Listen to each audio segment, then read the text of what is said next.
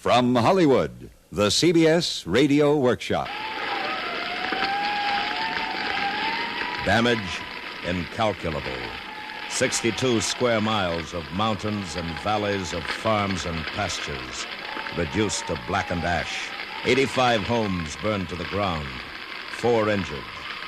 1 dead. Fire at Malibu. CBS Radio presents the CBS Radio Workshop, dedicated to man's imagination, the theater of the mind. Now, a story to challenge man's imagination, a story of disaster and of man's capacity to meet and defeat it, a story of despair and hope. Fire at Malibu, starring Mr. William Conrad as narrator.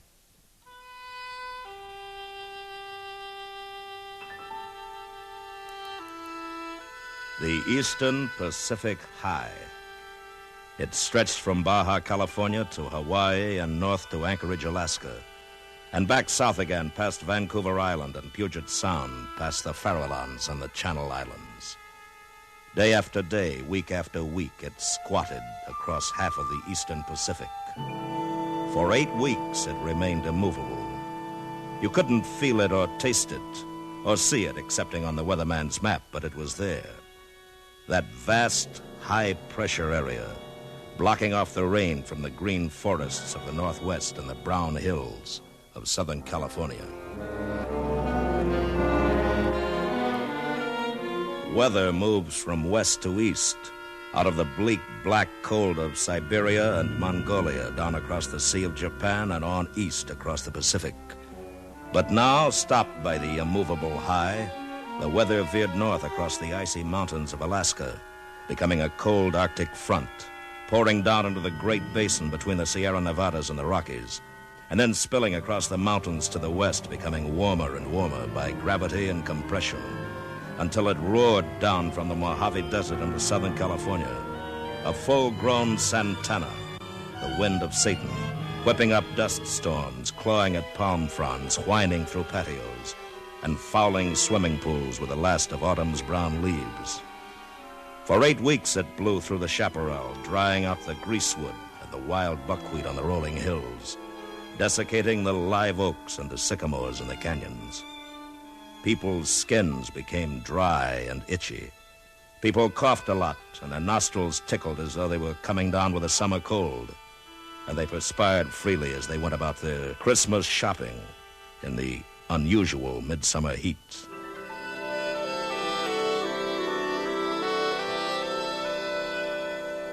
By this time of year, there should have been a total rainfall of 4 3/4 inches. Less than a half inch had fallen since July. Christmas Day was beautiful under a blue, cloudless sky. The temperature was 77 degrees. Humidity, 13%.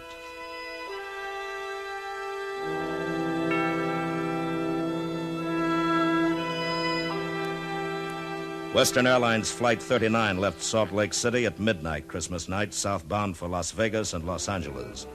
Because of the surface wind conditions, pilot Ben Laubacher brought her in high over the San Gabriel Mountains. He was cruising at 14,000 feet over Fontana at 2:40 a.m. when he made his first contact with the Los Angeles International Airport. L.A. Tower from Western 39. L.A. Tower from Western 39. This is L.A. Tower. Come in, Western 39.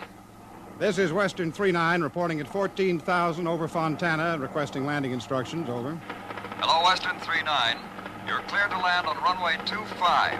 Wind northeast, gusty. Thank you, L.A. Say, that's quite a fire you have down there. What fire? Well, there's a whole mountain burning up the coast a ways. I'd guess somewhere back of Point Doom. I hadn't heard anything about it. Oh, well, take a look out the tower window. Yeah, I can see it from here. Hey, I'd better report that. That you had, boy. Western 39, over and out.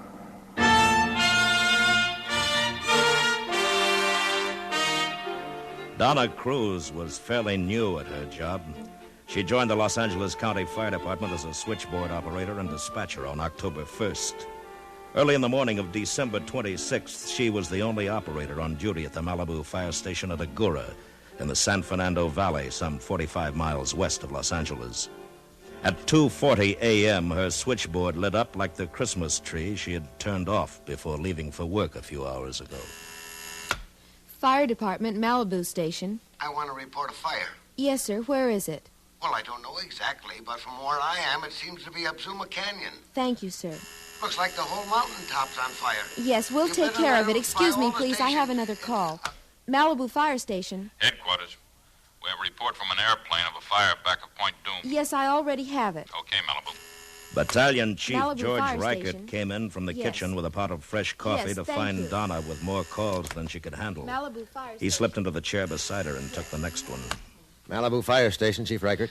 This is Soledad Canyon Station. We can see a fire over in your territory. Where in our territory? Appears to be about 5 miles west of Saddle Peak Lookout. Thank you, Soledad. We'll check. From an airplane 3 miles above the earth, from a citizen on the ground, from a fire station 20 miles away, a rough sort of triangulation is possible. It is now 2:41 a.m. I'd put it in the general vicinity of Newton Canyon. That'll be engine companies 67, 70, 71, 72, and 88? That's right. Give them the long ring. The long ring. The warning bell. The alert signal that a dispatch is coming through. By the time the battalion chief has picked up the receiver, the men are awake, wriggling into their gear and scrambling toward their stations on the engine. Roll to a reported brush fire in the Newton Canyon area. And they roll. Engine 71 from the Zuma station on Pacific Highway. Number 88 from the Malibu Beach Colony. Number 70 from Las Flores Canyon. 72 from Lechuza. And from across the mountains in Calabasas, number 67. Ripping the stillness of the night after Christmas with the shrill terror of their sirens.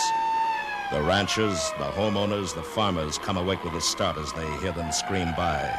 For they live with the fear of fire in these crisp and dusty hills. At 3:40 a.m., 1 hour after the fire was reported, 23 engine companies, 3 bulldozers, 5 work crews, and 4 patrol units. 170 men are fighting the fire. And the fire is winning. Crackling down the mountainsides, roaring through the canyons, whipped by a 50-mile-an-hour wind, forcing back men and machines, backwards and downwards toward the wide beaches and the sea, which surely must stop it. There was no dawn along the beach the day after Christmas. The swirling black smoke merely became gray, and when the stinging hot wind whipped it thin from time to time, toward the east, a bloody ball hung momentarily at the mountain's rim, where men yesterday had seen the sun. Frank L. Dickover, Jr. had driven his wife and 9-month-old daughter to safety, and now he was returning to his home in Zuma Canyon to do what he could to save it. But he never got there. Smoke thicker than any beach fog engulfed his car, blinding him.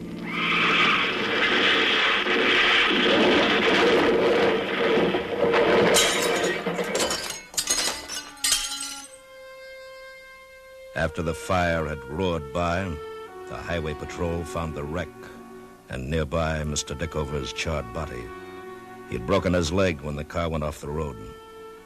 He didn't have a chance to escape.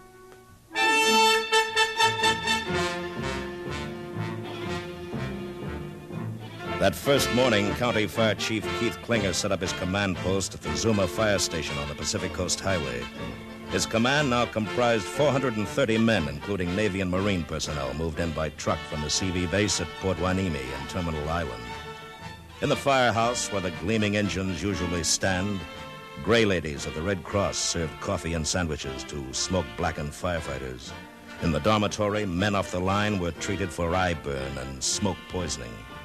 In the kitchen, Bob Singleton set up a press center to accommodate the reporters, radio commentators, and TV newsreelmen. Battalion 5B to First Assistant Chief. Battalion 5B to First Assistant Chief. This is Chief Percy. Go ahead. I think we've saved all the homes in the Zuma Canyon area, but the fire's jumped the highway at Broad Beach and taken 2 big houses. Chief Anderson to Zuma Station. Chief Anderson to Zuma Station. Go ahead, Harvey. Ramiro Canyon's getting too hot to hold. Gotta have 10 patrols to work around the houses right away. Okay, Harvey. Did you hear that, Keith? Yeah. Ramiro goes, Escondido Canyon will be next. No doubt about it. Ask the sheriff's office to evacuate Escondido Canyon. Right away. Captain Sewell Griggers of the Sheriff's Aero Squadron has a bullhorn on his helicopter. He uses it to untangle traffic jams on Los Angeles' far-flung freeways. This morning it is used for another purpose, as he flies low and slow up Escondido Canyon. This is the Los Angeles County Sheriff's Office. Escondido Canyon is in fire danger. Persons still in the canyon are ordered to evacuate immediately. This is the Los Angeles County Sheriff's Office. And First Assistant Fire Chief Roland W. Percy grimly sums up the situation. The fire spread very, very rapidly, and within 4 hours we had over 5,000 acres going. It's a very fast-moving fire. We cannot say how soon it will be under control. It's burning fiercely on all fronts right at the present time, and the weather conditions are very unfavorable, and reports we have will last for the next 2 days. They're northeast winds, and they're all very drying winds. We've had this condition now for about 2 months, and there is no moisture left in the brush whatsoever. It's very explosive. We have to be very careful where we place our engine companies and personnel so we do not trap anyone.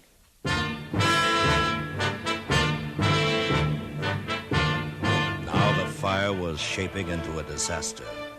As they had in 2 wars, the mobile canteens of the Salvation Army moved up close to the fire line. At the Webster School on Malibu Canyon Road, the Red Cross set up an evacuation center. And as the refugees poured in on foot, by automobile, and some even on horseback, the stories poured out. There was Mrs. Jean Hasselquist's narrow escape. We just woke up around 5 o'clock by telephone call from a lovely neighbor. And we looked up and the whole hillside and the mountain range was on fire. And we were quite sure that we weren't going to be in the flames until the last minute when it leaped over the far hillside there. And all of a sudden the whole hill was just in mass of flames, and we just ran for our lives. We just missed the flames by about 10 feet. By nightfall this first burning day, 900 men and 100 pieces of equipment were fighting a wholly uncontrolled fire. And 30 houses had burned to the ground, leaving nothing, ironically, but their stone chimneys and fireplaces. Among them was the beach house of TV star Ralph Edwards. We were fortunate that we weren't in the home at the time because our bedroom faces out on the ocean, so does the children's. And it could very well be that the waves would be making such a noise that we wouldn't have heard the fire creeping up on us. Yes, we did have a lot of wonderful mementos in there, things that were very close to our hearts, but the ones I really feel sorry for are those people who lived on their land, who made their living out of the land, and to have their home go up in flames, that indeed was a tragedy.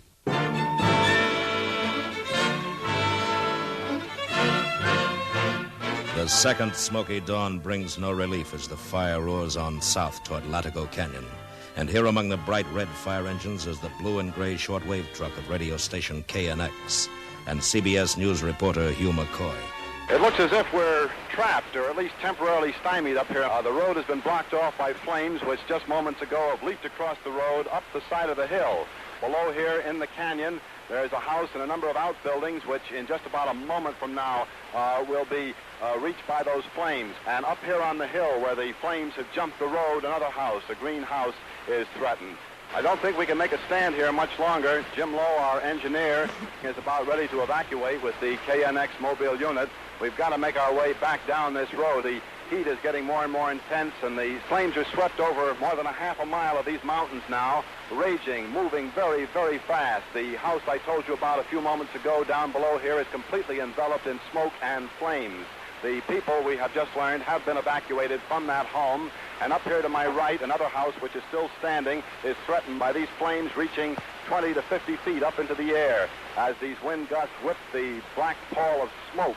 That's all from Latigo Canyon. We've got to make our way out. The engines are evacuating now.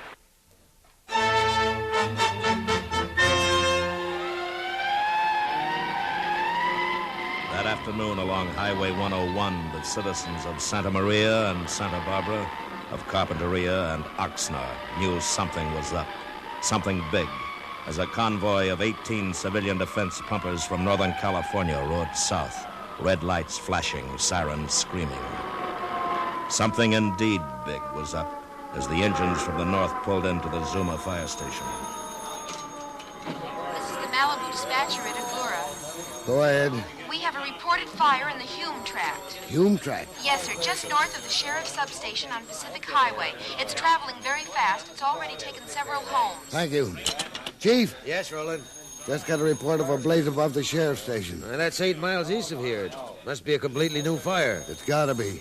Order out every available piece of equipment in both the city and county. I'll take these civilian defense engines down there myself.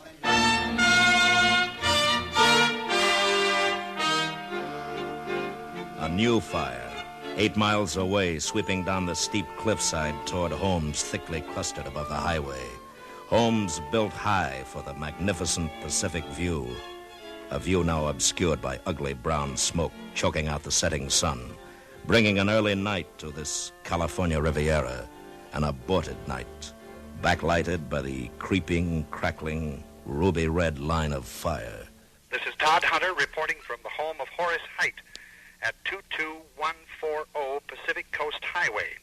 Mr. Height at this very moment is up on the roof in his shorts with a hose wetting down his roof, for directly across the street these flames are roaring down the mountainside with a tremendous wind behind them, and the firemen are on top of 2 apartments across the street, wetting down the roofs and wetting down the surrounding area in hopes of saving the apartments.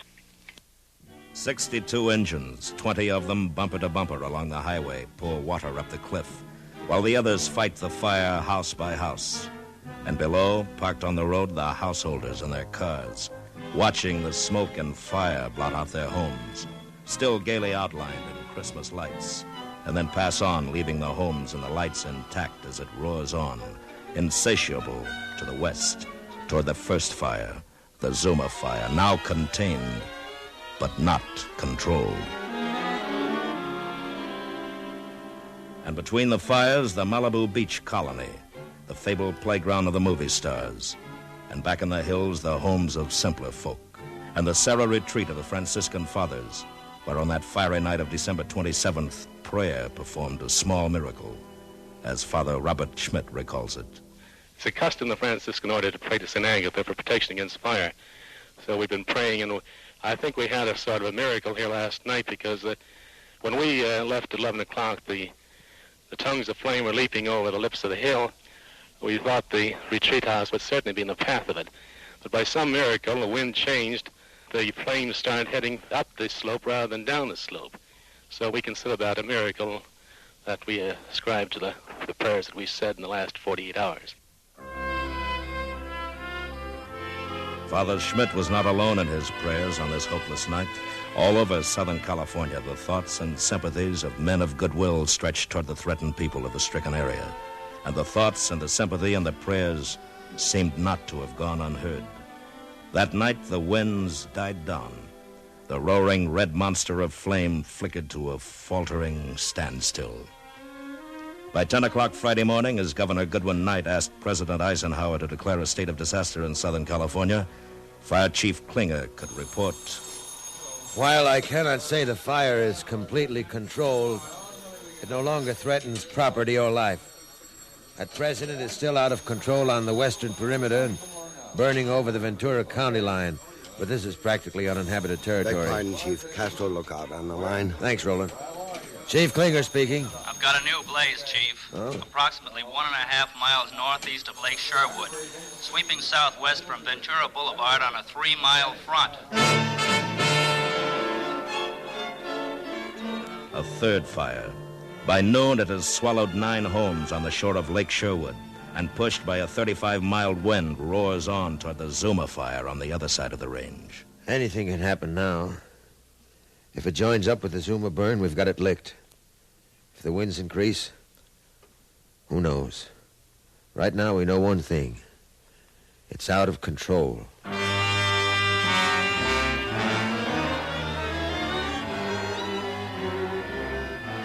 The sun sank that Friday evening behind a dirty brown cloud of smoke that stretched 50 miles from the San Fernando Valley, across the mountains and over the ocean to Catalina Island, sank red and angry, leaving behind its afterimage a corona of fire atop the hills.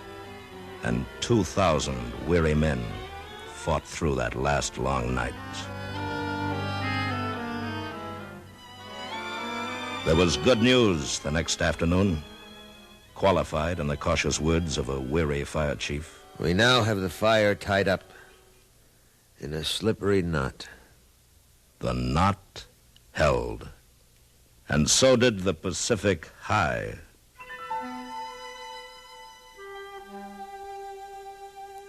As the evacuees returned to their homes, bizarrely colorful islands in the black and gray landscape, they looked up at the hot, cloudless sky and hoped it would stay that way. Now there was no fear of fire, but of flood. When the rains came, and come they must, what would happen to their homes, with no living vegetation in the hills to hold back the waters? Day after day, Forestry Department planes flew over the 26,000 acres of devastated mountains and hillsides, scattering 500,000 pounds of ryegrass seed. And the Pacific High held.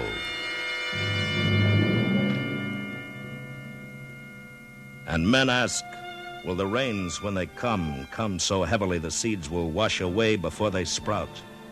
And men began filling sandbags and building dikes around their homes. And finally, the Pacific High weakened and broke, and the rains came.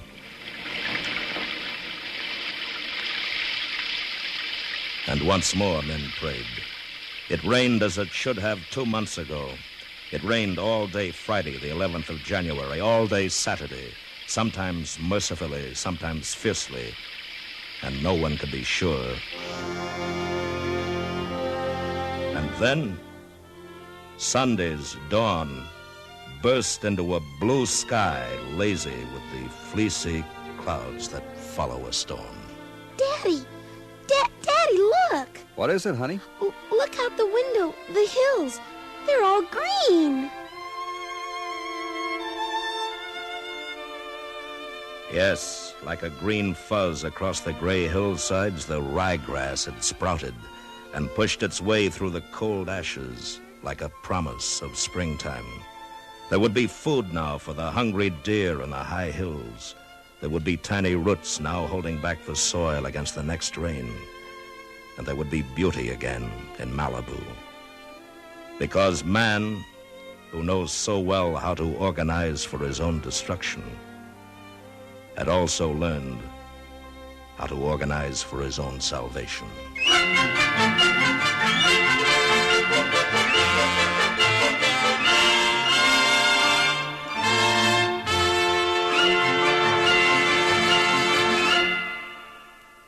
The CBS Radio Workshop has presented Fire at Malibu, written, directed, and produced in Hollywood by William N. Robeson, and dedicated to the thousands of firemen, deputy sheriffs, foresters, highway patrolmen, Red Cross and Salvation Army workers, soldiers, sailors, Marines, and honor prisoners who prevented a fire from becoming a Holocaust. Fire at Malibu was narrated by William Conrad. The special musical score was composed and conducted by Lynn Murray, and the actors were Norma Jean Nielsen, Court Falkenberg, Larry Thor, Jim Nusser, Barney Phillips, Joe DeSantis, Lou Krugman, and Sam Pierce. Listen next week when the workshop comes to you from New York with the story of a man who lives for laughter, The Crazy Life, starring Henry Morgan. Crackerjack reporters fire the questions at leading government personalities every Sunday night on Face the Nation. For stimulating listening, hear the popular CBS Public Affairs feature, Face the Nation, tonight. You'll find it a rewarding excursion into the world of current affairs. Now stay tuned for Suspense, which follows immediately over most of these same stations.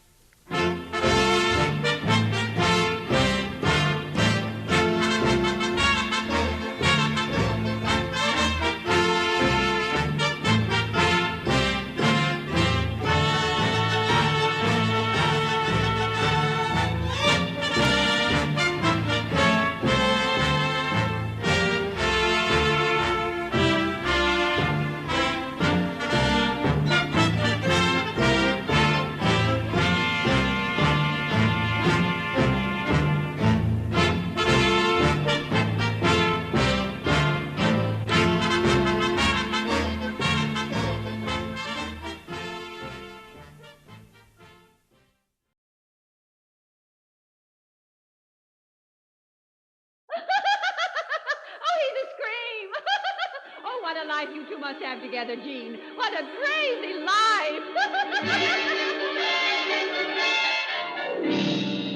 Yeah, a crazy life.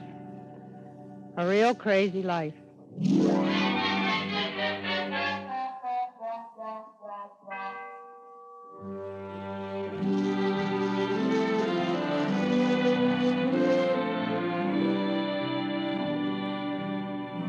The CBS Radio Workshop, dedicated to man's imagination, the theater of the mind. Today, Henry Morgan in David Karp's story of a man who lives by laughter, told in part by the woman who married him and who shares the crazy life.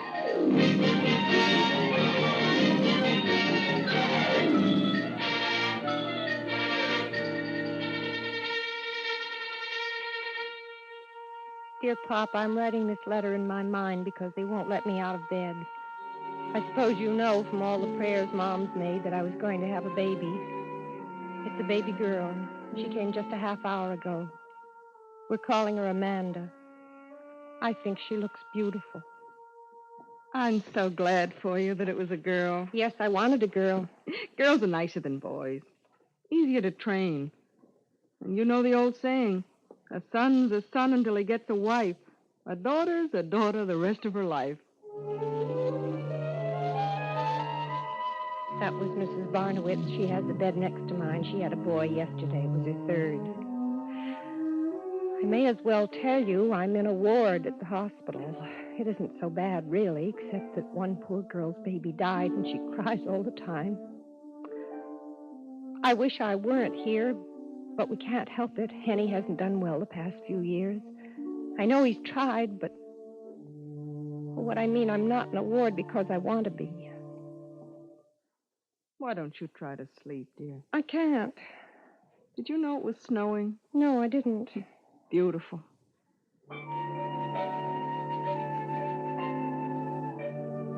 It's snowing outside now. It must be beautiful. Henny hasn't seen the baby yet. I wonder if he really wanted a girl the way I did.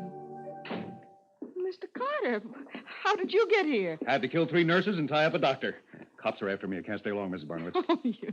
Well, happy Mother's Day, Jean. Hello, Henny. Did they let you see the baby? I've seen 100 babies. None of them seem to recognize me. The girl, huh? Mm-hmm. What a production. 9 months and all you can come up with is a female midget. It takes an elephant 3 years. Yeah. Yeah, you don't let all the clean linen go to your head. I still make the jokes around here, you know. Sorry, lost my control for a minute. Check. Watch yourself at all times. Hey, I brought you something. Nourishment. Hey, feast. Hey, rare Oriental delicacy. Henny, I can't eat peanut brittle. Peanut brittle. Here now, Mrs. Barnowitz, let's keep ourselves under control. Look, Jean, I smuggled this in. I got it at great personal expense from a smuggler down the block. Smuggle it out. Mrs. Barnowitz? No, thank you, Mr. Carter. No, it's not good for my bridge. What bridge? If it's a Brooklyn Bridge, somebody's kidding you. I bought that years ago. Henny, I think you better go now. Check. When do you break out of here? End of the week. All right, check. I'll be waiting for you with a fast car. Kiss the mob for me. Mrs. Barnowitz, not a word about my being here. You know what happens to squealers, right, don't you? Right.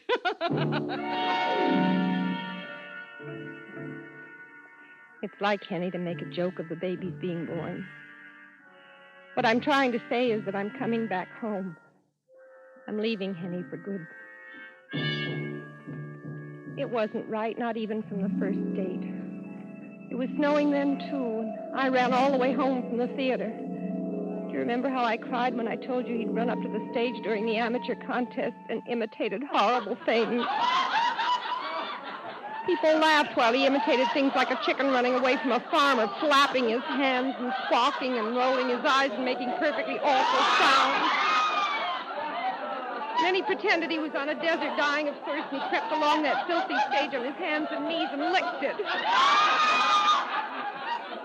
And then he was a subway train and a whole crowd of people, and he was a wheel, and he was a piece of gum stuck to a man's shoe.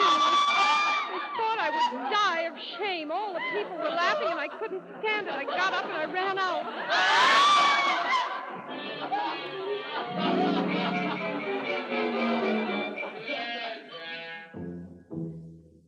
Papa, do you remember that?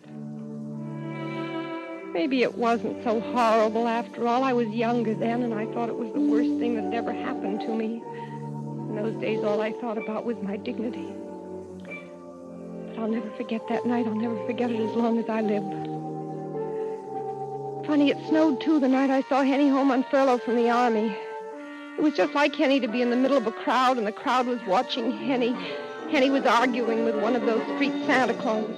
I don't know who you're talking about. Well, look, I don't know why you're being stubborn, Max. Hey, look, soldier, I told you for the 10th time, my name ain't Max. Well, it ain't Santa Claus either. Henny Carter. Hi, Jean. Merry Christmas. Henny, what's the matter? He's a nut. That's what's the matter with him. All right. Now, look, Miss Hayes here is a perfectly impartial judge. Jean, what's wrong with Max here? I don't know, Henny. Looks all right to me. A skinny Santa Claus. A miserable, underfed Santa Claus. His lips are blue. His teeth are knocking together like castanets. Oh, is that right?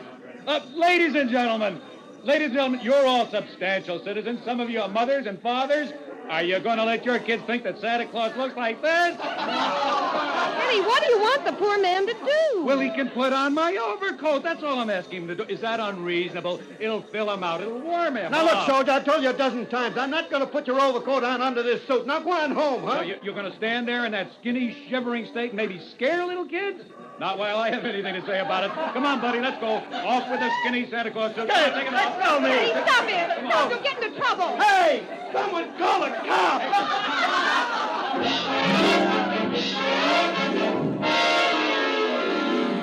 A policeman did come, and we finally had to run for it. Henny had 2 weeks' leave left then, and I think we saw one another every day of those 2 weeks. And when the 2 weeks were up and I came in and told you and Mom, do you remember what you said, Papa? Do you remember?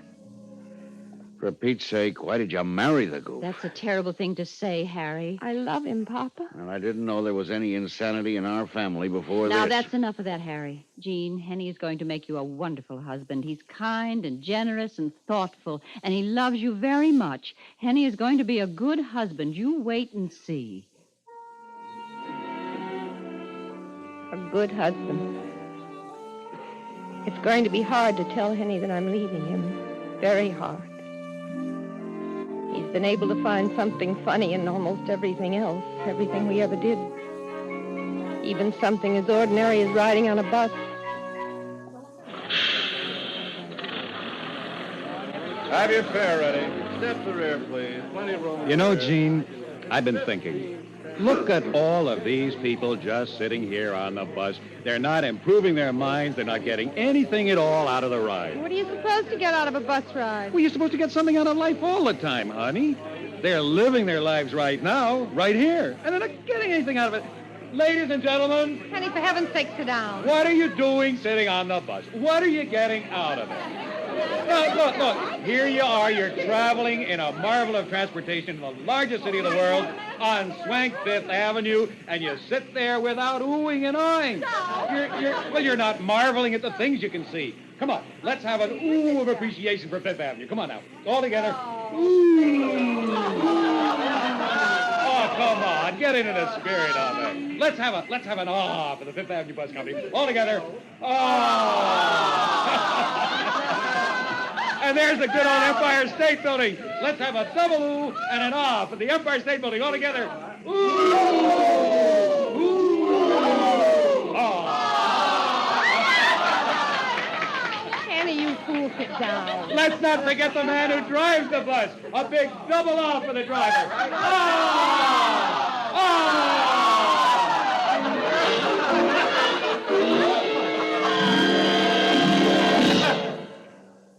Mrs. Carter. Hmm? Are you all right? Yes, I'm all right, Mrs. Barnowitz. I can't sleep for more than 10 minutes at a time. Do you know who I dreamed about? No, who? Your husband. I think he's so funny. He's in show business, isn't he? No, he isn't. Really? With that wonderful sense of humor? I'm afraid that's the only thing he hasn't tried. Well, he's the sort of man who'd do well in almost anything. I can imagine what it must be like living with him. Some life. Yeah, some life.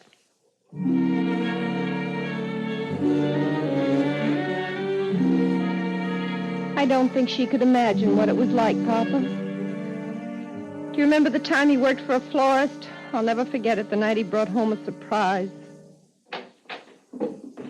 Kenny, is that you? Yeah. Surprise, honey. In heaven's name is that? Flowers! Boy, I had a tough time getting it up the stairs. Want to go through the door? Henny, that'll never get through the door. It's too big. Yeah, well, I guess not. We'll just leave it in the hall for the neighbors to enjoy. Hey, isn't it a beaut, Gene? Must be 2,000 flowers in it. See how it spells out the words in geraniums there. Welcome to the International Pulp Makers Association. Where did you get it?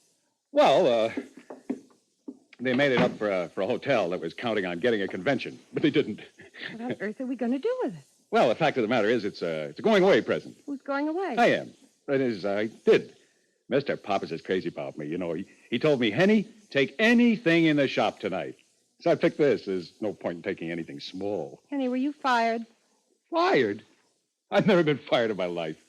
No, Mr. Pappas and I agreed that the job just wasn't suited to my talents. I mean, flowers are wonderful, but what's the future in them? We'll have to move, Henny, now that the baby's coming and I can't work. You're not going to work, Gene. I wouldn't permit it. I'll find something better. I'll get something more in line with my talents. Mr. Pappas thinks a great deal of me. Should have heard what he said. Yes, I'm sure he likes you, Henny. Hey, I got a great idea. We'll put a sign on the flowers to our neighbors, courtesy of Mr. and Mrs. Henny Carter. Yes, that's a fine idea, Henny. I'm sure Mr. Pappas liked Henny, and the man he worked for at the garage and all the others. I'm sure they liked Henny. He made everyone laugh.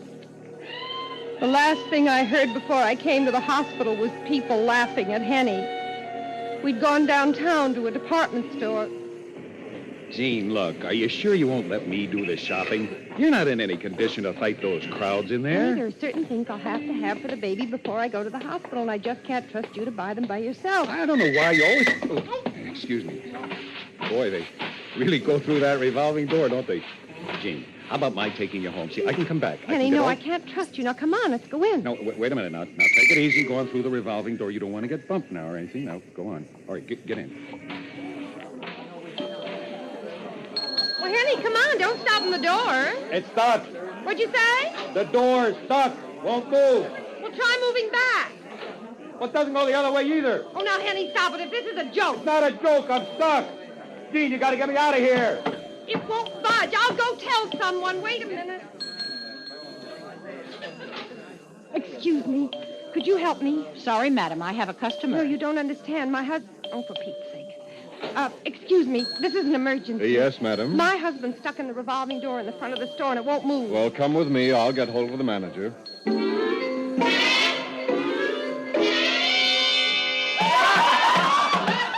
Let us through here, please. Officer, you getting that man? Good heavens, he seems to be dying of lack of air. Oh, he's all right. He's just kidding us. Are you sure? Mrs. Carter, this is the man's wife. How is he? Oh, he's all right, ma'am. He's stuck, but he's all right. He's been making faces like that and rolling his eyes for the past 10 minutes. We'll have him out right away. He's a great joker, your husband. Are you sure he's joking? I mean, is there enough air for him in there? Oh, plenty of air. He was dying of thirst a few minutes ago, and before that he was dying of hunger. He began to eat his tie. Well, I must say your husband has kept his sense of humor, Mrs. Carter. Mrs. Carter, this woman's fainted.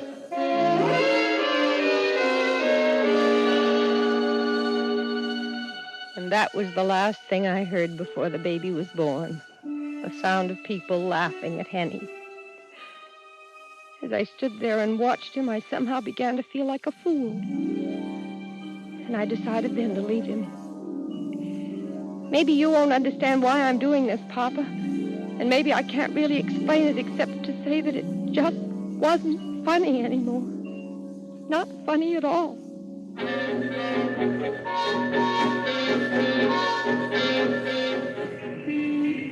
You all right, Gene? Boy, I'm sure glad you're out of there. Can I hold the baby? No, I'll carry her, Henny. She awake? Hey, Mandy. Mandy, you know you're all paid for? Courtesy of the city of New York. Well, I'll write to Mayor Wagner and thank him. Do it tonight. Hey, we ought to get a cab. Taxi! Now be careful getting in. Be careful. Now, be careful.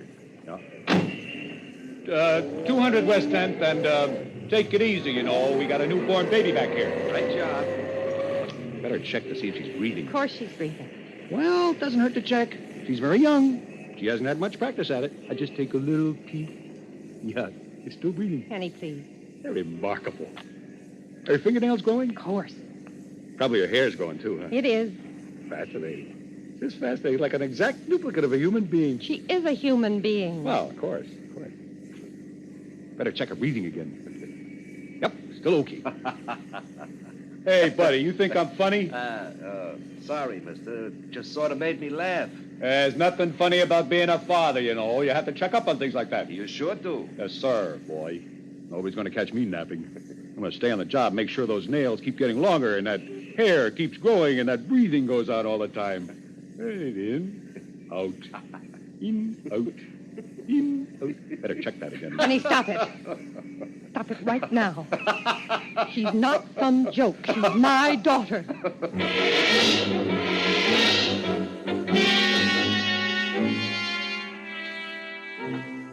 Now, just keep your eyes closed until I open the door.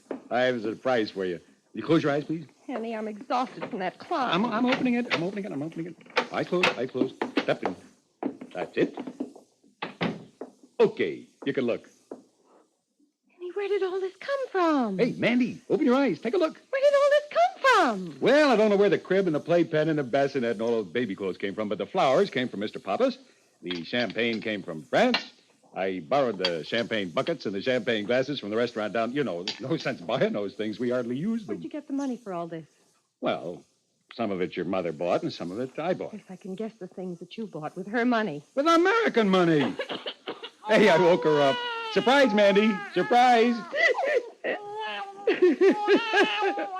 Gene, what's the matter? What's the matter, honey? Gee, both you girls are crying now. What are you both crying about? Don't you like everything? Oh, Gene, I know what I'll do. I'll cheer you up. I'll do that French waiter routine. Remember that time in the restaurant over on Broadway where they really thought I was French? Remember how I started ordering? Asseyez-vous, madame. Est-ce que vous voulez le champagne? Voulez-vous le cake? Henny! Henny, I'm leaving you. What'd you say, honey? I'm taking the baby and I'm going to Evanston to live with my mother. It just hasn't worked out with us, Henny. It didn't matter so much when there was just the two of us. But there's a baby now, and that makes a great difference. You understand what I'm saying? I catch all the words, but I don't know if I understand what you're saying. You will after I'm gone. There's just one trouble now that you've spent all the money that my mother gave you. I haven't any money for fare. I'll have to wire Mom for some. When do you want to go? As soon as I get the money. It's no use, Henny. You won't ever change, and the baby deserves a real father. I tell you what. I'll take an oath that I'll stop drinking and gambling and beating up Saturday nights and maybe even Sunday nights. Henny, I've got to do it. Well, I'm not finished. I'll even give up all those dames I see. Marge, Evelyn, Edith, Sally, Gwen, Mary. Did I ever say you were a bad husband that way? Did I? Well, if I don't do all those things, I mean, if I didn't, how could I give them up and improve myself for you? After all, let's face the truth. I'm perfect. Who improves on perfection? I know you're good, Henny, but I want our daughter to have a father she can admire and respect. The money thing, huh? Yeah, well, I've batted pretty low. I met an old army buddy of mine. Well, maybe not a buddy, more like an enemy, but he's mellowed since then. He offered me a job. Oh, not again. Oh, no flowers or old rubber tires. Selling is what this is. Not door-to-door stuff either, Gene. I mean high-class selling with a salary plus. I'm telling you the truth. Yes, I know you are. You'll need a new suit. Oh, no, you'll never change. Never. Couldn't you just stop saying never for a minute? Just for a minute? Look, I'm the kind of person I am. I don't think I'll ever be any different because I don't see what's so terrible about me. Well, from your point of view, you're right. I'm not perfect, honey. I know that. I don't want perfection, Henny. You, know what you want? Yes. And it isn't Henny Carter. Henny, there's no point talking about it. Yeah, you're right. The time comes when talk's got to stop. All right, Gene. I'll get the money for you. And you won't have to wire your mother. Unless you want to light her up for Christmas or something.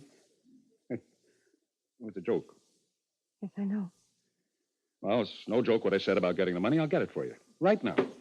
Henny, where are you going? Going out to get the money for you. It's snowing out. It's all right. Henny? Yeah? Button up your coat. Yes, ma'am.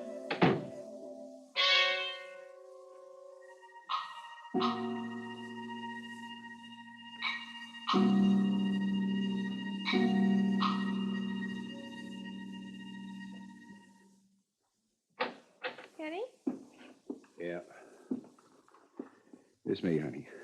Well, where have you been? You've been gone nearly 4 hours. Oh, boy, I'm tired. You look exhausted. What have you been doing? Tried to get a cab, but I couldn't. Oh, that snow. Now, you can't lie down with your clothes on. You're soaked. Let me help you off with that. Yeah. Henny, you're perspiring. I got the money. Here. It's $35. I'm sorry it wasn't more. What took you so long?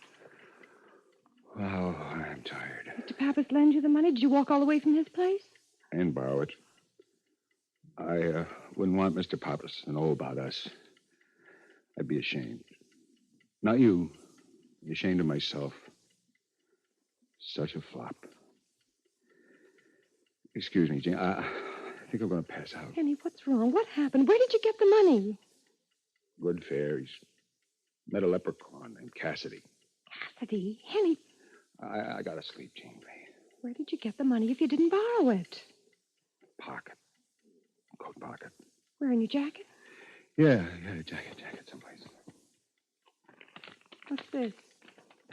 Crown and Cassidy, is that it? Mm-hmm. 500cc type A donor Henny card. Fee $35. Henny? Henny? Hmm? Did you sell your blood? Yeah. Whole gallon, seems like. Is it because your friends wouldn't lend you the money? Hmm? I said, was it because your friends wouldn't lend you the money that you had to sell your blood? No. Need friends. I need them. Everybody needs friends, but who needs blood?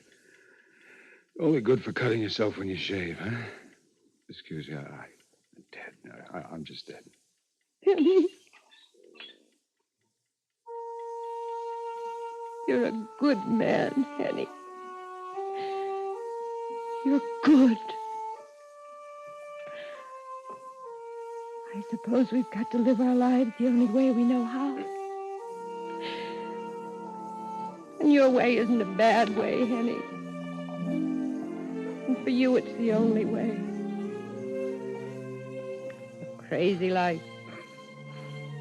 But what life isn't? Andy and I will go the whole way. Henny, can you hear me?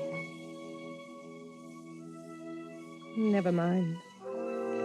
We've got lots of time now. Thank you, Henry. Thank you for the crazy life.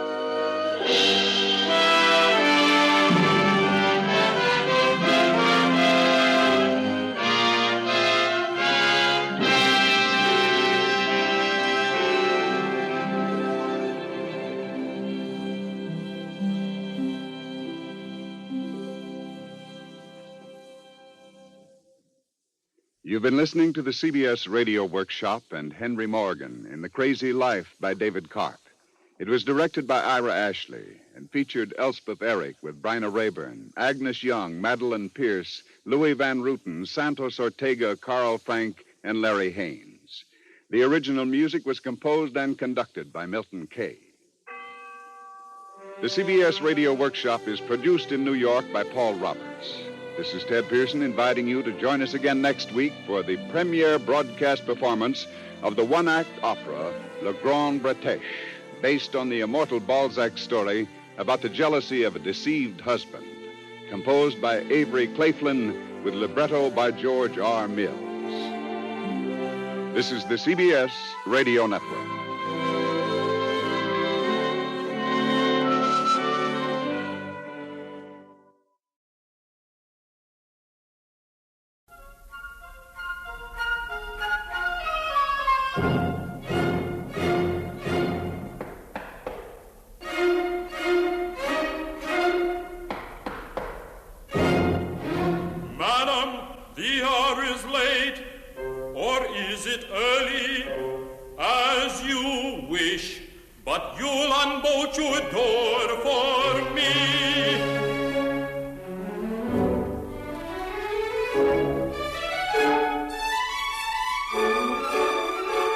CBS Radio Workshop, dedicated to man's imagination, the theater of the mind.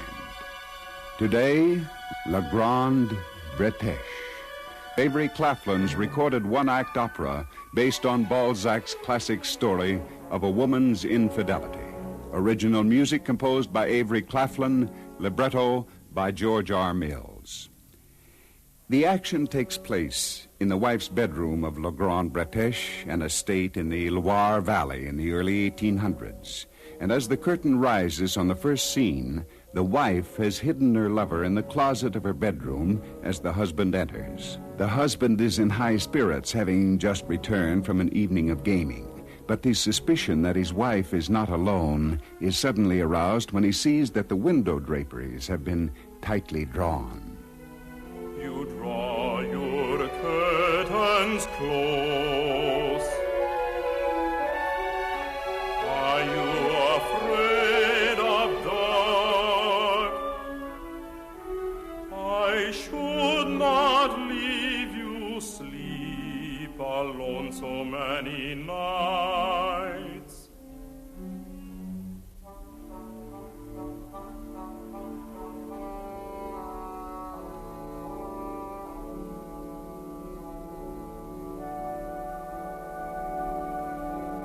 How beautiful you are.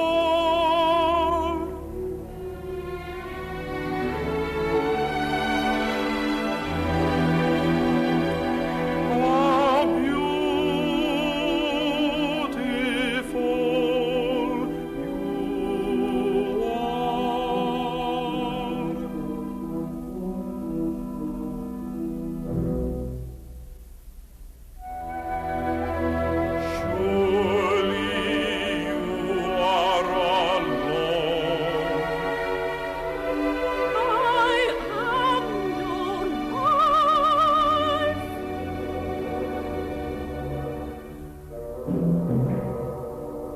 I thought I heard a noise in there. Surely you are alone. Alone, I swear. Then let me pass.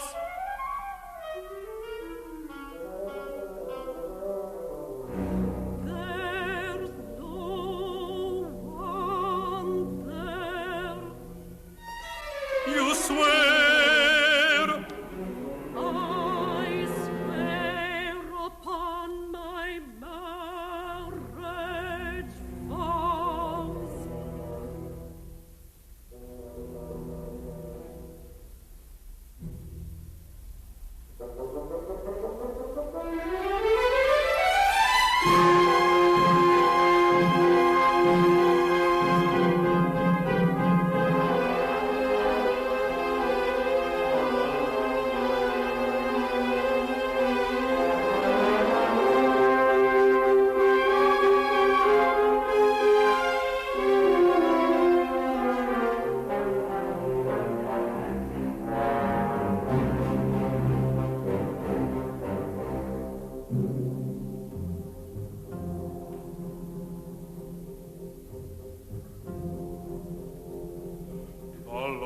That made you mine shall bear harsh fruit before the end of this.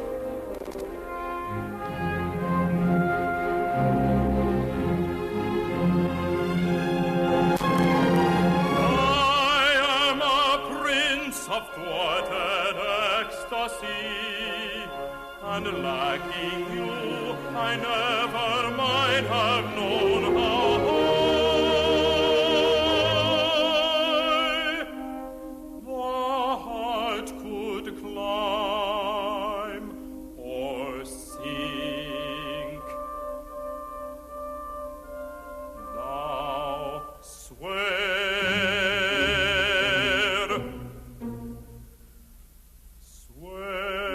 on this pallid Christ who hung in pain to save the sinner with his agony.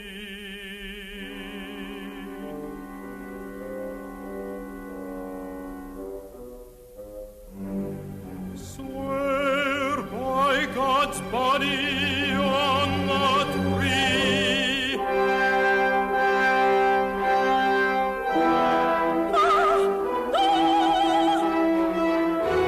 Put out your hand and touch the cross.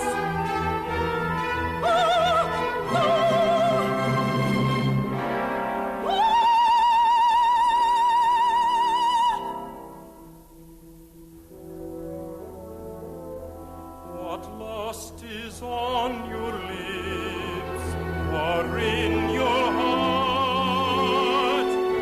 What evil filters in your veins?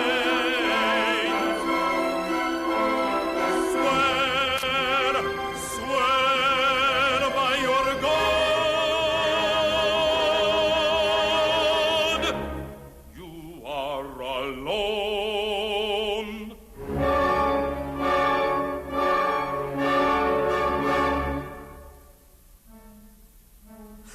I swear.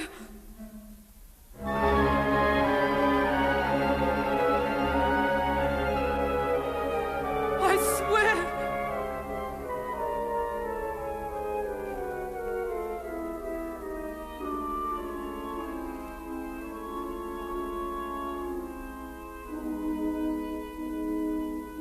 Am I so harsh, my love, that you must weep? Because you said you are alone.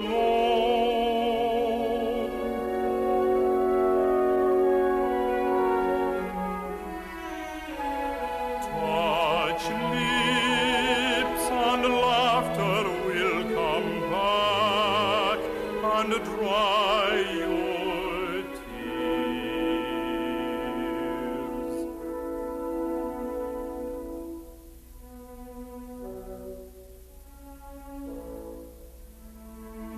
Look up and laugh, and I shall be the lover at your feet.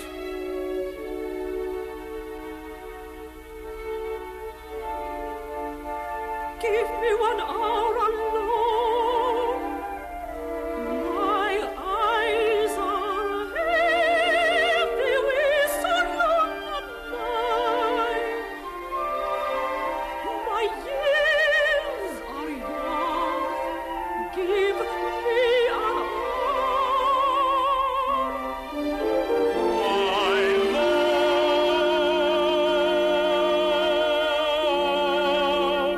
My love, would God I loved as other men, and loved no more.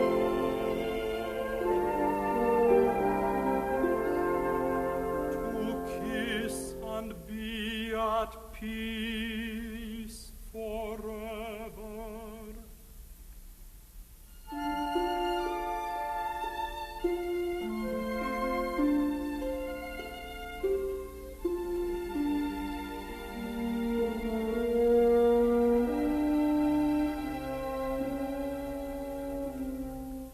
That door is ugly and stares as though it were alive.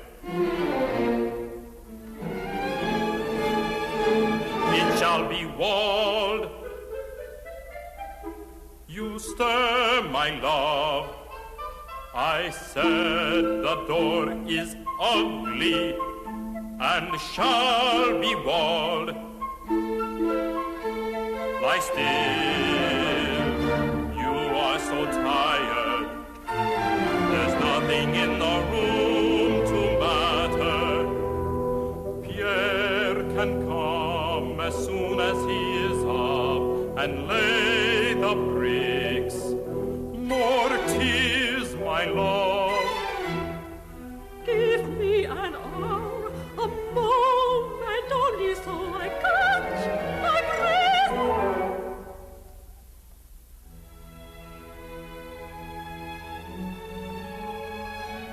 I shall be smiling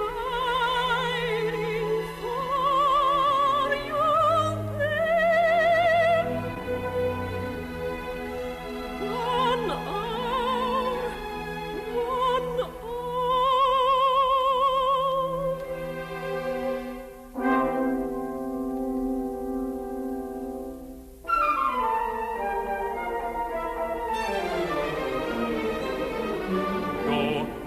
Pierre to fetch his tools, bricks and some mortar, to turn a door into a wall. Why do you gape? There is no need for haste. My head is heavy, and my eyelids droop for lack of sleep.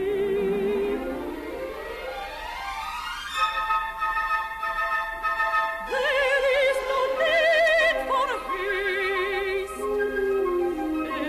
Any time will do to make a war. It is my wish to do it now. I never noticed it before. Give me 1 hour, no more, 1 hour.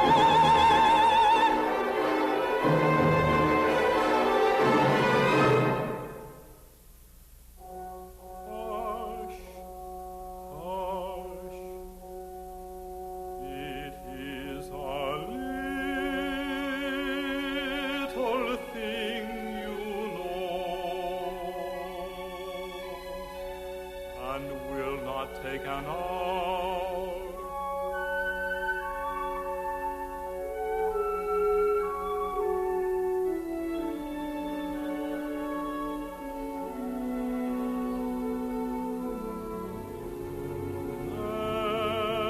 Then you can sleep.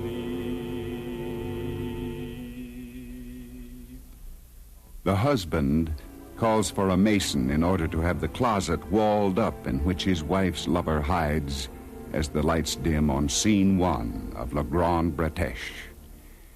As the second scene opens, the closet has been walled in with bricks and mortar. The husband pays the mason and they exit, leaving the wife in the silent room.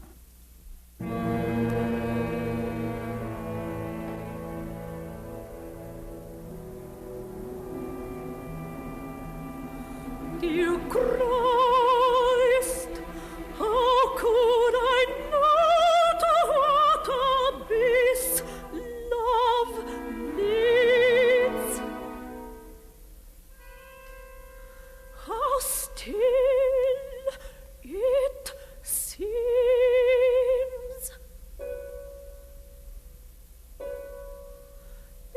Beloved, dearest, do not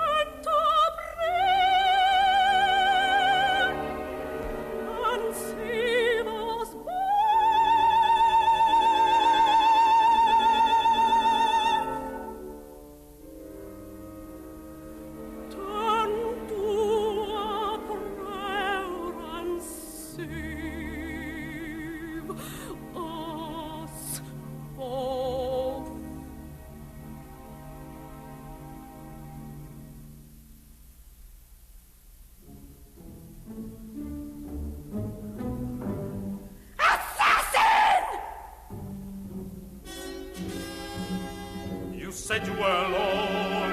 No lies this time. Your lover's there.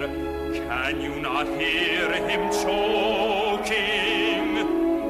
Break down the wall and set him free. In one great truth I trust myself to you. And afterwards your kisses shall be a seal on all things left. Oh, be my friend. Oh, be my friend.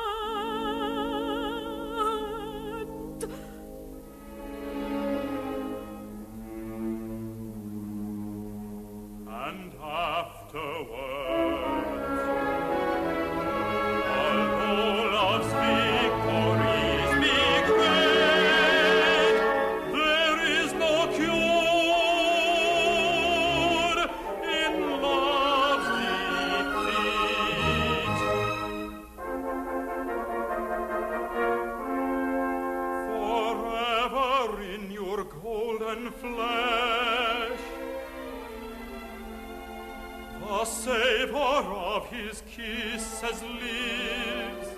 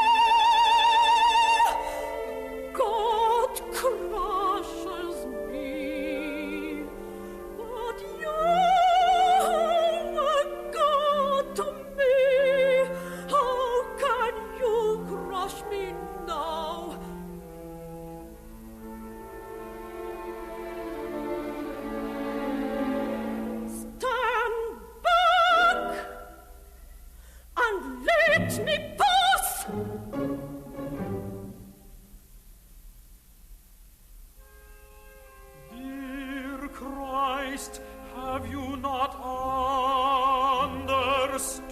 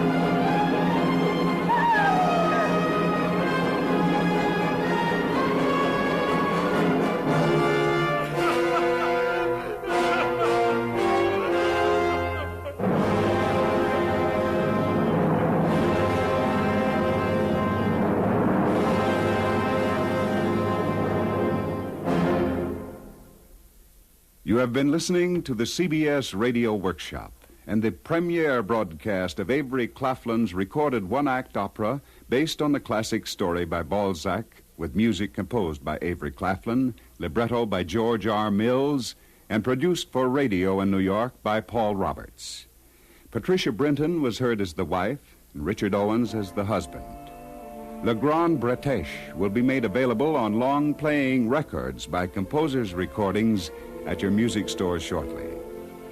This is Ted Pearson inviting you to listen next week when from Hollywood we make a case against the old Chinese proverb that a picture is worth 10,000 words on the CBS Radio Workshop.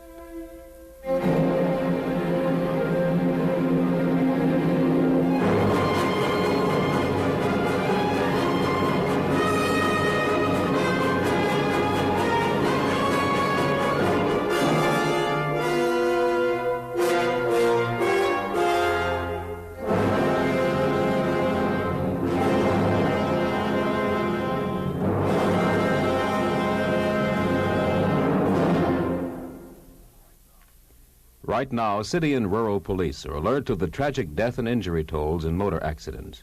They're bending every effort to cut down these tolls. If you drive carelessly, it may be that the easiest thing that will happen to you is losing your license. So drive carefully. You may lose your life. America listens most to the CBS Radio Network.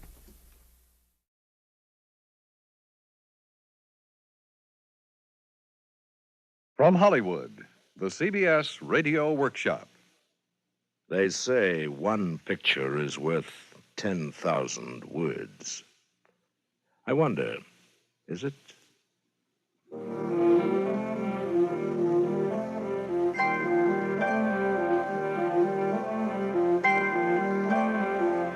CBS Radio presents the CBS Radio Workshop, dedicated to man's imagination, the theater of the mind. The theater of the mind, where words create pictures.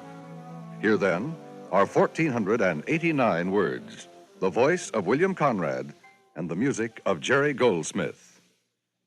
Mr. Conrad. Thank you. With no prejudice against pictures that are worth 10,000 words, we will bring you in the next half hour 1,489 words, which are worth innumerable pictures. Exactly how many only you can tell, for, well, it's the magic of your imagination that will paint them. We begin with 956 words arranged by the English poet Alfred Noyes into a pattern he called The Highwayman. Mr. Goldsmith, if you please, overture for The Highwayman.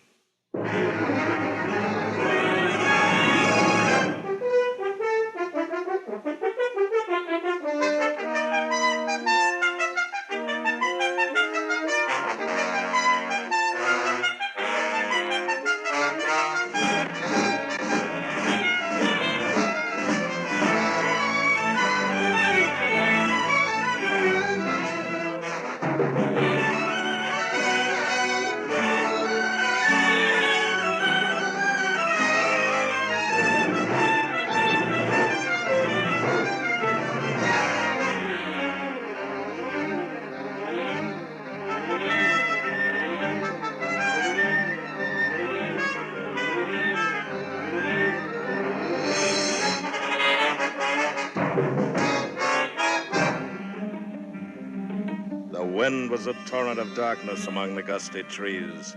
The moon was a ghostly galleon tossed upon cloudy seas.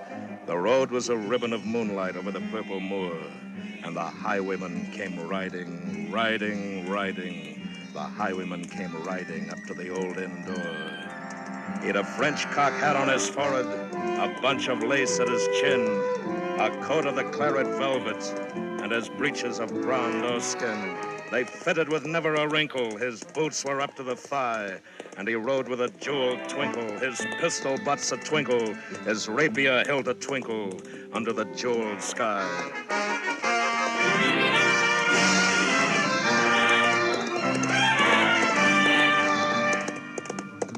Over the cobbles he clattered and clashed in the dark inn yard, and he tapped with his whip on the shutters. but all was locked and barred. He whistled a tune to the window, and who should be waiting there but the landlord's black-eyed daughter, Bess, the landlord's daughter, plaiting a dark red love knot into her long black hair.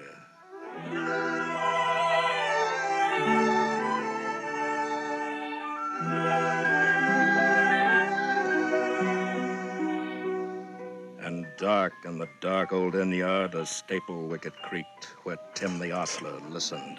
His face was white and peaked, his eyes were hollows of madness, his hair like moldy hay. But he loved the landlord's daughter, the landlord's red-lipped daughter. Dumb as a dog he listened, and he heard the robber say, "One kiss, my bonny sweetheart, I'm after a prize tonight, but I shall be back with the yellow gold before the morning light. Yet if they press me sharply and harry me through the day, then look for me by moonlight, watch for me by moonlight. I'll come to thee by moonlight, though hell should bar the way." He rose upright in his stirrups. He scarce could reach her hand, but she loosened her hair in the casement. His face burned like a brand as the black cascade of perfume came tumbling o'er his breast. And he kissed its waves in the moonlight. Oh, sweet black waves in the moonlight. Then he tugged at his rein in the moonlight and galloped away to the west.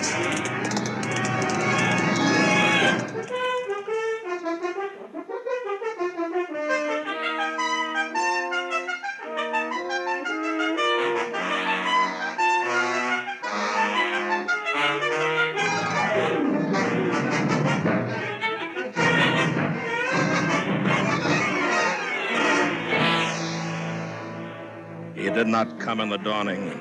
He did not come at noon. And out of the tawny sunset before the rise of the moon, when the road was a gypsy's ribbon looping the purple moor, a red-coat troop came marching, marching, marching. King George's men came marching up to the old inn door. They said no word to the landlord. They drank his ale instead. But they gagged his daughter and bound her to the foot of her narrow bed. Two of them knelt at her casement with muskets at their side. There was death at every window, and hell at one dark window. For Bess could see through her casement the road that he would ride. They had tied her up to attention with many a sniggering jest. They had bound a musket beside her with a barrel beneath her breast. "Now keep good watch." And they kissed her. She heard the dead man say, "Look for me by moonlight, watch for me by moonlight, I'll come to thee by moonlight, though hell should bar the way." She twisted her hands behind her, but all the knots held good. She writhed her hands till her fingers were wet with sweat or blood. They stretched and strained in the darkness, and the hours crawled by like years, till now, on the stroke of midnight, cold on the stroke of midnight, the tip of one finger touched it. The trigger at least was hers. The tip of one finger touched it. She strove no more for the rest. Up she stood to attention with a barrel beneath her breast. She would not risk their hearing. She would not strive again. For the road lay bare in the moonlight, blank and bare in the moonlight, and the blood of her veins in the moonlight throbbed to her love's refrain.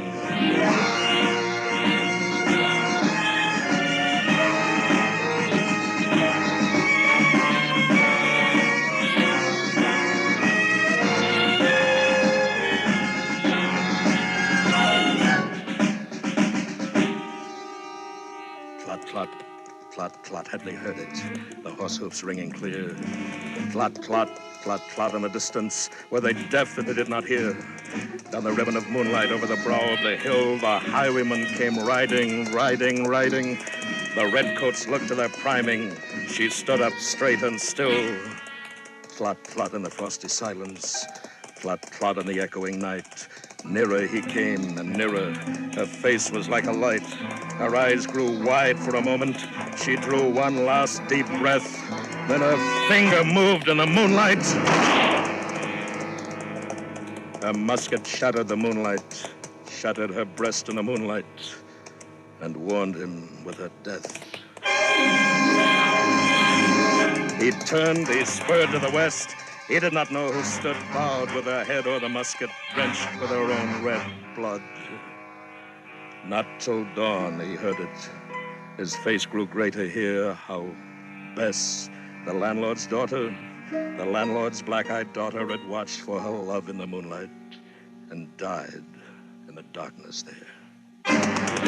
Back he spurred like a madman, shrieking a curse to the sky, with a white road smoking behind him and his rapier brandished high.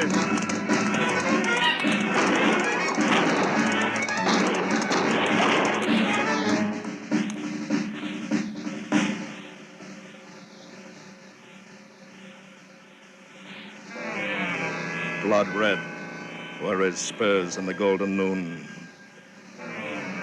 Wine red was his velvet coat when they shot him down on the highway, down like a dog on the highway, and he lay in his blood on the highway with a bunch of lace at his throat.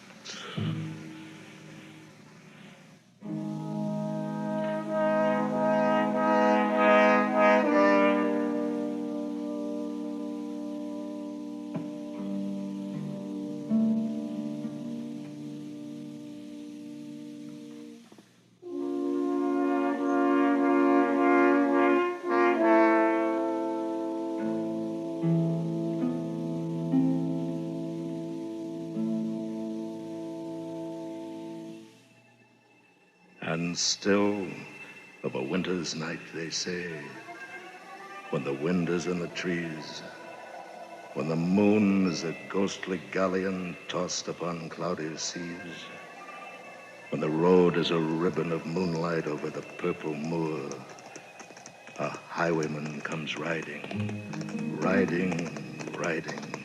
A highwayman comes riding up to the old inn door. Over the cobbles he clatters and clangs in the dark inn yard, and he taps with his whip on the shutters, but all is locked and barred. He whistles a tune at the window, and who should be waiting there but the landlord's black-eyed daughter, Bess, the landlord's daughter, plaiting a dark red love knot into a long black hair.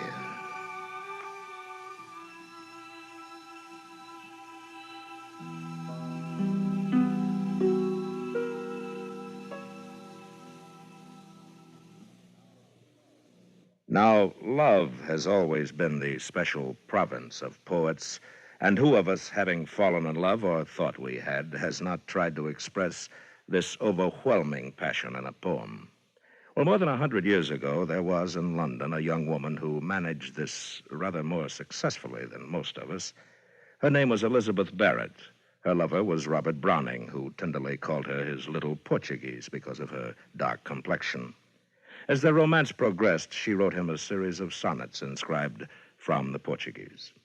Here is the immemorial Sonnet 43, 128 words of love.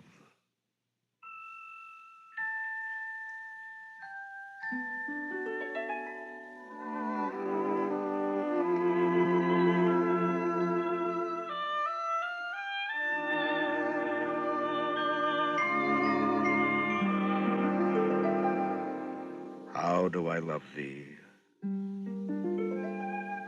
Let me count the ways. I love thee to the depth and breadth and height my soul can reach, when feeling out of sight for the ends of being and ideal grace.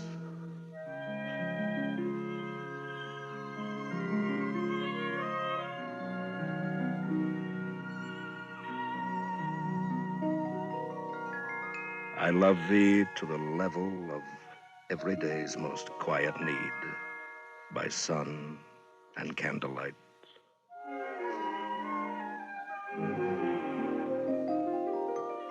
I love thee freely as men strive for rights. I love thee purely as they turn from praise.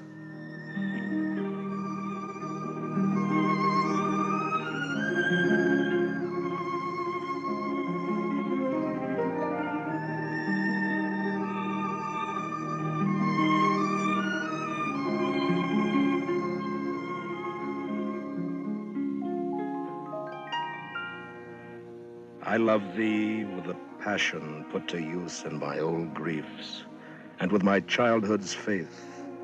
I love thee with a love I seem to lose with my lost saints.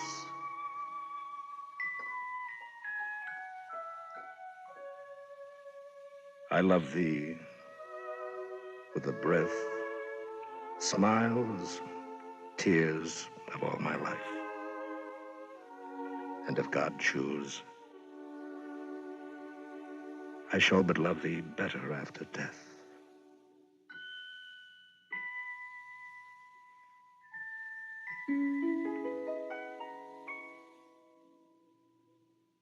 They say one picture is worth 10,000 words. Do you still believe it? Well, listen then to 398 words from the pen of the late, great Thomas Wolfe, from his book of Time in the River, a passage known as The Thunder of Imperial Names.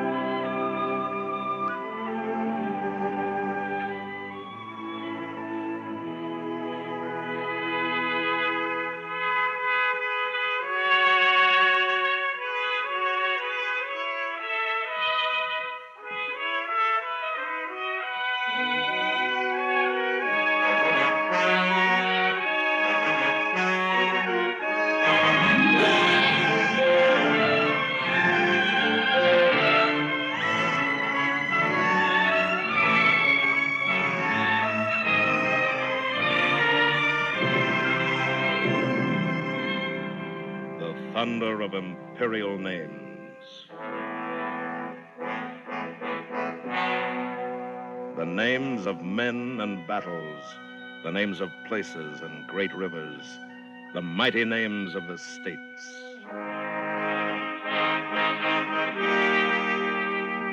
The name of the wilderness, and the names of Antietam, Chancellorsville, Shiloh, Bull Run, Fredericksburg, Cold Harbor, the wheat fields, Ball's Bluff, and the Devil's Den.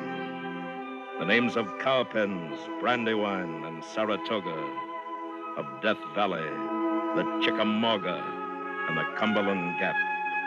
The names of the Nantahallas, the Badlands, the Painted Desert, the Yosemite, and the Little Bighorn. The names of Yancey and Cabarrus counties, and the terrible name of Hatteras.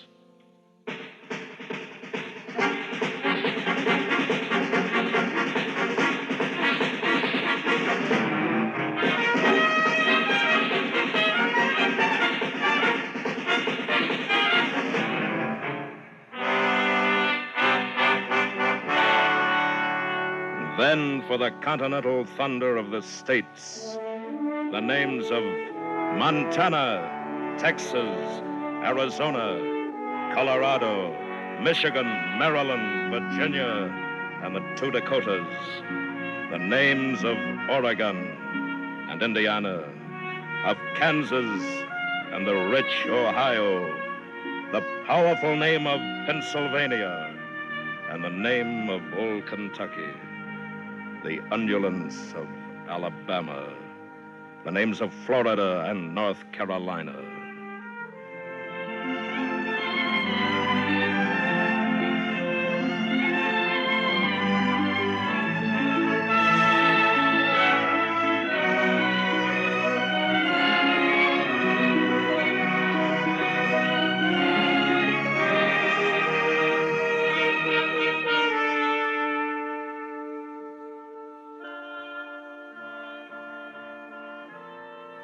In the red oak thickets at the break of day, long hunters lay for bear.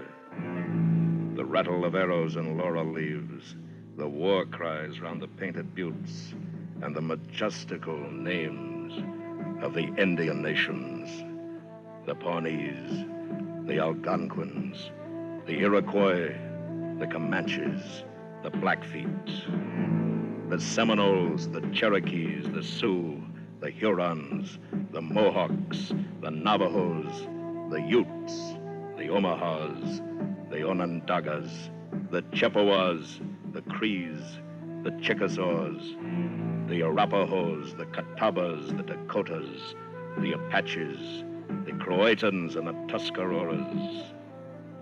The names of Powhatan and Sitting Bull, and the name of the great chief, Rain in the Face.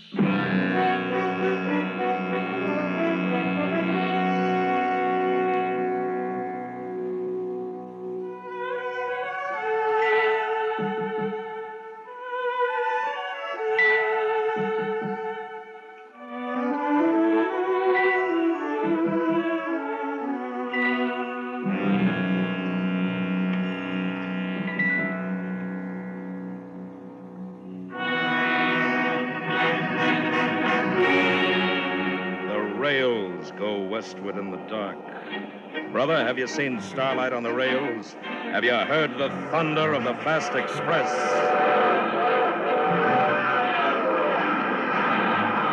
The names of the mighty rails that bind the nation, the wheeled thunder of the names that net the continent, the Pennsylvania, the Union Pacific, the Santa Fe, the Baltimore and Ohio, the Chicago and Northwestern, the Southern, the Louisiana and Northern, the Seaboard Airline, the Chicago, Milwaukee, and St. Paul, the Lackawanna, the New York, New Haven, and Hartford, the Florida East Coast, the Rock Island, and the Denver and Rio Grande.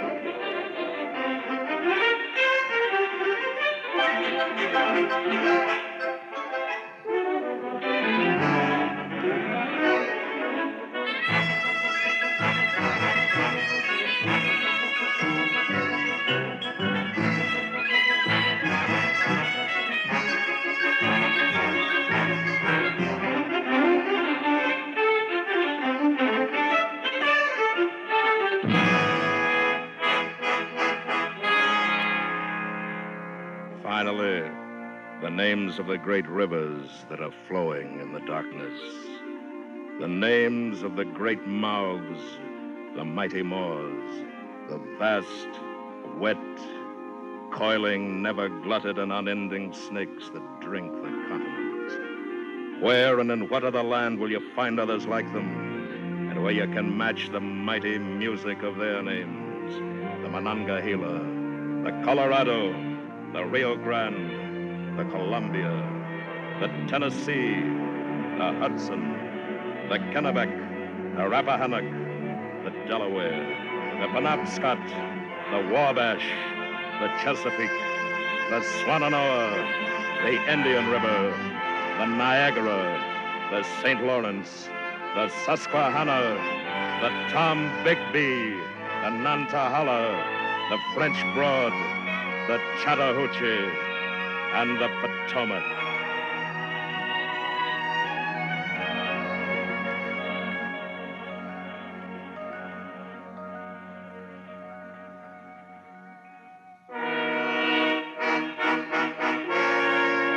These are a few of their princely names. These are a few of their great, proud, glittering names, fit for this immense and lonely land that they inhabit.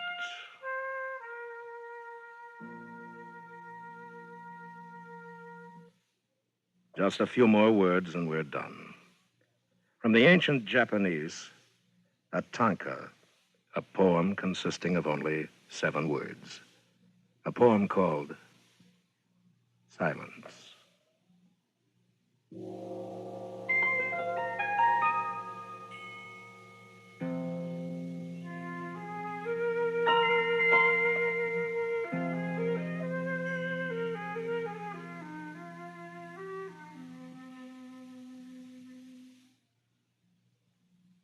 butterfly sleeps on the temple bell.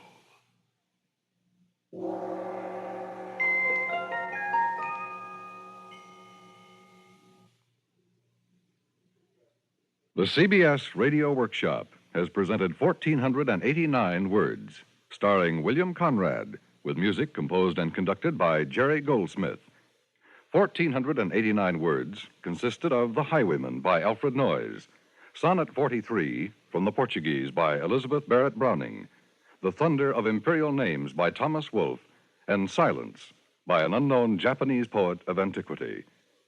This experiment in words and the pictures words evoke was directed by Mr. Conrad and produced in Hollywood by William N. Robeson. Next week, from New York, the workshop will present Space Merchants, directed by Paul Roberts.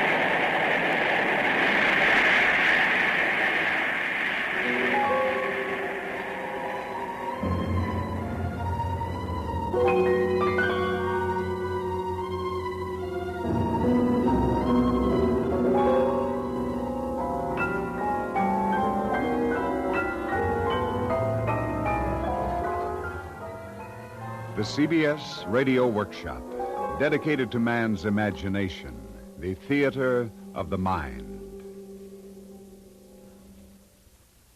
Today, The Space Merchants, Frederick Pohl's and C.M. Kornbluth's modern classic about the future when the wizards of high-pressure salesmanship take over.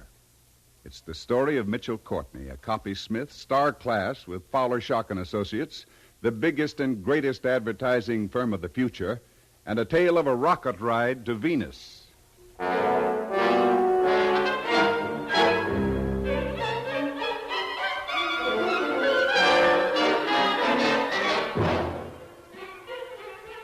As I rubbed depilatory soap on my face and waited for my beard to melt away, I switched on the news over the bathroom mirror.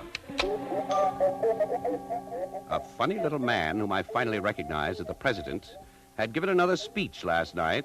There was a shot of the Venus rocket, squat and silvery on the Arizona sands. A report of rioting in Panama, the Concy Underground probably. Then the phone rang. Hello. Chief, you're due at the office. Can't you see I'm dressing? Oof, why that tie? Never mind. Why are you phoning me? Mr. Shawkins called a board meeting a half an hour early. He's going to name the head of the Venus project today, so hurry. Hester, do me a favor. Will you call my wife, Dr. Nevin? Make an appointment at noon for Walter J. Silver. For who? Walter J. Silver. Are you crazy? Well, she won't talk to me, Hester. Use the fake name. Maybe I can get in. All right, now get down here fast.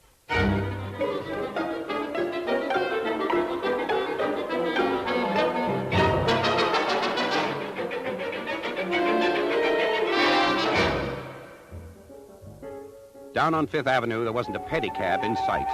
For a moment, I thought I had a Cadillac with two men pedaling it, but somebody else got it. I did the best I could. I hopped aboard the rolling northbound sidewalk and found myself hemmed in by a milling, perspiring group of consumers.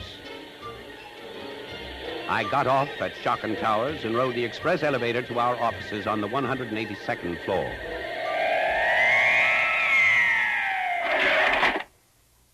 By sheer luck, I'd just taken my seat with my fellow board members when Fowler Schocken walked in. Gentlemen, good morning. Good morning, Mr. Schocken. Now, sit down. I'm going to stand for a moment. I've just come back on the moon rocket, as you know. Want to stretch my legs. How is our project on the moon, Mr. Schocken? Gentlemen, I'm proud, and I'm humble when I say it's successful. The mining ventures are bringing the people here on Earth many of the metals our forefathers exhausted long ago. The colonists seem quite untouched by the Kansi revolutionists. Only 6 instances of Kansi sabotage in the past week. Thank you. Now I'd like to hear some reports on our other projects. Industrial anthropology. Well, I wish to report that according to the midnight indices, all primary schools east of the Mississippi are being fed our Fowler Schocken packaged school lunches, soy burger, and regenerated steak. Now, these lunches are being packaged in our Stars Alias Red, which means that in the future, these young consumers will be completely conditioned to buying everything packaged in our special color, Stars Alias Red. They'll have no choice. Magnificent. Now, let's hear from point of sale. Well, Mr. Schocken, sir, we have tested our latest beverage, Coffeeist, in 15 key cities. Each sample of Coffeeist contains 3 milligrams of a simple alkaloid. Nothing harmful, but definitely habit-forming. After 10 weeks, the customer is hooked for life. A cure will cost $1,000, so it's easier to buy more Coffeeist. 3 cups with every meal and a hot jug beside the bed at night. You know, gentlemen, on my trip back from the moon, I begin to wonder, are we getting soft? No, sir, Mr. Schocken. Thank you, Matt. But I wonder, were we doing enough for our consumers? Those consumers sleeping out there on the stairways. I know how lucky they are being able to buy the wonderful goods we make, package and sell them. Seaweed suits, soya burger, regenerated steak, Coffeeist, straw-butt cigarettes. But I still wondered, were we in the upper classes of advertising getting soft? But now I've decided Fowler Schocken Associates is not soft, that it's ready to meet a challenge greater than our organizing India into one giant cartel, greater than our development of the moon, the greatest challenge the world of advertising and promotion has ever met, the colonizing of Venus.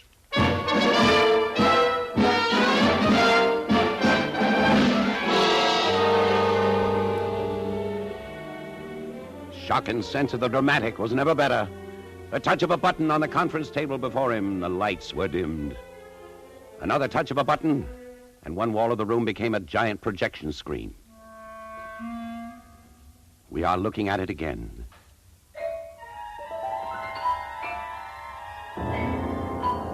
The Venus rocket.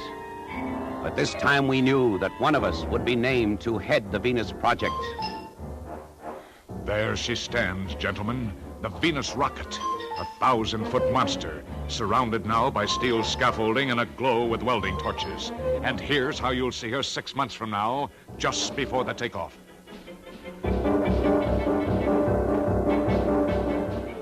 Just before the takeoff, there's the ship that Congress gave us, Fowler Schocken Associates. There's the ship that will span the stars, 6.5 million tons of trapped lightning and steel, a rocket-powered Mayflower for 1,800 pioneers seeking a new world to settle. Who will man it? Gentlemen, it's our job, A, to justify my buying enough congressmen to vote us that rocket. B, to sell 1,800 crazy consumers on giving up life on the Earth for the sulfur and nitrogen and canned life on Venus. Yes, sir, Mr. Schocken. Yes, sir. I've made my choice of the man to head up our Venus rocket project. His name is Mitchell Courtney.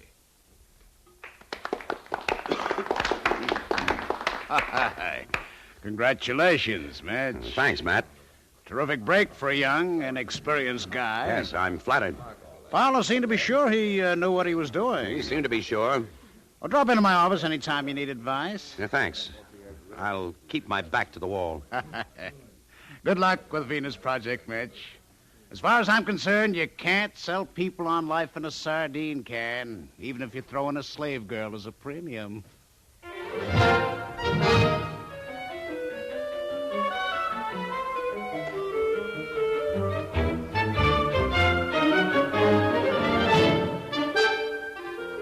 The This way, Mr. Silver. Dr. Nevins will see you now. Dr. Nevins?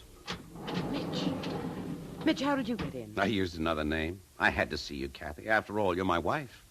I am not your wife. My certificate's on file. Mine isn't. It never will be. As soon as this year is up, we're through. Wait. I've got some news. Well, what is it? I've been put in charge of the Venus project at the agency.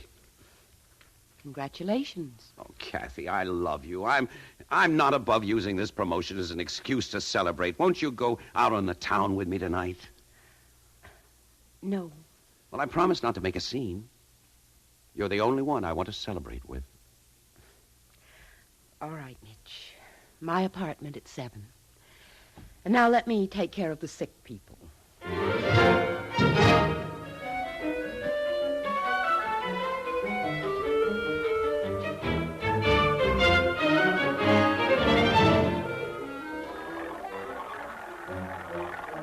Outside Kathy's office, I hailed a 2-man Cadillac pedicab and told them to step on it to Shockin' Towers.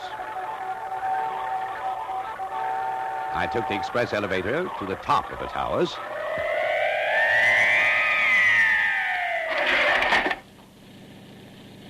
I ran across the heliport to Shockin's private helicopter. I had a very important date out of New York's newest airport, at Montauk.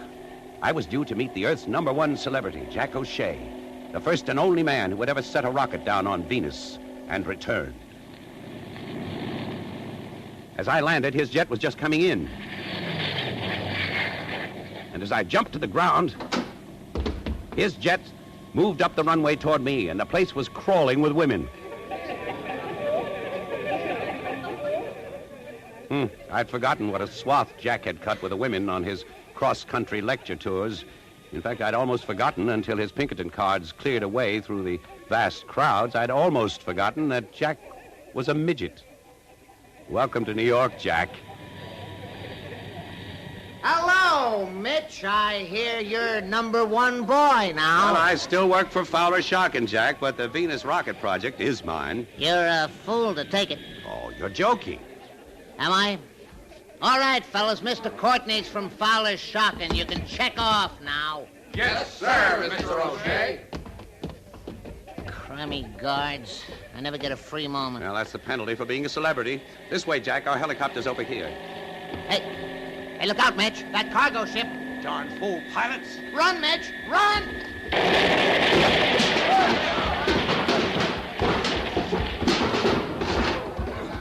Hey, Mitch, you all right? Yes, I'm okay. Thanks a lot. Mitch, that was no accident. That pilot had orders to get one of us, and I think it was you.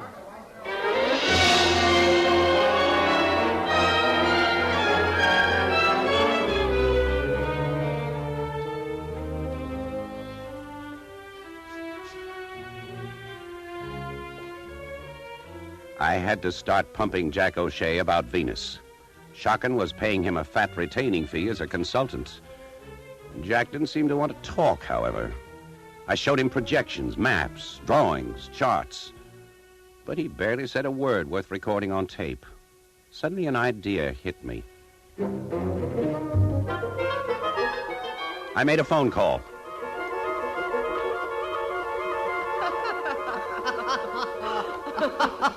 Oh, Kathy, do you know that this is the first time I've laughed, really laughed, since I came back to Earth? Is it, Jack? I'm complimented. And that this is the first time I've been alone with 2 people since I came back? I thought you'd had enough of being alone in that rocket on Venus. It must have been a shattering experience, Jack. Kathy, you're the first person who seems to have understood that. Not exciting. Not thrilling. It was frightening. Shattering, as you said.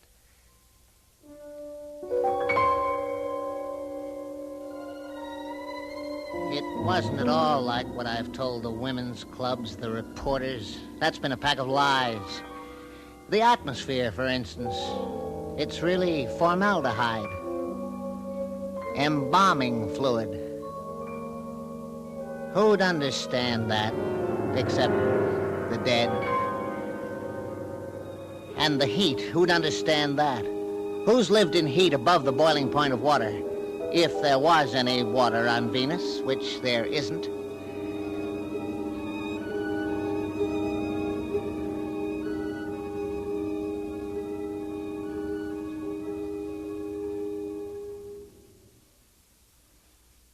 Why did you go, Jack? That's easy. You're a doctor. You know about midgets. We eat 1/3 the food, drink 1/3 the liquids, inhale and exhale 1/3 the air full-sized humans require. They'd never have gotten that test rocket to Venus if I hadn't been the size I am, if I hadn't been a child who's been laughed at, who'd turned test pilot to prove myself. I was so small they could pack me into that test rocket with all the equipment necessary to sustain me. 83 days. It takes a lot of equipment to sustain even a midget. 6 of those days were on Venus. What was it like, Jack?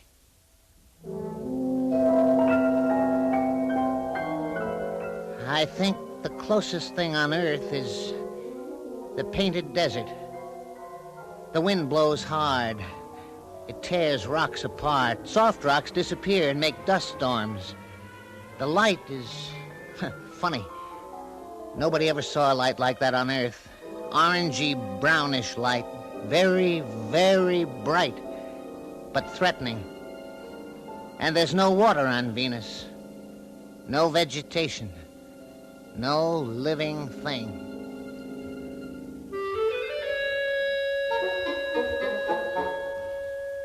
In the quiet of Kathy's apartment, Jack O'Shea talked for another hour. Then suddenly, with hardly a word of goodbye, he stood up and walked out.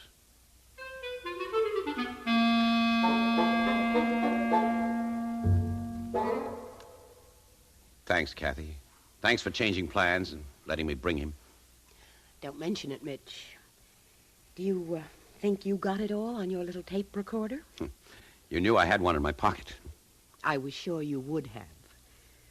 And I hope you play it back to yourself over and over and over. Oh, Kathy. Yes, over and over and over. Until even you were convinced how hopeless your Venus project is. Hopeless? Oh, our science boys have answers to all those objections. Mitch, doesn't that mind of yours ever stop selling somebody something? Do you have to be a contriving, selfish Machiavelli who serves Fowler, Schocken, and never people? People? You mean consumers? Oh, Mitch, must you always be top dog, making money, money, money without scruples, without ethics? What was that? A gunshot.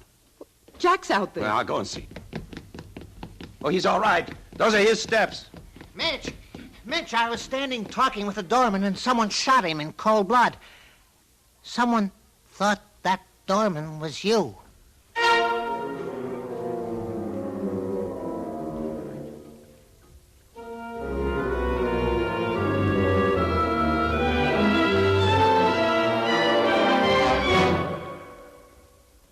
Well, Mitch, trouble with the Venus project already? Personal trouble, Mr. Schocken. Personal trouble? Yes. Yesterday afternoon, a cargo helicopter tried to drop its full load on me, and last night somebody tried to shoot me. I've had a couple of head-on collisions with Matt Runstead. Are you accusing a Schocken man? That's treason. Killing an agency employee is an offense against the United States government. Any idea who's behind this? No.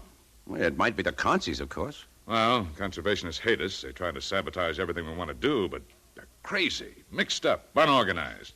They want to go back to the old days when we had natural wood, natural water, all that sort of claptrap. Forget them.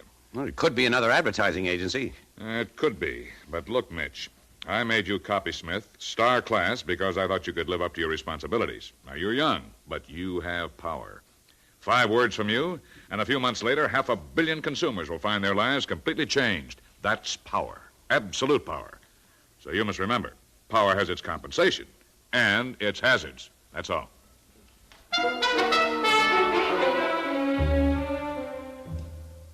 With this encouragement, I continued work on the Venus project for the next 6 weeks. I even talked Kathy into giving up her patients for 48 hours and taking a flying trip with me to Arizona. I wanted to get the feel of the giant rocket itself as it was being built.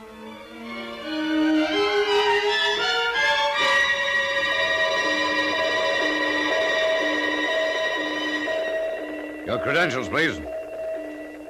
Army intelligence, check. Navy intelligence, check. Air Force intelligence, check. FBI, check. AEC, check. CIA, check. 4A's, check. I hope you two are all right. This way, please. Kathy and I followed the security officer into the vast steel shell of the Venus rocket. 1,257 feet high. More cubics than the average New York apartment building. He took us into the dormitories for the 1,800 pilgrims I had to sell on the idea of going to Venus. Closed cycle food, water, and air regeneration. 1/3 living space, 1/3 drive, 1/3 freight. It was an inferno and a promise of paradise. A monument to 22nd century engineering and an incomparable monument to the sheer artistry of the machine.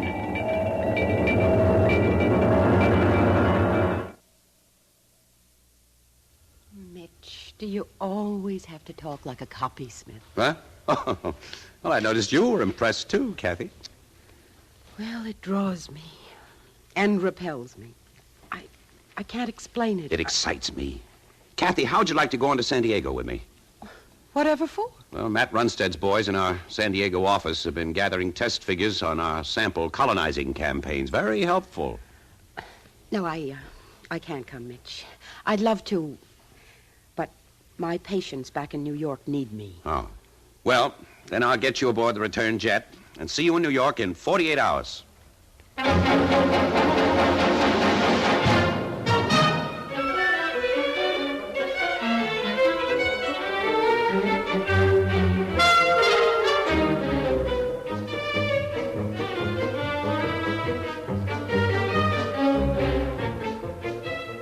I didn't tell them I was coming to San Diego. I walked in on our entire San Diego staff playing push-button poker.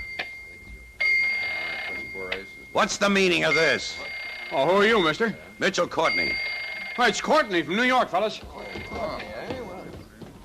What are the reports on the Venus sampling, Harris? There aren't any, sir. Tally sheets, punch card codes, Sigma progress charts? Nothing on the attitudes of consumers toward life on Venus? Well, nothing, sir.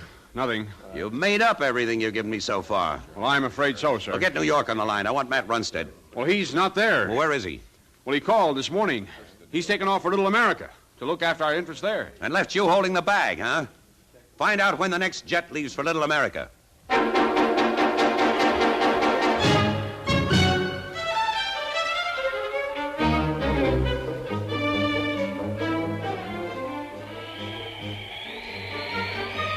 Little America is a dollar trap for the tourists of the world, conceived and promoted by Fowler Shocking. The clerk at our hotel told me Runstead had checked in for a 2-day tour of the Stars Alias Glacier. He already had started out on the trail. I rented the glacier equipment, Antarctic coveralls, hood, gloves, boots, and power pack to warm them. And on my back, I had an EDF that went beep, beep when I was on the trail, and beep, beep when I lost my way in the snow. I set out after Runstead, beeping and still mad. I stopped after a while and cooked a meal in my electric pocket. It wasn't bad. Well, very bad. I had some coffeeists to pep me up, and then I set out again. My feet hit a drift, and I stumbled. The wind was blowing stronger now. The snow flurries were more frequent. I must have gone on another hour. How far in distance, I don't know. Then up ahead, I saw the figure of a man. Matt! Matt Runstead! Mitch! Mitch Courtney! Matt, I've been following you. Me? What do you want with me, Mitch? I want to know what happened in the San Diego office. What are you up to, Matt? A sudden blast of wind hurled snow into my face, and then, as it cleared, I saw Matt raising his skis high above his head. I saw them coming down toward me as he poleaxed me.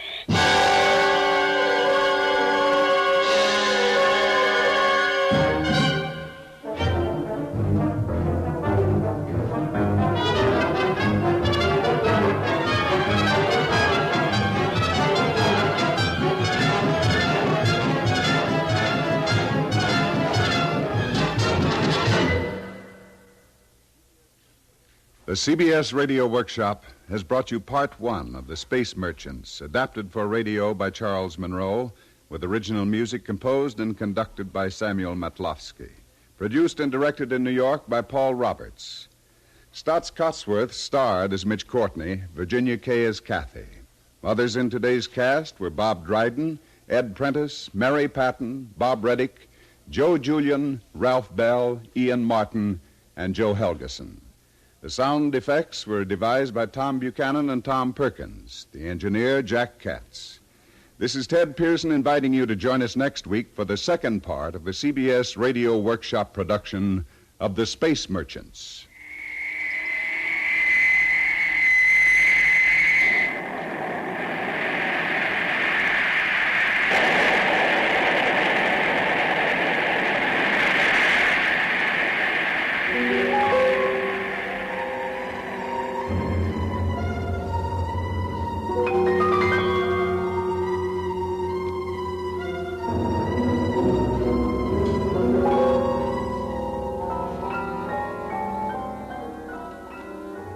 America listens most to the CBS Radio Network.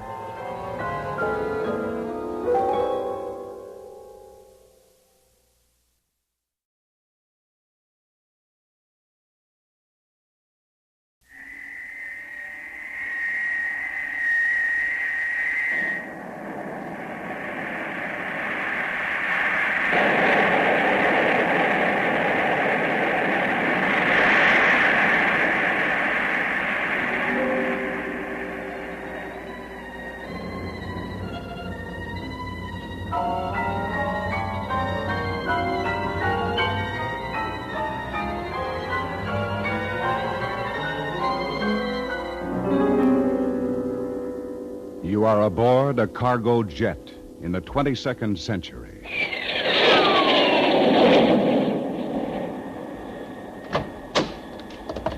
Here's a man we had trouble with in the hold, Lieutenant. What's his complaint? Well, he claims he's Mitchell Courtney, a copysmith star class of the Fowler's Shock and Advertising Company. He says he's been shanghaied aboard this jet. Roll up his sleeve. Let's see his Social Security tattoo. 1304-9974-1416-156-1877723. Liar! Get him out of here. If he's with Shock and Advertising, he'd have a low number. Can't you see it's been altered? Let me use the radio and talk to Mr. Shocken himself. Where from, Mr. Courtney? The dead? Take a look at this copy of today's New York Times, dated February 17th, 2157. Mitchell Courtney, head of the Venus Rocket Project at the Fowler Shock and Advertising firm, has been found dead in Little America. Now, wait a minute. A man by the name of Matt Runstead knocked me out there. But can't you see that I'm alive? I am Mitchell Courtney. You can prove that after 10 years. 10 years? My manifest shows that you're not an advertising man. You're only a consumer named George Groby. You've signed up for 10 years labor in Costa Rica. And those 10 years begin as soon as this jet sets down. Take him back to the hold.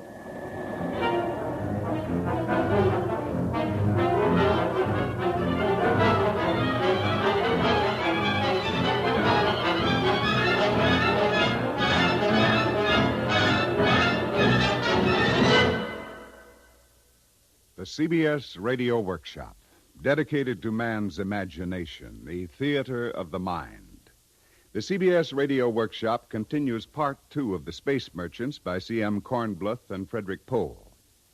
Today, the workshop resumes the story of Mitchell Courtney, copysmith star class with the world's greatest advertising agency of the future, Fowler Shock and Associates.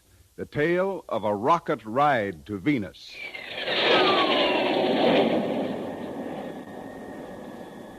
I lay on my filthy bunk in the hold of the cargo jet, trying to think of a way to get back to New York. I wanted to find out why Matt Runstead had knocked me out and had me shanghaied. Who wanted to get me off the Venus Project, the advertising campaign we dreamed up to colonize Venus? I wanted to get back to my wife, Kathy. But there was nothing I could do until this cargo jet landed in Costa Rica.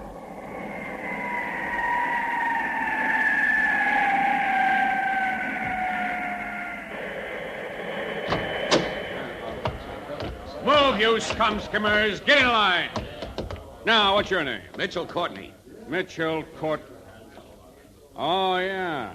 You're the bum we had trouble with on the plane. Sorry, my name is George Groby. Oh, that's better. What do you want to do here, Groby? Got any choice of job? Anything.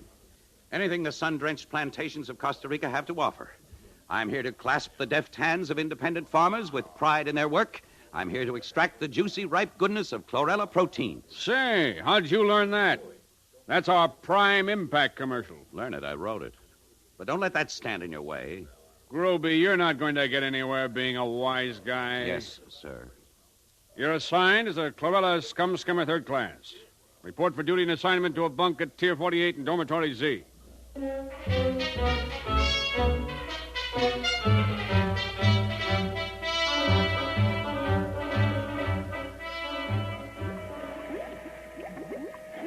heart of chlorella products is a strange, glutinous, ever-growing organism called Chicken Little. It provides 1/3 of the world with the protein that replaces old-fashioned meat. It grows in huge, sweating vats. And only the constant slicing keeps it from overgrowing and covering Costa Rica and its neighbors, or in time, the face of the earth. I had written of its delights many times in the agency, but I now came to know it at first hand. I was assigned to skim the scum which dripped from its sides. She stinks pretty bad, don't she, Jorge? She's high, Herrera, she's high. But she's beautiful, Chicken Little, eh, Jorge? Well, she's pretty awful. Jorge, this is the first time I ever hear you say the advertisements are wrong. Go into town with me tonight, eh, Jorge? I'd made one friend, a master slicer named Herrera. He'd been aloof and standoffish at first, befitting his high station, but now he'd befriended me, done me a lot of favors. I didn't know why until that night we went on the town to a dark, almost empty cafe.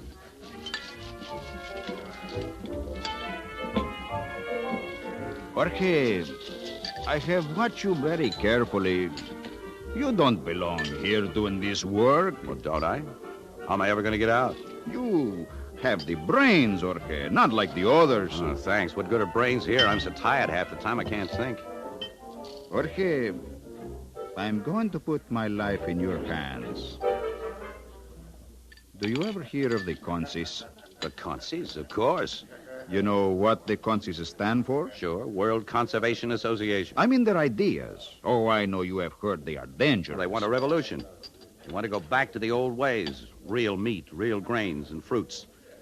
They want a break for the consumer, they say. Nothing in packages, nothing tested and guaranteed.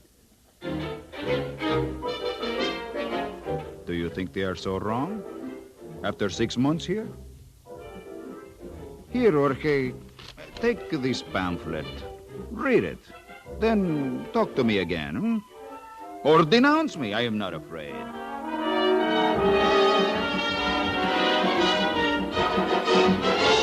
The Consi underground opposed everything a self-respecting 22nd century advertising man like me believed. I would have denounced Herrera to the chlorella authorities the next day, except for one thing. If I joined the Consis first, if I learned their organization and secrets, I'd have a better bargaining position in getting back to New York. I joined them.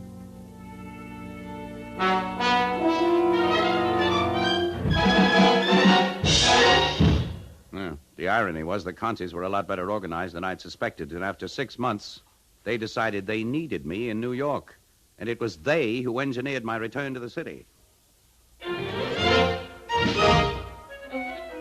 I returned to New York on a secret mission for the Consis. 2 weeks after being in New York, I got the secret sign to attend a Consi meeting at the Metropolitan Museum. As my first taste of luxury in more than a year, I hailed a Cadillac pedicab and told the driver to take me to the Metropolitan Museum. You can't do better than to visit the Metropolitan Museum, mister. World's greatest masterpieces. Don't miss the painting on the first floor. It's called I Dreamed I Was Ice Fishing in My Wonder-Form Bra. I read it brought $1.5 million. Not a cent less. And don't miss the theatrical collection. They got Dancing Cigarette. Say, you mind if we stop a second? These new Cadillac cabs are hard to pedal. Okay, get out. Oh, no, you don't. What's the idea of the gun? I recognize you when you walked out of Grand Central, Mr. Mitchell Courtney. What do you want with me? I want you to get out of the cab and come with me to the Taunton Agency. They've offered a big, fat, juicy reward for anybody who'll bring them the inside story of Fowler Shocken's Venus rocket project. And you're the boy who headed it up. So you're the boys who shanghaied me and got me off the project. No, we're not. I don't know who did. But we're sure glad we found you. The boy with all those nice secrets about colonizing Venus. Taunton wants those secrets. Come on, get out of that cab. Drop that gun. Drop it or I'll break your neck. I grabbed the gun and hit him behind the ear. Then I ran across Fifth Avenue and lost myself in a group of consumers on the sidewalk rolling back toward Shocken Towers. I jumped off and ran to the express elevator.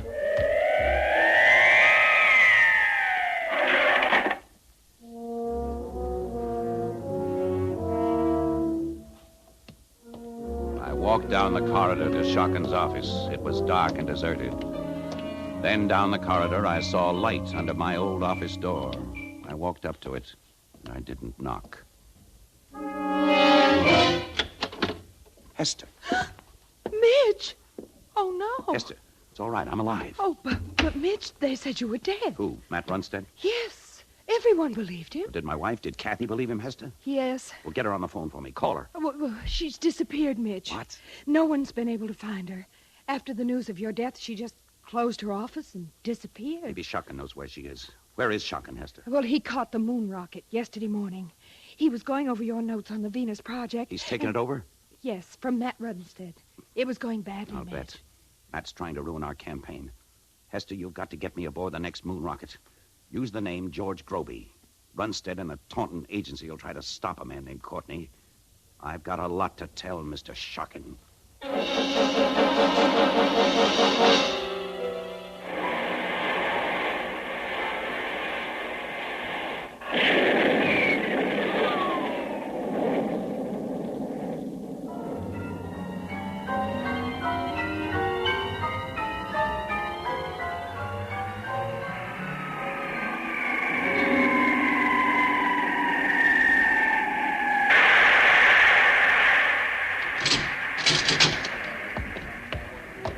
Passengers this way, please. We are now on the moon. Tourists to the moon to the left, visitors on business to the right. Now, sir, name? George Groby, copy analyst, class 4. Groby, copy analyst 4. Oh. Guard, this way, please. Yes, sir. This man says his name is George Groby. Fine. You're under arrest, Groby. Let go of me. I'm here to see Fowler Shocking. Mr. Runstead down on the earth told us to expect you. I don't know what you're talking about. You may be interested to know that your secretary, Miss Hester Barnes, is being tried for treason. Treason?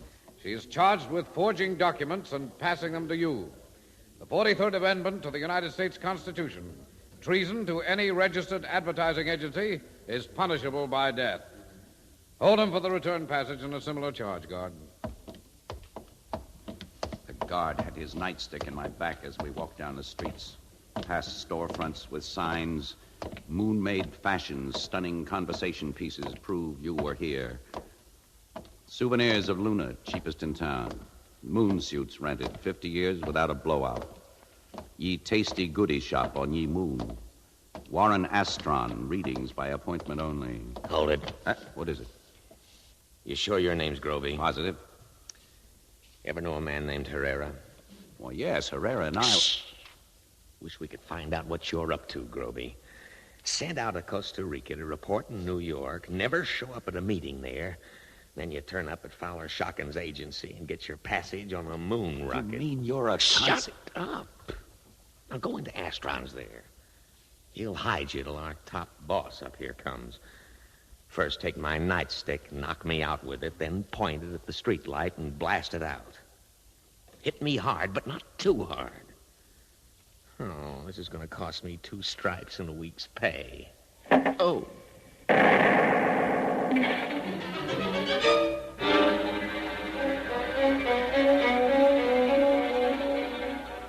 My Consi training was really paying off. Astron took me in stride, hid me in a room under his floor, gave me something to eat, and I fell asleep. I waked with a light pouring down into my face. You can come up now, Groby. The chief is here to see you. In that room back there. I'll see you're not disturbed. Thanks.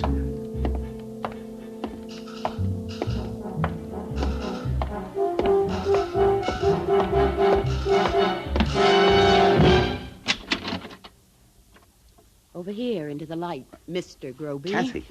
Kathy, what are you doing here? Oh, Mitch, why didn't you stay on ice? What crazy thing have you done to turn up here? Go on. I'm crazy. Why shouldn't I be crazy? My wife, a kingpin consi. What a shock. You, a star-class copysmith, married to a consi. Matt's one of you. You got Matt Runstead to Shanghai me. Like a fool. I thought if I could get you away from Fowler Shockin', I might bring you to your senses. Trying to decide what was best for poor little Mitch. Mitch, I loved you. You loved me. You actually were in love with me. Yes, I was, in spite of everything you stood for. But you are not going to talk to Fowler Shockin'. I'm not. Mitch, I don't want you to ruin Venus the way you've ruined the world. A woman of ideals. What do you plan to do with me? Are you going to report to Fowler Shockin'? Yes. Then there is nothing I can do for you. Then let me tell you something before you turn me over to Astron and your friends outside. I've been shanghaied, robbed of my name, forced to work like a slave in the tropics. I've had all I can take of others deciding what to do about poor old Mitch. Your guard friend left this nightstick with me. You know what he does, Kathy. Get on that phone and call Fowler Shockin' and tell him where I am. Then get out. Take your friends with you. I'll give you 2 days to vanish. But this time, stay out of sight forever. Go on. Call Shockin'. This is Dr. Nevins, Mitchell Courtney's widow. I'd like to speak to Mr. Shockin', please.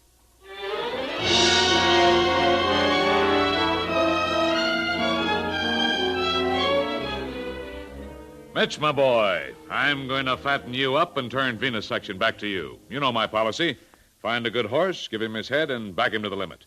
You've never let me down. And Venus section's in rotten shape. Nobody's applying for space on the Venus rocket. The whole campaign's at sea. The indices are down to 3.37 for North America. They should be 4 and rising. We've got to get those 1,800 consumers on board the Venus rocket.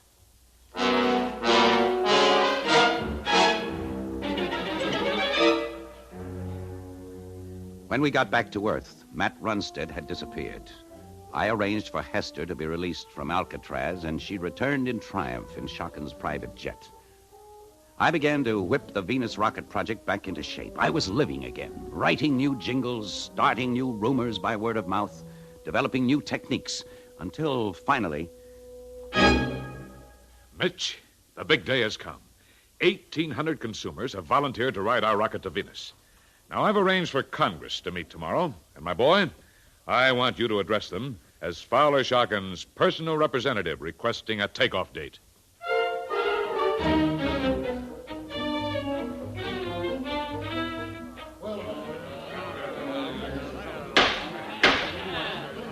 Gentlemen, the Senate is now in session. You all received a recording of the opening prayer last night. So let's hear from the senator from Chlorella Limited. The senator from Chlorella Limited passes in deference to the senator from Alaska Mining. The senator from Alaska Mining passes in favor of the senator from United Steel and Smelting. The senator from United Steel and Smelting passes in favor of the senator from Caribbean Fruits. The senator from Caribbean Fruits passes in favor of the senator from Yummy Cola.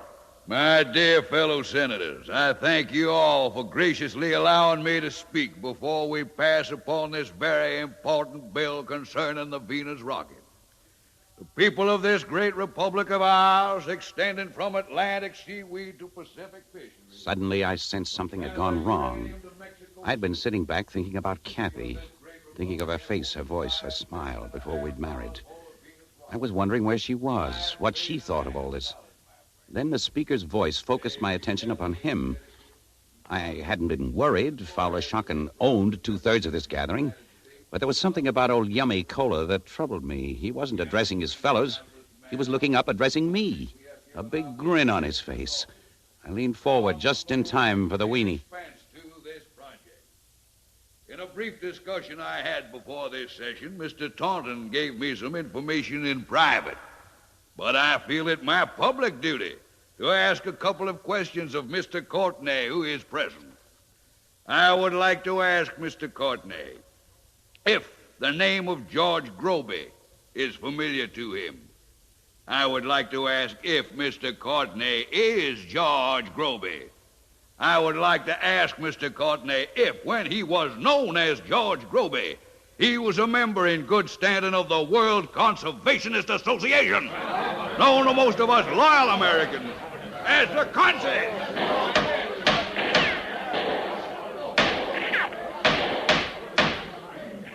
Below, there was a raging tidal wave of taunting congressmen and shocking congressmen battling. For the first time in history, shots were being fired in anger on the Senate floor. If Taunton hadn't tipped off old Yummy Cola, I knew who had. The Consies. Somehow I didn't mind. I realized that for some time now, I'd really been one of them. A little man beside me, dressed in black, suddenly seized my arm and led me out the side door. You'll find a car outside ready to take you to the airport, Mr. Courtney. What airport? Don't stop to ask questions. Just go wherever you're taken. You'll be protected. Fat chance. You'll be all right. I guarantee that. Who are you? The president. Good luck. God bless you.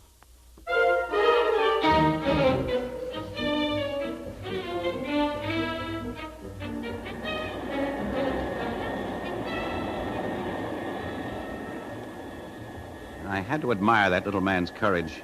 He'd walked back into that raging den of lions without a quiver. Aboard the jetliner, I wondered what would happen to him when they found out he'd sent me to safety. Or was it to safety? I tried to ask questions of the men aboard the liner, but they looked the other way and kept absolutely quiet.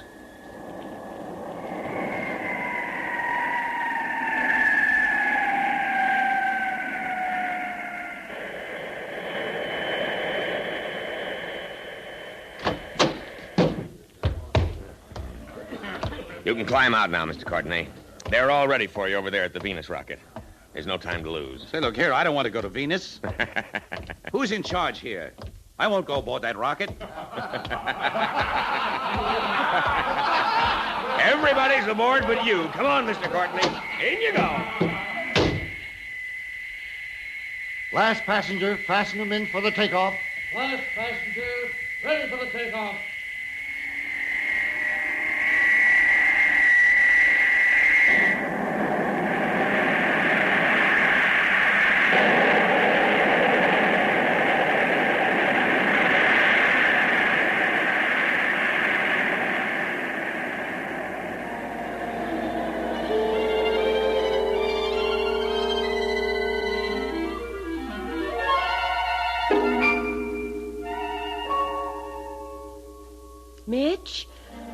Mitch, are you in here? Kathy.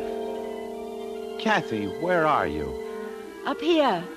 Over your head. Stop floating around. Come down here and unfasten me.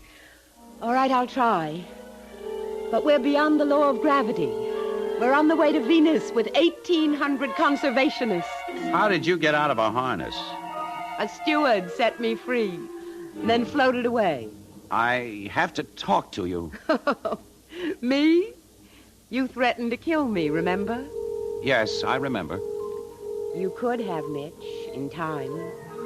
But you never told Shockin who or where I was. Why didn't you? Because I love you, Kathy. And I think that for a long time I've been coming over to your side. And you're willing to face life on Venus? Yes. It's time people got a break. People, not consumers. Oh, I like hearing you say that. And I love you too, Mitch. Oh, Mitch. Mitch, you broke my hold on your harness. Come back here.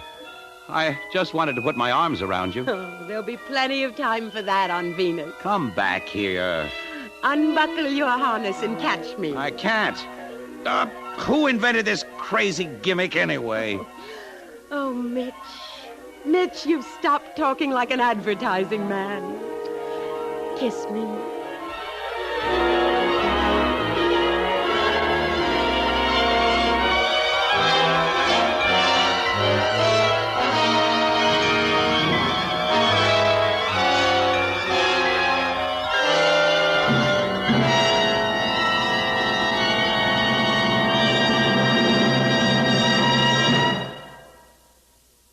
The CBS Radio Workshop has presented Part 2 of The Space Merchants, adapted for radio by Charles S. Monroe. Original music composed and conducted by Samuel Matlofsky. Produced and directed in New York by Paul Roberts. Stotts Cotsworth starred as Mitchell Courtney, Virginia Kay as Kathy. Others in the cast were Ralph Camargo, Leon Janney, Joseph Boland, Ian Martin, Jackson Beck, Ed Prentice, Joe Julian, Mary Patton, Bob Dryden, Ralph Bell, and Joe Helgeson. The sound effects were devised by Tom Buchanan and Tom Perkins. The engineer, Jack Katz. This is Ted Pearson inviting you to listen again next week when, from Hollywood, the CBS Radio Workshop presents The Engine No One Loved. It's the story of a Civil War locomotive that wound up its career in a children's amusement park. This is the CBS Radio Network.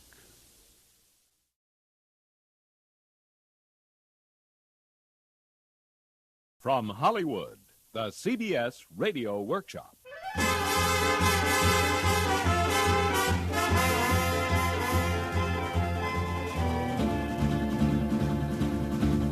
Oh, he puffed and he panted, this old iron horse, black and smoking cinders a-marking his course. Down in the valley and up on the grade, driving on steam, helping history be made.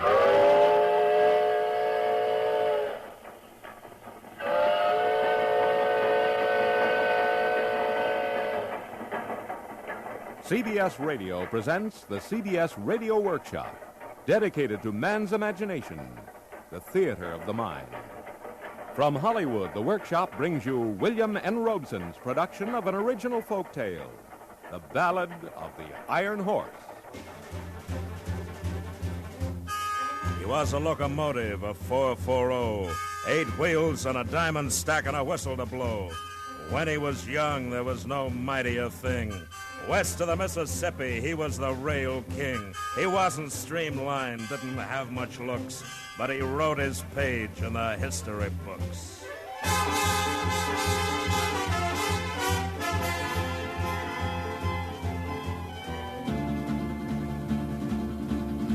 His mother was iron, his father was steel, forged in the smelter from his stack to his wheel. Rocked the rails in 1862, time of the strife our grandpappies knew. The North General Grant, the South General Lee, depended on the engines to win each victory. Armies and equipment, the war's heavy loads, were all being carried on the new railroads. He puffed and he panted, this old iron horse, black and smoking cinders a-marking his course. Down in the valley and up on the grade, driving on steam, helping history be made.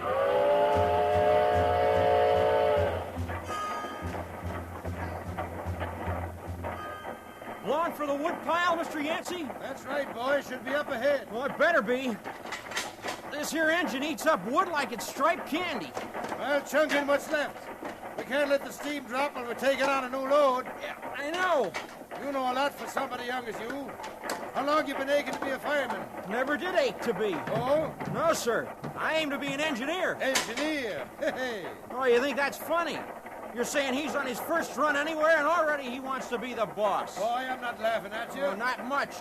But when the fighting's over, they're going to be making lots of new engines. Somebody's going to have to run them. When the fighting's over? Well, that can't be too far off. Sherman's outside Atlanta, and with all the troops this road's been carrying down from Nashville to Helton, the Rebs can't hold out much longer. You think they can, Mr. Yancey?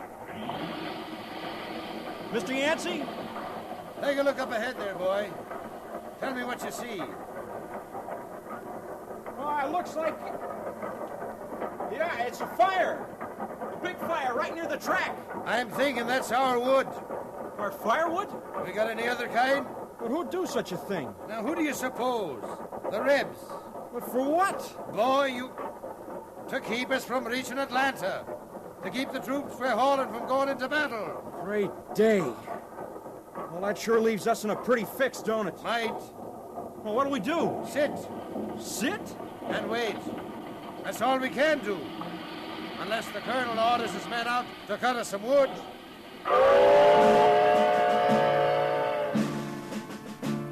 When Yancey told the colonel did scream, raved about an engine that burnt wood to make steam. Coal, Mr. Yancey. You've heard me say, convert to coal without a delay. And I've said yes. I've certainly agreed. Coal will burn slower, give you more speed. But what'll we do now? We're fresh out of wood. Get the boys out. Exercise will do 'em good. Troops began to holler, the troops did right, having to chop wood far into the night. And who was it felt sorrow, and who felt shame? Our little old engine a-working to make his name.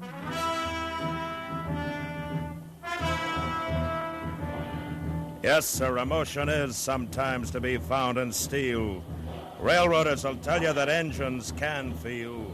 And our little engine, his feelings and pride, both were hurt by this turn of the tide. And he was sent back north to haul coal from a mine, and never once got near the Atlanta battle line. Oh, he chugged and he puffed, this old iron horse, black and smoking cinders a-marking his course. Down in the valley and up on the grade, but driving on steam helping history be made. From the Shenandoah Valley to Chesapeake Bay, from Trenton, New Jersey to Reading, PA, across the Appalachians, still pulling his load, doing his best on the early railroad.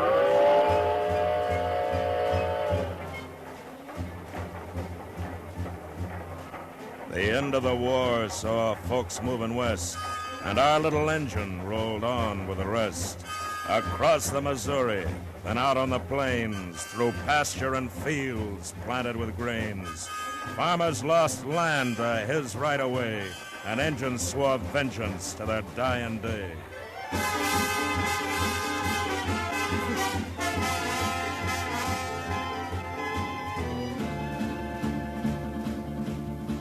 He puffed and he snorted in this iron horse, black and smoking cinders a-marking his course.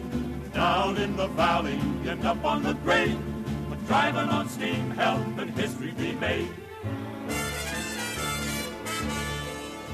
Started in to work on the old UP, started laying track to the Western Sea. Across the mountains from California, the Central Pacific was on its way.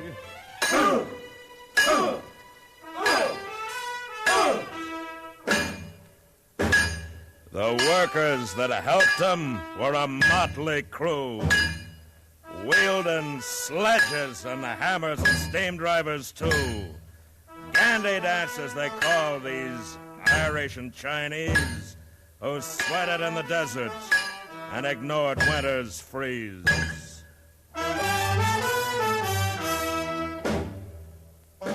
They gathered at the railhead with a week's work done. Places like Omaha, where they'd have their fun. They drank two-fisted gin and red-eye and fought with each other for a woman named Vi. They paid through the nose to dance with this dolly. And as always, the Irish grew most melancholy. No more.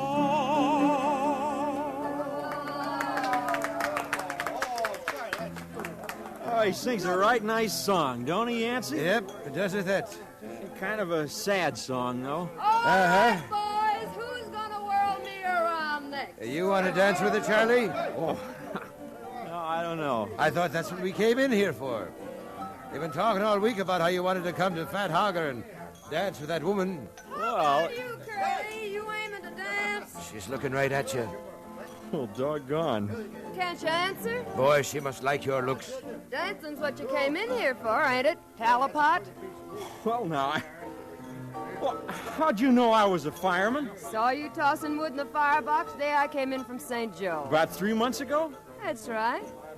You still on that run? No, ma'am. No, we're hauling track to the end of steel now. Well, then, you're in the real money. How much you gonna pay for that dance? Henry Grady over there gave me $5. Ma'am, I'll give you 8. Silver? Sure. Professor, put some pepper in your play, and I got a gentleman. Come on, honey.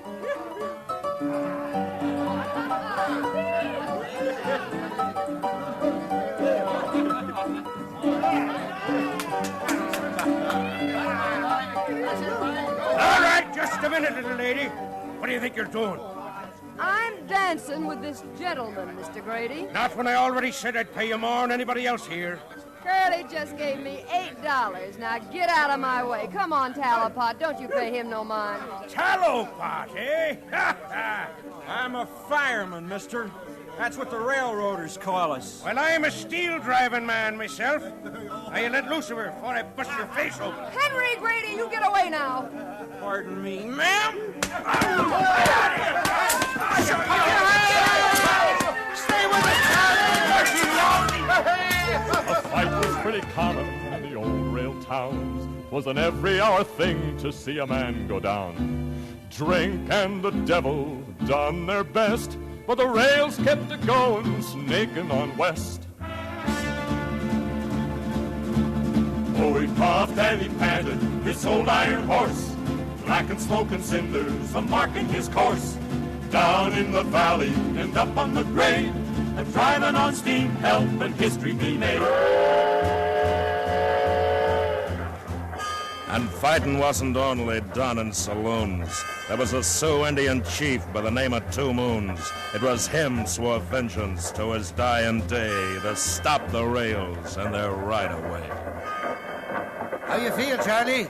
All right, I reckon. How's your eye? How's it look? Can you see out of it?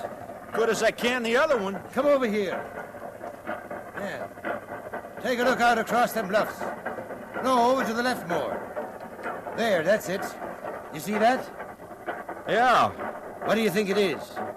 Something moving for sure. Buffalo, maybe. Maybe not. How far to end the track? Too far, about 18 miles.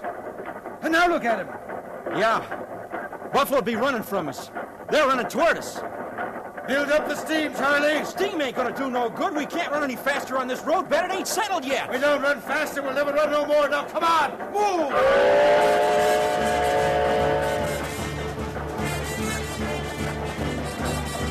They let out the throttle with the engine moving fast.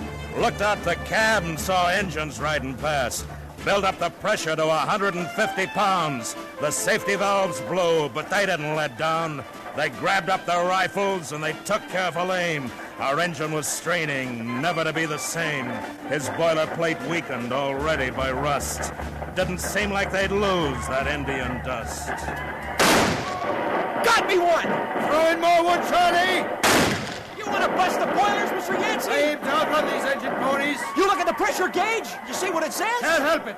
We don't get more speed, they'll be trying to board us. But if the boiler goes... Stop bargaining with me. You do like I said. And keep going while you're doing it.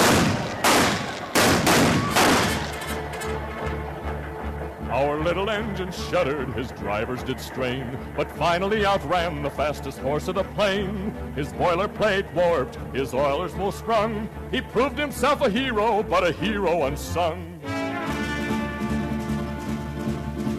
He puffed and he panted, this little iron horse, driving on steam to change history's course. To the end of steel, this was his last run. To the roundhouse he went, now repairs were begun. Boilerplate, oilers, valves, steam pipes, pistons, drive crank, firebox, these all need work, Mr. Yancey. All of that? And more. It's a wonder you got here under your own steam. Now, you just go up to the General Dodge Hotel and relax. When it's all done, I send you word. I guess that's all I can do. Of course it is. Mr. Yancey! Mr. Yancey, you heard the news? The bad news, I did. But this is good. What news? They're about to meet. What? Who is? The two roads, the tracks are about to meet. Word just came in over the telegraph. Where they at? Where they going to hold the ceremony? They say it'll be at Promontory Point, west of Ogden. Mr. Hamill, I'd like to be there. Well, so would all of us. You think you'll be long getting my engine fixed? Nancy, I told you. It's going to take time, but I do my best. I figure maybe this little engine, he's likely done his share. maybe he'd like to be there, too. He sure would, Mr. Hamill. You can call me crazy, but I've been riding his cab a long time. I know he would.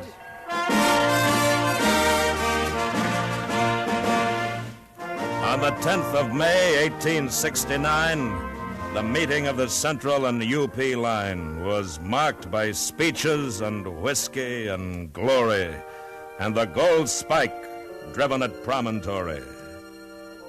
And left sitting in the roundhouse, far from this place, his boiler still out, not sound from the race, was the little engine who wanted to be honored and praised for his march toward the sea.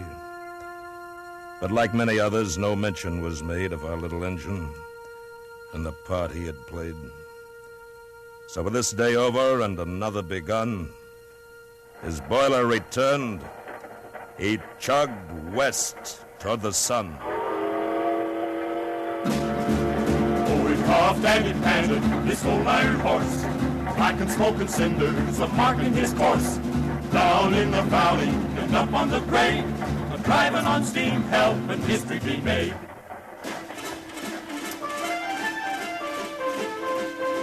From Council Bluff, Iowa to Old Cheyenne, he made the trip over and over again. He hauled logs a while on the western line, then down into Utah, and on mountain time he brought ranchers' goods and gave some a ride. Some of them paid with a buffalo hide. Climbed down from their steed, they called a cayuse. They tilted their hats and climbed on the caboose. Oh, he puffed and he panted, this old iron horse, black and smoking cinders a marking his course. Down in the valley and up on the grade, a driving on steam, helping history be made. He'd pull cars and lumber and sometimes coal, and then got orders. The Pacific was his goal. Puffed on toward the Sierras through the lofty pines, heading for California's rich gold mines. Up Donner Pass he struggled, fought toward the top, but he couldn't quite make it. At last had to stop. The work he'd done, the years he'd lived, had taken its toll. He had no more to give. He fought with a last gasp. He struggled and cried, but he couldn't make the grade, no matter how he tried.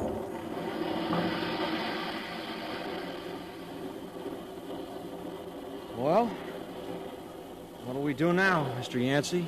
There's a siding halfway down the grade. I'll try backing onto it. Don't worry. This engine's finished, ain't it? I don't know. I don't want to think about it.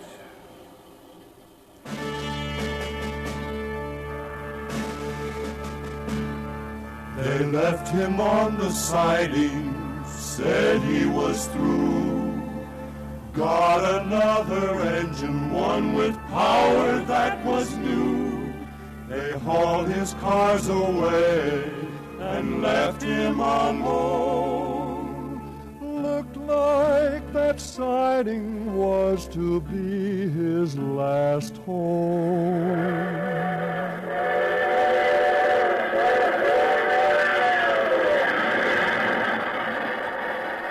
He could hear other engines go charging on by, making the grade without having to try. But they weren't the same breed, not even a relation. All diesel and steel and aluminization. Trains that had glamour, like the Challenger and Super Chief, flashing by the siding, adding to his grief.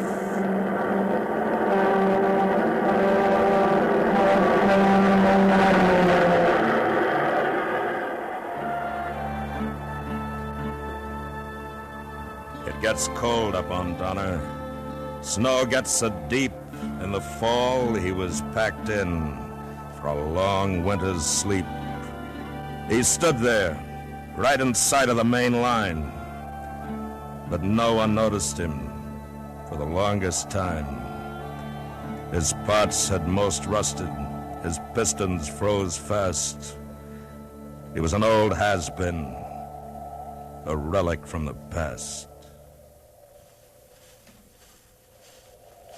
Of course, with all that snow on him. No. It's all right, Henry. I'll be able to tell. Well, by golly. By George, Henry, I didn't think it was possible. And it is what you've been looking for, Mr. Tyson? Exactly, just exactly. An old 8-wheel American Standard. But what's he doing here? I don't know, sir. I asked around, but if anybody ever did know, they've forgotten. Well, he'll need a complete overhaul. Yes, sir. Of course, the first thing is to get him down to the city. I'll take care of it, sir. Fine, Henry. You do that. A few days later, a diesel-drawn train stopped at the siding with the help of a crane, lifted our engine onto a flat car, crossed over Donner toward the evening star.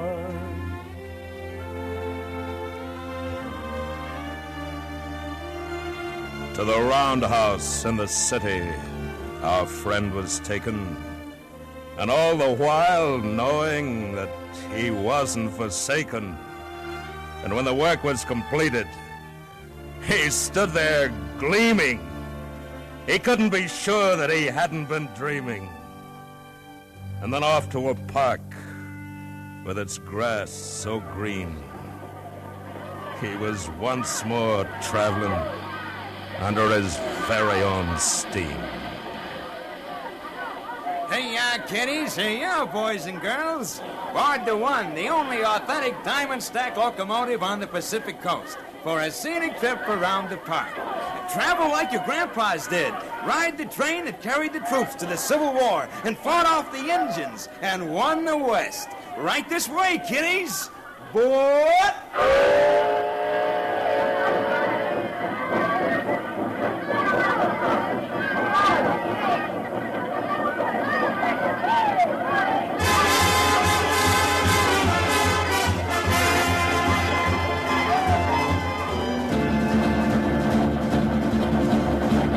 Don't believe us, we'll go to the park, but get there early, not after dark. It costs a quarter for only a ride, but it's worth it to see that engine puffing with pride.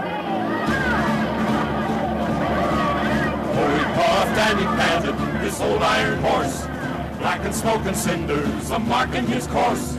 Down in the valley and up on the grade, driving on steam, helping history be made.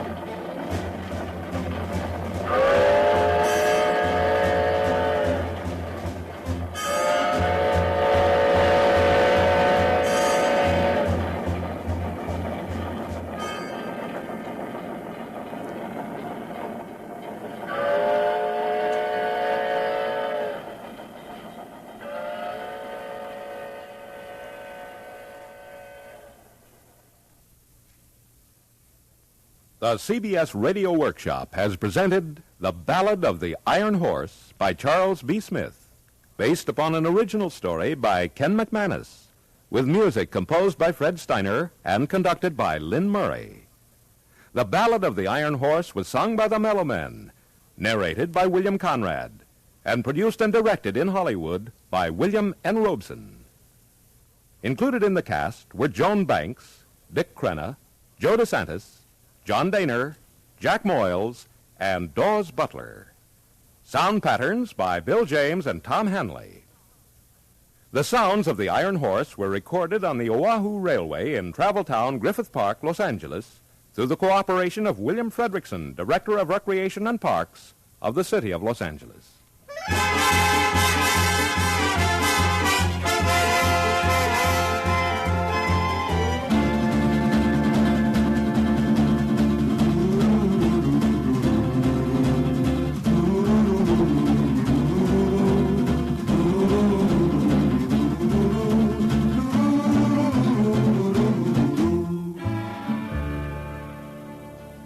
Next week, from Hollywood, the CBS Radio Workshop will bring you the Prevarications of Mr. Peeps, a somewhat lesser-known approach to the famed London diarist.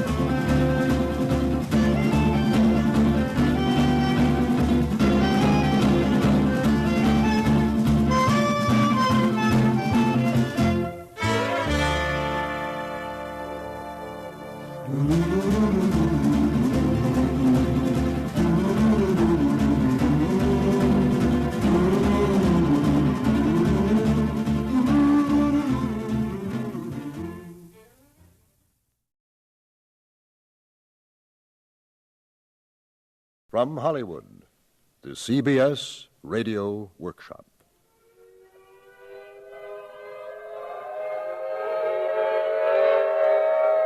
Air Raid by Archibald MacLeish.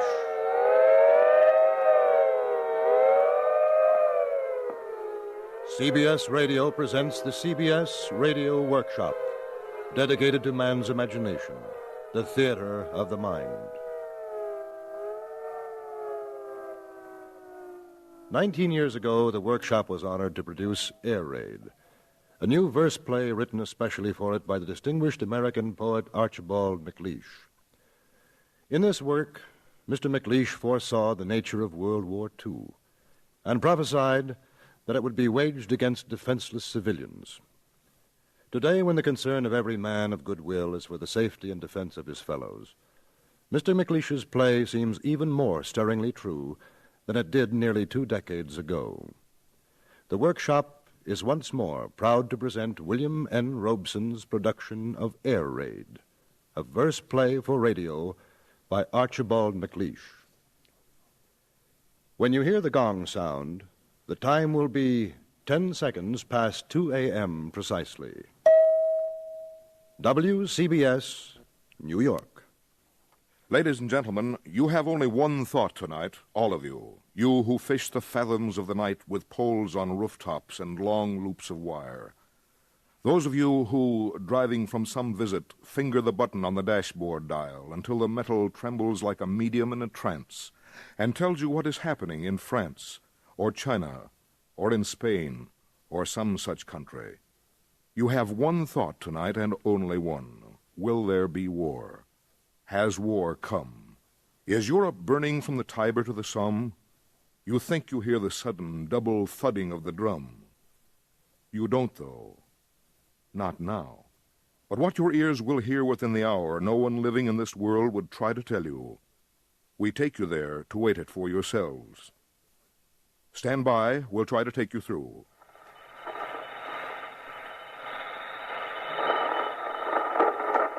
One moment now. We'll try to take you.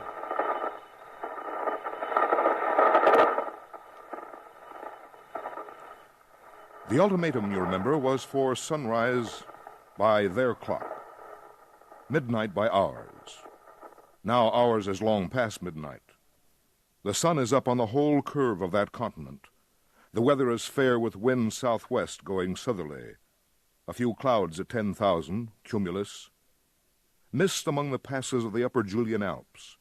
Some fog on the East Baltic, but lifting. Otherwise, sun.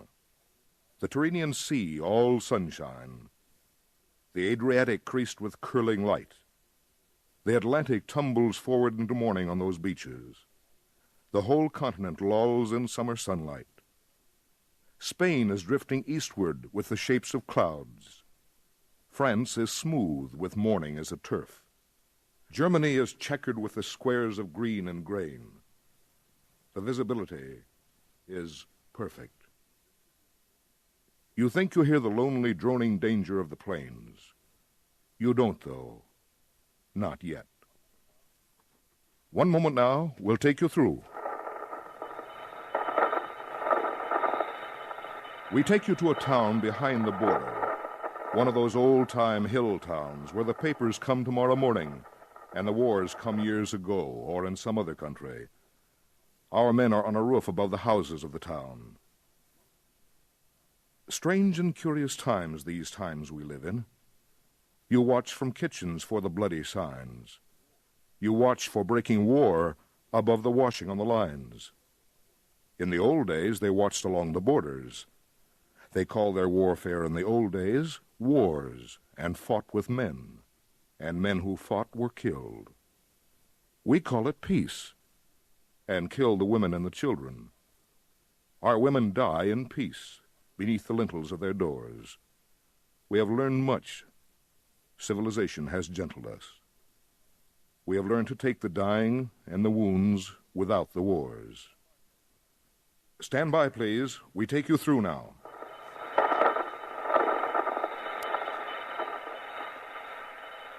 We take you now across the traveler's sea, across the trawler's coast, the parson's orchard, across the merchant's villa with the vine above the porch, across the laborer's city with the flames above the forges, across the drover's plain, the planter's valley. The poplar trees in alleys are the roads. The linden trees in couples are the doors. The willows are the wandering water flowing. The pines in double lines are where the north wind burns the orchards. Those are the mountains where no meadow is squared, nor a stream straight, nor a road, nor water quiet. The town is in those mountains. You are there. You are 28 miles from the western border. You are up on top of a town and a kind of tenement. You are out the other side the night. The sun dazzles you, not the light bulb. You are staring out to eastward toward the sun. We have seen nothing and heard nothing. Before dawn, we thought we heard them.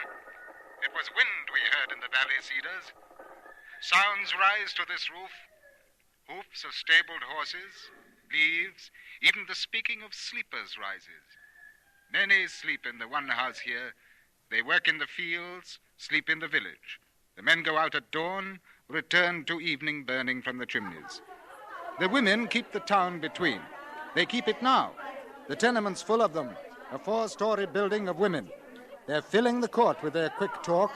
They call back and forth from the windows. They laugh behind the kitchen doors.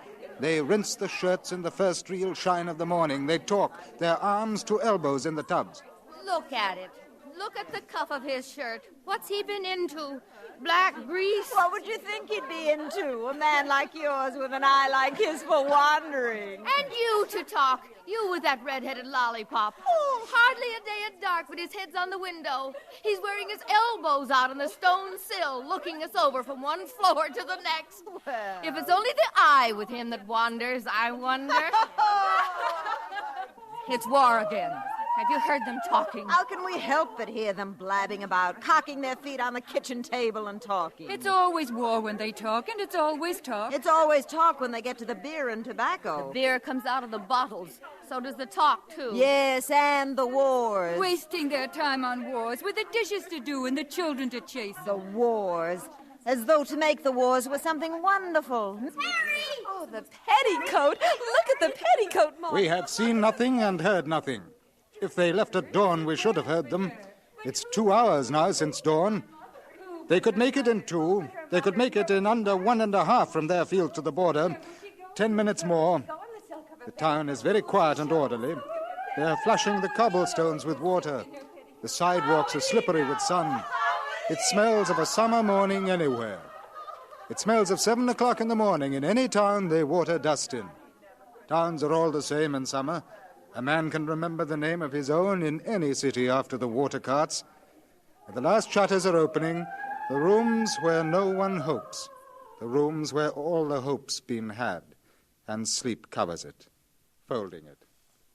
How much longer must I wait? Have they told you? Wait for what, Mother? Wait to be well? Wait to be... Yes, I remember. Someone saying it will come. Don't fear it. Were you never afraid, Mother? Never. Of anything. There's nothing comes by day or night to fear. Not even war? Not even if they came here? They came when I was young once. I remember them. We smelled the smoke one morning in the alders. They had their tents by the stream in the water meadow. I'd never eat the sausages. I was the dainty one. I used to rinse my things in 7 waters. Well water, brook water, rain. I dried them on the gravel by the river. Even at night, late, they would smell of the sun on them. I ate the watercress to make my mouth sweet. They had blue capes on their coats with scarlet linings. They spoke together in another tongue. They were slow and soft in their speech, with laughter and looking. evenings coming home across the evening, seeing the constellations of the stars. They gave us milk to drink from jars of metal. You sit in the dark and drink. You don't say anything. They seem to want you not to speak or move. They seem to want you quiet, like the heifers. You sit in the dark and rest. You don't say anything. You don't say thank you even. Not good night. You sit in the dark and rest. You don't say anything. Listen. Motor throbbing. Probably one of their own. No one watching it anyway. There he is. We've got him. One of the home ships. He's combing the hills in circles, working heavily, laboring, leveling now. He's high enough. Spark in the sky when he hangs and the sun angles the fuselage. Gone when the sunlight loses him. Sound coming down out of nowhere. Eddying, floating down. No one noticing anyway. No one looking or listening. Only that late sleepers waken. Are you there? Are you still there? I dreamed you had gone. Never go. Say we're happy. Tell me that we're happy. Stay as you are. Do not move. Do not ever move. Stay there. Stay with this sunlight on your shoulders.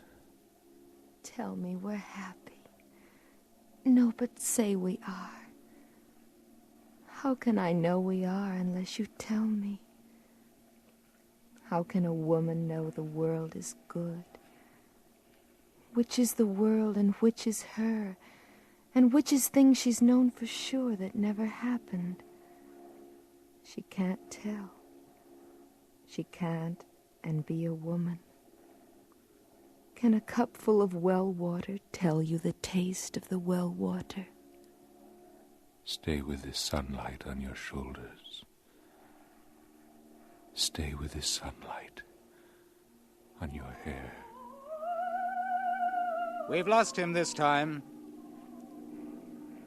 No, wait, we've got him. He's doubled. He's doubling back into the sun. They've found something, or feared it. They've found it. Feared and found. There's the siren, the signal. They've picked them up at the border. 10 minutes to wait. 10 we'd guess if we had to. Strike at a king, you must kill. You strike in sleep at a king. When you strike by trick at a people, the treacherous wars must be quick, or the victims live for the victory.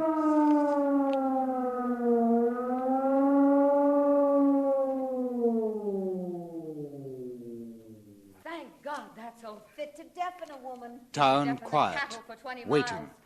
Women's skirts in the court. Women's arms in the windows. Women's talk on the stairs.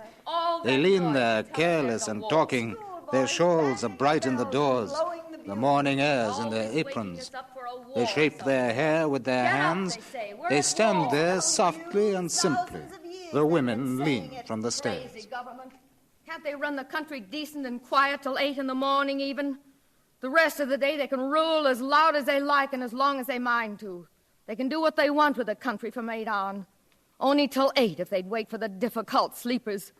Those that count their heartbeats every hour. A woman's got no time to watch the wars. Scrubbing the kitchens Tuesdays, marrying Mondays, bearing and burying, men to be born and to bury, people dying never died before. A police sergeant. He's shouting. He's marching down through the street. He's beating the shutters and shouting. He's calling them out. The cellars! Listen. Take to the cellars! Take to the church cellars! They only laugh. They lean from the open windows and laugh at him. You take the cellars. You can take them, Sergeant. Let the town policeman take the cellars. The mice in the cellars. Maybe they'll catch them. The alarm has been been given. 5 minutes have passed. In 5 minutes more, they must be here. They are coming in numbers. I do not know how many. The instructions are to occupy the vaults. These are the orders of persons of proper authority. You will march to the church by twos and at suitable intervals. Will we? And who'll be watching the pot while we're squatting there, counting the mother spiders? The police? There are frogs in the vault. There are also people's relations, not the kind to gossip either. And who will iron the underwear now that it's sprinkled? Oh, the police will. Listen to me, policeman. Perhaps it's true they're coming in their planes. Perhaps it isn't true. But if it is, it's not for housewives in this town they're coming. They're after the generals. They're after the cabinet ministers. They're coming to capture the square in the capital city. They always have.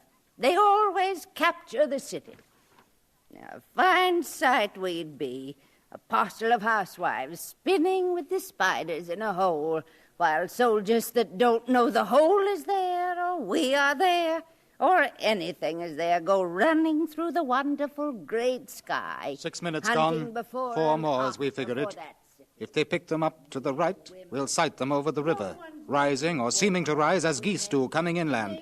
Blur of light on the fins. They're always marching past to capture something. It's all one if they march or they fly. They won't hurt us. It's all one to us if they wing or they walk. They've never troubled us yet. They've never harmed us. They never will. You are a new policeman.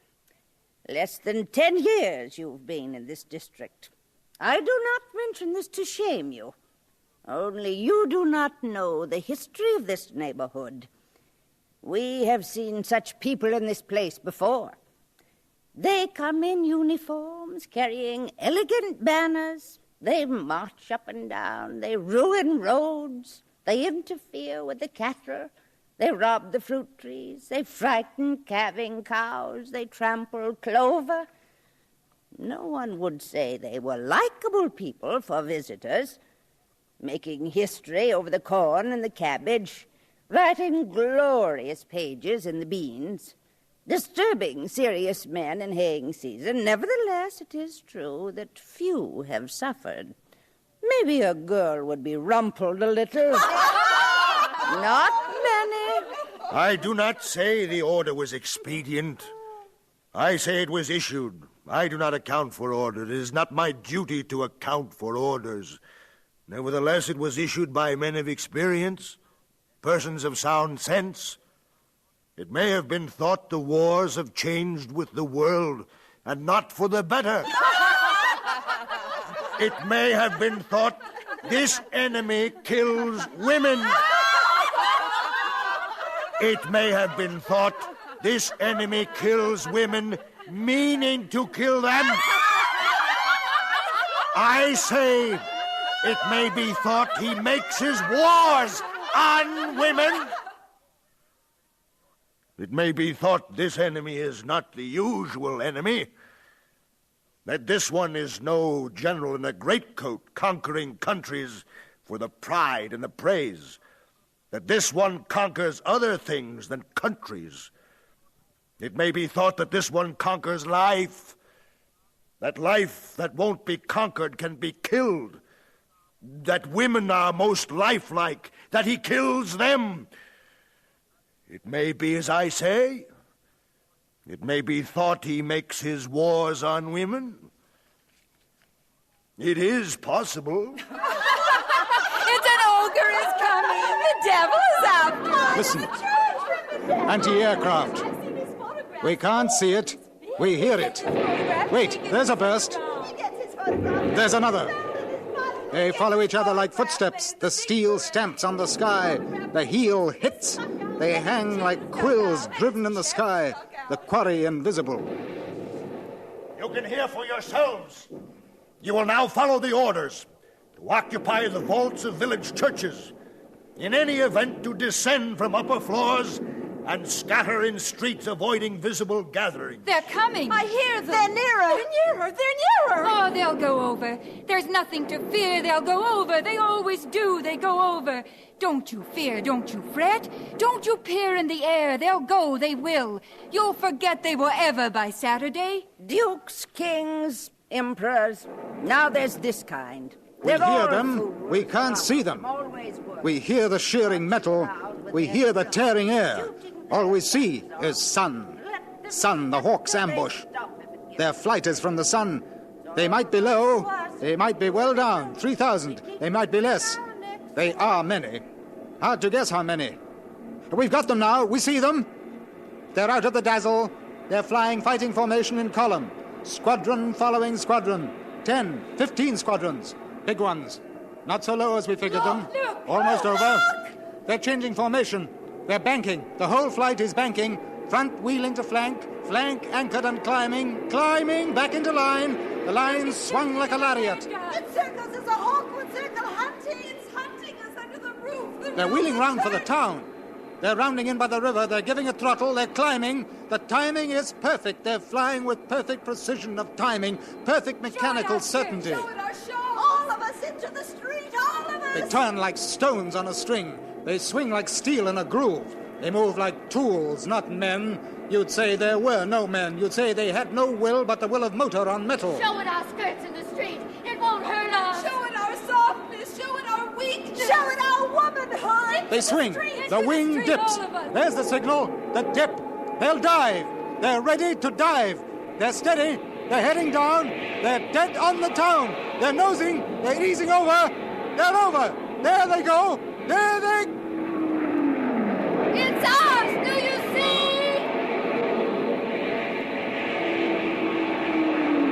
It's us! Don't you see us?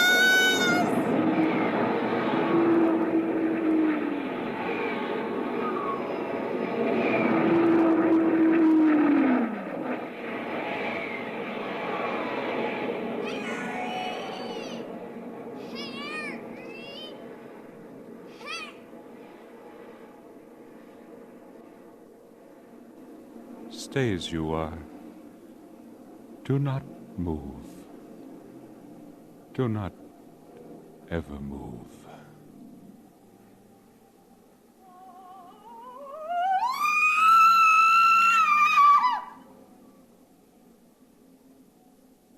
The CBS Radio Workshop has brought you Air Raid, a verse play for radio by Archibald MacLeish. Frank Goss was heard as the studio announcer and Ben Wright as the remote announcer. Others in the cast included Lorene Tuttle, Virginia Gregg, Shirley Mitchell, Ellen Morgan, Norma Jean Nilsson, Ann Whitfield, Betty Noyes, John Daner, Richard Beals, and Shepard Mencken. Mr. MacLeish's prophecy of 19 years ago is grim reality today. Headlines tell of guided missiles whistling in from enemy submarines hundreds of miles at sea. They tell of Nike installations ringing our target cities in the hope that at least most of the missiles would be stopped before they loose their deadly nuclear destruction. Some will get through, some planes, some missiles. Learn what you can do to increase your chances of survival. Contact your Civil Defense Office. Next week, the workshop will present The Road to Nowhere by Henry E. Fritsch, a story of a road that led to peace and prosperity until it linked to the outside world.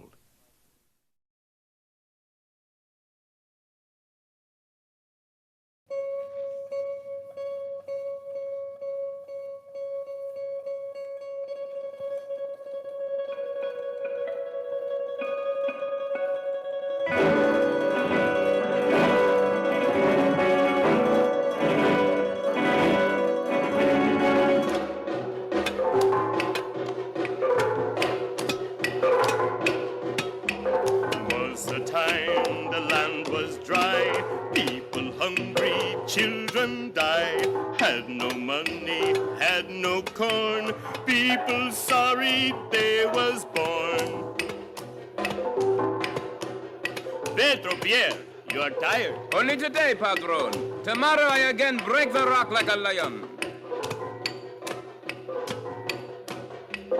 Come the road, lead round chase your tail like old Papa Pound. Work for pay, whole family sleep. No more worry, no more weep. You, Diego Jack, avante, vamonos, the road she has to roll. Bonjour, bless every foot of it.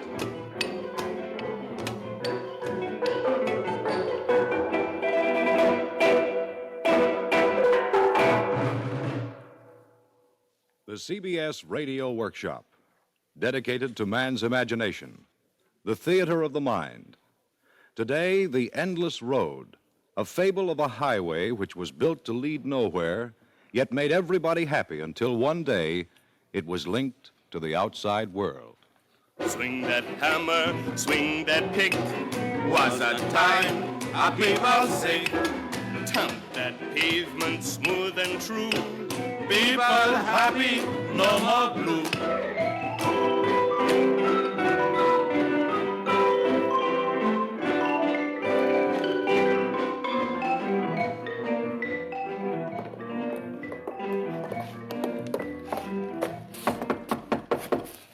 Passa!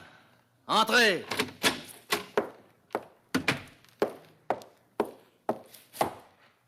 The gringos, mi jefe. Pardon, les American. Show them in. Si, senor. His Excellency, the Commandant of the National Policia, will be pleased to receive you. Thanks. Ah, Mr. and Mrs. Ranson, I believe. Ranson, Chief.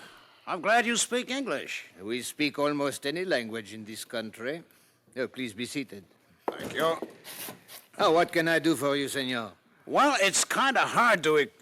our papers. I'm quite certain that these are in order, Mr. Ranson. Ranson. Oh, of course. Well, as I started to say, it's kind of hard to explain, but my wife, Mrs. Ranson here, well, she's pretty active in social work and all that kind of stuff, and she heard somewhere about that experiment you people are conducting down in the valley. Chilcopapan. Ah, yes, Chilcopapan, Saint-Cyril, a beautiful valley. I have a home there myself. You do? Yes, madame. But I regret to say we have no experiment there.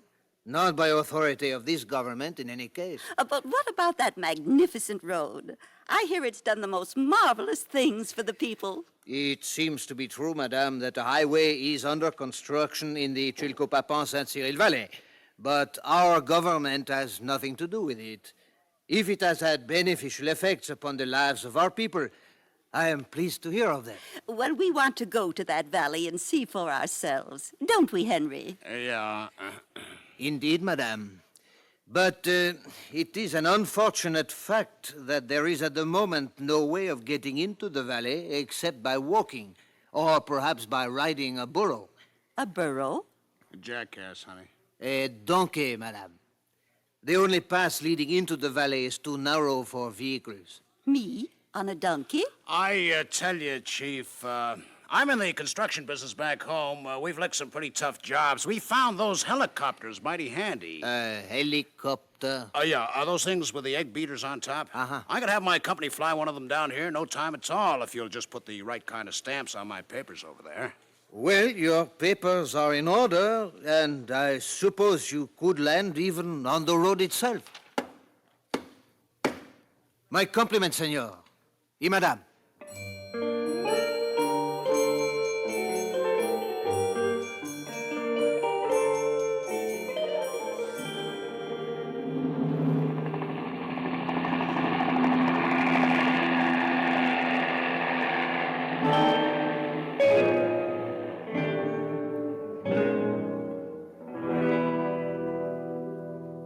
Take that rock right out of ground. Build us road going round and round. Leave us ditch all straight and clean. For bring us water, make land green. My, it is a beautiful highway, isn't it? That's not bad, honey. I see they have sense enough to build an irrigation ditch right alongside. Saves a lot of work and money doing that way. I wonder where they get their cement, though. Oh, now, Henry, does that matter? Well, honey, it kind of does to me, you know. Monsieur, I may be of some assistance, perhaps. Well, Senor, Armando Mendez Mejeves, monsieur. I am the foreman here. I'm mighty interested in the way you're building this road. Not building it, monsieur, making it bigger. Yes, that's all very admirable. But I've seen several women walking along this famous road of yours barefoot. Barefoot? Without shoes. Ah, si. But, madame, what a pleasure it is to place your feet upon this polished pavement. But these women were carrying heavy bundles. But naturally, madame, who else is there to carry bundles? Besides the burro and the women. Well, really, where is your local commander? El Commandant? I understand El Jefe is back from the capital, senor. You will find him in the Presidencia in town.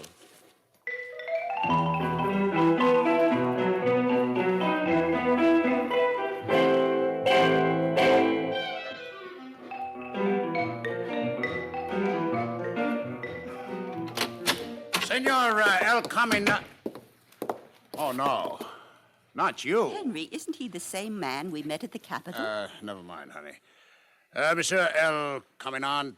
You have a retentive memory, Senor Ranson. So this whole thing is your idea. You're the guy they call El Commandant, eh? I thought you were chief of police back in the Capitol. So I am, Senor Ranson. Yes, but you're also running this valley and this boondoggle road. Which leads nowhere. It leads around the valley, madame. But whoever uses it. Our people use it, madame. And I'm certain that many burros find their burdens lightened when they march on its polished pavement. A 4-lane concrete highway for donkeys? No, madame. For our people. Who's paying for it, if it's all right for me to ask? Perfectly all right. I am, senor. With what? With these, monsieur. Uh-huh. Look, they've got his own picture on them. But of course, madame, I print them myself. Ain't that slightly illegal? Illegal? In the capital, perhaps. Here in the valley, as long as the people accept these bills for their work, and as long as the merchants exchange them for their goods, and as long as the local administration then accepts these same bills in payment of taxes, and constructs schools and hospitals and a sanitation system with their aid, who, monsieur, is to say whether they are legal or not? Why, this is preposterous. Is madame perhaps objecting to my picture on these notes? Does she think perhaps that I am not handsome enough? You're a dictator. Honey, easy. No, that I am not, madame. I have been honestly elected by my people. I have not even a bodyguard. Still, Mr. Commandant. Yes? You need some things from the outside, like the cement for that road of yours. How you paying for it? I see, Mr. Ranson, that I shall have to reveal a secret to you, in all confidence, of course. But I happen to know of a modest, although adequate, gold mine. Oh, gold mine, eh? Yes. One of my great-grandfathers discovered it. And you've been using the gold from that mine to pay for your imports, eh? But of course, Mr. Ranson. Can you think of any better way in which I could have employed it? All right, Mr. Commandant, I follow you this far, but what's going to happen in the end? In the end, I shall be shot, naturally, as an enemy of the state. But it will have been a man's life. Yes, a man's life. But what about the women? You could give them so much if you'd only let them be civilized. Are you so certain, Signora? Well, if you men don't think so, wait until you hear from the women. That road is going to connect with the outside world.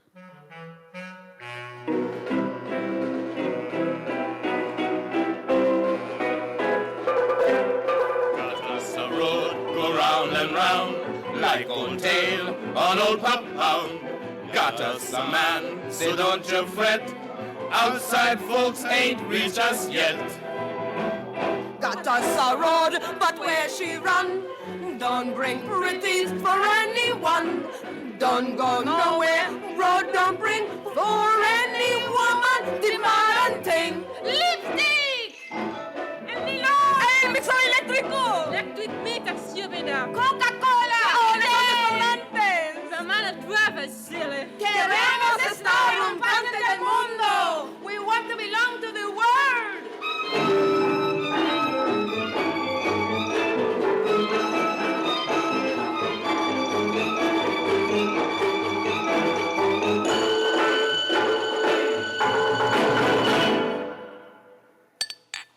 I always look forward to this first glass of beer at noon in the shade of the plaza. Senor Ranson, your charming lady has been giving our women ideas. Yes, I know. The people of this valley were content, senor, until you and Madame honored us with your visit. Believe me, Monsieur Commandant, my wife means no harm. I am aware of that. But as of this moment, I can no longer keep my constituents happy without giving them a link to the outside world. Can you build me such a connection? There is a pass, I take it. Yes, one. How far across? About 3 kilometers, I believe. Like 2 miles, eh? Something like that. How steep and how narrow? Not too steep, but very narrow. It is really only a burro trail between cliffs reaching up 200 or 300 feet on either side. Well, I'll probably have to bring some men and equipment down from the States. Give me 3 or 4 months. Agreed. I just wish I knew. Do you really want this job done? No, senor. I don't. But the people of my valley do, and I will give them what they want.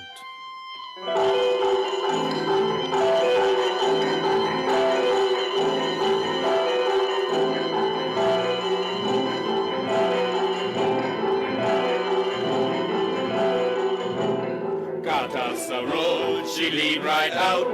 No more run, just bout and bout. Bring us good things, things galore. Won't be valley like before.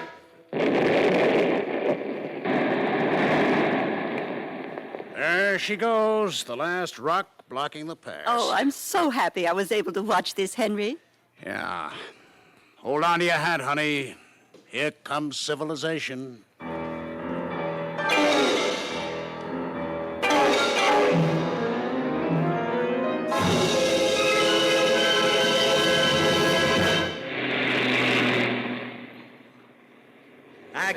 Aquí, senoras.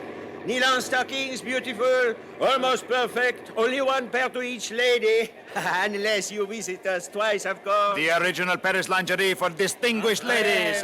Just try a look. The only place in the valley which guarantees that everybody... Ladies, why wash your family soil clothes with your delicate hands? Why waste your beauty over a tub of hot, sudsy water? See our new washing machine, especially built for you. Only 25 colombinos down. Mesdames, why you soap at all? Our new exclusive product... lose, amigos. You cannot lose. Every client is guaranteed a prize. Hey, Jose, you want to see some pictures? Want a real good address? I guarantee.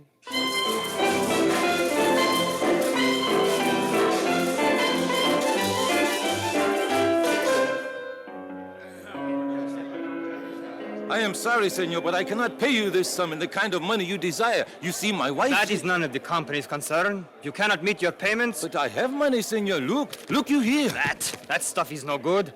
We want government money. But this is from the government. See, it has the picture of El Caminat. It was always good. Well, it isn't anymore. You can bury it in the ground.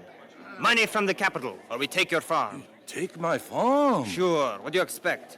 Why don't you keep your money from your wives? Perhaps, signore, you should control them more closely.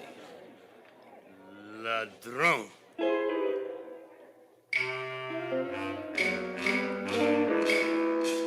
How you like your nylon stocking, Anita? Aye, where ones have long holes all the way up to here. Good thing when they see you. No danger. The men now all at gambling place to make money to pay bills. Government money. Oh, from the capital. Your electric, miss. No good. Wrong electricity. But you just got new eyes. See, but machine made for different kind.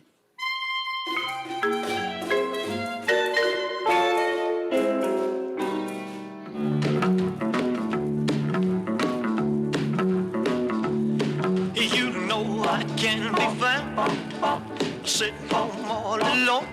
Comment ça va with the gamble? No good. Lost all my money. Gold too? Oui. Me too. Look what they give me as a prize, a little teen whistle. It is not tolerable. We should see the Jefe. The Jefe. And what do you expect the El Jefe to do? We have to ask someone what has gone wrong. Whom else but El Commandant? One among us must discuss this matter with El Commandant. Who goes, Armando? Oh, naturally. I agree. D'accord. D'accord. Very well. I will go.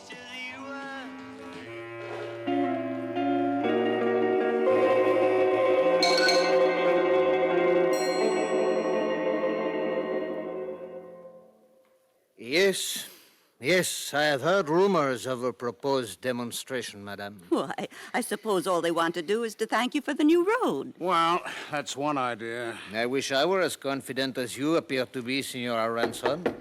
See. Armando, come in. Gracias, senor. You know Senor y Senora Aranson, Armando? Como no? Me complimente, madame et monsieur. How's it going, Armando? No sé. It depends on El Commandant. Se dependiente que?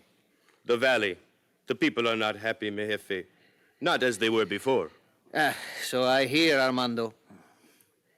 I have been appointed to speak for them, Senor Jefe. What do they think I can do? You could perhaps give them a few answers, Senor Jefe, about the money, for instance. It is no good. It is the new road that is no good, Armando. But there is nothing I can do about that now. The people wanted it. I gave it to them. Would you not tell the people about this yourself, senor? Está bien, Armando. Extend to our fellow citizens my most cordial invitation for an assembly before the Presidencia at noon tomorrow. I shall try to explain to them that I can do nothing. Armando, I'll see you out to the corridor. I want to thank you personally for the wonderful job you did for my outfit.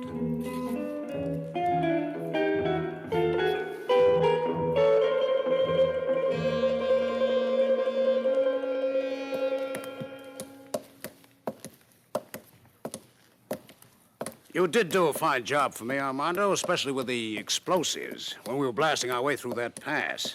Gracias, senor. Oh, no, it's no thanks to me. I never could handle dynamite myself. You know, we are due to leave tonight, Mrs. Ranson and I. I regret it, senor. Oh, so do I, in a way. Still, I guess my job is done, for better or for worse. Are the cliffs alongside the pass still as high and steep as they were about 5 months ago, Armando? Si, senor. I'd like to ask you to do me one last favor, Armando. You know, I promised to leave any explosives we didn't use with the Jefe. Would you draw up an inventory tonight? Just write down everything that'll be turned over tomorrow, and then turn your report in here at the Presidencia in the morning? Si, senor. Here are the keys to the Bang Bang Shack. You can leave them with your final inventory tomorrow. Si, senor. Adios, Armando. Adios, senor Ronson. And, Armando, take good care of that dynamite.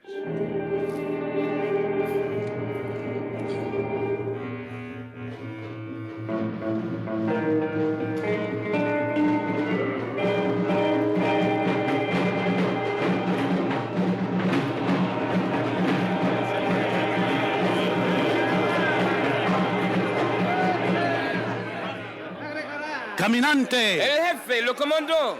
Road, la carretera. No nos gustan los extranjeros. Ladrones. Nuestro camino. Nuestro caminante. Amigos. Mesdames, señoras, caballeros, messieurs y signori, I stand at your service. Senor el jefe, I believe it is the new branch of our road. But you asked for it, mes amis. It seems we were mistaken, Commandant. I agree with you, but I cannot undo what has already been done. How's it going, Jefe? Senor y Senora Ronson, I thought you had left for your own country last night. Well, we figured maybe we'd better stick around for the doings, Commandante. Henry, what was that?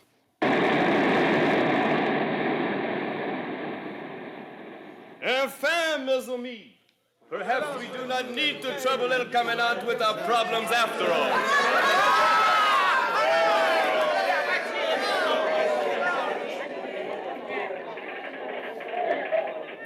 Monsieur Ranson, you, of course, would know nothing about those two big explosions. They seem to have occurred in the direction of the pass. Yes. Might have wrecked my new road. Henry. Oh, your new road. You had an interesting farewell conversation with that fellow Armando yesterday, eh? A very capable man. Isn't he? In any case, I appreciate your leaving us whatever explosives are still on hand. We shall appreciate them when we get back to work on our old road. Got us a road, lead round and round. Chase she tail like old Papa. Women back where they belong. No more sad in our song. Got us a road, now all our own. Happy like hound dog with big bone. Got us work and got us food. Die on to heaven, feeling good.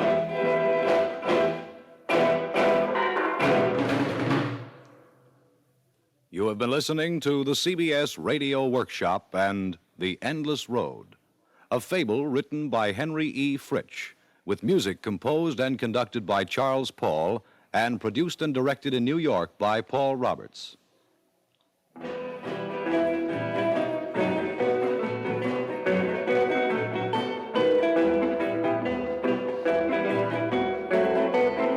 Featured in the cast were Ralph Bell as Ranson, Pert Kelton as Mrs. Ranson, Bob Dryden as the Commandant, and Leslie Scott as Armando. Others included Ruby Dee, Simeon A. Benjamin, Maurice Ellis, Ralph Camargo, Ronald Dawson, Guy Rep, Francis Foster, Daniel Ocko, Richard Shepard, Roscoe Brown, Janine Jabon, and Viney Burrows.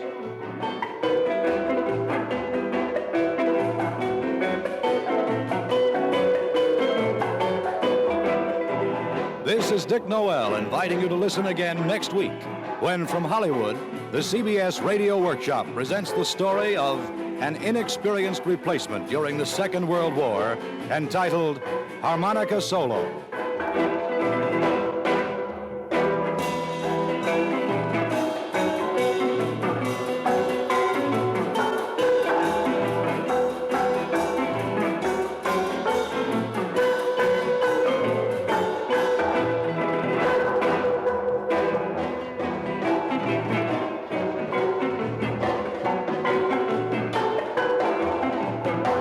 This is the CBS Radio Network.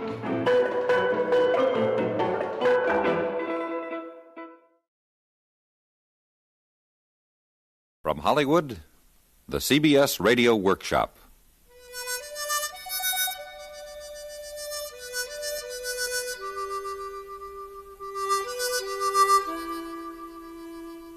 This is a war story. Not Korea, but the other war, World War II. It's about a new kid from the Repel Depot and a sergeant that's had it. Yeah, I know, but it ain't the same story you've seen in the movies and TV. It's about a harmonica, too.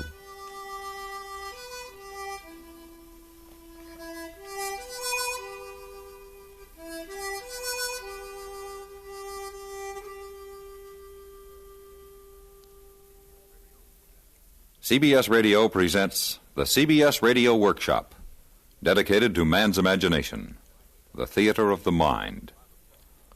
One of the prime objectives of the workshop since its first broadcast more than 20 years ago has been the discovery and encouragement of promising young talent, actors, composers, writers. We offer such a talent now. Arthur Zaguras, director of the Little Theater of Winnipeg, Canada, whose first radio script was presented over the transmitters of the Canadian Broadcasting Corporation 3 days ago, whose second you are about to hear. Like Stephen Crane, who was too young to serve in the Civil War, Mr. Zaguras was too young to serve in World War II. Yet as Crane's red badge of courage caught the spirit and the action of the war between the states, so we feel Mr. Zaguras has caught the interpersonal tensions of the war between the ideologies in William N. Robeson's production of Harmonica Solo.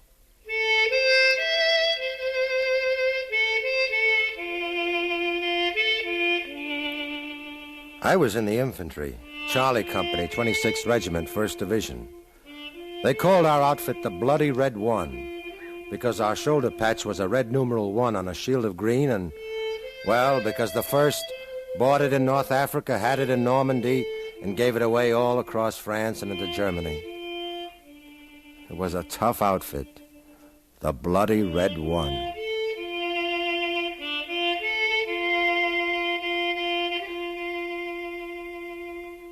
Since this is a war story, it might sound more romantic to say that we were marching through mud, but you don't march in combat, you walk. And it wasn't muddy on this road in Germany. It was dry and dusty. And the men walking in the evening, walking to nowhere, to the squeak of that harmonica.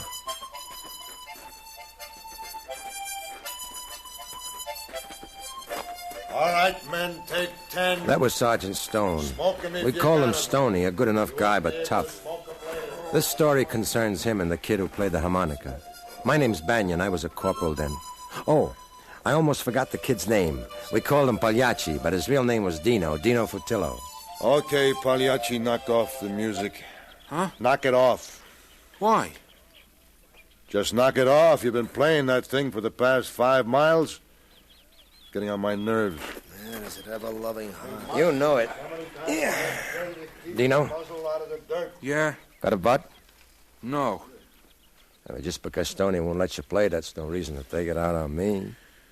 Stoney's a creep.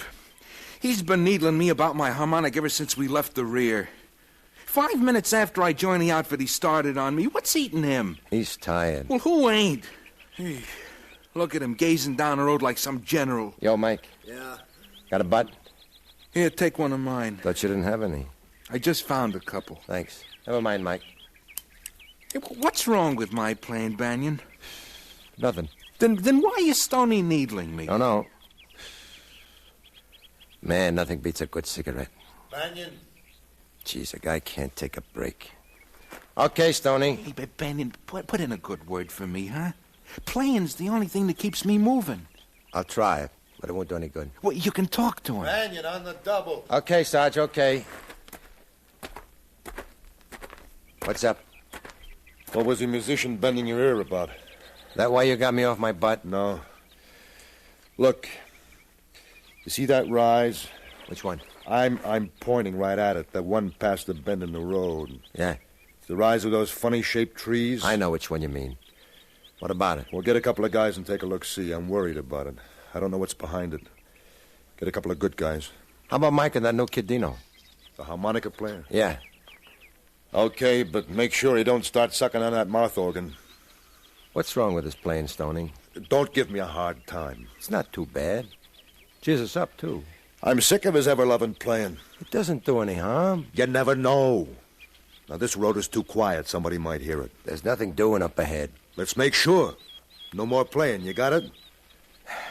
Sure, Stoney, but the kid's teed off. I don't care. It was okay back in the rear. It didn't matter. I like to make the new men relax. It helps them get over the jitters. I didn't mind then, but now it's different. He likes to play, Stoney. Look, tell him to see the chaplain. What's the matter with you, Stoney? You never used to get scared. Cut it. You're beginning to act like... Cut it, I said. Cut it. And just get Mike and Pagliacci on that rise and on the double. Okay, Sarge. And, Banyan. Yeah? I'm sorry. I didn't mean to blow my top. Forget it. Mike. Dino, come with me. Okay. We're going to check that rise over there. Which one? I had the same trouble. That one, see? Oh, yeah? What about it? We're going up to take a look-see. Yeah, did you talk to him? Yeah. Come on.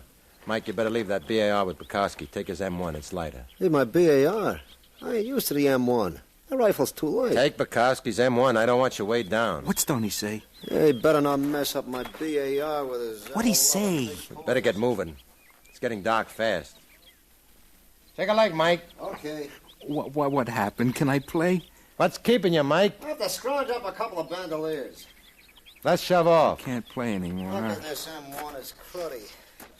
Come on, Banyan. What'd he say? Who? Stoney. He's been on my back ever since we left the rear. Yeah?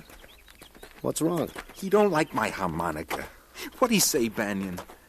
He said that you're not to play it anymore. It ain't doing no harm. He doesn't like it. I don't blame him. It stinks. I admit I don't play too good, but it helps the day go by. It's not that bad, but Stoney's right. It isn't a good idea to play it up here. Well, there's nobody around. Oh, no?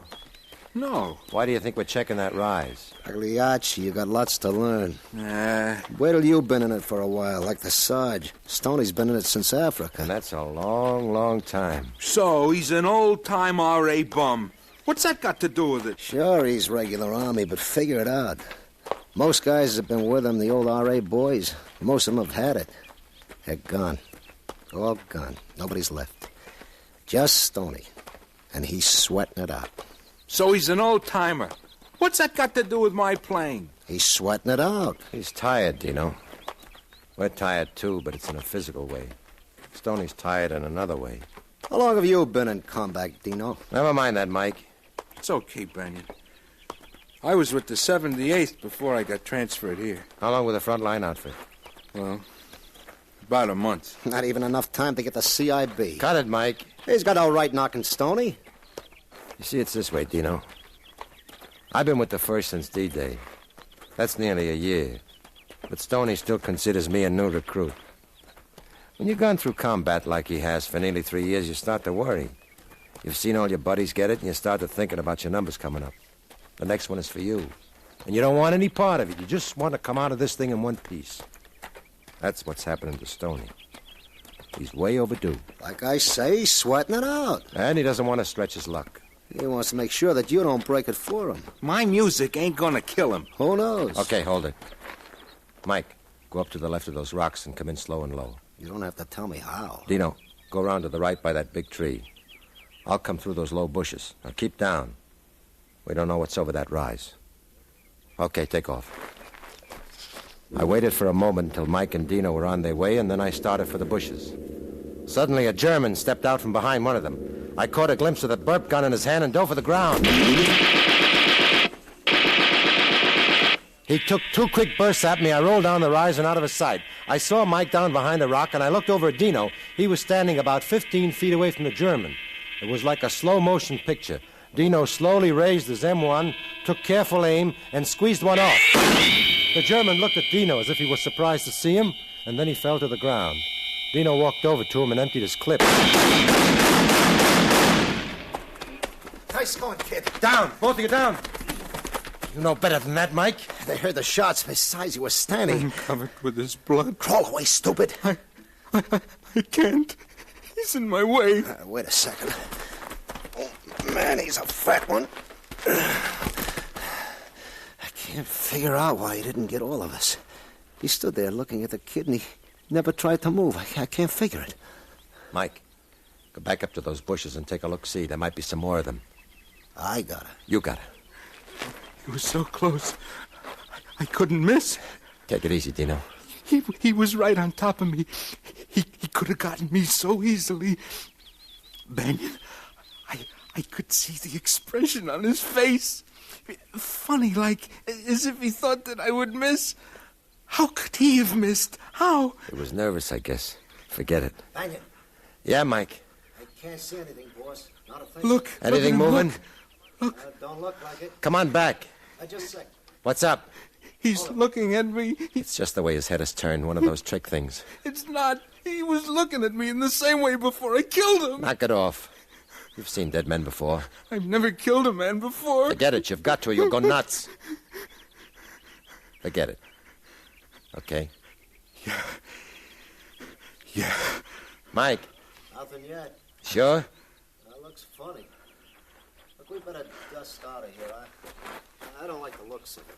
Did you see anything? Well, nothing definite, but, well, I got a feeling. But you didn't see anything? Nothing. We better go. Yeah. Let's go, Dino. You go ahead. I'll catch up with you. I didn't see anybody in those woods, but still... What's the kid doing? Oh, nothing. He's just looking at that guy. On the double, Dino. Hey, look at that crazy kid. He ain't coming on the double. He's just strolling along. Yeah. First one's always the roughest. Yeah. Kraut was probably a straggler. Yeah. Can't figure out why he didn't open up on us sooner. He had us dead to rights after we turned the bend. It's hard to figure. Look, what's the matter with that kid? Hey, Dino! Forget it, Mike. Well, if there's anybody around, they'll hear it. If there's anybody around, they would have heard the shots. They'd know by now that we're here. Does he have to play now? Mike, why didn't you open up on that guy right away? I don't know. Why didn't you? For the same reason that you didn't, Mike. It was the first time that I'd ever seen a man I was about to kill. It threw me for a second. I've never killed a man that was standing so close to me. Have you? No. Yeah, it doesn't happen that way very often. It's never happened to me before. Either I'm firing into a house, a clump of woods, or something, shooting at something I can't see. I never know if I've actually killed anybody or not. I've always felt that I've never really killed a man, but that the killing was always done by the other guy. They always put one blank into the rifles of a firing squad, and the whole squad thinks he was the one that fired the blank. That's the way it is with me. I feel I'm firing the blanks. But when you know that you have to kill a man, shoot him dead, you don't feel like a soldier. You feel like a murderer. That's why we held off our fire, I guess. Yeah. Yeah. You're the smart one, Banyan. You always figure things. The kid hasn't been in combat very long, but he'll be all right. Sure.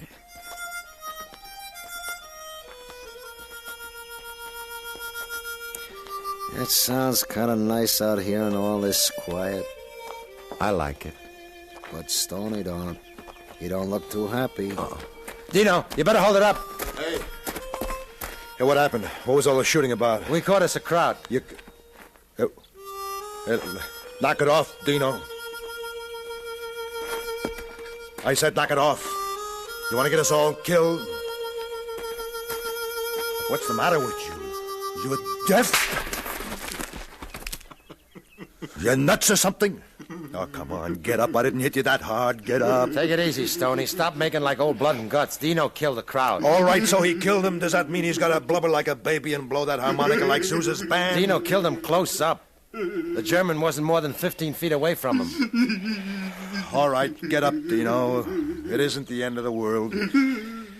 Banyan, did you see anybody in the rise? Only the guy that Dino got, nobody else. I think he was a straggler. Did you look good? Mike did. What do you mean Mike did? I sent you up. I was taking care of the kid. You know Mike can't see so good. I can see as well as anybody. Shut up! Now look, Banyan, I sent you up there to take a look around. You, not Mike. What's wrong with me? What did you see? Nothing. Great, nothing, not a thing. These woods are probably crawling with krauts.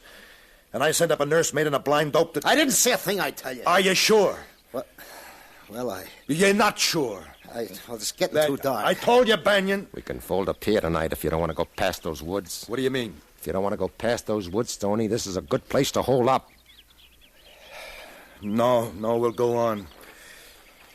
Okay, men, on your feet. Banyan, you'll take the point with me. Mike, get your BAR. Dino, you take up the rear. Huh? I said take up the rear, you and Burkowski. Why me? Stoney. Just take it, Dino, and don't ask questions. We'll split up. Half on each side of the road and stay in the ditch. Keep low and no gabbing. Don't light any butts. It's too dark. You got that? Yeah. And don't fire at anything until you're sure. Well, let's go.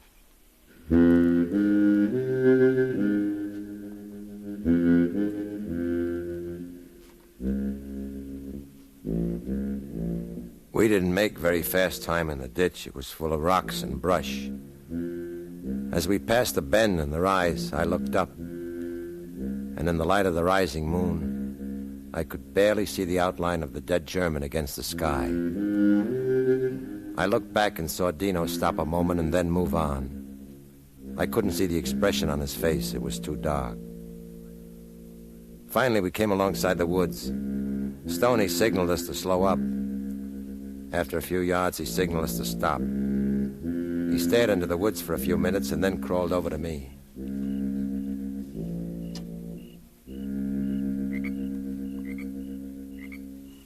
You see anything, Banyan? No. Yeah. Looks funny. Awfully funny. You sure? I don't see a thing. I don't know. We better move on. This isn't a good spot to stop. Look! Damn you, look! Don't be giving me any orders. I told you, Stoney, I don't think there's anybody in these woods. You're as bad as Mike. Why did you send him to look? Why? He's a good man. He's a jerk, and that harmonica player, 2 jerks. Can I depend upon anybody around here? You, Banyan. I thought you had some time in. And you goof off like this, I gotta pull it alone. Shall we move on? I gotta pull it alone, the whole squad. Let's go. Yeah, I guess you're right. Okay, men, move out.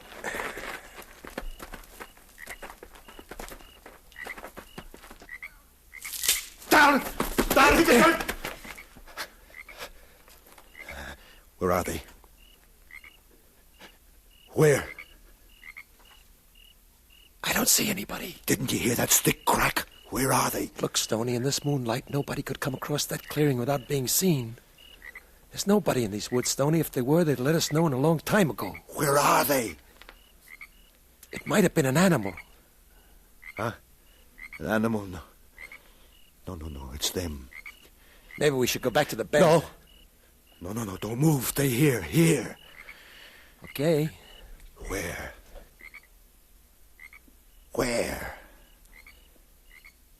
Where are they?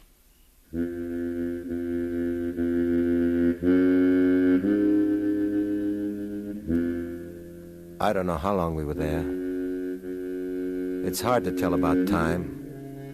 Sometimes when I think about it, it seems as if we were there for hours. And other times it seems like minutes.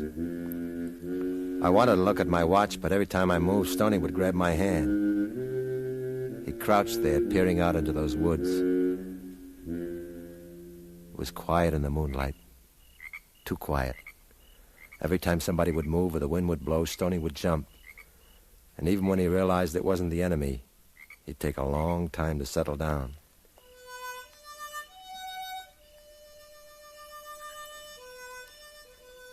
And then I couldn't believe my ears.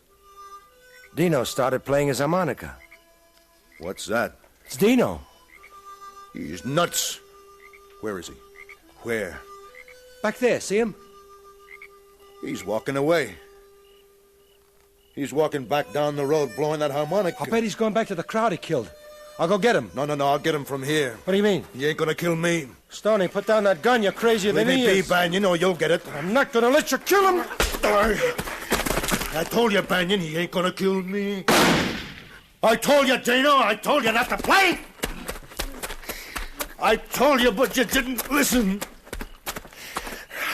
Come on, get up, Dino. I said get up. Pagliacci, get up. Come on, kid, come on. I told you not to play. You shouldn't have played. Now get up, kid. Come on. Stoney. I liked your playing, Dino. Honestly. I didn't mean it. Get up, pal. Get up. He's dead, Stoney. You get your hands off me. He ain't dead. I told him not to play. Didn't I, Mike? Yeah. Didn't I, Burkowski, Jim, Banyan? I told him. You heard me. Why did you have to start playing, kid?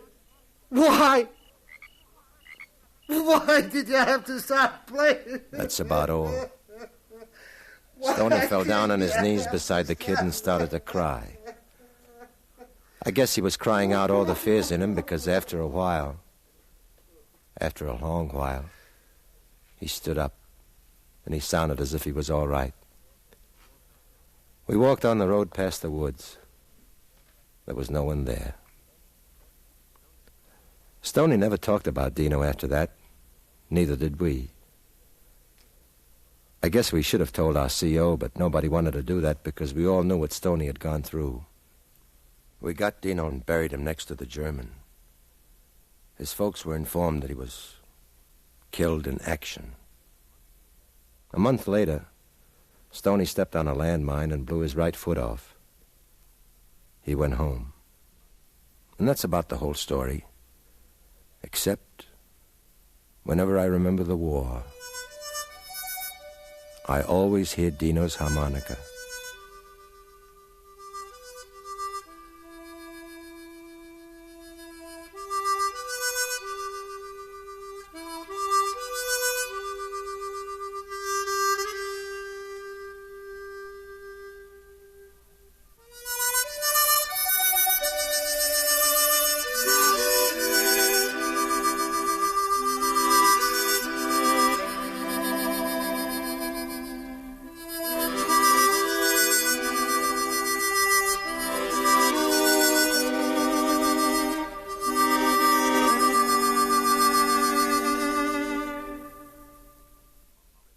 From Hollywood, the CBS Radio Workshop has presented Harmonica Solo, an original play for radio written by Arthur Zaguris, director of the Little Theatre of Winnipeg, Canada.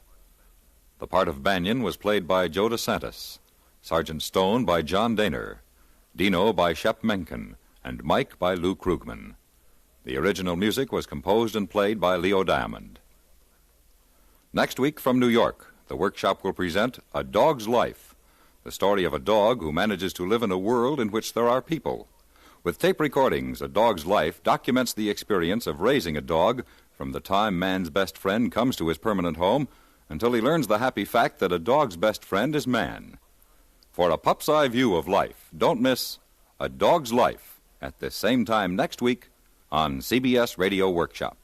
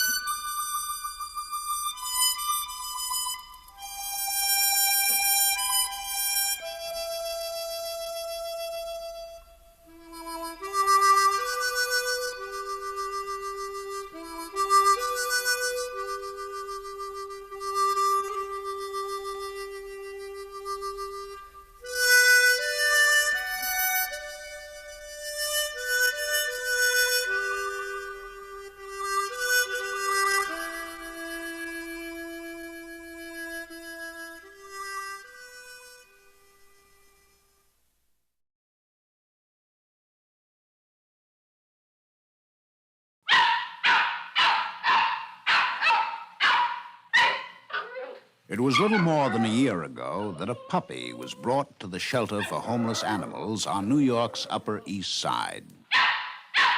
At the same time, there was a young man named Tony Schwartz, who lived alone in an apartment on the west side of town. And Tony decided that what he wanted most in life at this moment was a dog.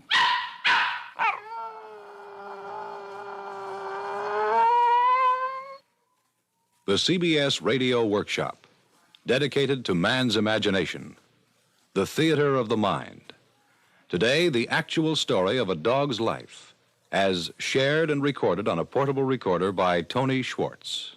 It was February 3rd, 1956, when Tony Schwartz appeared at the information desk of the animal shelter to ask for a dog. An ordinary, plain, everyday dog. You have to sign an application here, and you go in and look at the dogs, and you select something you see, and you come out, and you sign a release on it, and your name and your address. When you come out here, you have to show identification of some kind, and we fill this out for you. You pay $3 and make out a license certificate, and you take the dog home with you. Tony was passed on to an attendant who took him downstairs to the room where the dogs are quartered. On the way, Tony explained he was looking for a nice, quiet, ordinary dog.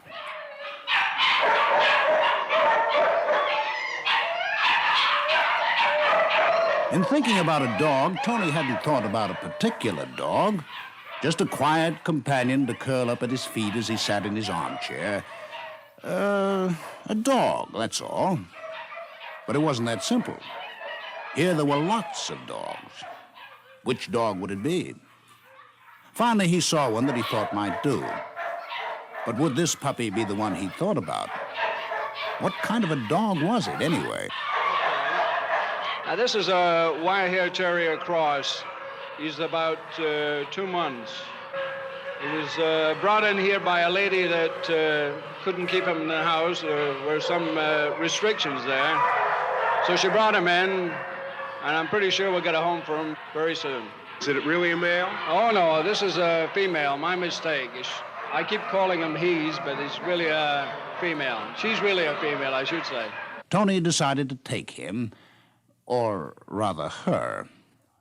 A couple of hours had gone by, and he was late for work. But the dog needed a physical examination before they could go home. Well, the most important thing to do is to have a shot of antiserum immediately, providing we find your dog in perfect health. So we'll examine him, look him over in every detail, take his temperature, examine the membranes of the mouth, and auscult his heart, see if he has any congenital heart disease, see if his lungs are congested at all, or if there's any signs of pulmonary disorder. We'll look her over and see that she's completely healthy in every respect as far as we are concerned. The serum contains antibodies. It's very similar to the polio shots in children that have been exposed to the disease. It also protects the dog during that first period that you have it at home, 10 days to 2 weeks. At this stage, I would feed approximately 4 times a day.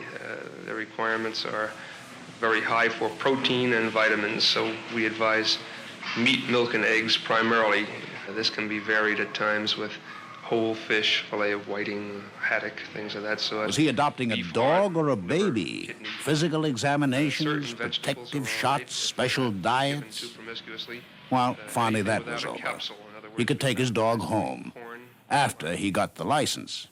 All dogs owned or harbored in the city of New York must be licensed regardless of the age. You must purchase a license as long as you harbor a dog. The license costs $3 per year. The dog year is from May the 1st until April the 30th of the following year. You'd like to know sex, breed, age, and color, and any markings, and the name and address of the owner. Tony filled out and filed the proper form and gave the man $3. In return, he received a metal tag with a number stamped on it, M7953. Now, what came next? Nothing. It was hard for Tony to believe that he was now free to take his puppy home. As soon as they left the shelter, Tony felt the small animal in his arms begin to shiver. The weather was warm, or maybe the street frightened him. Tony decided the best thing to do was to get her home fast. I want 425 West 57. Sorry, sir. We don't take dogs in this cab. Okay, thank you.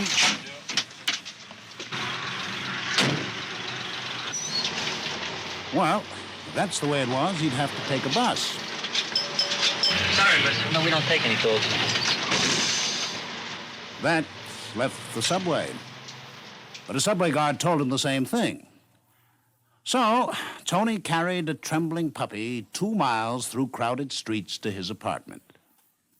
He finally set her down in the middle of the living room floor.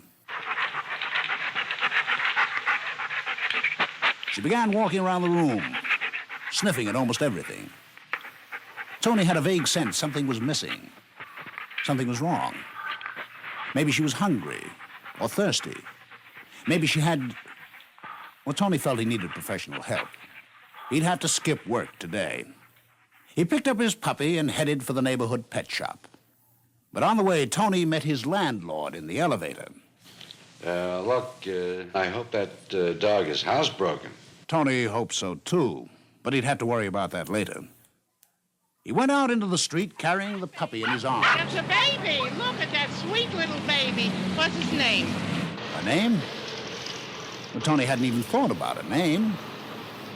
How do you name a dog? Well, he'd find out later. He's a cute dog. How come you didn't cut his tail? Clip her tail?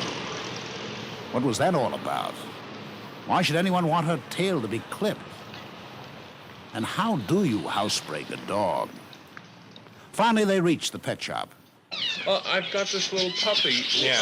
What do I need for it? Do I need a bed or anything? Well, first of all, is the puppy clean? He hasn't got any fleas on him or anything like that, has he? No. If he wasn't clean, why, you can give him a dry bath. You understand?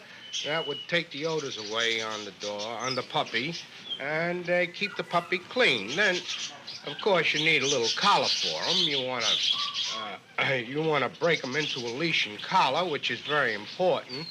And I can give you a little leash and collar. Now, of course, you need a feeding schedule, too. And I've got one here. Here's your little feeding schedule. You can read it over. If you want to ask me any questions, I'll be glad to answer them. Do I need a bed? Well, you need a bed, yes. I would suggest a little basket with a little pillow in it. And you need a couple of dishes, one for water, one for food. Toys are very good. As far as toys are concerned, you can give them a little... Tony left with a bundle of supplies, a sense of relief, and an empty wallet. Arriving home again, he prepared lunch for the puppy. Well, there was nothing wrong with her appetite. And as soon as she finished eating, Tony decided to walk her right away. But when he tried to put the new collar and leash on her... Apparently, walking beside her lord and master didn't mean a thing to the dog. Tony had to pull her out on the street. He didn't even have a name to call her by. Now, that was the next problem. What would it be? Tony decided to find out how other people named their dogs. I figured I'd use the name Louis. My dog's name is Capers. I named him after a horse, which we have. My dog's name is Boo Boo. Boo Boo the Woodlands, and her name came from our place in the country, plus the fact of Boo Boo is known as chocolate, and that's her color. And my other poodle, which is the same color, and she's called Jolly of Jura. Well, she's a little broad in the beam, so we named her Fanny. Sir Lancelot. That was his pedigree name. Of course, it's been shortened. He's Lance now, or Lancey, as the case may be. Lucky? How'd you name him? Some neighbors said, oh, what a lucky little dog to have in such a nice home. My wife says, that's enough. Lucky's his name. I said, have it luck. I wanted to give him a different name, but she gave him Lucky. Can't win from a woman. No, it's Lucky. I wanted to call him Buster or something like that, but no. But he's a nice-looking animal. His name is Hollyhouse Philippe, the real French name, so we call him Flip Flop. What is his name again? Hollyhouse Philippe. We call him Flip Flop. Peppy. When we first bought him from Gimbel's, he looked like he was more dead than alive, and he laid there in a corner, so I just figured he has no life at all. We just call him Peppy, figuring that maybe someday he'll grow up to have a little life. Sinbad. He's a child of sin, and so we called him Sinbad. Button. Because he's as cute as a button. Timothy O'Tara. Finian's Rainbow. George. Demitas. We called her Susie. We didn't have any children at the time. And when this particular dog... Tony finally bought a paper-covered book, Naming Your Baby. That evening, he went through the lists of girls' names in the book, trying out each one on his puppy out loud. He was close to the end of the alphabet when he found the name. Tina. Yes, Tina. Tony and Tina. That was it. Now, what about this housebreaking business? Again, Tony sought advice. If you want to housebreak the dog, I would suggest some scent that we have here for housebreaking a dog. What's that stuff called? Well, sometimes it's called fire plug. Very good, very good. Tony, if the dog makes wee-wee in the house, if you have to make him housebroken, you have to slap him with a newspaper. Then if he doesn't do it again, he's housebroken. I see. And if he does it again, what do? You slap him again and put him out. And then if he does it the next time, swap him out and do the same thing. But if he doesn't do it the next time, he's housebroken. It looked like time and patience were the answers. But while Tony was wondering where he'd get the time and patience, someone again brought up the matter of Tina's tail. Tony never realized that the issue of full tail versus no tail could could be such a controversial one. I definitely think you ought to cut the tail. Why? Because you're spoiling the breed of the dog. The dog demands the tail be cut. The dog demands? Well, I mean the breed of the animal. I see. So What do you mean by the breed? Well, this is a wire hair. And all wire hairs have a short, clipped tail. And this is the only one floating around in New York City with a long tail. You're spoiling the breed. All wire hairs have their tails clipped. You're spoiling the breed of the dog by not clipping its tail. Its appearance, at any rate. It isn't standard for a wire hair to have a tail waving in the breeze. It isn't right for a wire hair to have a tail waving in the breeze. I don't think it's very good to have their tails clipped, cause I think that they have enough of a tail, but if it gets too long, like when it's sad, I think, doesn't it go under their feet? Well, if it goes under their feet, it may drag along the ground, it may get dirty. And I know you can't clip it off and wash it, then hang it back on again. I don't believe in clipping dogs' tails. Why not? Because they're born with those and they have a right to them. And why shouldn't they have them? Wagging the tail is smiling. And why take their smiles away from them? The wag of a dog's tail is a smile. Tony's final decision was to leave Tina with a smiling tail. Tina gradually felt at home in Tony's apartment, but Tony's early plans for home life with the dog didn't seem to work out as he had expected. He had tried to train Tina to curl up at his feet after dinner, but it was only after Tony was comfortably settled in bed for the night that Tina wanted to curl up on his feet. And so, with Tina in bed with him, Tony reflected that at least he wouldn't have to train Tina to bring his slippers in the morning. She had chewed them up. It was not only at night that Tina was getting away. One day, she dragged him to a nearby hotel. Tony found out why. The place was full of dogs. These are obedience-trained dogs working toward degrees.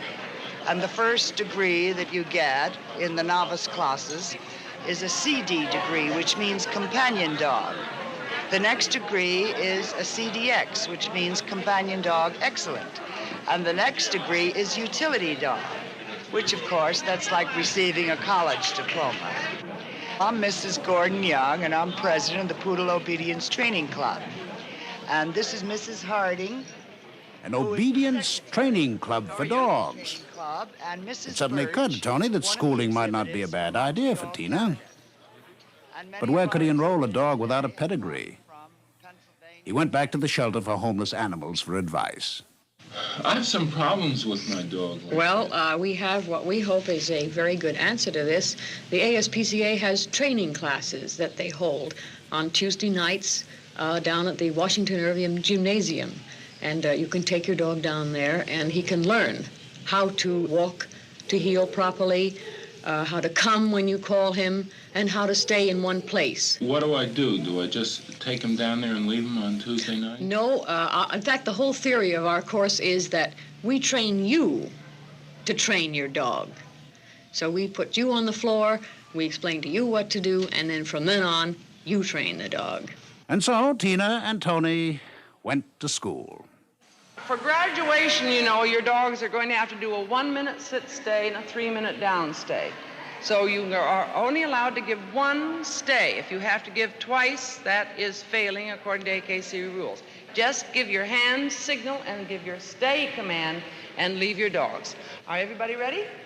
Stay. One command, and they're supposed to hold that position for 1 minute. Stay. Well, that would be failing, of course, but you've got a long way to go yet. Now, last week, for the first night, you were allowed to say the word sit when the dogs came to a halt. Now, tonight, I don't want to hear the command. I will say halt, you say nothing. But if the dog doesn't sit, spank him down and then pat him with the same hand, giving praise. All right, ready? Forward, my heel, good, fellow. Now, no command. Halt, spank, pat them. Good, fella. Spank them down. All right, just watch over there, will you? All right. Forward. My heel. Good fellow. Halt. Don't say anything. Just stand. After a few sessions, there was considerable improvement in Tina's deportment. Tony even bought himself a new pair of slippers. It was then that Tony's girlfriend suggested that since Tina was going to school, she ought to be properly groomed. Tony wasn't too keen on the idea, but they looked up the advertisements. Grooming and boarding, air-conditioned, doctor in attendance, East 67th Street, by appointment only. Good afternoon. May I help you? Yes, I'm Mr. Schwartz. I called in. Oh, yes, Mr. Schwartz. You have Tina. You have an appointment to have her bathed and clipped. Will you have a seat, sir, and I'll call the groomer out. Fine. In a few minutes, Tony brought Tina to the groomer. I brought my dog here. I hope you can do something with her. Could you tell me whether you could take this dog and do anything with her? Oh, I think we'll be able to fix her up for you real nicely. The main thing is, how do you want her clipped? I mean, like a show dog or just like a regular pet? Well, my friend told me to bring her here and get her clipped and whatever you'd recommend. Well, I'll explain it to you. The show clipping method is to strip it down. That takes longer and it's more expensive. But that's done by hand. Now, the other way is to do it with the clippers. That's faster, it doesn't take as much time, and it's cheaper, too. Yeah. And what will you do to her? Well, we will take her down on the body. We'll leave her nice and smooth on the body. The legs will be left full, just a little bit of trimming done on them. The tail will be shaved, will be plucked, and the head we'll try to accentuate, make it look long and lean, which is the real terrier head. We'll leave a nice mustache and eyebrows on her, and the ears will be trimmed. And we'll do her toenails and her teeth, bathe her. Well, she'll be a dog that you'll be proud to take on the street. She'll look real sharp. When Tony called for his dog later in the day, he wouldn't have even believed it was her, except that she recognized him. He took her over to his girlfriend to see what she thought. She's different. She's a different dog. Everybody had to hear about it. She got on the phone. She's different. She's a different dog. But the longer you look at her, she is, to be objective, she's gorgeous. She's absolutely gorgeous. The brown in her is just beautiful. But her face, I'm so sad about it. Where did you see her? I didn't know what to do. I really wanted to cry. I think he cut too much off her head, though. Yeah. Silky. Like little silk things, and they stand up. And she's like a wrinkle in her forehead when she stands her ears up. But I can hardly wait for the hair to grow on her head. I think he took off too much, frankly. The newly groomed Tina continued at school and was graduated with high honors. And gradually she and Tony began to settle down to a kind of tranquility. But then one day, Tina refused to eat.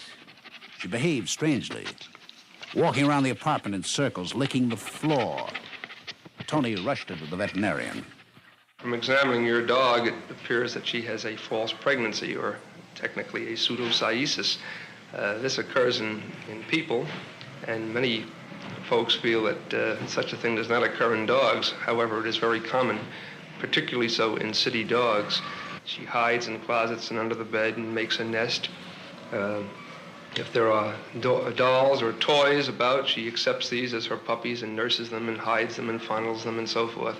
And it's really a strange syndrome. We have been able to treat this very successfully from two aspects. From the hormonal aspect, by giving female hormones.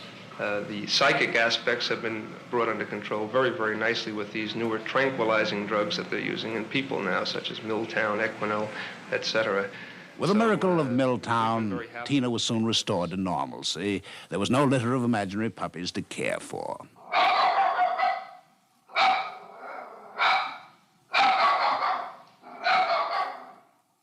In the light of what we've heard, Tina has not made life simpler for Tony. Why does he put up with him? Why does anyone want to bother with a dog? Well, ask anyone who owns one.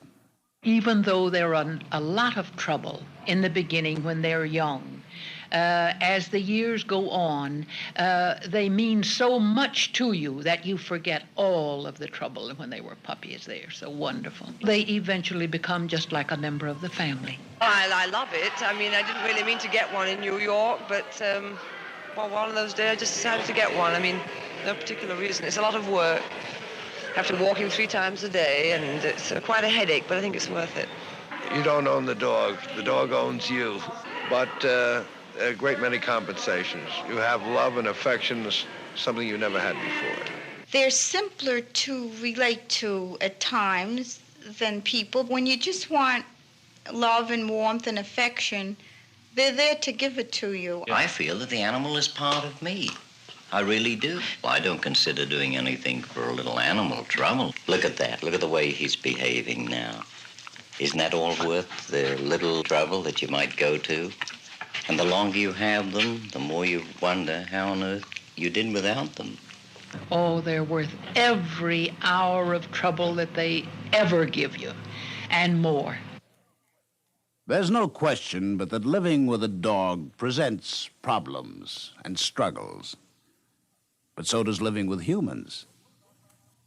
But what about the dog? He's been pushed and pulled, clipped, trained, patted and yelled at. Why doesn't he just bite his master and be done with it?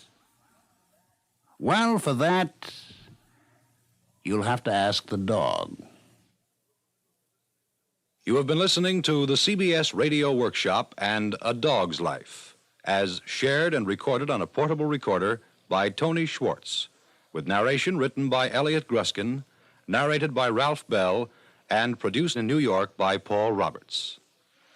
This is Dick Noel inviting you to listen again next week when, from Hollywood, the CBS Radio Workshop presents Heaven is in the Sky, an actuality broadcast of the tragedy of the Pacoima school disaster in which a disabled DC-7 fell into a crowded schoolyard. CBS Radio presents the CBS Radio Workshop, dedicated to man's imagination, the theater of the mind.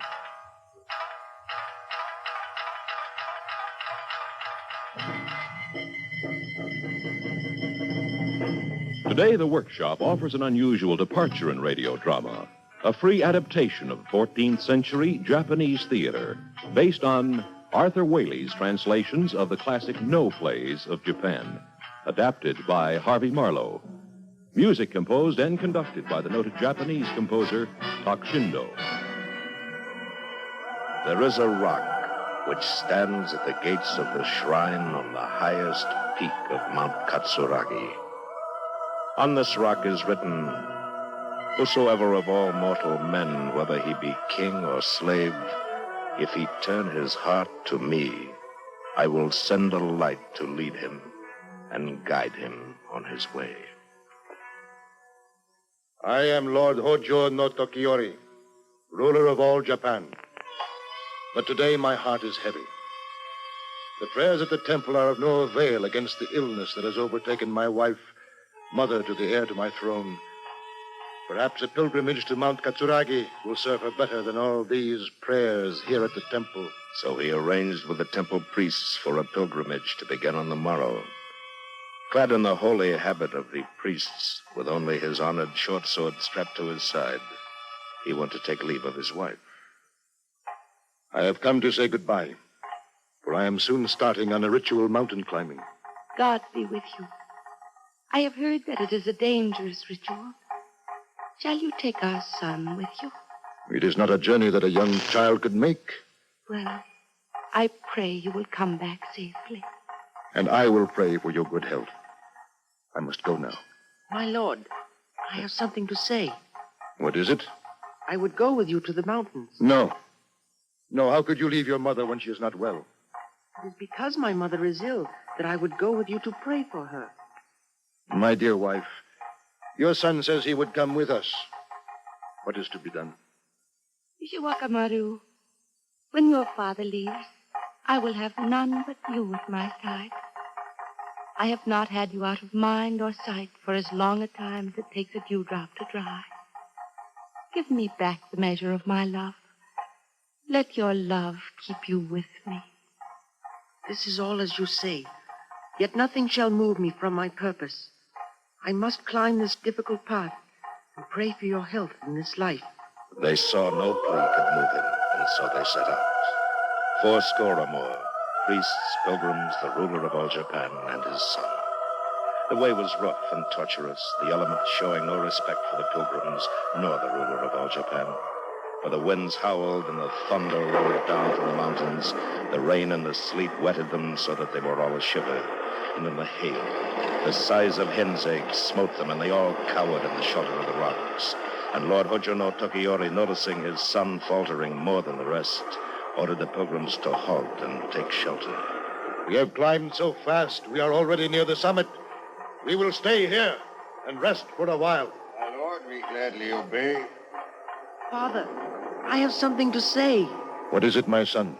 I do not feel well. Quiet, my son. Let not the priests hear you talk so, lest the spirits of the mountain take offense at our coming. Perhaps you are merely tired because you are not used to climbing. Lie there and rest. But the boy was not merely tired from climbing, he was deathly ill. And soon the color ebbed from his face. His complexion was as the coloration of the rocks around him. The priests and the pilgrims grew restless, and as they grew restless, they grew fearful. They muttered amongst themselves, and they commissioned the priest to speak strongly to Lord Hojo no Tokiyori. The pilgrims are saying that your son is indisposed. He is not feeling well, but there is nothing wrong with him. He's only tired with climbing. So you are not troubled about him? No. He will arise refreshed and ready to resume the climb in the morning. But the pilgrims would not readily accept this reassurance. All night they burnt incense and chanted the scriptures. In the morning, they gathered around the child, and they saw that he was no better. Again they grew restless, and then fearful, and they muttered among themselves, and again they commissioned the priest to speak with Lord Hojo no Tokiyori. O master, ruler of all Japan, last night you said this boy was only tired from climbing, but now he is looking very strange. Though I say it with dread, there has been from ancient times a custom that those who fail in this climb should be cast down. All the pilgrims are saying that he should be thrown into the valley. Would you hurl this innocent child into the valley? It is the custom of the god of Kumano. It is a mighty custom. I cannot gainsay it. Then the pilgrims, sighing for the sad ways of the world and the bitter ordinances of it, made ready for the hurling.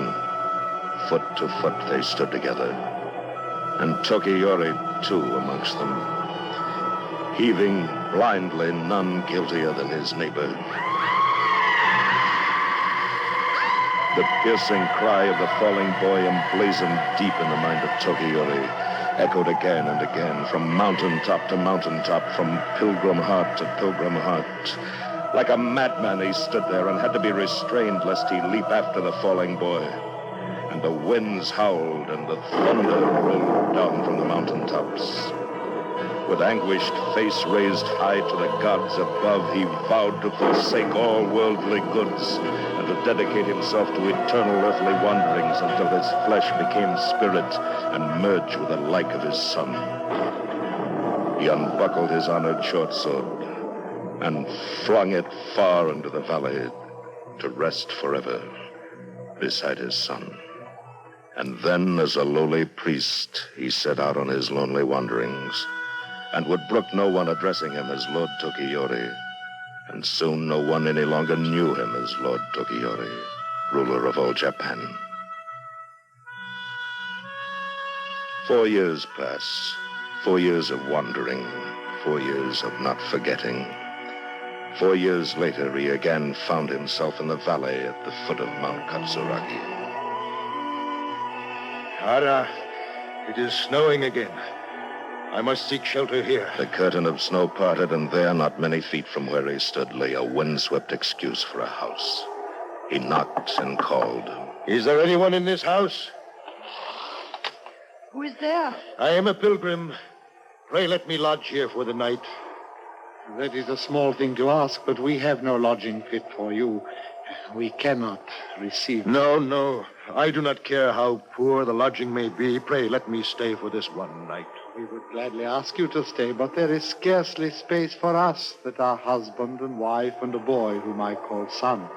You had best be on your way before the daylight goeth. So you are resolved to turn me away? I am sorry for it, but we cannot shelter you. Peace be with you. I will go my way. Alas, it is because in a former life we neglected the ordinances that we are now come to ruin.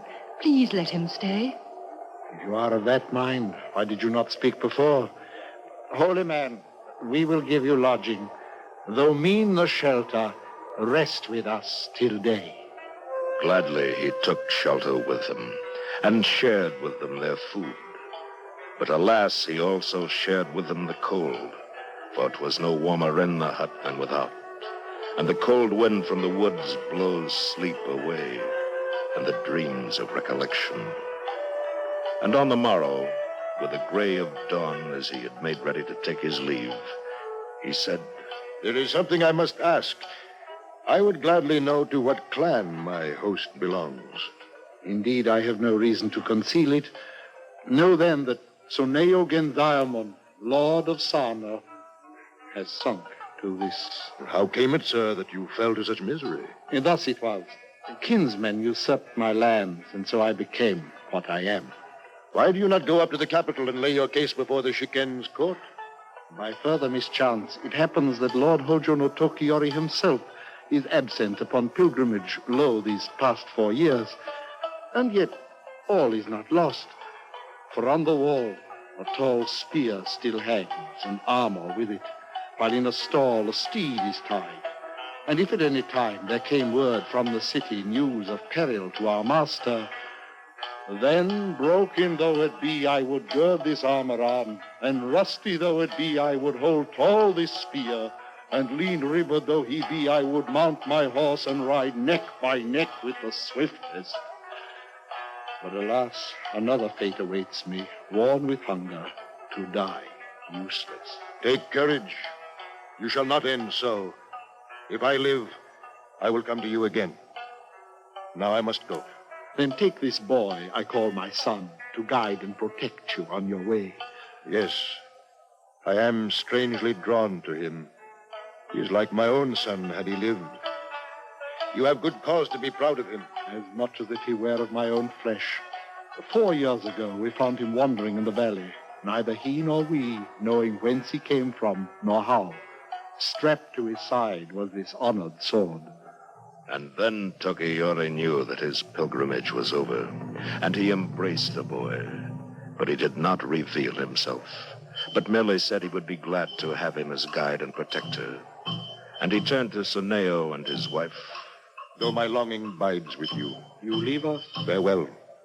You have made me happier than you know.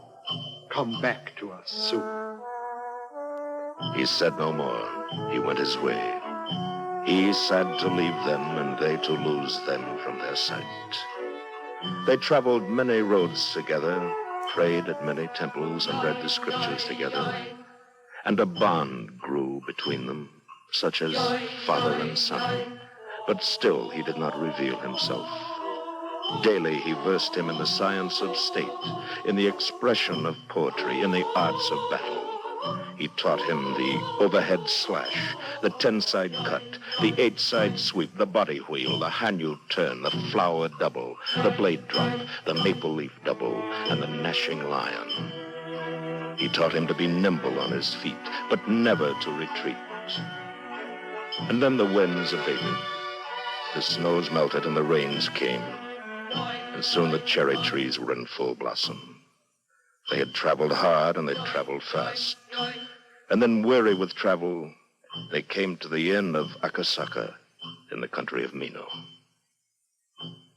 Welcome, O holy priest. You grace my house with your presence.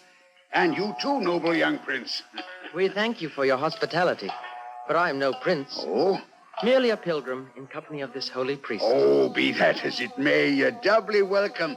While my good wife prepares some hot food for your stomach, do come and meet my other lodgers and listen to the sweet voice of Tonoi. She's renowned through all of Mino. Pleased to meet Kichiji and Kichiroku, merchants of Mino. I'm sure they will pleasure your presence on the journey tomorrow. You are many times welcome, for this area is infested with robber bands who prey on merchants such as us. We cannot hope to outnumber them, but perhaps they will not impede our journey if we travel together with a holy man and so stalwart a young protector. We join you gladly. This sword that serves this holy man shall serve you as well. Then join with us in some food and wine. It seems the geisha girl would approach us. Come closer, girl. What would you say? I have words of warning for you. Then speak without fear. We listen readily. Be on your guard, gentlemen, for the outlaw Kumaske has got wind of your coming and the gold you carry, and has sworn to set his brigands upon you tonight. All is now lost. What are we to do? How can we defend ourselves against the hordes of Kumasaka? Let them come in what force they will. Yet if one stout soldier go out to meet them, they will not stand their ground, though they be 50 armed men. What can one mere stripling do against so many? Perhaps we can trade them our gold for our lives? Nay. You shall walk over many dead bodies ere you have to give up your gold or your lives. Holy man, give me your blessing ere I go. Go, my son. Go with God. And remember well the lessons I have taught you. And know this, too, ere you go. 4 years ago, my son was lost to me, but the gods were kind. I found him again in Tsuneo's house. The boy embraced his father, and then turned to the others. Now arm yourselves as best you can, and wait here. I will go out to meet them. And while he spoke, evening passed to darkness. He found himself a place where only 3 or 4 could pass abreast, and waited. The night was still. No sound but the crickets and the quick breathing of the boy. The moon was bright and cast many fearsome shadows around him. But neither evil spirits nor evil men could chill the heart of little Ushiwakamaru, son of Lord Hojono Tokiori, ruler of all Japan. And then, a wave of sound of horses and men roared over the hill. In they rushed, each jostling to be first to cut down the stripling. More of them and more in a wild onslaught. Not even the god of peril had dared to face them, but little Ushiwakamaru showed no fear. He drew his belt sword and met them. The lion pounced, the tiger leaped, the bird pounced. He parried them all. The body wheel, the Hanyu turn, the flower double, but they could not prevail. 30 there were who attacked him. Now 13 lay there who were dead. And others, wounded, flung down their swords and slunk back weaponless to report to Kumasaka. And then Kumasaka cried, What demon of God can he be, under whose hand all these are fallen? For a man he cannot be. Shall Kumasaki Chohan be worsted in tonight's affray? Where could he then hide his shame? If he be but spirit, covered with flesh, I will cut him asunder, or die with my men. Come, robbers, to the attack! So with mighty voice he called them to him, and they, raising their war cry, leapt to renew the assault. Fast as the wind they rode, none daring to overtake the mighty Kumasaka, lest they be the first to meet the lightning thrust of Ushiwakamaru's blade. And suddenly, there he stood, waiting. So tiny he appeared against the tall mound of slain bodies. Yet so unperturbed he seemed, Kumasaka's heart was chilled with the sight. But he measured by eye Ushiwakamaru's 2-foot blade against his 5.5-foot sword.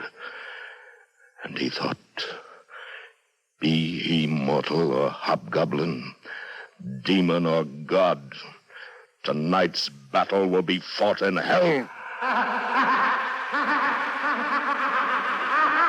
And he forced wild laughter from his throat to ward off the chill in his heart and perchance to frighten the boy. But none of his men joined him. All stood silently by. Slowly they emerged in the circle of battle, each waiting for the other to spring. Warily they circled, cautiously they moved. And so they fought, now closing, now breaking. Again and again, Kumasaka strikes. Again and again, his blows are parried. And then Kumasaka, deeply versed in the art of the battle sword, lunged with his left foot, and in quick succession he executed the 10-side cut, the 8-side sweep, the body wheel, the Hanyu turn, the flower double, and Ushiwakamaru countered with the blade drop, the gnashing line, the maple leaf double, and the bird box. Thus, 1,000 bouts they fought, neither wearied, ever strong. And then Kumasaka, losing patience, threw down his battle sword and, spreading out his great hands, rushed wildly forward. But Ushiwakamaru dodged him as he passed, mowed around at his legs. Kumasaka fell with a crash. And as he struggled to rise, the belt sword of Ushiwakamaru smote him clean through the waist. And Kumasaka, that had been one man, lay cloven in twain. Then Ushiwakamaru, mounting Kumasaka's steed, made his way back to the inn. Lord Hojo no Tokiyori, overjoyed at the safe return of his son and his miraculous accomplishments, had this to say. Now that I have a son to share my throne with honor and serve my people with integrity, I would return to my wife and to the affairs of state. When the pale moon fades from this night sky, we will pursue our way toward the capital. That very morning they set out on their way and reached the capital without further mishap. And there was great celebrating and rejoicing awaiting them. There were fireworks and cannon, parades, entertainments and pageantry, feasting, and much spilling of wine. The temple bells tolled for the safe return of the ruler and the young prince. And heeding their call, the ruler, his wife, and the young prince forsook the revelries of the populace and spent 2 days fasting and praying to the great god of Kama. And when they returned from their meditations, he issued a proclamation. This public notice is hereby posted. If there be those amongst you who would challenge my return to rule this land of sunrise, then mass your armies and declare your aims. Or if you be of a mind to serve your ruler loyally and true, then come in full regalia and receive my blessing and my love. They came from far and near, barons and dukes, lords and masters, chamberlains and chancellors, samurai and soldiers, pilgrims and priests, farmers and merchants, fishermen and sailors, freemen and slaves. They came on horses fat with fodder, on rickshaws rickety and worn, in carriages resplendent, in clothes raggedy and torn. And along with them rides Tsuneo, haggard and wan. The horse is old, it cannot hasten, neither whip nor spur can urge it on. His armor is dented, worn and dusty, his spear is tall, corroded and rusty, but he moves like a man dedicated to serve his ruler, his country, with determination and nerve. Many a road was traveled, many a day had set to rest, until all were assembled in the great courtyard of the palace, and the ruler called to his attendant.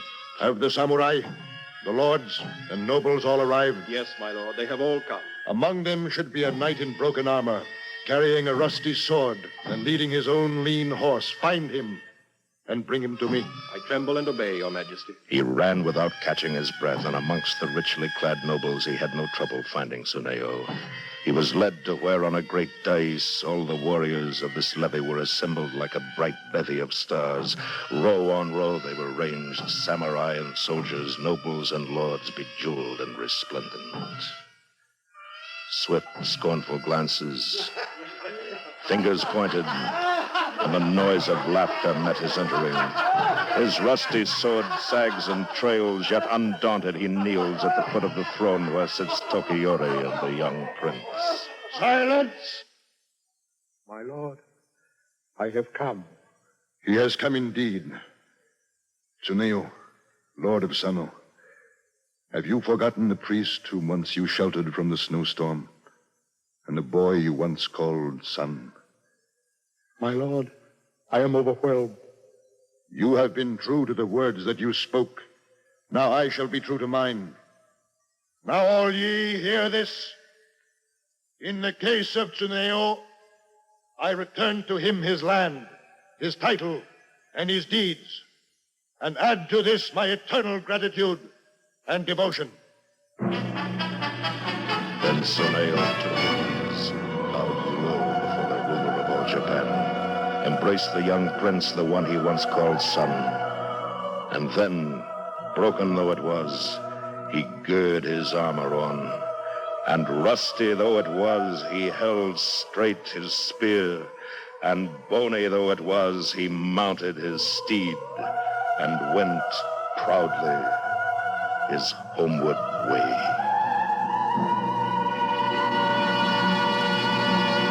You have been listening to a free adaptation of early Japanese theater written by Harvey Marlowe.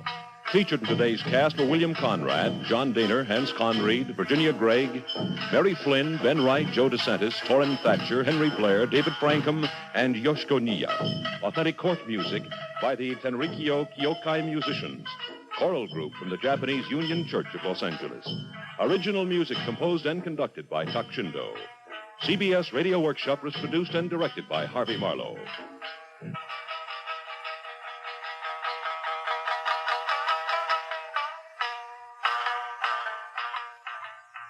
This is the CBS Radio Network. This is Maxwell Anderson. And I, together with Brooks Atkinson and Thornton Wilder, have just served as one of the judges on a verse playwriting contest conducted by the Academy of American Poets in association with CBS, which has resulted in money awards for the winners and a radio performance for the winner of the first prize. Poets need material rewards.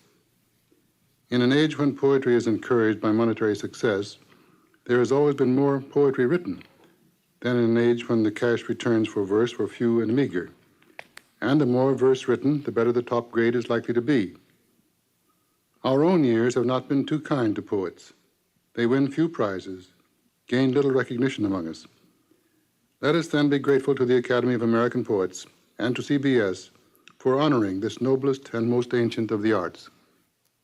The CBS Radio Workshop, dedicated to man's imagination, the theater of the mind. Today, Carlotta's Serape, by a newly discovered young poet, Miss Rose Orenti, with a special score composed and conducted by Lawrence Rosenthal. And, to set the scene, Mr. Maxwell Anderson.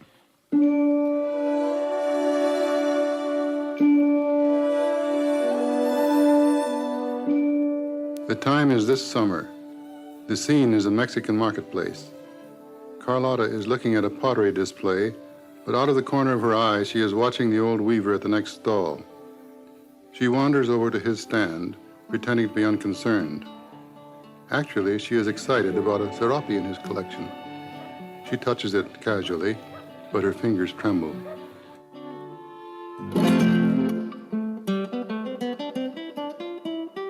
Sir, it happens that this wretched rag has caught my eye.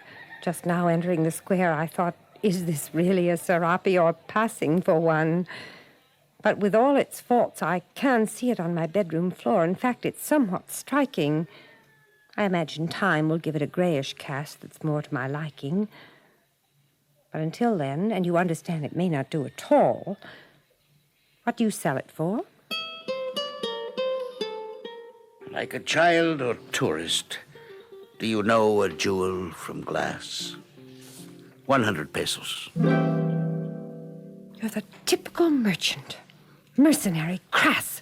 You call this a selection? What have you got, 4, 5 serapes? Well, if all you can do is shrug, I see I've turned off in the wrong direction. It only happens, does it, that this caught your eye? It happens that I've seen you pass this stall at least a dozen times today. What are you prepared to pay? Old man, you've got your gall. 25 and not a peso more. That's final and that's all. Perhaps you'd like it free. Since it's only to step on, you say, to crush beneath your heel. But is beauty mauled without remorse? No. Ravishment takes its own revenge. Of course, this may be what you want. All sorts of bargains go on, including the ones you make with yourself. Let's not wrangle. I've heard your craftsmanship is great, and I will concede the point, make it 28. Quite a concession. I've had my fill of customers who bargain for a dream and then don't pay. Say what you like and leave it here. If you don't take it, some tourist will. By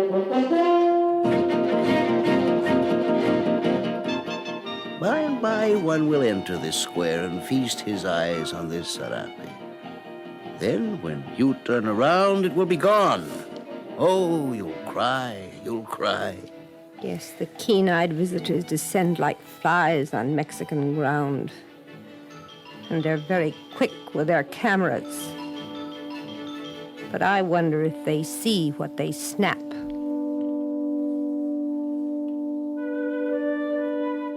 Orizaba, with its crown of snow, will make a touching photograph. Already I cry, old man. I wear myself out with grief. Each time our mountain dies, pressed airlessly in an album leaf. You do not cry for the mountain, no. Yes, I will say it. I saw your visitor, and you beside yourself with delight when he caught your image and reduced you to black and white. He called you Carlotta. Is that right? That's my name. But how do you know? How is it that you never sleep? On all this square, siesta strikes the timid. And while they nod, you sit among your wares and watch like God. You are unfair. I must watch to weave. I weave what I see. Old man? No, of course it couldn't be. Anything can be. Old man, have you woven me?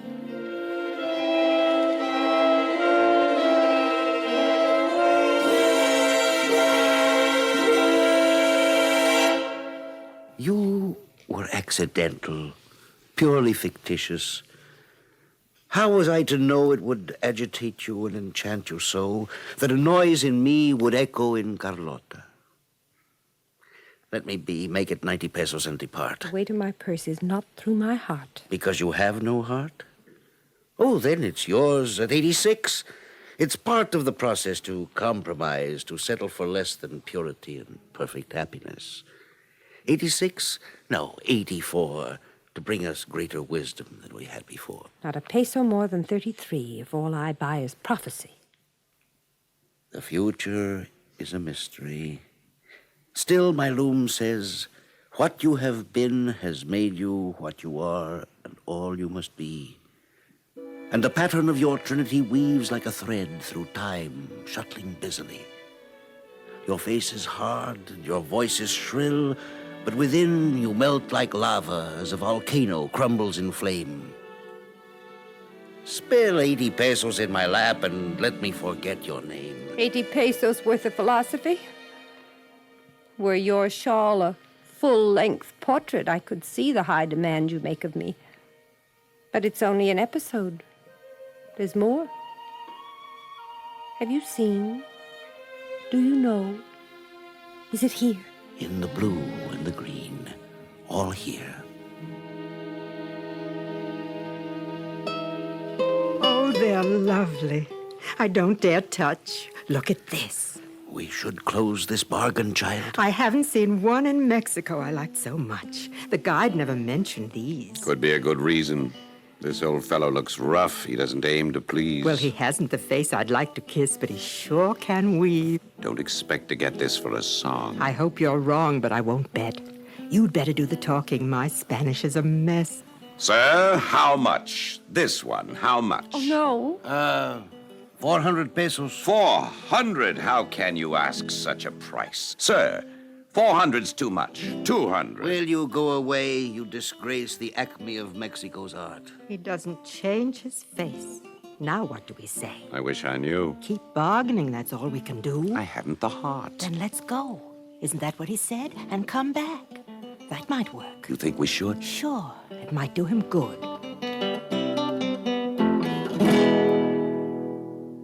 Why did you do it? You could live for weeks on 200, and even an artist has to eat. As I thought, you're too quick with the tear. It's my function to weep. But you know this, and at least you do not mock as he did sometimes. Tell me, old friend, is that also here? In the yellow, in this infinitesimal dot? It is here. It is also here. Tasco also? Also Tasco. How did you know? Or shouldn't I ask? Nothing escapes my sight. When you returned, you came to pray. You lit the taper, but it did not burn as brightly as your sorrow. And that's the gray, is it not? Near the fringe, this little sliver? Yes, the gray. I wondered, black or white, so I made it gray. I was glad you came back. Is Tasco still what it was, as they say? By law, it cannot change. But Tasco's of the eye and changes with the heart. Ah, Mexico's Olympus. I remember how treacherous pathways wind down from what is Paco's now to the silver mines. Are they still there? Oh, they are. My friend called it atmosphere. He named it the Candid Muse and saw it everywhere. I'm afraid I shall never see Tasco again. 200 would buy all that. As for 3, too fine a price, a legacy. Daughter, acquire your dream and I will relinquish mine. 63. 40. You gamble perversely to lose. It tempts me to make the sale. Perhaps if I thwart you, if you got what you thought you wanted, you would recoil. The shock might change you. But of course, if you didn't see it yourself, I'd only fail. You have to choose, not I. You know that 100 is not too much, not even enough for this fabric of my soul and yours. Call my bluff. Sir? Sir, we have circled the square, and I must confess, not here nor elsewhere in Mexico can anything compare with the beauty and finesse of your handicraft.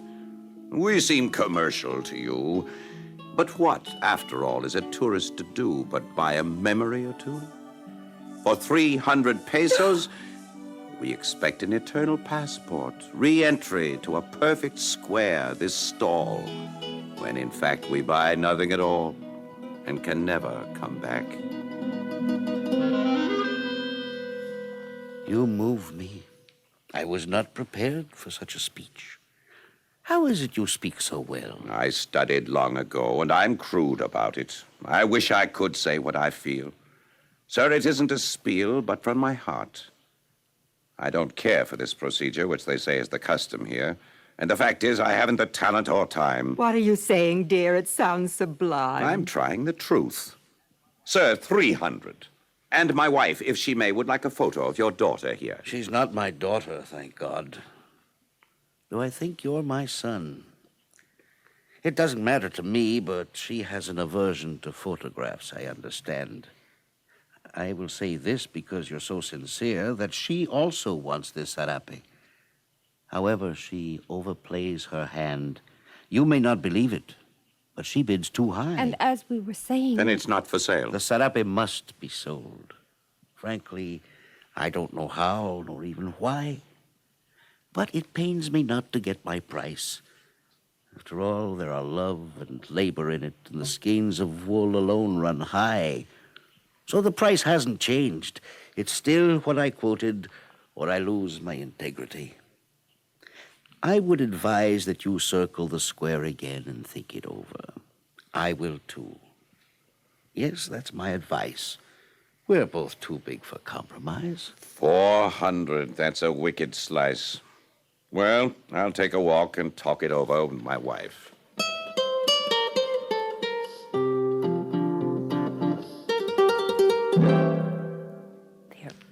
the same. He reminds me... It's not the same. For shame that you always add 1 and 1 and get nothing. For once resolve your balance and buy for a meager sum, and there is something you must pay, a little happiness. We cannot argue all day, and the bus leaves soon. It's bitter enough for me to vend on this mart. I can't take on your cares or weave your pattern forever. Restore me to my own identity. For an artist, you have a practical mind. In fact, you're American at heart. If this is a jest, and it certainly is unkind, then you will surely fail the final test. You test me. I teach you, for which forgive me. Had I myself the flair, some other fool would be the weaver, and I an American millionaire. One loser detects another soon enough.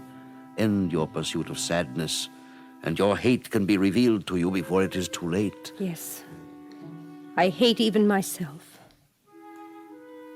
But you know, since I started to talk to you, it seems to go, to dissipate, and leaves a bottomless pit, a vacuum, because nothing replaces it.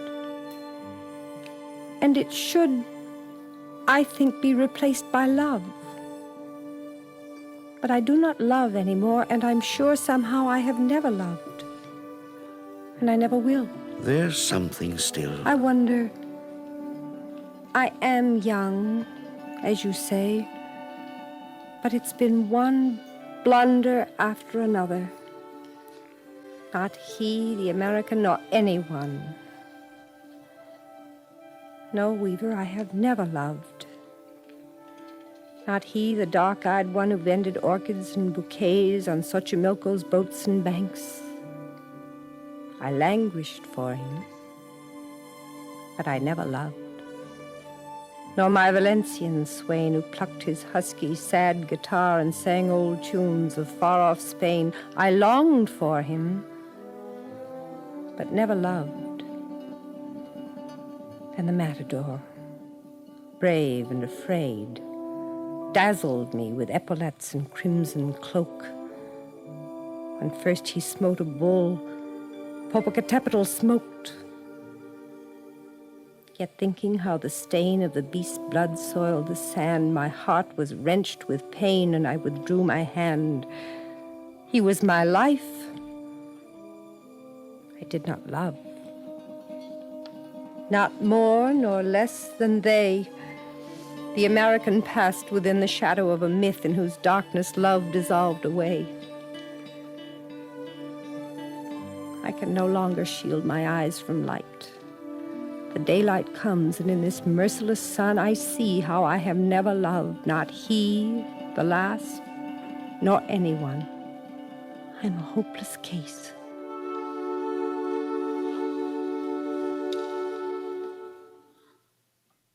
To know it is to claim redemption. From now on, when your heart cries, follow, do not pursue the anguish that calls out to you. Unlearn and learn until the patterns flow together and you weave your own Serape.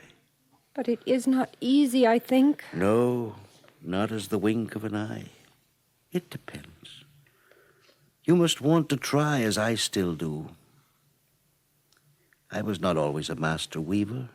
Even yet threads get tangled in the loom, and I lament the poverty of my inspiration and sulk like a prophet of doom. It's hard to believe. Because for the most part, I learned that I cannot grieve. I must always wrestle with temptation, but my grief fares badly in the light of day. Weeping reproachfully outside my house, he mourns the bat-filled attic where he can no longer stay. Upbraids me for ingratitude, reminds me constantly how he partook of my largesse in solitude. Pity your exiled friend, grief sobs. And almost I decide as I soften to his tear-stained cheeks to call him back inside. Oh, pity, not because grief cries, how well I know this fawning look precedes his spate of lies, but that my house is lonely. Now he speaks, aware of this, more softly and persuasively, of all that we have shared, He argues life is static without the gold of misery. My heart is wrenched, and even as I gasp in prelude to fresh pain, his eloquence and tenderness become the sibilant hiss of a poisonous and fatal asp. He rushes to the door, and I throw my last weak strength against the panel at the knob. The weak walls tremble while I sob until with all the power that is left to me I shout, "Pity, yes! But not because you are my friend, but because you know no better than to be my enemy."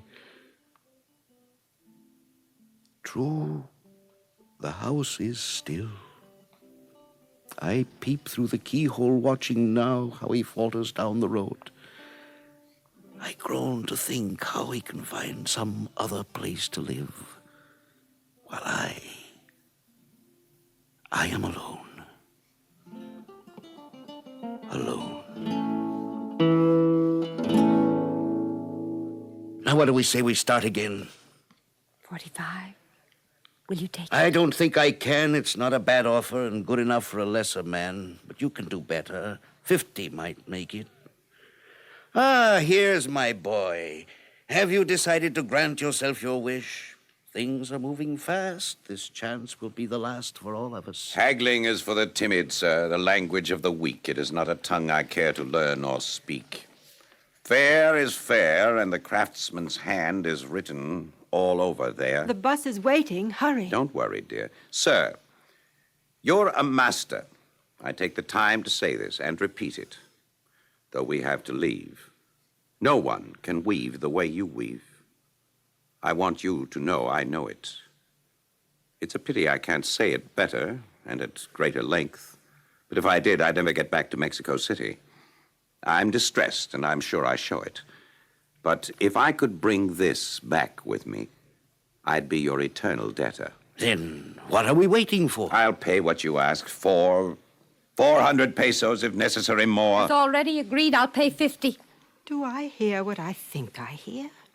Or do my ears deceive me? Did she say 50, 100? She said 50. That's 5,000 pesos, honey. I'm afraid it's perfectly clear. But she's only a girl, a baby. Does she have that kind of money? I don't get it. Maybe they're poking fun. We have to forget it.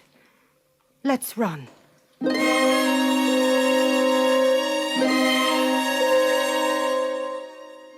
It isn't true. Joy comes sorrowfully to you. I might have guessed. I don't deserve it. Oh, you fooled them all right, but 50 pesos won't take you to Tasco again. Carlotta, you brought Tasco to me. Oh, not really. Here, I'll pay you before you change your mind. It's true, I'm rarely kind, but what I do, I do. Thank you. It's not for the floor, I promise. That was a ruse. Of course. I'll put it to tasteful use. It's a treasure. Then I have no remorse. Just don't misuse your pleasure and take the quirks of fate with a grain of salt. You leave the blinding sunlight of this square, but it will follow you forever. And when you dig through ancient shadows, you will find that light was always there. Smile. You'll never meet a man if you wear that awful face. I couldn't disgrace you that way. Then you'll love again. Amen. Adios, Carlotta. Adios, amigo. Keep watching.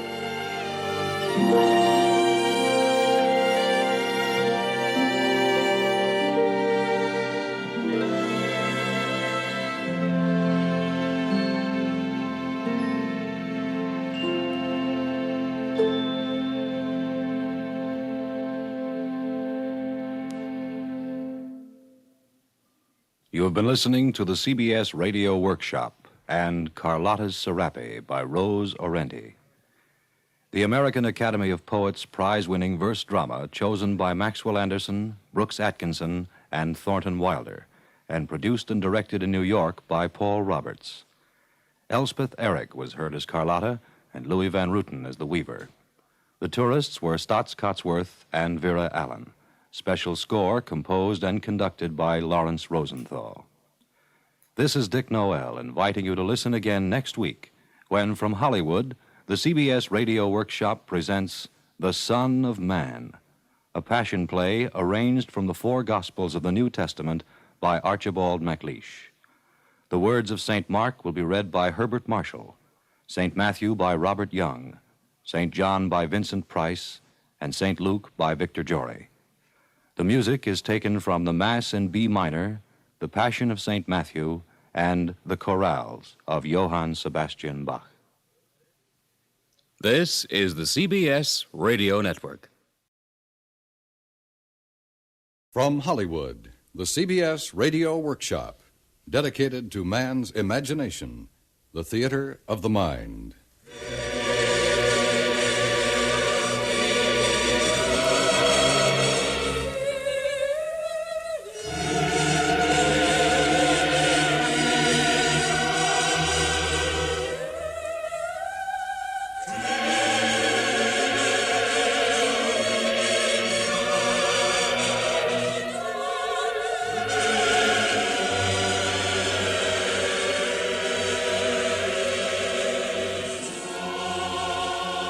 The CBS Radio Workshop presents The Son of Man, a passion play.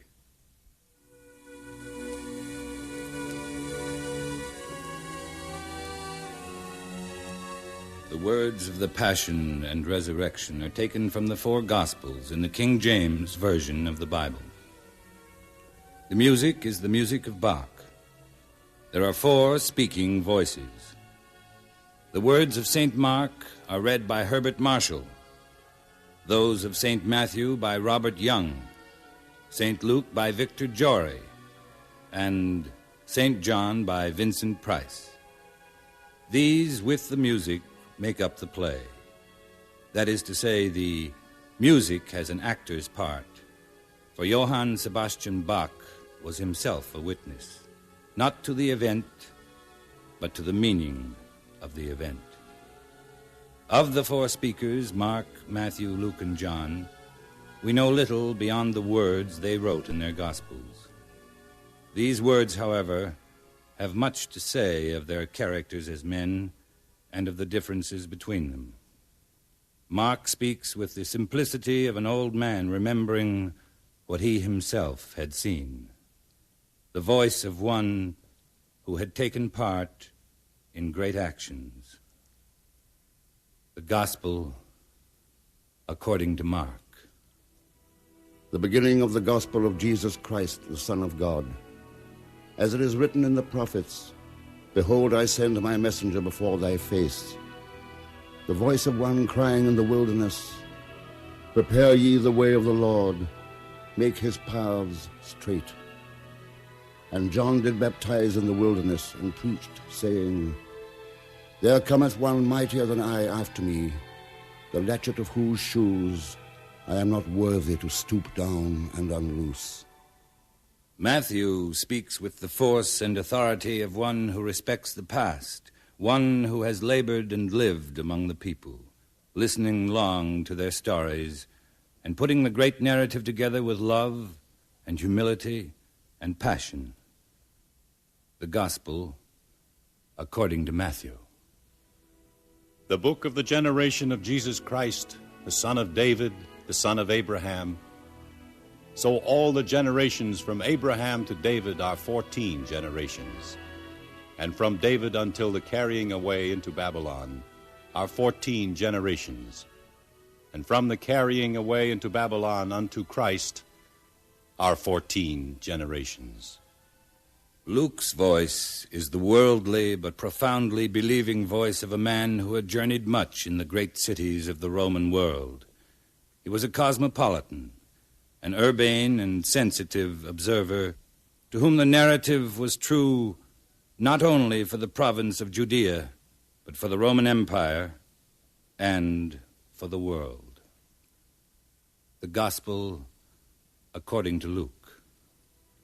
Forasmuch as many have taken in hand to set forth a declaration of those things which are most surely believed among us, it seemed good to me also, having had perfect understanding of all things from the very first, to write unto thee, in order that thou mightest know the certainty of those things wherein thou hast been instructed. John testifies not by the witness of his eyes, but of his soul.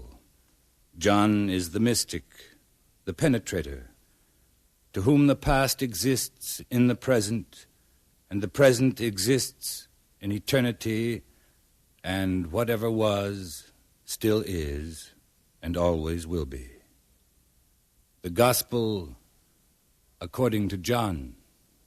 In the beginning was the Word, and the Word was with God, and the Word was God. And the Word was made flesh and dwelt among us, full of grace and truth. No man hath seen God at any time. The only begotten Son, which is in the bosom of the Father, he hath declared him.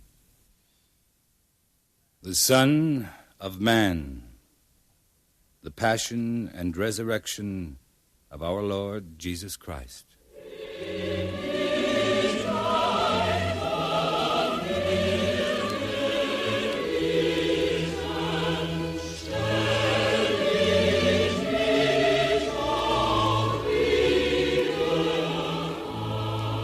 When the morning was come, all the chief priests and elders of the people took counsel against Jesus to put him to death. And when they had bound him, they led him away and delivered him to Pontius Pilate, the governor.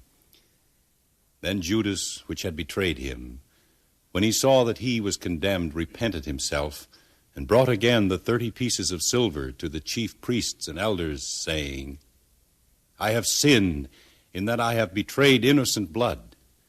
And they said, What is that to us? See thou to that. And he cast down the pieces of silver in the temple and departed, and went and hanged himself. Then lead they Jesus from Caiaphas unto the hall of judgment, and it was early, and they themselves went not into the hall of judgment. Pilate therefore went out unto them, and saith, What accusation bring ye against this man? And they began to accuse him, saying, We found this fellow perverting the nation, and forbidding to give tribute to Caesar, saying that he himself is Christ, a king. Then said Pilate unto them, Take ye him, and judge him according to your law. They said unto him, It is not lawful for us to put any man to death. Pilate therefore said unto him, Art thou a king then? Jesus answered, Thou sayest that I am a king. To this end was I born, and for this cause came I into the world, that I should bear witness unto the truth. Pilate saith unto him, What is truth? Then said Pilate to the chief priests and to the people, I find no fault in this man. And the chief priests accused him of many things, but Jesus yet answered nothing, so that Pilate marveled. Now at that feast the governor was wont to release unto the people a prisoner whom they would. And they had then a notable prisoner called Barabbas. Therefore when they were gathered together, Pilate said unto them, Whom will ye that I release unto you, Barabbas, or Jesus, which is called Christ? So they cried out all at once, saying, Away with this man, and release unto us Barabbas. Pilate saith unto them, What shall I do then with Jesus, which is called Christ? And they cried out again, Crucify him. Then Pilate said unto them, Why, what evil hath he done? And they cried out the more exceedingly, Crucify him.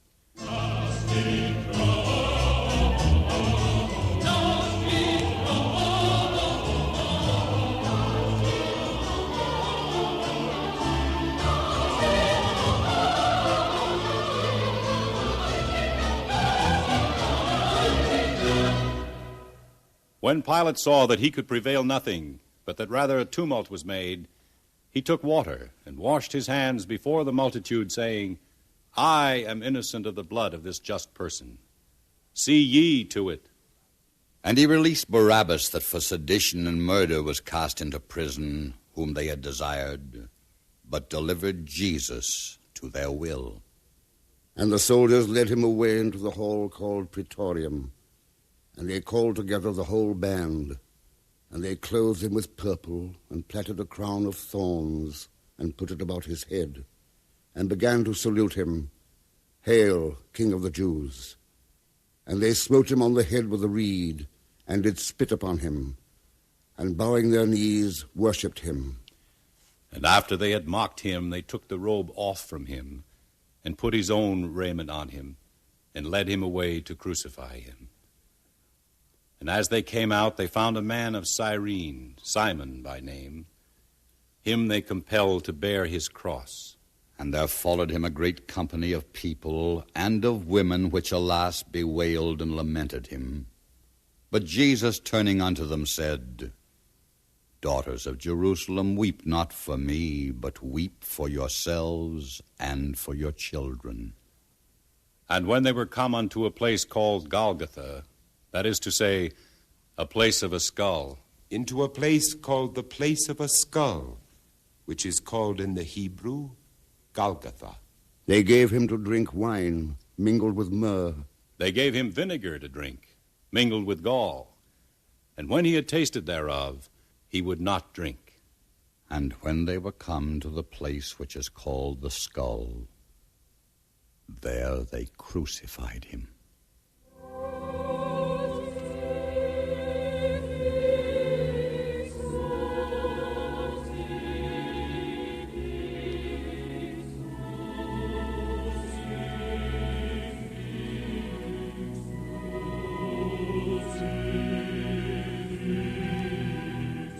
And it was the third hour, and they crucified him. And they crucified him, and parted his garments, casting lots. And sitting down, they watched him there. Then said Jesus, Father, forgive them, for they know not what they do. And with him they crucified 2 thieves, the one on his right hand, and the other on his left.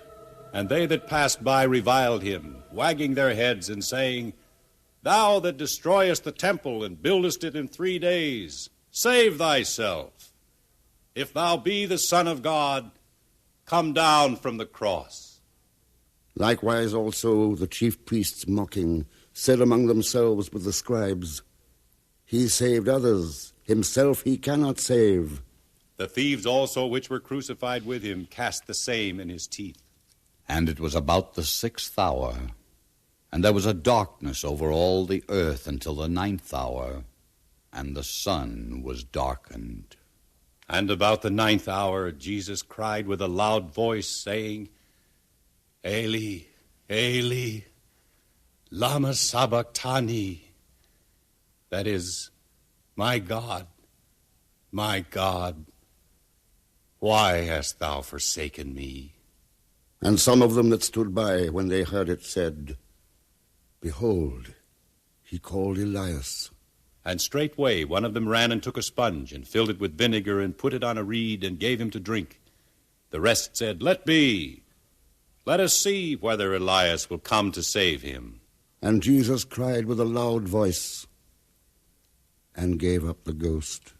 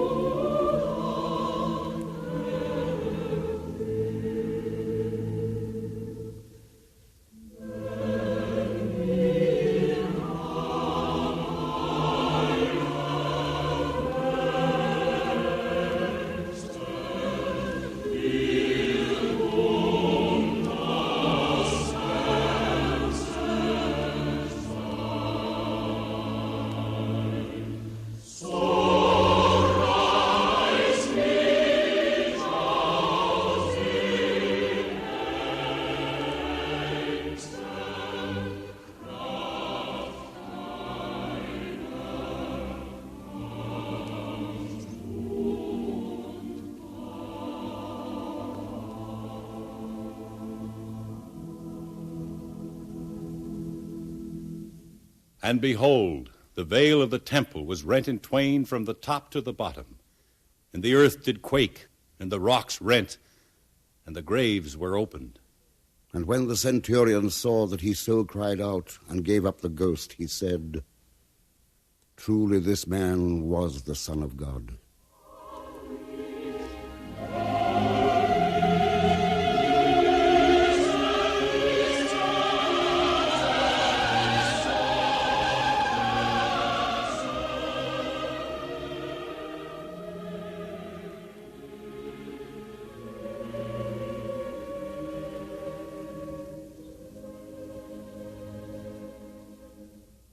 And all the people that came together to that sight, beholding the things which were done, smote their breasts.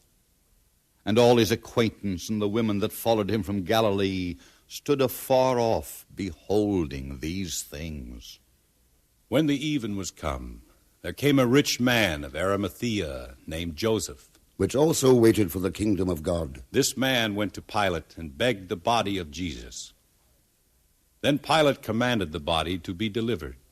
And Joseph bought fine linen, and took him down, and wrapped him in the linen, and laid him in a sepulchre which was hewn out of a rock. And he rolled a great stone to the door of the sepulchre, and departed. And the women also which came with him from Galilee followed after, and beheld the sepulchre, and how his body was laid. And there was Mary Magdalene, and the other Mary, sitting over against the sepulchre. And they returned and prepared spices and ointments, and rested the Sabbath day according to the commandment.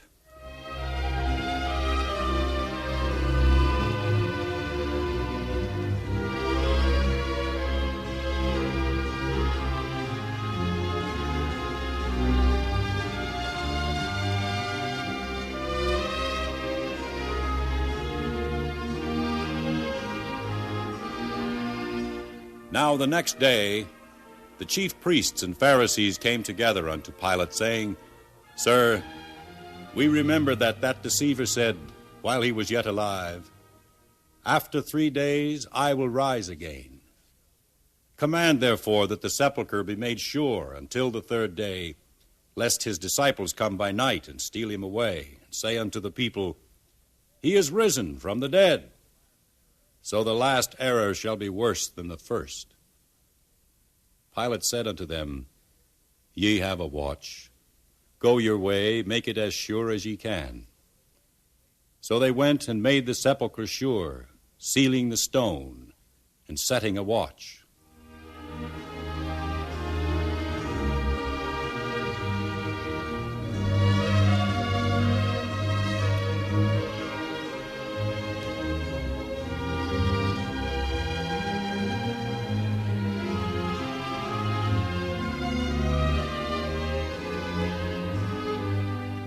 And when the Sabbath was past, Mary Magdalene and Mary the mother of James and Salome had bought sweet spices, that they might come and anoint him. And very early in the morning, the 1st day of the week, they came unto the sepulchre. Very early in the morning, when it was yet dark. And they found the stone rolled away from the sepulchre. And entering into the sepulchre, they saw a young man sitting on the right side, clothed in a long white garment, and they were affrighted. And he saith unto them, Be not affrighted. Ye seek Jesus of Nazareth, which was crucified. He is risen. He is not here. Behold the place where they laid him. He is not here, for he is risen, even as he said. He is not here, but is risen. Remember how he spake unto you when he was yet in Galilee, saying, The Son of Man must be delivered into the hands of sinful men, and be crucified, and the 3rd day rise again. And they remembered his words. And they returned from the sepulchre and told all these things unto the 11 and to all the rest. And these words seemed to the disciples as idle tales, and they believed them not. Then arose Peter, and ran unto the sepulchre, and stooping down, he beheld the linen cloths laid by themselves. Then cometh Simon Peter following him, and went into the sepulchre, and seeth the linen cloths lie, and the napkin that was upon his head, not lying with the linen cloths, but wrapped together in a place by itself. Then went in also that other disciple, which came first to the sepulchre, and he saw and believed. Now, when Jesus was risen, he appeared first to Mary Magdalene. Mary stood without at the sepulchre, weeping. And as she wept, she stooped down and looked into the sepulchre, and seeth two angels in white, sitting, the one at the head and the other at the feet, where the body of Jesus had lain. And they say unto her, Woman, why weepest thou? She saith unto them, Because they have taken away my Lord, and I know not where they have laid him. And when she had thus said, she turned herself back, and saw Jesus standing, and knew not that it was Jesus. Jesus saith unto her, Woman, why weepest thou? Whom seekest thou? She, supposing him to be the gardener, saith unto him, Sir, if thou hast borne him hence, tell me where thou hast laid him, and I will take him away. Jesus saith unto her, Mary. She turned herself, and saith unto him, Rabboni, which is to say, Master. Jesus saith unto her, Touch me not, for I am not yet ascended to my Father, but go to my brethren and say unto them, I ascend unto my Father and your Father, and to my God and your God.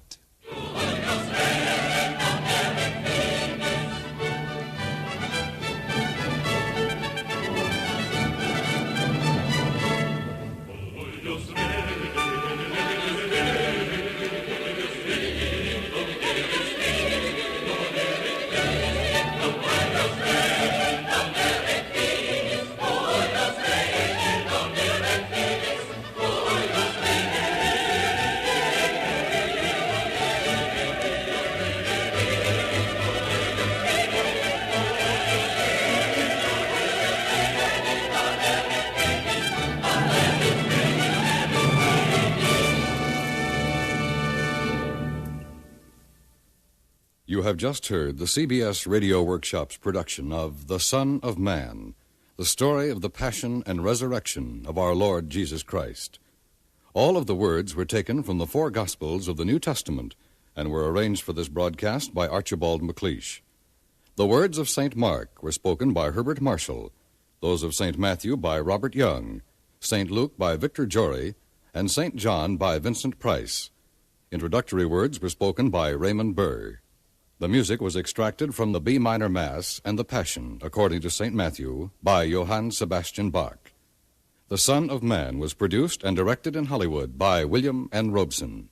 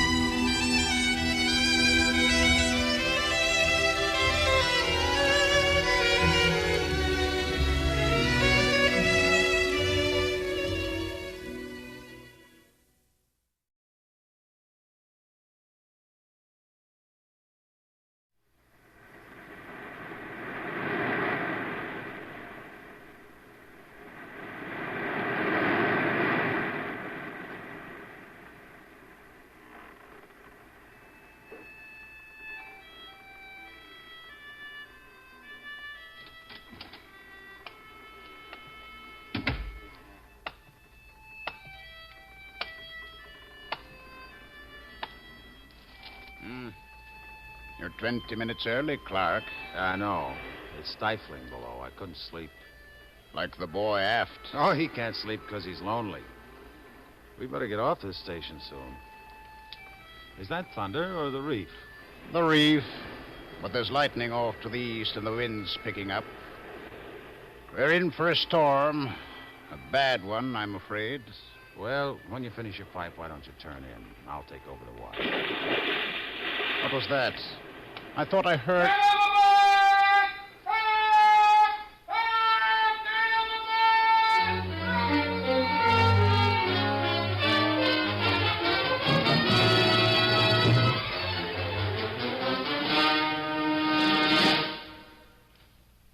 The CBS Radio Workshop, dedicated to man's imagination, the theater of the mind. Today, Lightship, based on the novel by Archie Binns and adapted for radio by Draper Lewis.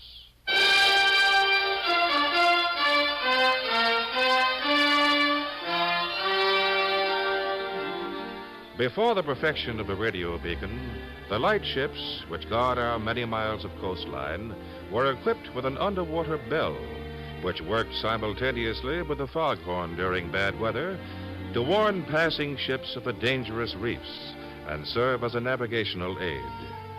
When visibility was good, 2 oil beacons, fore and aft, identified her position.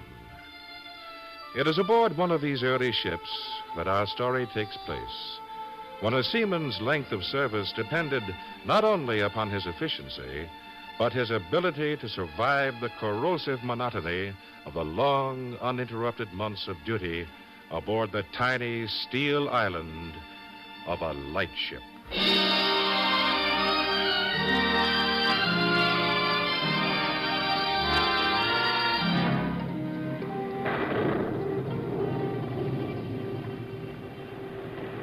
Well, who was the last one to see him?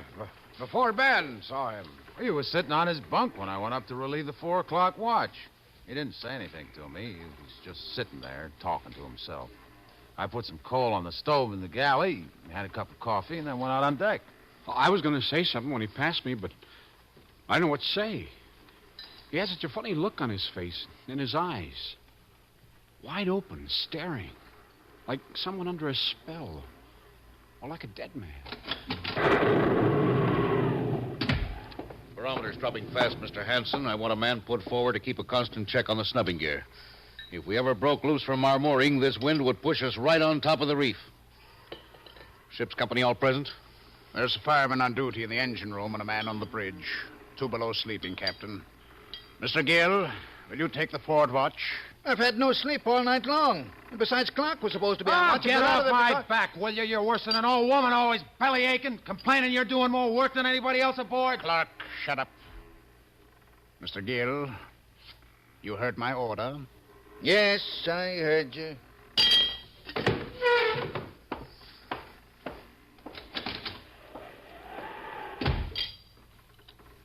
Coffee, Captain? Thank you, Clark.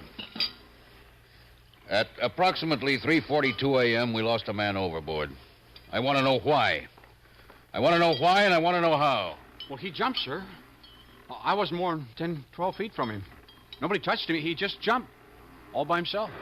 I heard the boy cry out, but by the time I got there, Clark and Mr. Hanson had already tossed over a line, and he was gone. He left these shoes by the companionway. They were his Sunday best. I guess he didn't want to get them wet.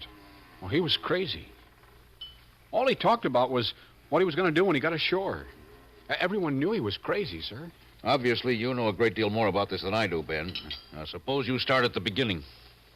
Well, there's no place to begin, sir. It's just part of everything else that's happened on this trip. You know, about the oil for the beacons and how everyone else been getting on everyone else's nerves. I want to hear the whole story, Ben. If I'd known it was going to be like this, I never would have signed on in the first place. I thought we just came up to this station for 5 or 6 months and did our job and then went back to Seattle. Nobody told me we'd be stuck like this for almost 9 months now. Now, it's not always this way, Ben, my lad. I told you that. Sure, you told me. And a lot I could have done about it. You told me when the relief was already a month late. And to make it worse, the fog came in. I don't care what you say. We've been stuck out here way too long now. If it weren't for my concertina... Well, you're young, Ben. You'll learn. This is your first hitch, isn't it? Aboard a lightship, yes. It's going to be my last, too. It's not always as rough as this, Ben. Look at me. I've been doing lightship service half my life. 20 years aboard this self-same ship, and I enjoy it. This is an important station. That reef is only 1.5 miles to the starboard, and in rough weather or in a fog, a lot of ships would break up on it without our lights and our whistle and band. You know, we're not out here just to admire the scenery, Ben. I still want to get back to Seattle. Hand me that wrench by your side, will you? Catch. Thanks. There. Now we'll just give her a dash of white lead, and that should do it. Chief! I'm here. Fog's coming in. The mate says to start the bell. I was afraid it was getting too quiet around here. Start it up for me, will you, Ben? Sure.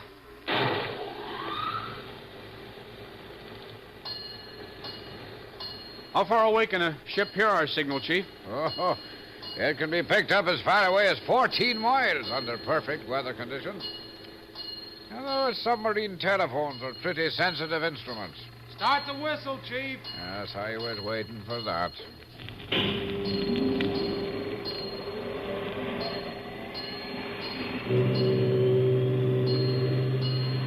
When I'm asleep and that thing goes off, I go straight up in the air every time.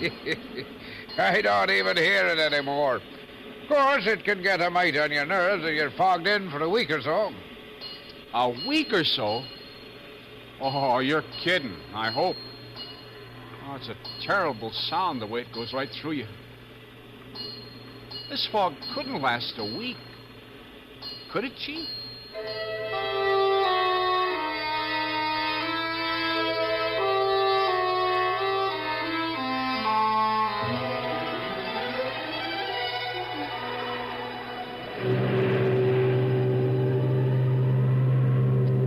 All right, come in or go out, but shut that door.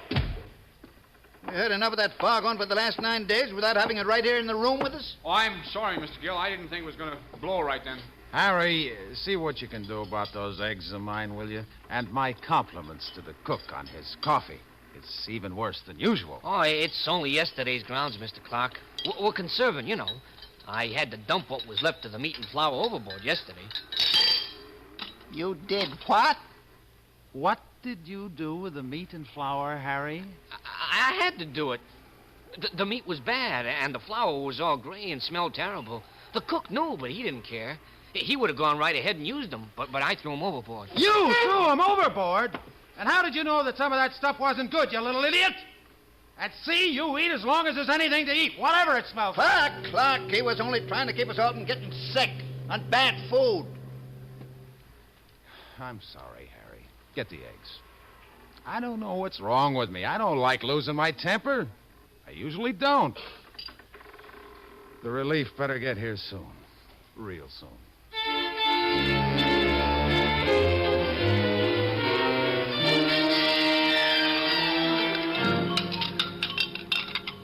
Harry, I want to talk to you. Boy, I never knew that fella Clark had such a temper.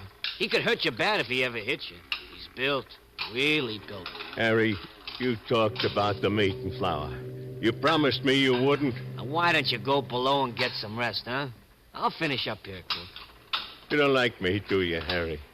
You want the captain to lock me up in the hole, don't you?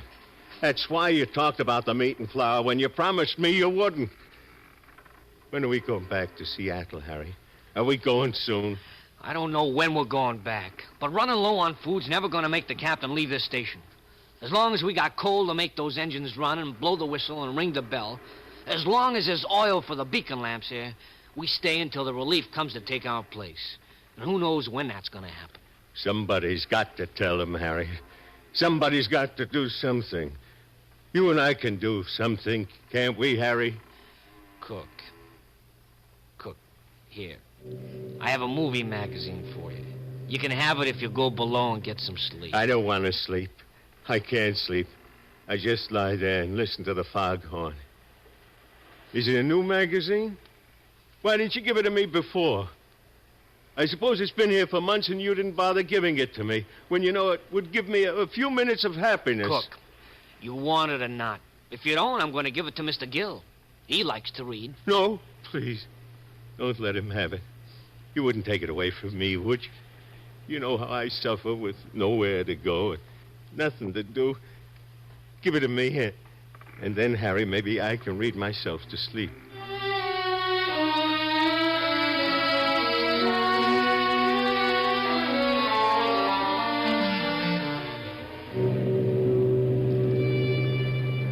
Chief, could we make it back to port with the coal we have?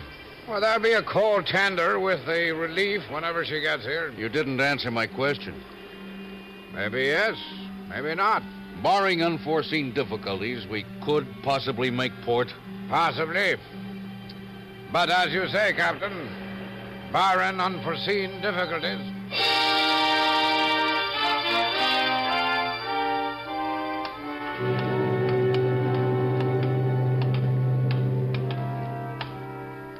Harry says the cook just lies in his bunk like a dead man, doesn't move. He just lies there. He'll be all right as soon as he gets ashore. I've never seen a dead man. Up close, I mean. Death is nothing to be afraid of, boy. Oh, but death at sea is a lonesome thing. It's terrible.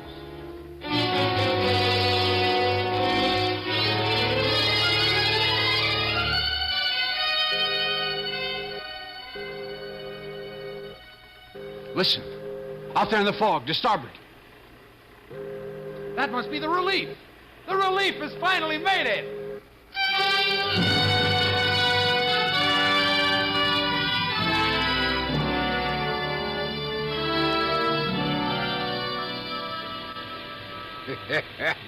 Have you ever seen anything prettier in your life than that sunshine this morning when the fog finally rolled out to sea, eh?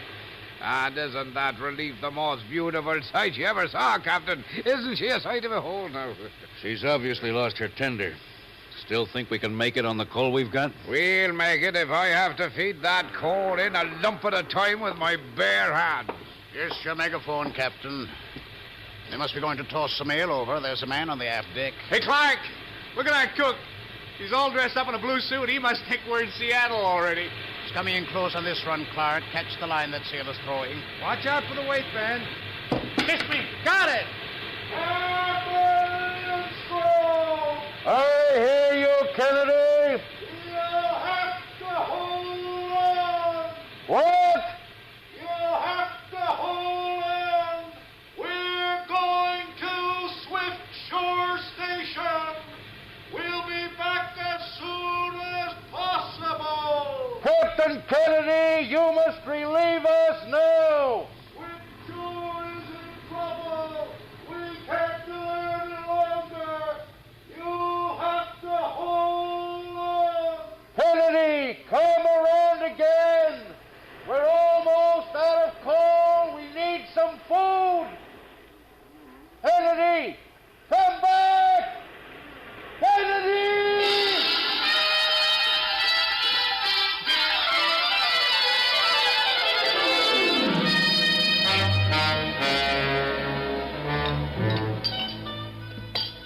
According to this report, the Swift Shore went adrift in a gale. Pulled her snubbing gear clean through her nose and went aground. I hope that storm doesn't hit us. I'd hate to think of piling up on that reef. I had to lock the cook in his stateroom. Took 3 of us to get him below. How long do you think it will be before the relief gets back to us? I only wish I knew. But until she does, we have a job to do, and we're going to do it.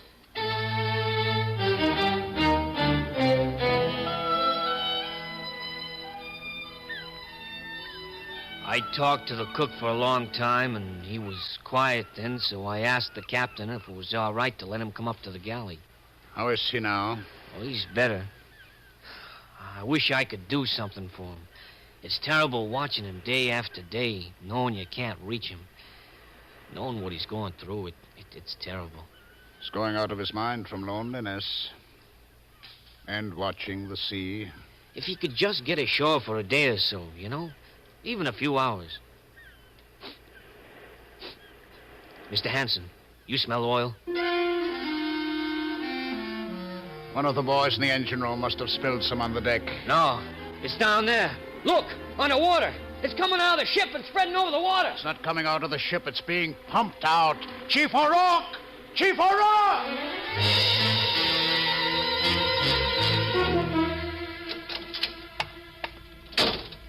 Ben, what are you doing down here with that oil? I told you just to fill the cups. I haven't touched the engines in over an hour. I just did what you told me to do. Are you lying, you little sneak? For 2 cents, I'd drag you up to the captain right now and tell him what you've done. Don't you know we need every drop of oil we have? Will you listen to me when I tell you I haven't touched the oil?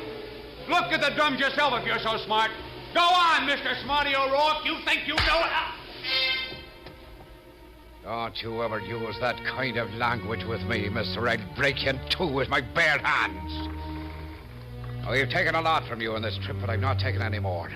And especially not any of your smart talk. Now, get out of this engine room and don't show your face down here again. O'Rourke, up here. It's the lamp oil. Somebody cut the lashing and emptied it in the scuppers.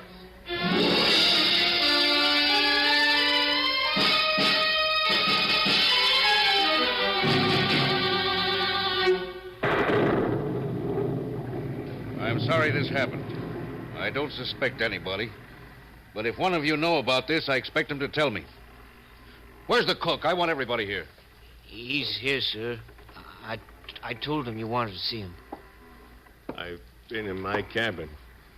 You should put me ashore because I've been sick, very sick. If anyone jettisoned that oil thinking it would get us in from the station any sooner, he showed poor sense.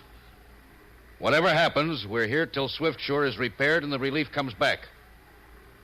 Now, we've been on station a long time through no one's fault. I don't want to punish anyone. But our first consideration is to give light to other ships. And we must be careful of the little oil we have left. Until we are relieved, there are to be no more lights in the cabins. That's all I have to say.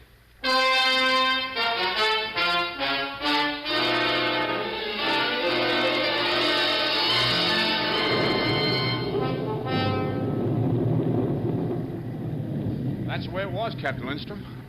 If some of the lights in the cabins had been on, it wouldn't have been so dark back there in the stern, sir, but nobody went anywhere near him.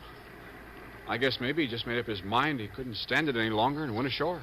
Yes, I guess that's just what he did, Ben. Now, Chief, you can put those shoes in the forward locker. I can. Hey, Clark. Smell the soles of these shoes. Feel them.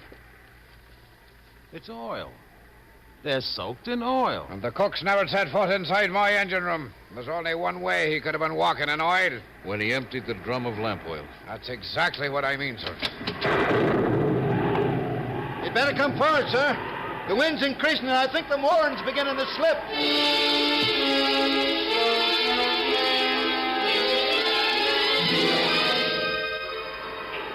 Stand back. She's bucking hard again.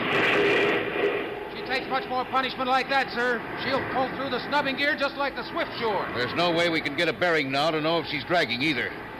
Better tell the chief to start the engines and run them at half speed. That'll take some of the strain off the mooring chains and help keep us on station. Right, sir.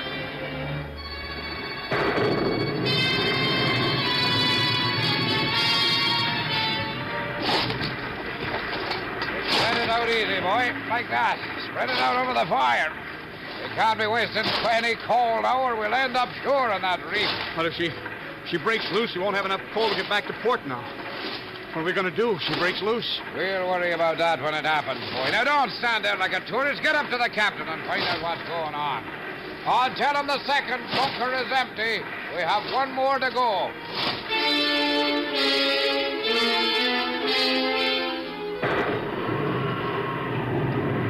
We're shipping water fast, sir. Both pumps going, but she's filling up like a bathtub from those seas breaking in over the port rail. Well, we can't head her into the seas. It'll take too much coal. Wind's shifting a little. If it gets astern of us in time, we'll be all right.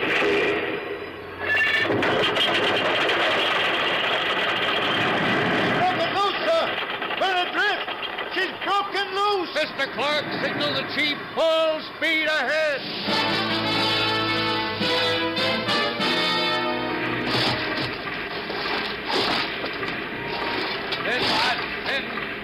Spread it out like butter on a piece of bread. We're going on the reef, aren't we, Chief? No, we're not going on the reef, not as long as there's a pound of steam left on those boilers. We'll get out of this storm. You wait and see. This old girl's been in too many scrapes to end up breaking her back on a reef now.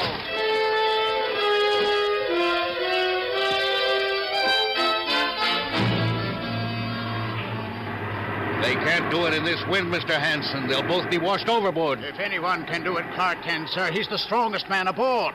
And Mr. Gill's out there to show him how to make it fast. If the wind shifts back to starboard, it'll carry us right on the reef in spite of our engines. That's the chance we have to take, sir. The wind's in our stern now. If she only stayed there for an hour or so, we'd be out of this and away from the reef. We got to take the chance, sir. Well, we have no other choice. We must leave our station and head for home. Tell him to go ahead, Mr. Hanson. It's the craziest idea I ever heard of in all my years at sea, but it just might work.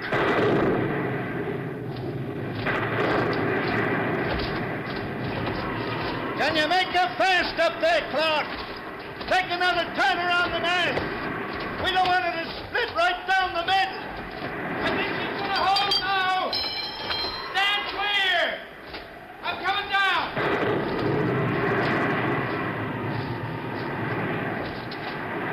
Captain Lindstrom, did I hear the boy band rightly? Did he say we were going to sail this lightship? Mr. Gill says it can be done, Chief. No one knows exactly how she'll behave, but we're going to try.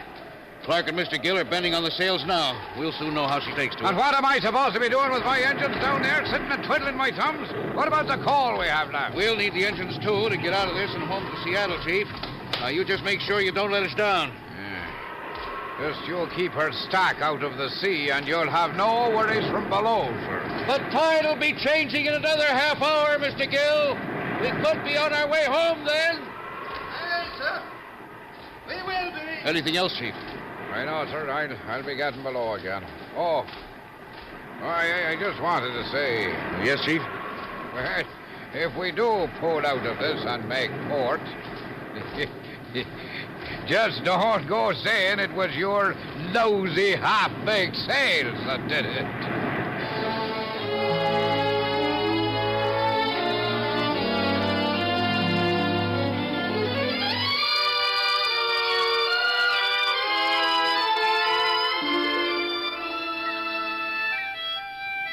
Hey, Clark, I'll stand you to the first round of beers when we hit Seattle tonight.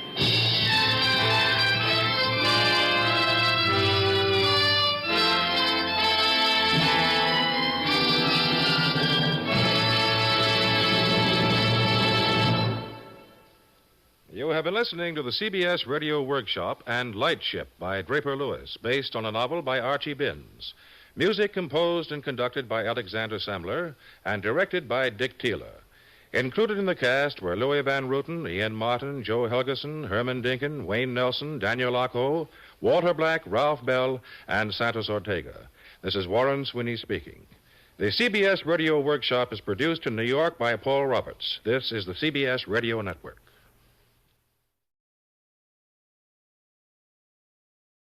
CBS Radio presents the CBS Radio Workshop, dedicated to man's imagination, the theater of the mind. This is Elliot Lewis. I believe there's a place for experimental drama in radio. CBS Radio also believes this, hence the Radio Workshop. The play you're going to hear is such an experiment. It's debatable whether it's too personal an experience. I don't think it is, and CBS Radio has been kind enough to give me the time to find out. Some of you may be offended, some revolted, some excited by the sharing of this experience. At all events, since it is an experiment, and since we'll be dealing with those strange depths in a man's mind called his subconscious, we ask your attention. The play is called Nightmare.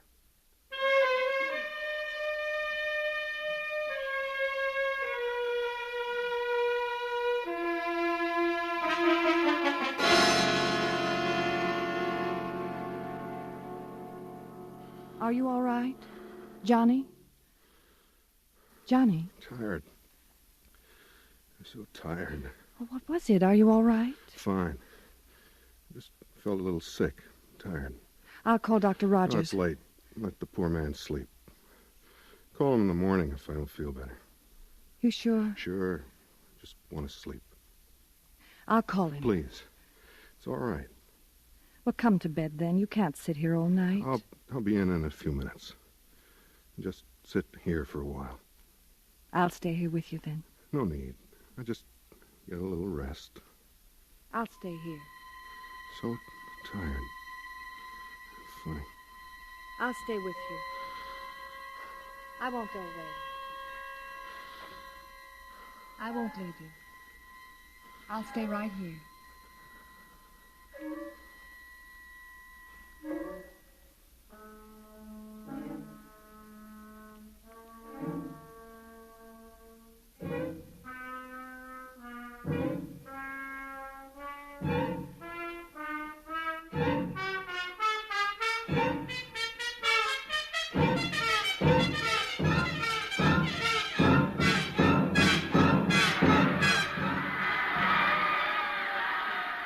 Number 18 it was on a wide end run. The opposing tackle in black trunks finally downed him on the 19-yard line. And this is a good time to remind you that this is Johnny Scott bringing you the annual Gridiron Classic. That this is Johnny Scott. That's very odd, ladies and gentlemen. There's a man sitting on the far side of the field whose face... he seems to be smiling at something. Perhaps you all know him. He's a tall man, wears a black mustache, has black hair parted in the center and well and carefully combed. He's smoking a cigarette. Perhaps you all know him. There's the play. It's number 18 again, this time diving through his own left tackle. This boy is really tremendous. There, just now, the opposing tackle grabbed number 18 from behind. The man with the black mustache is applauding. Oh, no. The players on both sides have jumped on number 18, and they're hitting him with their fists. The crowd is going wild. This is horrible. People are jumping from their seats into the field to join in, but they're all on one side, all striking number 18, who's lying face down on the beautiful green sod of this lovely stadium. It's a lovely autumn day here in New Falls, and over 80,000 screaming fans are pounding and kicking player number 18. The man with the black mustache, I'm sure you all must know him. The man with the black mustache is standing in the center of the screaming mob. He seems to be directing their efforts. I've never seen anything like this, ladies and gentlemen. There doesn't seem to be anything anyone can do to save number 18. There, just now, the man with the black mustache picked up the quiet form of my father. He slung my father over his shoulder. He's making his way through the crowd. Why is he carrying my father away? Where is he taking my father?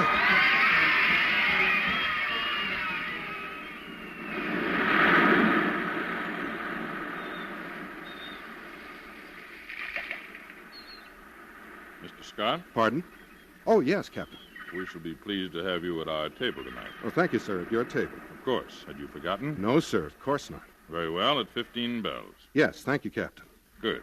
Good work, my boy. Oh, mustn't forget. Dinner at 15 bells. Master Scott? Oh, hello, Miss Simpson. I'm glad to see you again. Really? Oh, of course I am. I always liked you, Miss Simpson. Just because I can't do my algebra doesn't mean I don't like you. Take your seat, please. Can you remember where your place is in this room? Class. It seems strange to me that a young man would forget the location of his desk. It seems strange to me that you should be holding your classes on board an ocean-going vessel. An ocean-going vessel? Really? Rogers? Yes, Miss Simpson. You? Good afternoon, John. Weren't you just at the football game? Football game? I've been here in class since first bell. I shall stay here until 15 bells. Miss Simpson. What is it, Master Scott? I'd like to know why this student sitting here next to me has a black mustache and denies being at that football game this afternoon. I object, Miss Simpson. I couldn't have been at that football game this afternoon when it is now only morning. This afternoon, in fact, has not yet arrived. Therefore, I move this entire case be dismissed. Master Scott? Well, I have nothing to say. His argument sounds logical, but I saw him hit number 18 at the football game this afternoon. I know I saw him. He hit my father and then carried him away. Miss Simpson, it is obvious to me that since this morning to be specific, it is impossible that this young man, John, could have seen me this afternoon at anything this afternoon, since this particular afternoon won't be here until after this morning is over. Right? Right. Master Scott? He's trying to trick me. He's just saying words. He always does that. And I won't stand for it. You were going to hit me? I am going to hit you. I'm going to bloody your nose for you. Then hit, then strike, then flay, then pound, then attack, then beat. Go! Let go of my arms and I will. I'm not near your arms. I won't touch your arms. Let go of me. I'm not near your arms. I won't touch your arms. Then let go of me. Don't hit me. Please. Why? Why did you hit me? Stop hitting me. I'm not near your arms. You've got to let go of me. I'm not hitting you, John. There. Now you can't hit me.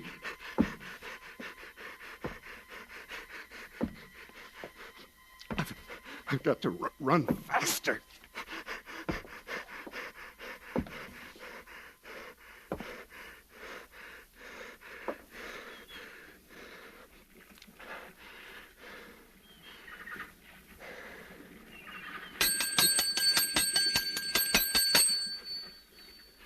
I think this is when I'm to have dinner with the captain.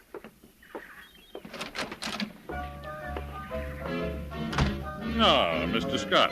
Welcome to our little captain's dinner, which we have on board ocean-going vessels every night for invited guests of the captain. I am the captain. May I remark, sir, about your very fine orchestra? You may. They're very fine. Thank you. Now, if everyone will please be seated. Miss Simpson over there. An apple. For me. Rogers on her left. Right. Mr. Scott Sr. over there. Thank you. Hello, Dad. Hi, Johnny. Don't bolt your food now. I won't, Dad. And our guest of honor, John Scott Jr., at the head of the table opposite me. Thank you, sir. Ready? On your mark. Get set. Go. Oh, I'm sorry I'm late. I hope I didn't worry anyone. Miss Vinson, you may sit next to Mr. Scott Secundus at the opposite head of the table. Thank you. Oh, thank you. Pleasure. Are you enjoying the cruise, Mr. Scott? Yes, very much, thank you. And you? Very much, thank you. Are you hungry? No, I'm not. Neither am I. Besides, I hate oatmeal. Would you like to go outside? Thank you, I would. They won't notice.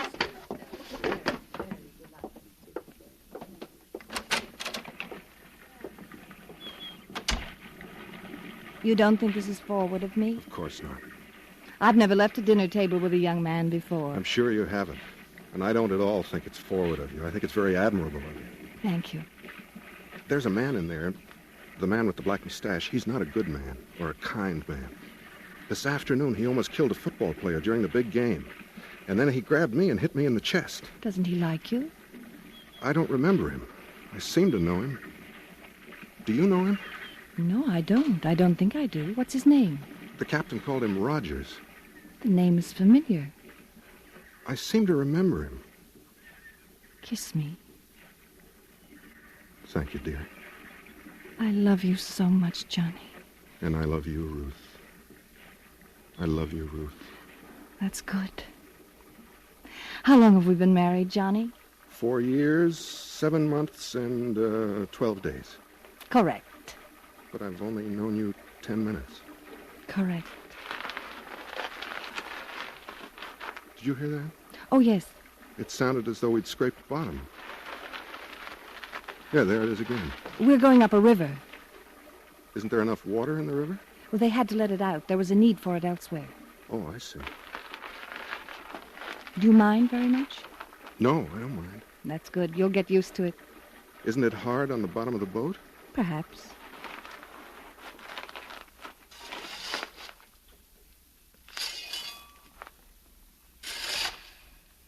I'm sorry about your father. Yes. So young to die. My poor dear mother. To lose her love. What will you do now, Johnny? We can't get married, Ruth. Not yet. All right. Poor lady. Well, that's not my mother. That's my algebra teacher, Miss Simpson. Poor lady. Good afternoon, Miss Simpson. The class is dismissed. You may all go home. Thank you for being so kind. Please, excuse me.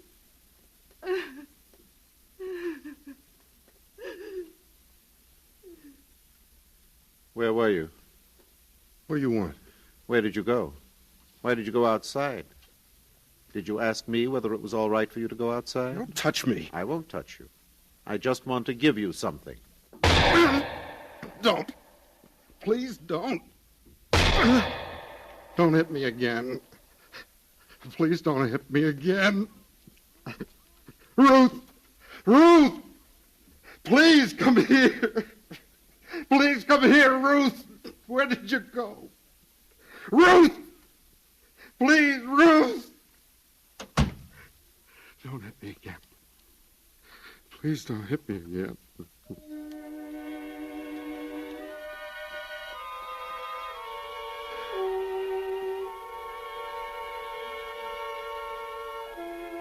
What'd you say, Johnny? Oh, hi, Dad. Hello, son. I thought someone had hit me.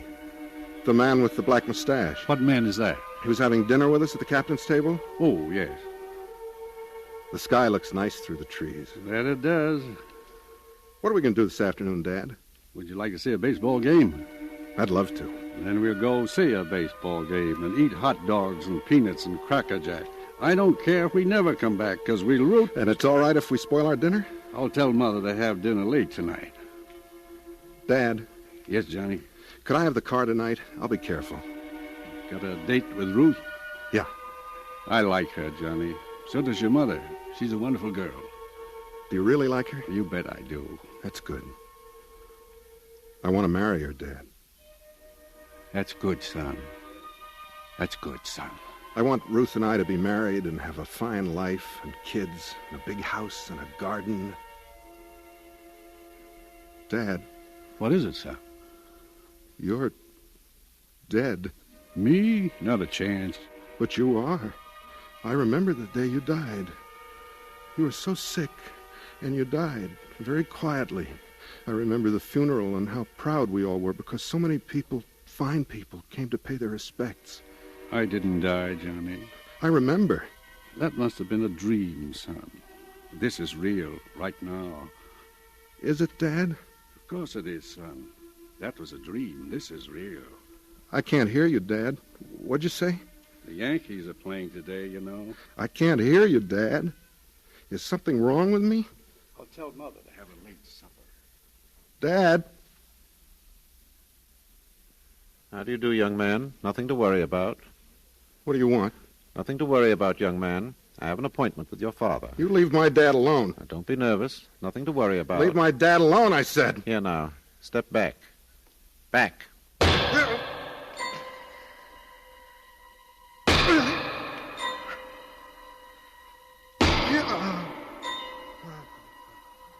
John? John? What? John? I'm all right, Ruth. I'll be all right. It's just I'm lonely. Johnny? Don't go away, Ruth. Please don't go away. I don't want to be alone here.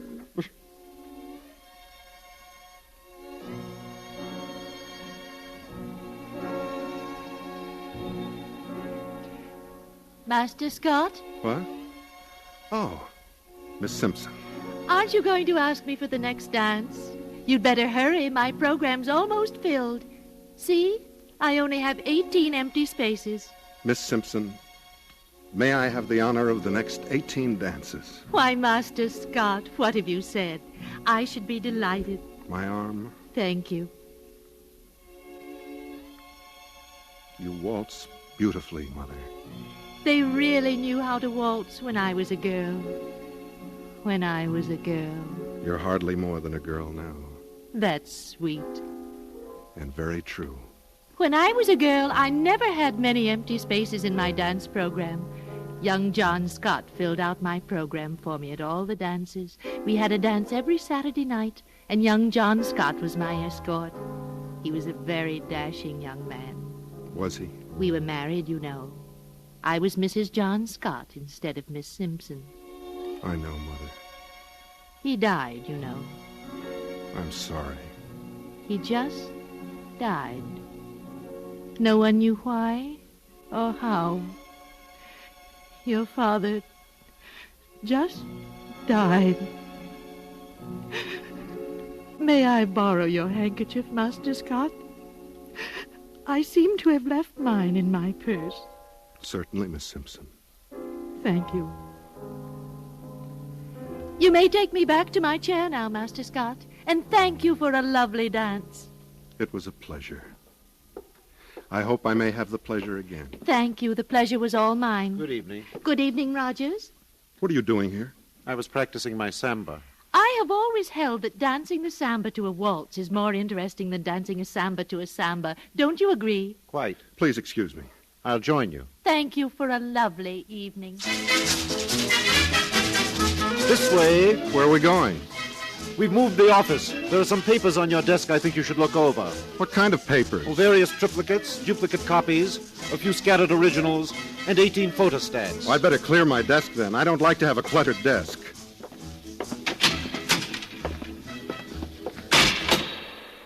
Too drafty for you? No, not at all. The air feels good. It was stuffy at the dance. Respiration is bad. Bad respiration. That's very strange. What is? I think you said that before to me. Or were you going to say it? Respiration? Have you ever said that to me? It's entirely possible. It's a form of greeting I use. Most people say, "How are you?" when they meet you on the street. I never say, "How are you?" when I meet people on the street.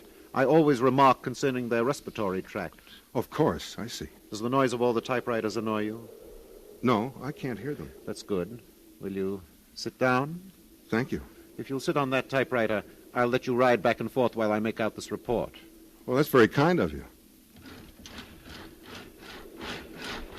This is very enervating. Just keep your arms out of the way. If you get your arms too near to me, I shall drive this spike through them.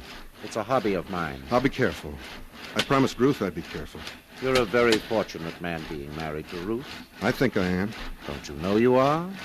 Of course I know I am. Then why did you say you thought you were? It was just a figure of speech. If you don't stop using figures of speech, I shall have to insist that you stop riding on my typewriter carriage. Well, I'd just soon get off anyway. I feel quite dizzy. Now wait till I disconnect the superheterodyne.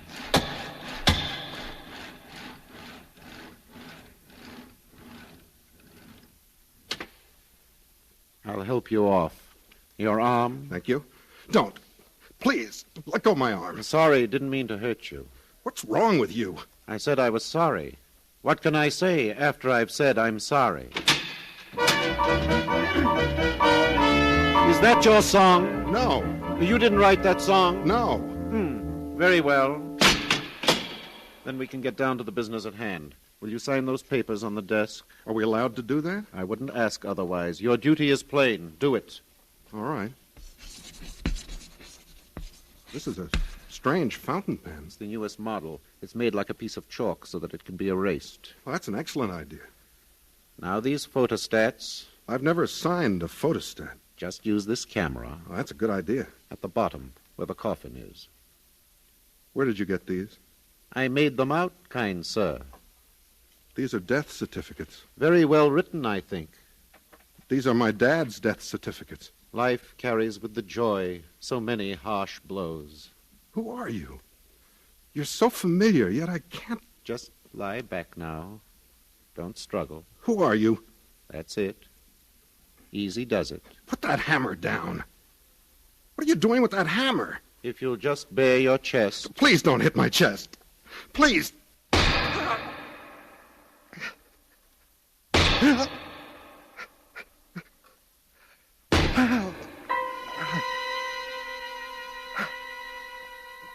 I've got to get up.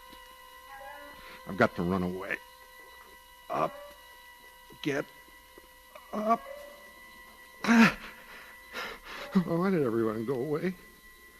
Why did they all leave me? I wish I knew where I was. I've got to get home. This is such a dark place. I'm afraid of the dark. Ruth! Ruth, I'm afraid of the dark. It's dark and I'm alone. Ruth, please come and help me. All right. Maybe there's a door down there, down at the other end. Have I... Why is it so hard to walk? You'll be all right. I've got to walk. That'll do it. If I can walk, I can get out of here. Careful. Johnny. It's so far to the door. Maybe someone's moving the door away from me. Why do they do that? Don't they know I have trouble walking? Don't they know it's hard for me to walk? Struggle. Don't struggle. I got to get to the door. I got to get to the door.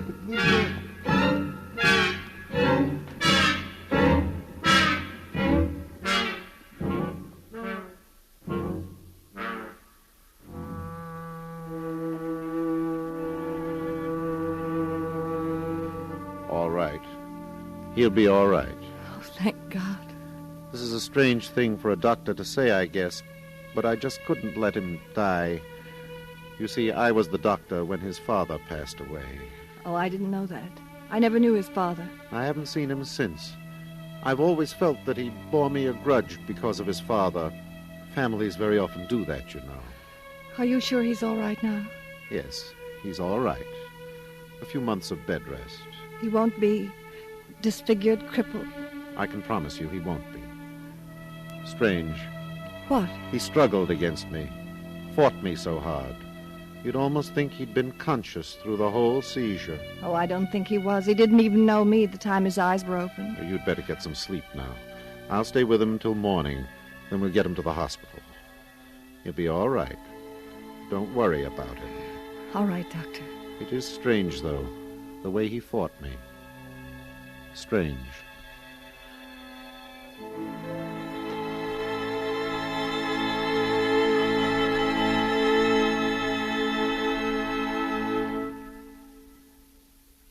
As with all dreams, Elliot Lewis, who played Johnny Scott, also produced, directed, and was the author of tonight's Nightmare. The music was composed and conducted by Fred Steiner. Ruth Scott was played by Mary Jane Croft. Edgar Barrier was Dr. Rogers. Paula Winslow and Herb Butterfield were Mother and Father Scott. And Barney Phillips was the captain.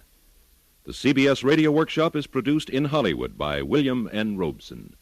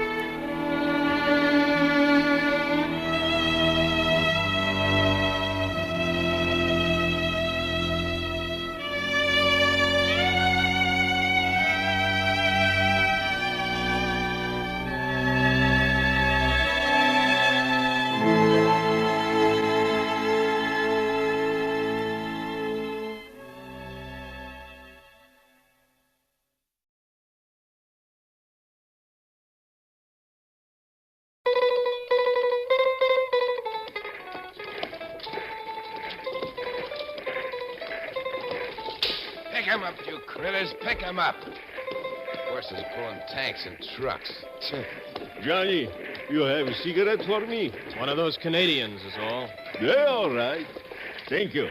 Me too, Johnny. Sure. What this town we come to, Sargento? I don't know for sure, Domingo.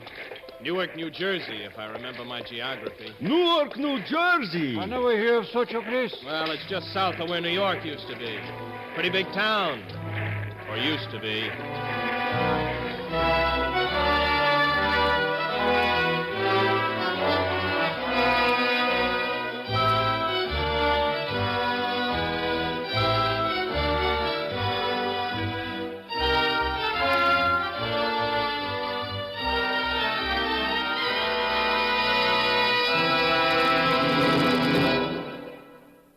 The CBS Radio Workshop, dedicated to man's imagination, the theater of the mind. Today, The Long Way Home, a glimpse of a future we trust will never happen. A story of the fate of men to whom it is given to do what they have to do, with or without understanding, but with patience, goodwill, and a sense of comradeship.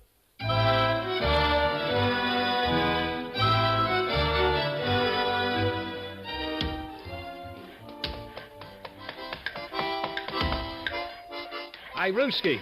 You know, that was a German song when I was fighting in North Africa 30 years ago. Every army take it over. Like every army take up song in every war. Let me play you other one from First World War. I think we learned this from Avstrici, but many soldiers still sing it in Spanish War. I know. My father was airplane mechanic there. Say, I hear that. My old man, he served in the United States Army in 1917. He was Cubano like me, of course, but he want to fight Alemans. Germanskis, everybody want to fight them. Let me play you a song from Second Big War. This one is Russian. I think you all know. Oh, sure. I heard that one when I was a real little kid. Yeah, Shiv, old boy, you come and look after this stew and let me borrow that lip organ for a minute. I'll give you a really spirited old army tune. Righto. This one practically took the world, as our armies haven't been doing for some time now, I'm afraid. We know that. Oh, everybody do. No, I also. From my papa's, he fight in First War also. Tits, hop! There goes that stew. First stop meal I might have had in 3 days. Nичего. His army, товарищ. Always the same. The mayor of Newark to see the general. Sergeant of squad next to headquarters. Cut. Guess he means you, Johnny. Sergeant Johnson, 1st Squad, 1st Platoon, 2070 Infantry reporting, sir. Report to General Clarkson that Mayor Collins is calling with technical experts. Yes, sir. All others, as you work. Good. I play music for Mayor to go to terrible fate. What fate? We talk with Big General. What color eyes Mayor have? How I know? Never mind. Maybe dark.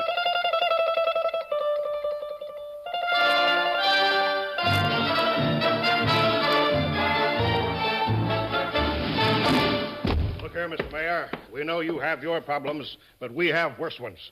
We have reliable information that an enemy force will attempt a landing somewhere around Cape May within 2 or 3 days. We've got to stop that. Whose force, may I ask, General Clarkson? How am I supposed to know by all the knobby knees in New Jersey? Our intelligence says it's probably General Wolfe with his Germans. Germans, General? Or whatever he's got now. But even if they're outer Tibetans, I can tell you we're in for a rough time. And so will you and your people be, Mr. Mayor, if we can't stop them from landing. I'm sorry, General, but I still don't see how we are involved. We are a community of civilians. Well, let me tell you, Mr. Civilian, you have the good fortune to be the head of one of the few cities in the world that has at least some serviceable walls left. Now, I know Wolfe. I've fought him before. And if Wolfe makes a landing here in New Jersey, you not only will have none of your walls left, but no people either.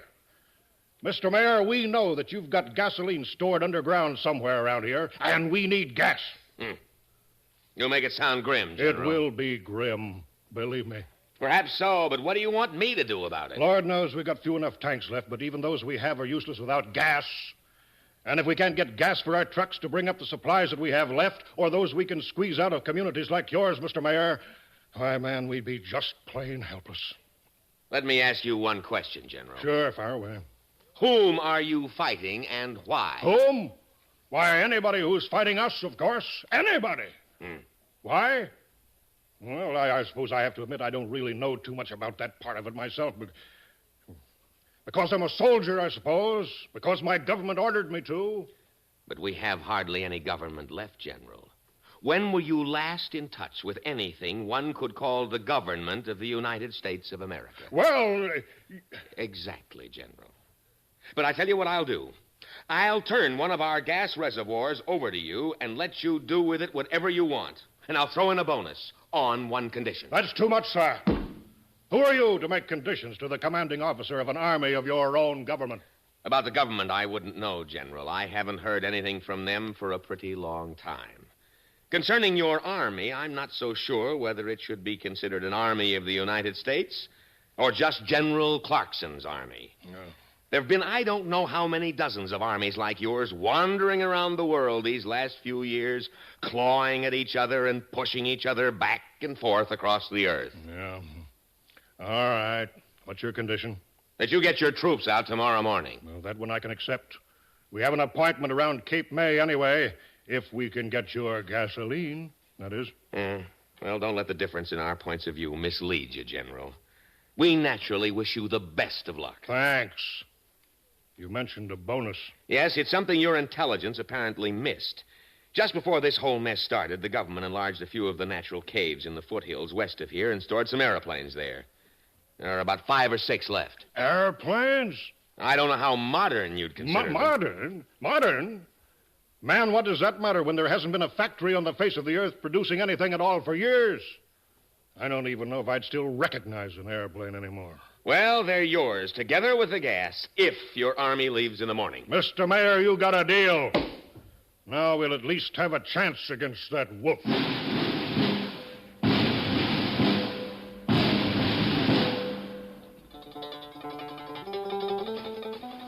Hold it a minute, soldier.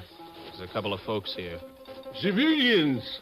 Oh, they're wearing decent clothes, too. What can I do for you, sir? And ma'am? Mr. and Mrs. William Harrison Taylor, young man. Sir? I ain't no sir, ma'am. Just a sergeant. Well, Sergeant, The then. sergeants run army, lady. Never mind, sir. Except General, maybe. All right, shut up, you two. Yes, ma'am?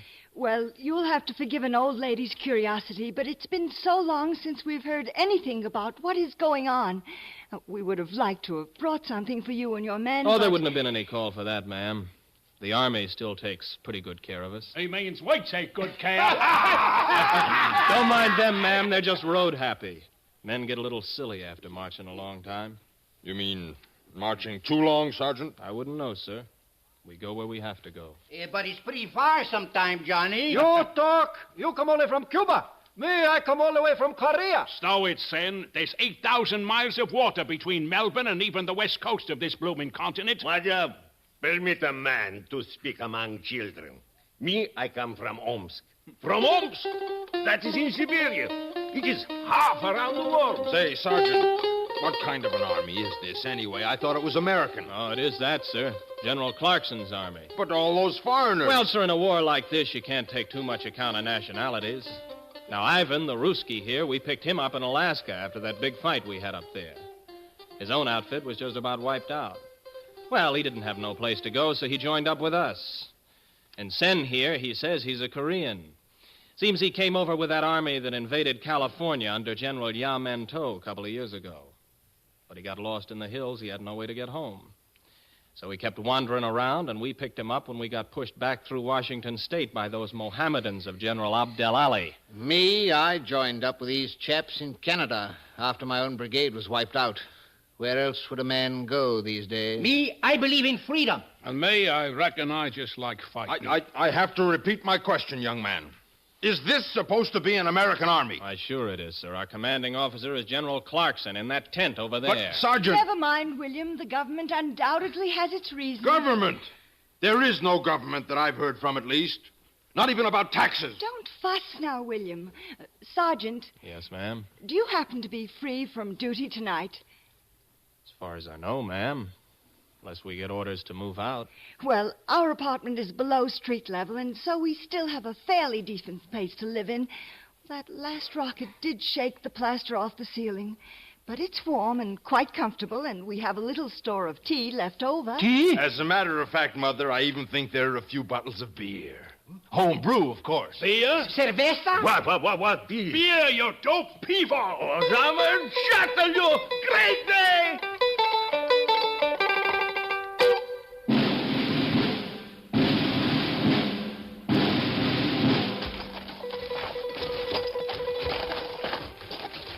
Stow it, Ruski.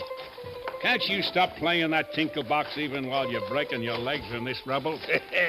You don't like music when we go to party? Yeah, but we're not going to Kentucky. You could be carrying a squirt gun over that shoulder. I got 2 shoulders, Chief. One for gun, one for balalaika.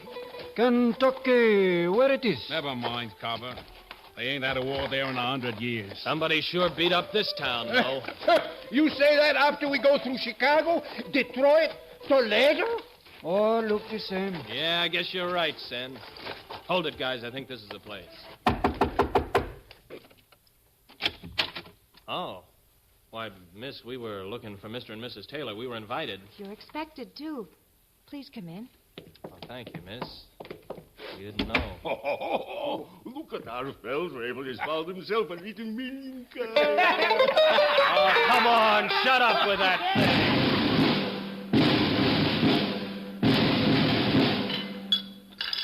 And there I was, Mrs. Taylor, sitting in that bloody tree with that bloody spear pinning me bloody thigh to the bloody trunk. And all in this so-called atomic age. Is X, tovarish? X what, Ruski? Ex-atomic, tovarish. Is no more factories, no more atomics. Gracias a Dios. Might even live longer this way. I wouldn't count on too much, Cove. Why can't? We don't get paid anyway. Oh, stash it, Ruski. That reminds me of a fellow I served with in the Second World War. Well, we had just landed on this island. But I guess he got himself lost or something. And the next thing you know, after we take this village, there he is sitting on this throne with 4 bodyguards with spears and at least 8 wives. More tea, Sergeant? Oh, thanks, miss. My name is John. It's Johnny. Johnny Johns. Mine is Martha. Martha Waycross. Waycross? I'm only taken over. Mother and Dad, Mr. and Mrs. Taylor, that is, they found me at the intersection of Broad Street and the highway to Red Bank after that first awful bombing. I was only about 7 then. Your parents gone? I really don't know. I'd forgotten my name from the shock or something. So when Mother and Dad registered me as their takeover, they put me down as Waycross. What are you looking so strange about? I don't know. You make me think of something. Make me smell it, even. Smell what? I don't know. That's what I don't know. That's what I'm trying to remember. Where do you come from, Sergeant? Come from? Oh, South Dakota originally. Black Hills country. And have you been home recently? No, ma'am. Not since I joined up 7 years ago. You haven't been back since? Well, no. I figured this time when we got chased off the West Coast, I'd get a chance to stop by the farm, see what's left of my family, and the railway wasn't running, so they sent us across through Canada. I don't know whether you're aware of it, children, but there's a beautiful full moon outside. Children? Oh, I also am a child. Would you like to go out and look at the moon, Martha? Yes, Johnny. How about another bottle of beer, gentlemen? You are a gentleman, Mr. Taylor. Bevo!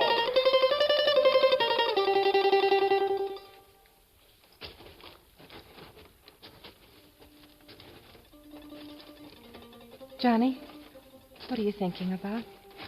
I just figured out what you reminded me of before. Something nice, I hope. Oh, yeah. Real nice. I don't know if I can say it right, but it had something to do with when I was a kid back home on the farm. It'd be the sun and the bright blue sky in the summer, the smell of the green grass and the wheat and the corn. My mother would be in the kitchen usually, cooking up something good. And always in the summer, there'd be that warm breeze in my face and hair. What's that? Huh? That noise? Gosh, I hope it's the reinforcements we've been waiting for. General Bob Smith's outfit. I reckon we sure enough are moving out now.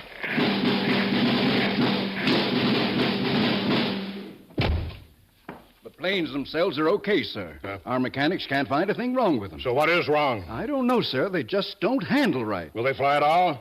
After a fashion, sir. Well, maybe that's enough of a margin. If Smith has some ammunition, that is. We'll need everything we can lay our hands on to stop that wolf.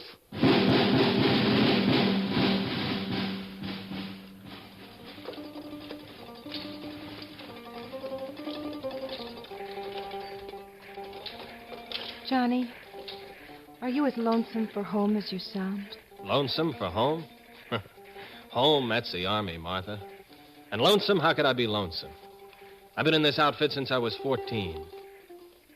Now, you're giving me an idea, though. Hope this one is nice, too. Heard it from a fella I went to school with. He went back home last year. He told me there are some folks that have moved into some of those caves in the hills, right near where I was raised. And they're collecting all kinds of things. Sounds wonderful. Seems there was a saint once in Italy or somewhere. Saint Benedict, I think.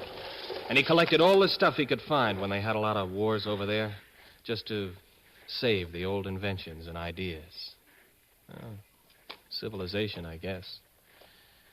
Well, those people back home are trying to do the same thing. Johnny, are you thinking of going back to join them? Well, now, Martha, if a man had himself a good woman, I don't owe the Army any time anymore.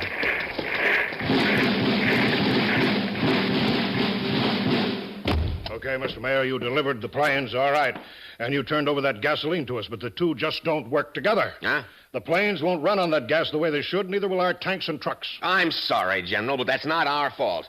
The stuff hasn't been touched since it was pumped into the reservoir 15 years ago. 15 years? Oh, it's no wonder. What's the matter, General? Do you know what evaporation and condensation in an underground tank can do to gasoline in 15 years? I only hope the stuff is good for one mission at least.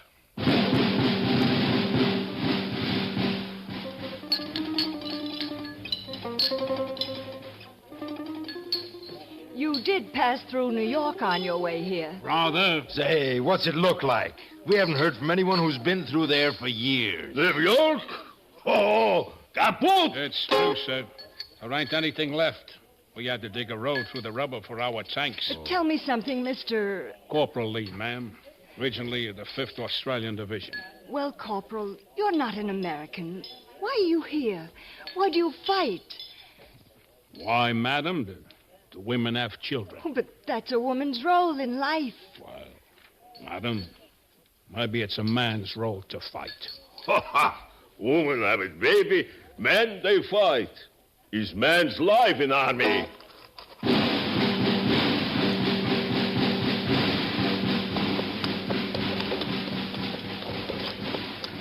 Well, all I can say, Bob, is I'm glad you got here. I have a hunch this wolf is going to be pretty tough to lick. He wouldn't risk a landing if he didn't think he was pretty well fixed. Where do you think he'll hit us? G2 says around Cape May. Makes sense, too. Well, you got here just in time, Bob. The mayor of this junk heap made me swear we'd move out in the morning. What do you mean, Major? Oh, heck, he had some gas stored underground from before the war. A few planes hidden in those caves, and so we made a deal. Now, it turns out, of course, that the gas is full of water and the planes practically refuse to fly on it. Still, you know the old saw, beggars can't be choosers. I'd have shot the so-and-so. I thought of it. But how would I have found those supplies of his? What do you got left? Not much.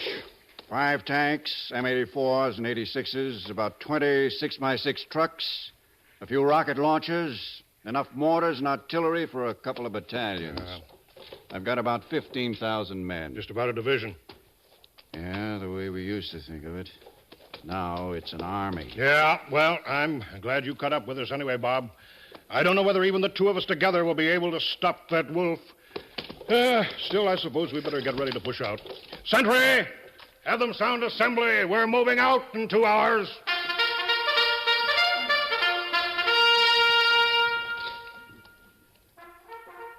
Hey, what's that? Hey, you guys, back to camp. Assembly sounded. Well, Martha, I guess we're moving. What about those black hills of yours? Are we moving, Sarge? Johnny, we go. You think this is invasion? Invasion who? I don't know, you guys, but the bugle gave it on the double. I'm sorry, honey.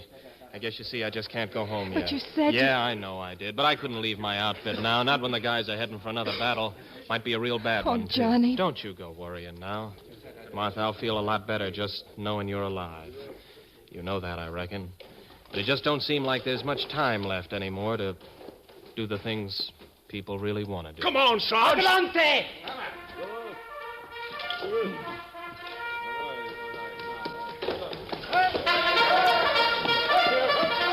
Here, you! Contact! Got it smashed down! All right, fall in line there. Both sides of the road. Shut up, you! Guess you'll run for a while. Come on now, you guys. Dress it up.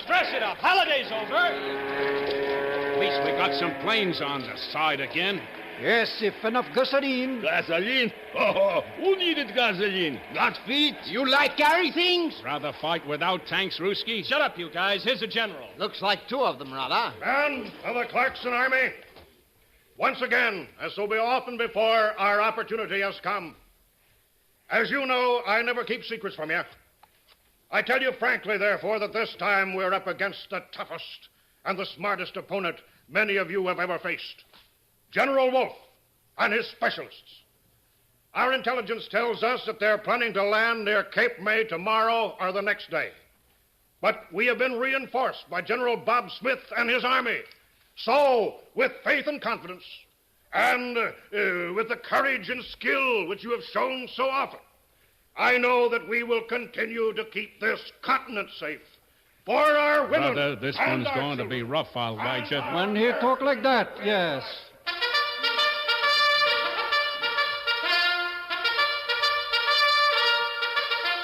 Squad, change, hot, right, haste, right step, forward, hard.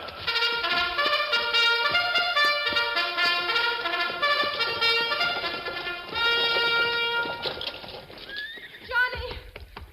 Hi, Sarge. Yeah? Johnny! Oh, goodbye, Martha. The Black Hills! St. Benedict! Maybe I'll be back. Maybe, Martha.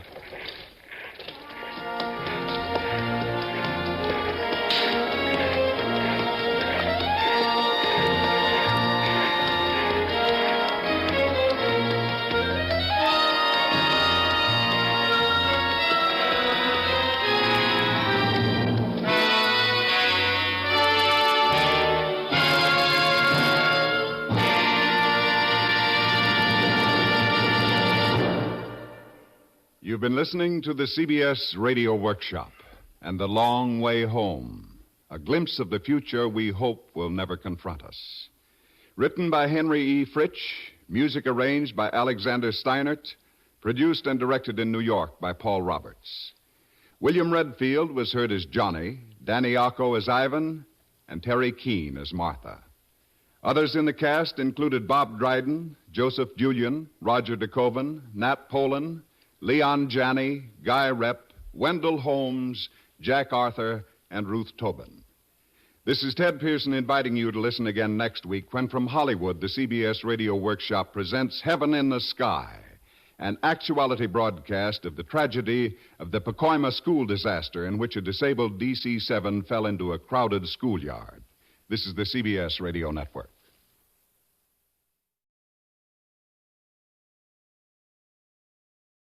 From Hollywood, the CBS Radio Workshop.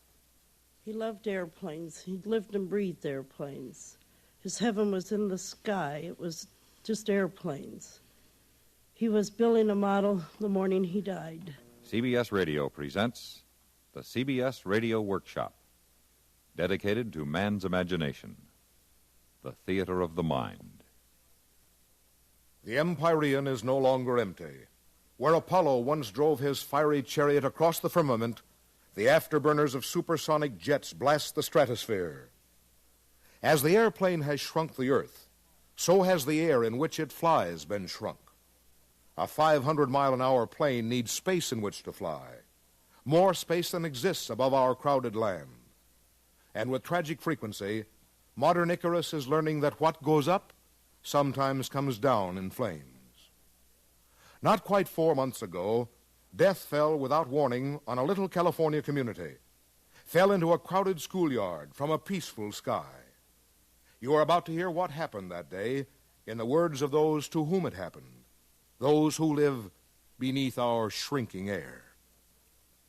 The CBS Radio Workshop presents a human document, Heaven is in the Sky, produced and directed by William N. Robeson. At 10:15 a.m., January 31st, flight engineer Waldo Adams grasped the 4 throttle knobs in his right hand and slowly pushed them forward.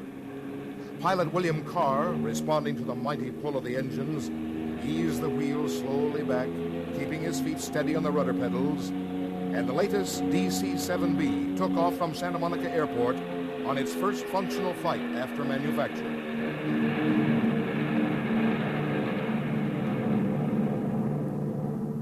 At 10:30 a.m., radio operator Roy Nakazawa reported to Santa Monica Tower that the DC-7B was over Catalina Island at 9,000 feet and climbing.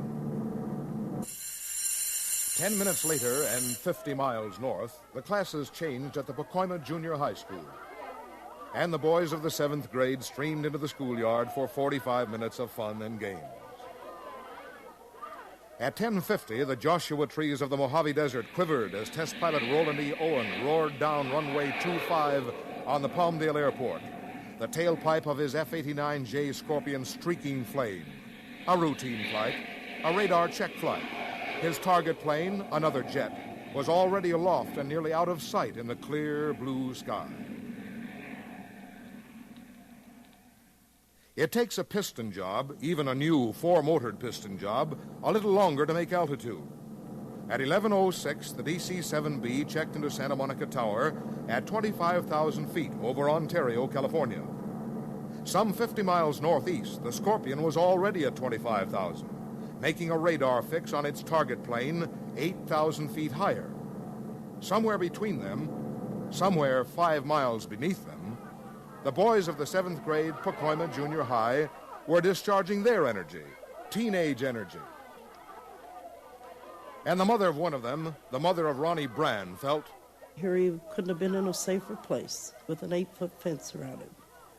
Even if there was a wreck on the street, a car couldn't come through that fence unless it was doing 90 miles an hour. So the only thing that could have got him was something out of the sky. Draw a line northwest from Ontario. Draw another southwest from Palmdale. They will intersect above the San Fernando Valley, one of the fastest-growing areas in the world. Put a 300-mile-an-hour DC-7B on the northwest line and a 500-mile-an-hour Scorpion jet on the southwest line at exactly the same altitude, time it just right, and they will collide over the San Fernando Valley. At 11:18 a.m., January 31st, they did.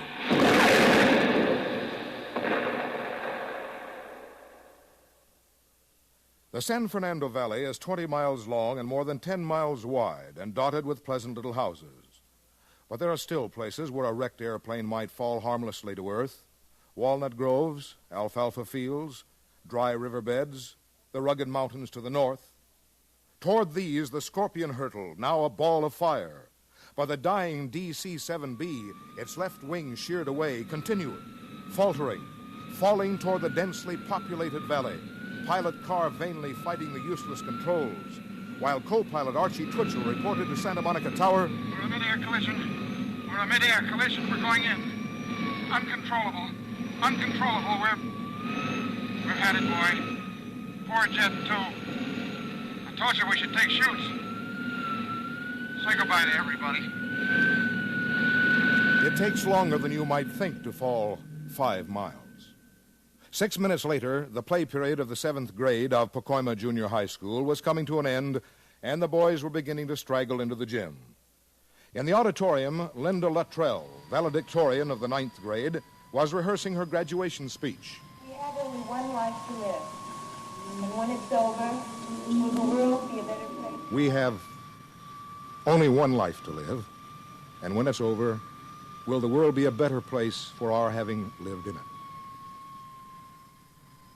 Intent on her words, Linda didn't hear the sound of falling death, but the boys of the 7th grade did. We was out on the gym field playing, and then we heard this high whistle, and everybody looked up.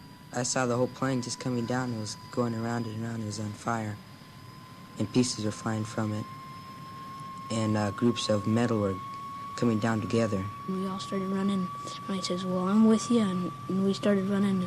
And I seen Ronnie with me, and then I passed him, and then he passed me. I ran to try to get up a pole. I ran to get away. I ran from it. I just jumped to the ground and covered up my head. Donald Kellner, driver of the school bus parked by the playing field, heard it too.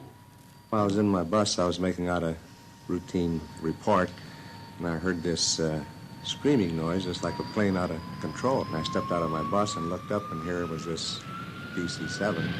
Then it exploded.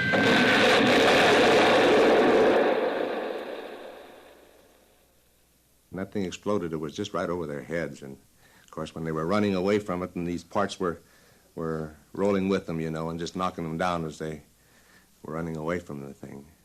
They were trying so hard to get away from it, you know. They were just running. I was running, and if I hadn't stopped real fast, I'd have probably got it, because there's a great big piece about 5 feet long come sliding across in front of me. And a few other times, some pieces might have hit me.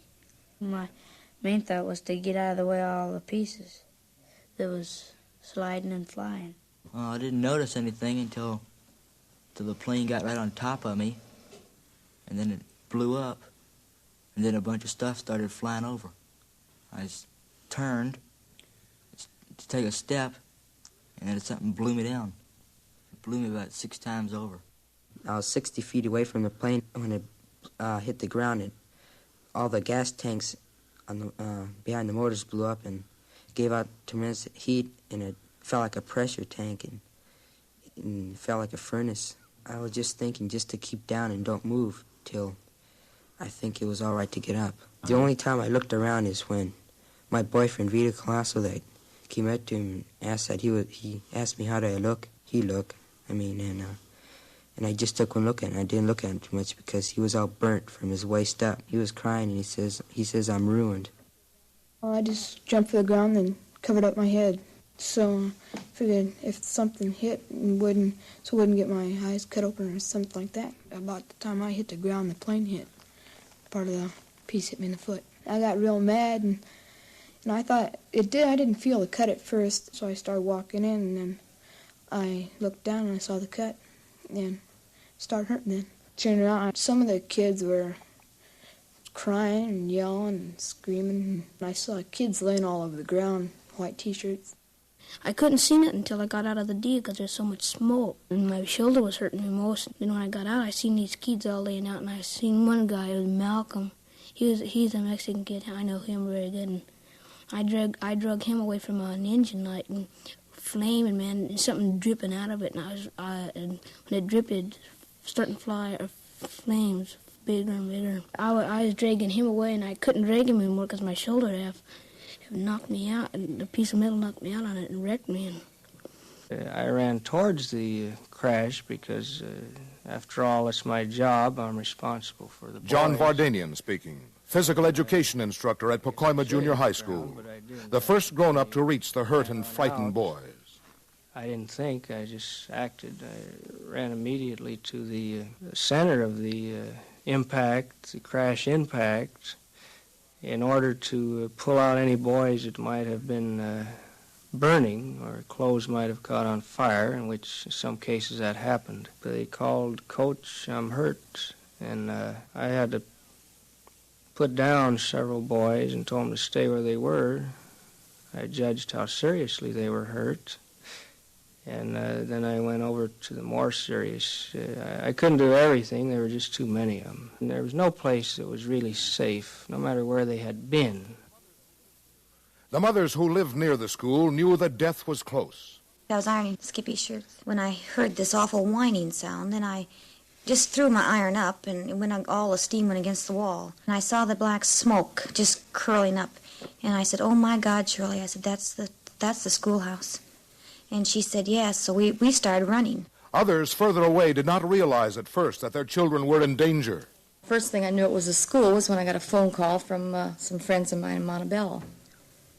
And then they said over radio that it was the 7th and 8th grade boys that was out. And I just waited. There wasn't much I could do. I didn't go to school because I knew that if there was anything wrong that they would call me. I called some neighbors over and we just waited. Every time the phone would ring, why, I was pretty afraid to pick the phone up, thinking that maybe it was from the hospital. And I had my neighbors over and we talked and just kind of walked around between ourselves and tried to keep busy is about all we could do. I had a feeling that he was involved. There wasn't anything I could do. And then they said over radio that not to jam up the traffic. I thought that you get down there and all the confusion, if you couldn't find your boy, then what would you do? I mean, I just wouldn't know what to do then. I'd just probably go back home and just wait.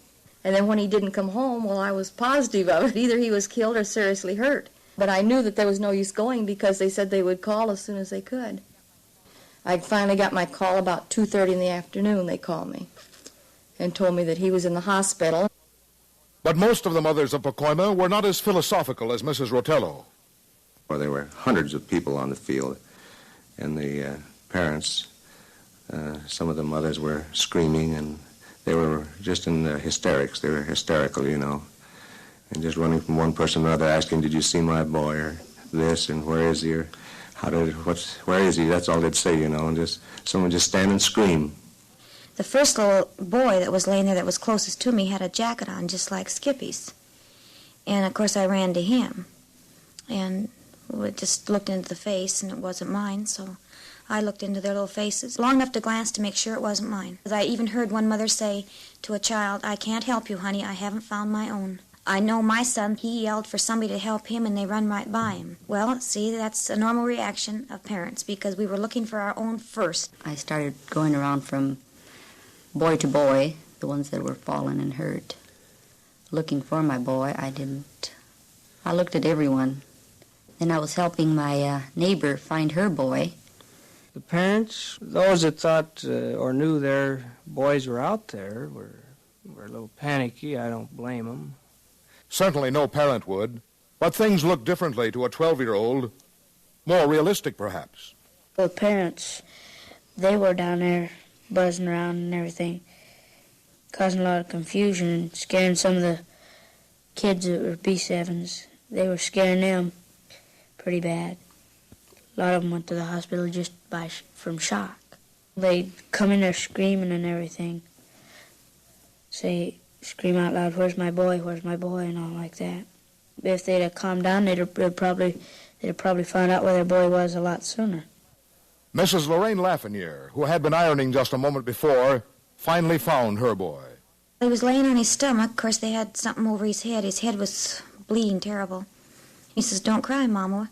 And I said, oh, I'm not going to cry now. I found you. And he says, let me see your face. And I bent down and he says, Mama, would you say the Hail Mary and the Act of Contrition with me? And Mrs. Margaret Barrios found hers. And I saw my son walking toward me. He was hurt. He was bleeding. All his face was bloody. I saw that he was burned. I didn't know the extent of his injuries, but he looked pretty bad to me. But Mrs. Virginia Brand could not find her son, Ronnie, not at the schoolyard, for an ambulance had already taken him to the hospital. Well, the nurse said, we'll just have to look at every boy because we don't know who's who. And so myself and the nurse all ran around looking at each boy, and some of them were burnt so bad I had to get right down at their face and look to see that it wasn't mine. And we ran and looked at all the boys, and then I came back to the desk and spelled out my name in case they had a wrong name there, and because he was on the list of the injured. And then the doctor must have heard me or something. The doctor said, come here, I want to talk to you. And I said, well, what do you want to talk to me for? I guess I was stalling time. I knew what he was going to say. I just had that feeling. The minute I drove in the hospital, I realized that the whole thing... These are the words of Ronnie Brand's father. A number of cars parked, and I don't know, I just was kind of numb, I guess, and her friend came out to meet me, and I just asked her where my wife was, and I could tell by the look on her face just what I was going to expect to hear.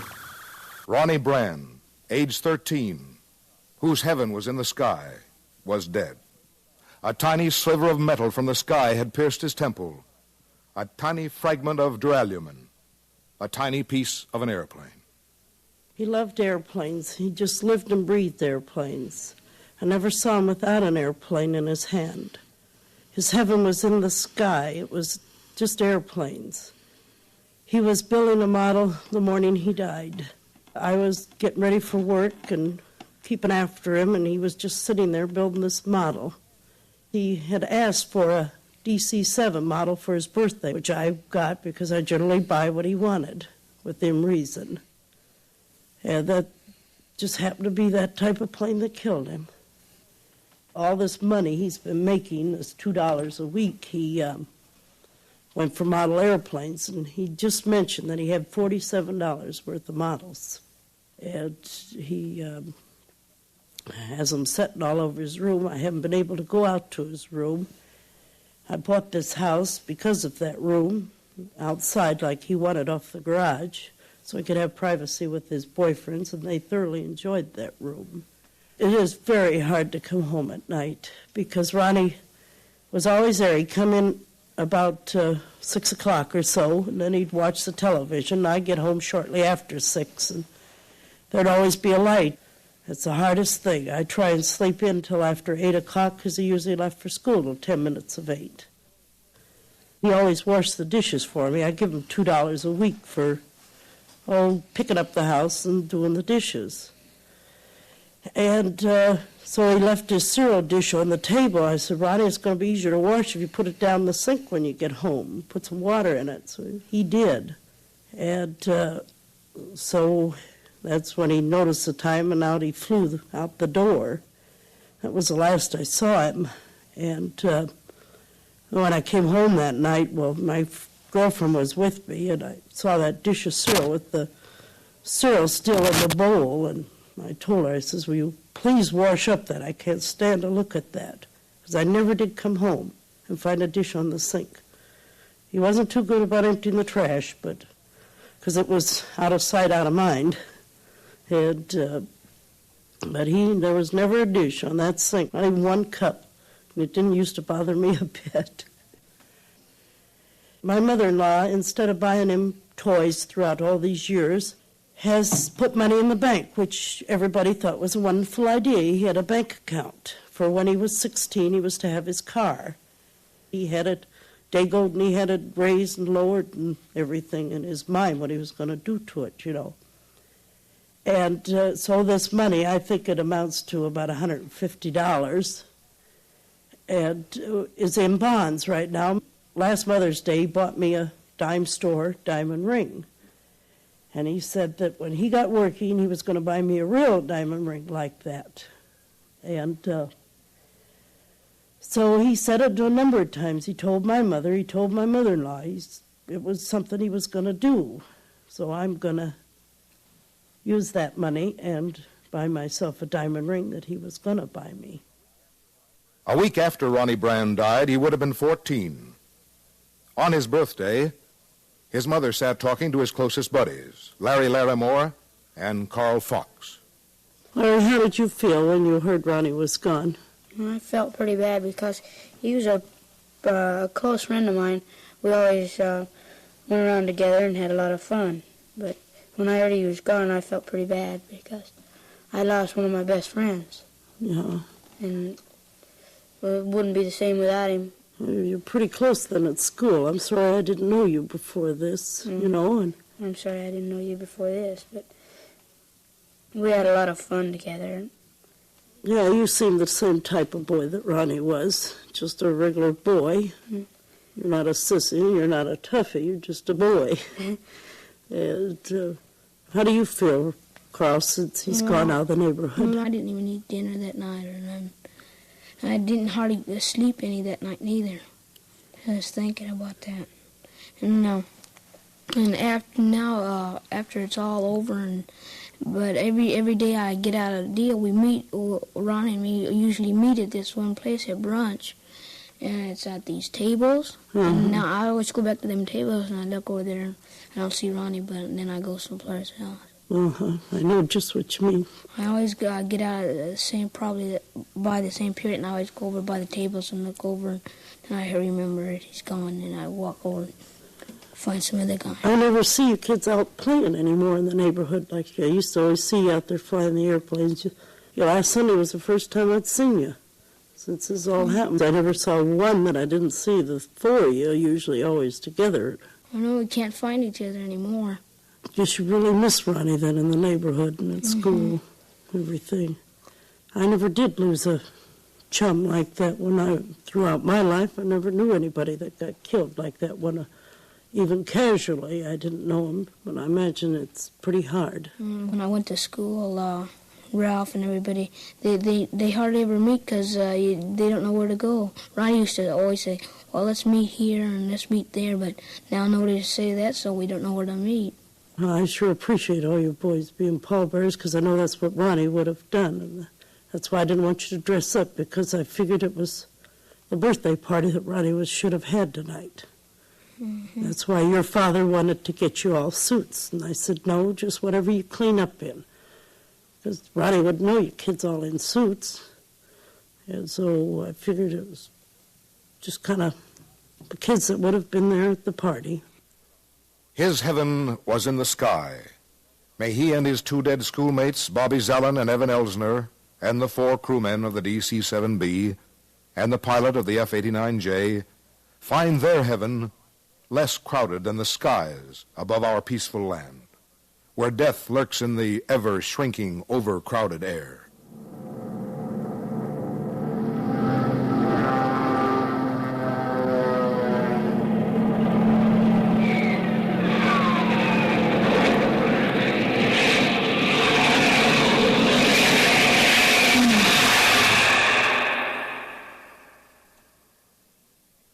The CBS Radio Workshop has presented Heaven is in the Sky with Frank Goss as narrator. Recording and research by Jules Maitland.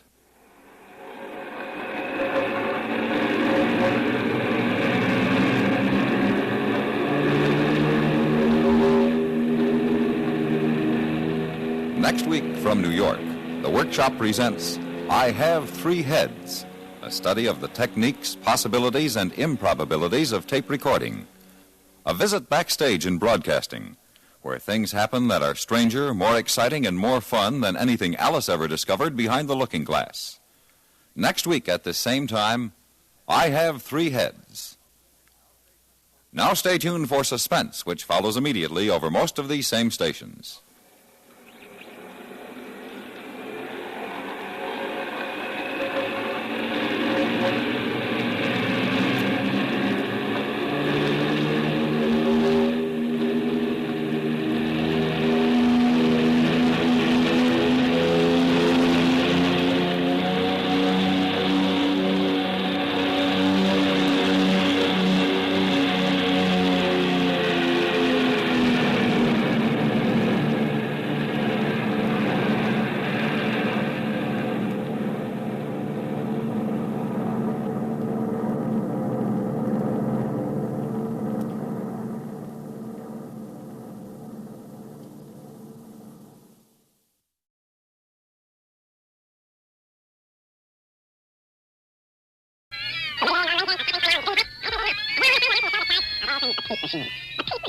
Passing tape over 3 heads, 1 for erasing, 1 for recording, the 3rd for playback. And the CBS Radio Workshop, dedicated to man's imagination, the theater of the mind, presents I Have 3 Heads, a study of the techniques, the possibilities, and the improbabilities of tape recording. Today's workshop was conceived and created by CBS radio engineer Mort Goldberg. In today's workshop, Mr. Goldberg has been aided and abetted by... hey, hold on. Slow down, wait a minute. Too fast. Too...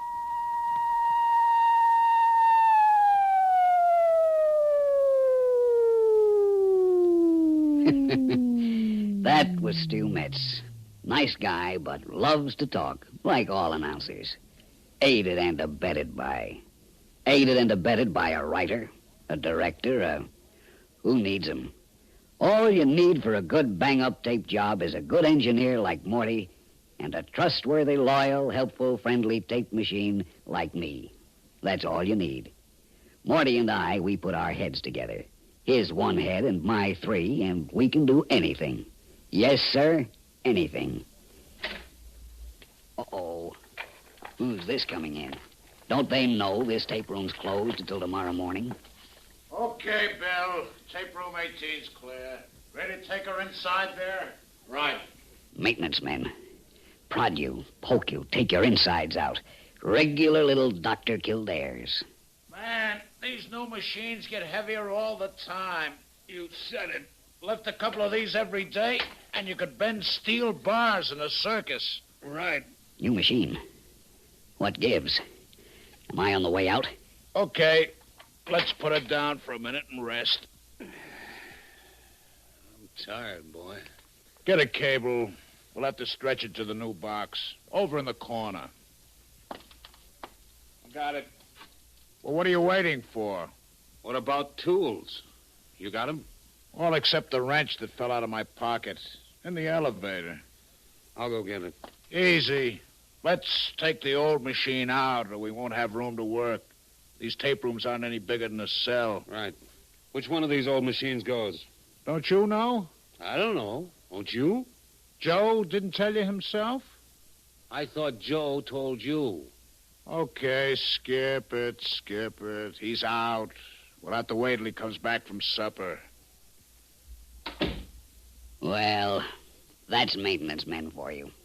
They can tell you transistor 205 connects to pole 83 on the BX sub-transformer, but when it comes to replacing one of the 3 experienced machines in this tape room, they should go back to plumbing. Sure hope it won't be me. Say, maybe this new machine knows who he's replacing. Hi, new here, aren't you? That's obvious at first glance, I should say. Well, we were all bright and new once. I'm Howard Ampex, Model 200. And you? Gerald Ampex, Model 350. We must be cousins.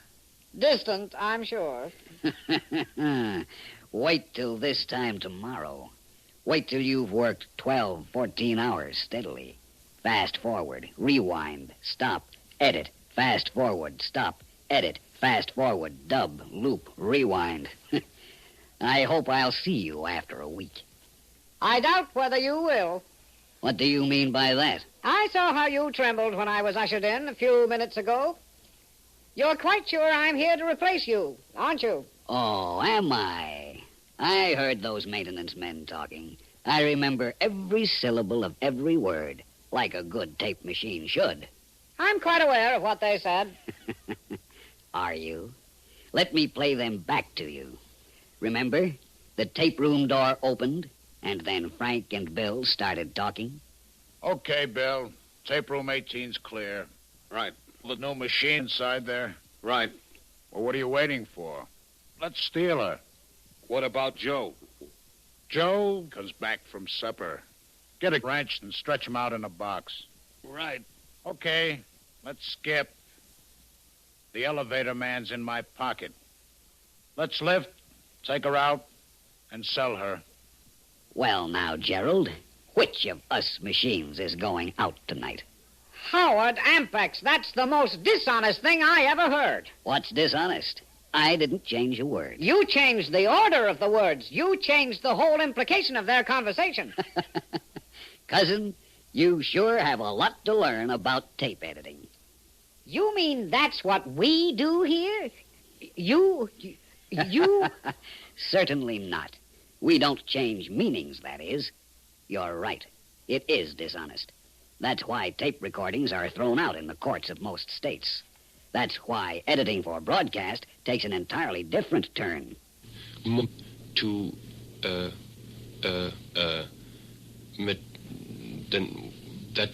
That there was a...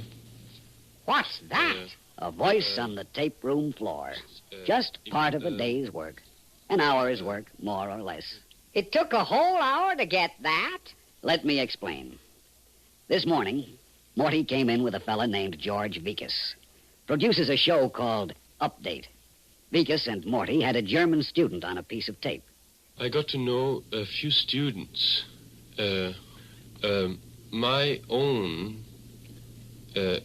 impression from America students was that there was a... Now, Gerald, is that clear? That there is more. Well, it's rather hard to get the drift. Of course it was.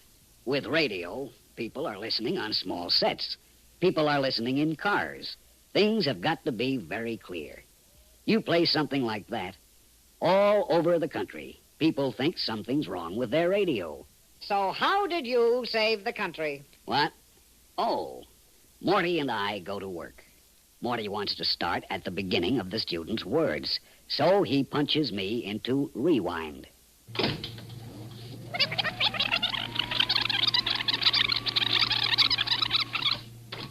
Here we are, back at the beginning. Morty punches my start button, and the tape starts unreeling from the feed reel to the take-up reel. It passes by my 3 heads, one for erasing, the second for recording the sounds and words that are fed into it, and the third for playing back what's already on the tape. It's this third, the playback head we're using now, as we catch the students' first words. I got to know a few students. Morty punches my stop button. Back we go to find that What's that very odd noise? Manual operation. Morty's working the machine by hand. Well, really, by hand? You'll have many a hand laid on you before you go back to maintenance for your first checkup. And many a razor blade, too. Razor blade? We're coming to that. Morty's found the Now he opens the gate, exposing the heads. He marks the spot for the cut. You'll hear him dropping the pencil.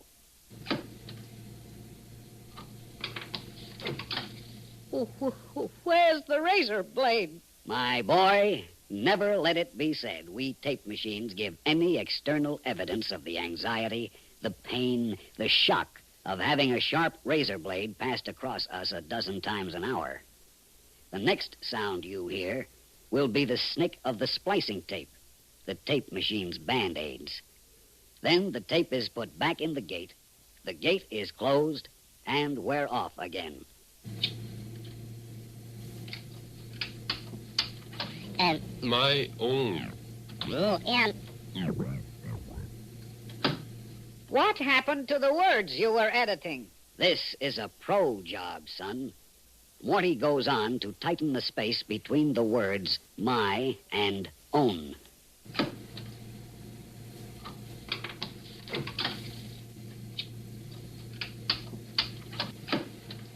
There you have it. Now you'll hear what Morty's edited so far. Taking out the tightening the space between the my and own. A few students. My own impression. Another to come out. And an from that impression. So Morty makes a mark after my own, pulls the tapes by hand this time, and marks the tape ready to cut after the first My own.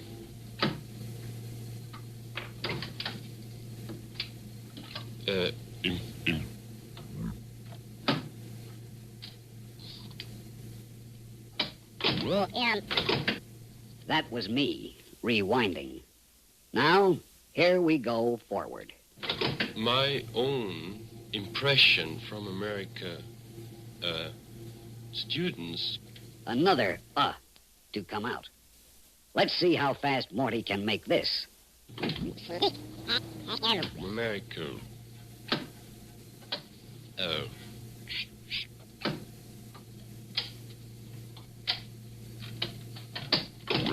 Impression from America students was that there is more. Stop! What's the matter, Gerald? Are you shaking your heads? Howard, it can go like this all day? It's a tough grind, but let me show you how it will sound after an hour or so. That's when you're proud of yourself and your engineer. I got to know a few students.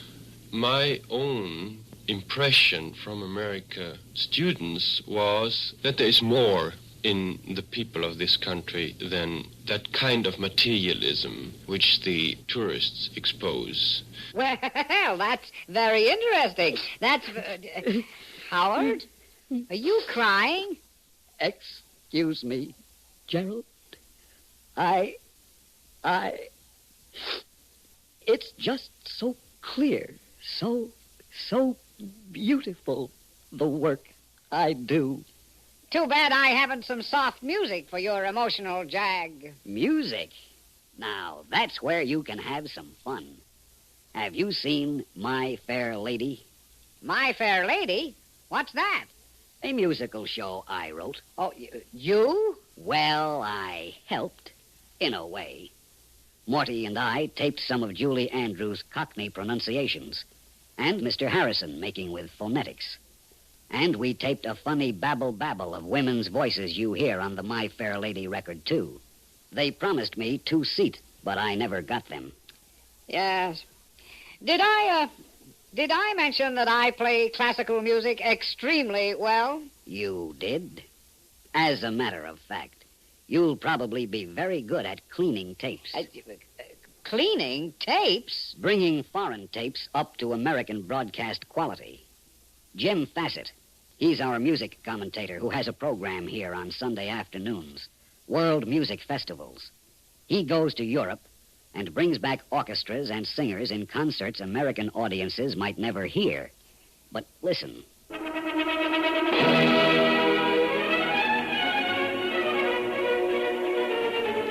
That's not good broadcast quality, is it? Sounds like the Oskaloosa Little Symphony. On us American machines, yes. But remember, Gerald, these tapes are made in Europe. Different machines. Jim and Morty and I work on these European tapes to restore the original quality. Take this piece of tape. You and I switch back and forth. You play the Fassett, Morty, Howard American version. I'll play the original tape. Here I go.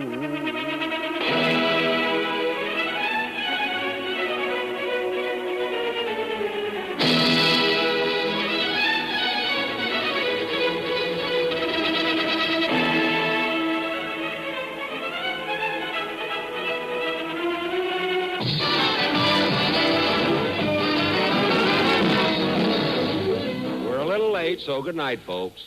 What in the world was that? A piece of Jack Benny tape that Morty and I lost this afternoon. Wondered where it was. Does this happen often? Not often enough, to my way of thinking. Boy, could we have fun. Boy, oh boy, oh boy. However, let me give you a case of where Morty and I did mix some tapes deliberately. You like band music? Military, college, circus, jazz, or street corner? Military. Not one, but 4 of them. This same fella, Vikas, that I told you about, he and Morty and I put together an audition for a show that hasn't been broadcast yet. A show called Sounds of the World. That music is the band up at West Point playing. We also got tapes of a band at Buckingham Palace. Another band from France, and still another band playing in Red Square in Moscow. We also got tapes of 4 sergeants, one from each country, and let them give the command to march. For international cooperation, how do you like this? Company! Fusil sur l'épaule!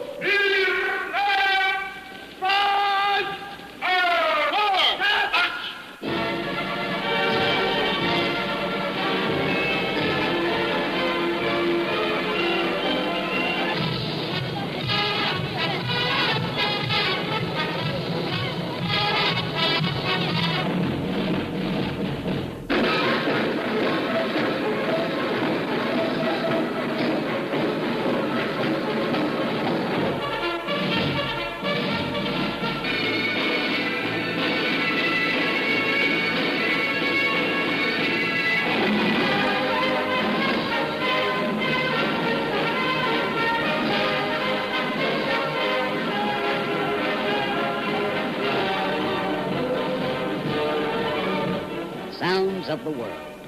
4 military bands from West Point, England, France, and Russia.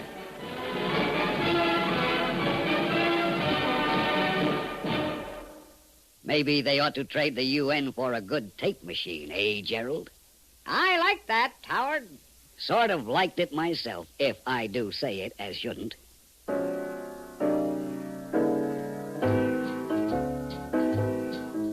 Say, Howard, what's that tune? That tune? Oh, it's a little number I wrote myself.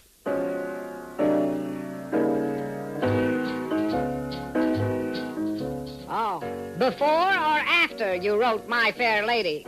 Well, to edit this statement correctly, I, little old Howard Ampex of Tape Room 18, am probably the only tape machine that had a song especially arranged for him. For years, Morty has played tape backwards and forwards and upside down. But he has never had the chance, until just the other day, to to find out what happened when an orchestra taped a song backwards, and then I played it forward again. Says Morty to himself, what happens to the instruments? So that's where Hank Silverne entered. And this is how Hank arranged T for 2 straight.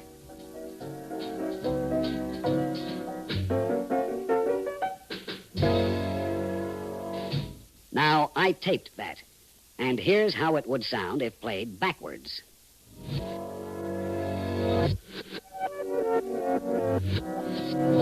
You see? Almost everybody's done that, including the 2 million people who own home tape recorders. But now came the job of orchestrating T for 2 backwards, so that the musicians began with the last note and played it through to the first note. Here's how that sounded.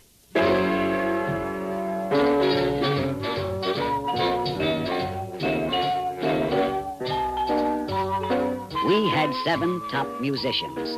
Hank at the piano, then guitar, bass, drums, vibes, sax, and trumpet. 4 musicians who could play T for 2 straight in their sleep. This backward arrangement almost drove them to the point of turning in their union cards. But you should have seen their faces a few minutes later. Here's what we'd been working for. A popular song, T for 2, orchestrated and played backwards.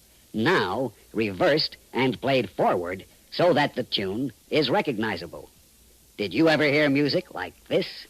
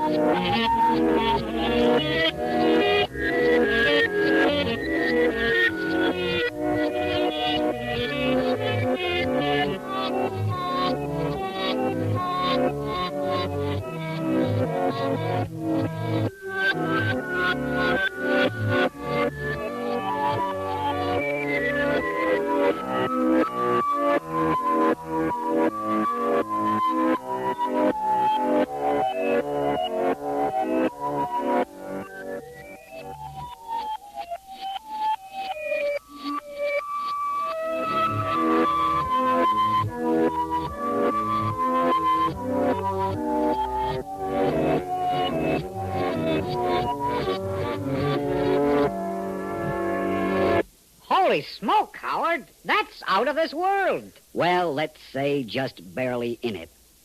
First time anybody but Morty and me and Hank and a few others have heard that music. Gosh, Howard, I feel so low. Low? About what? I didn't recognize you as a pioneer. Don't be corny and call me the tape machine's tape machine. It's all in the day's work. Come on, cheer up, Gerald. Uh-oh, someone's coming. Well, Bill, all set to get this new machine rolling? Right. What number machine are we taking out? Number 20. Got your wrench? What wrench? The one you left in the elevator earlier. I got it. Well, hold it a minute. I forgot mine. I guess it's goodbye. Number 20. Cheer up, Gerald. Old tape machines never die. They just go back and get new heads. If they come around with those 2 tickets they promised you for My Fair Lady, shall Morty and I tell them where you are? Don't bother. Morty made his own special version out of 3 recordings. Charlie Applewhite, Sylvia Sims, and Dinah Shores. Want to hear it? Just for kicks? Fast forward, stop, start, and just for kicks. I could have danced all night. I could have danced all night and still have begged for more. I could have spread my wings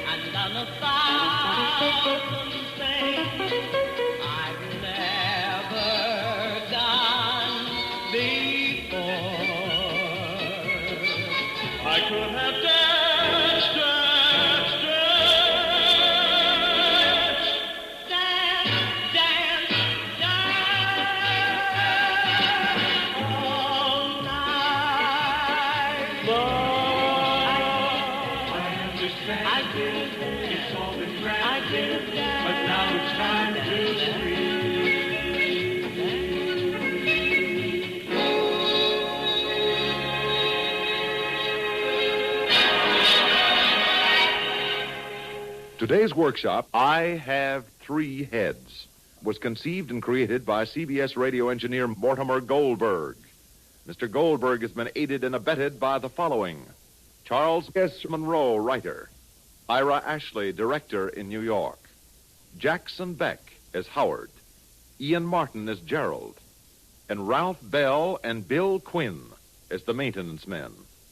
Hank Silverne, arranger and conductor. Stuart Metz, your announcer. The workshop wishes to thank James Fassett, Irving Gitlin, George Bekas, and others who contributed portions of program material used today.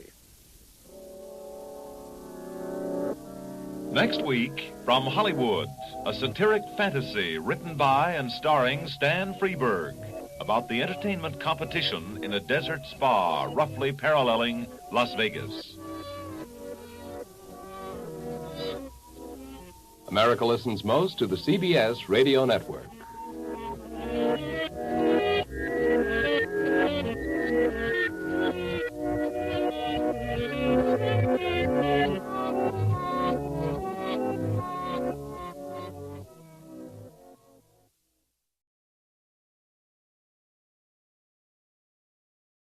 From Hollywood, the CBS Radio Workshop.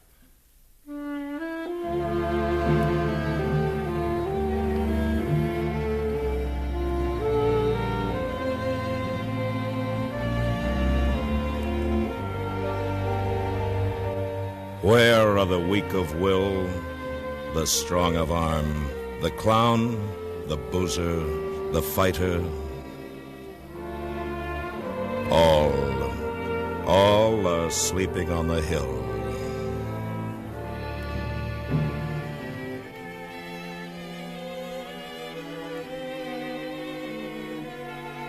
Where are the tender heart, the simple soul, the loud, the proud, the happy one? All are sleeping on the hill.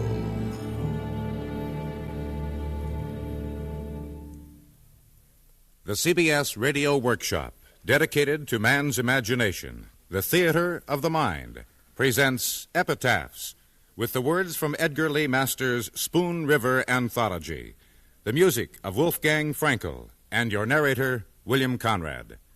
Mr. Conrad. Thank you.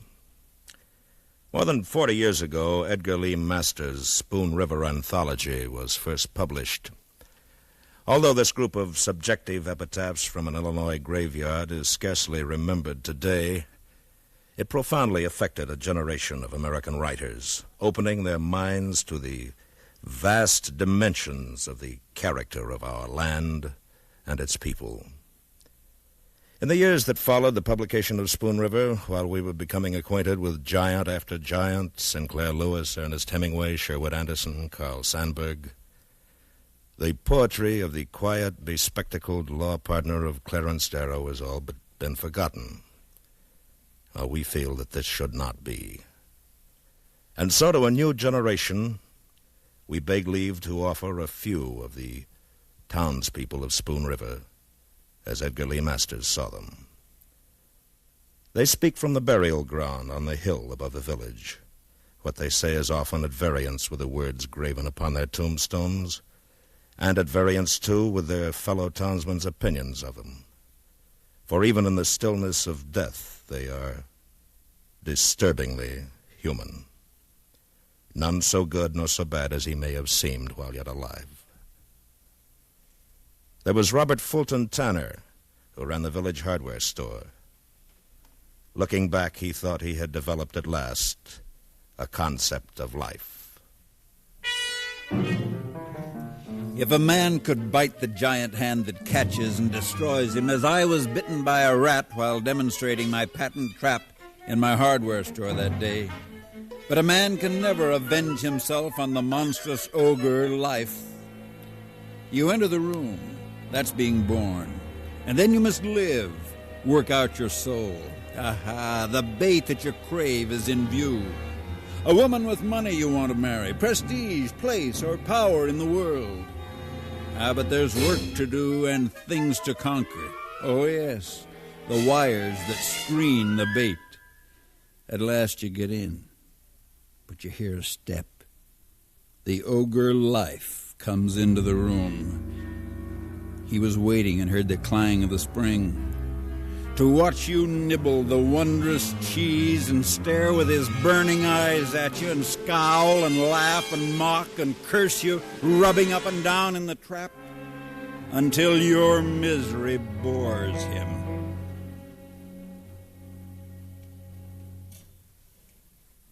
What God hath joined together, let no man put asunder. How often had the Reverend Lemuel Wiley enjoined these words, and those others, the corollary, till death do you part. Well, Mrs. Charles Bliss heard them once, and lived and died, regretting having heard. Reverend Wiley advised me not to divorce him for the sake of the children, and Judge Summers advised him the same. So we stuck it out to the end of the path. But 2 of the children thought he was right, and 2 of the children thought I was right. And the 2 who sided with him blamed me, and the 2 who sided with me blamed him. And they grieved for the one they sided with. And all were torn with the guilt of judging and tortured in soul, because they could not admire equally him and me. Now every gardener knows that plants grown in cellars or under stones are twisted and yellow and weak, and no mother would let her baby suck diseased milk from her breast. Yet preachers and judges advise the raising of souls where there is no sunlight, but only twilight, no warmth, but only dampness and cold.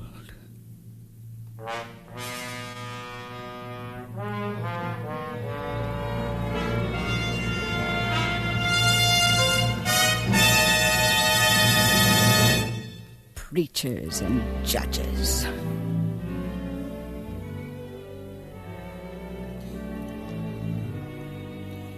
I preached 4,000 sermons, I conducted 40 revivals, and baptized many converts. Yet no deed of mine shines brighter in the memory of the world, and none is treasured more by me. Look how I saved the Blisses from divorce, and kept the children free from that disgrace to grow up into moral men and women, happy themselves, a credit to the village.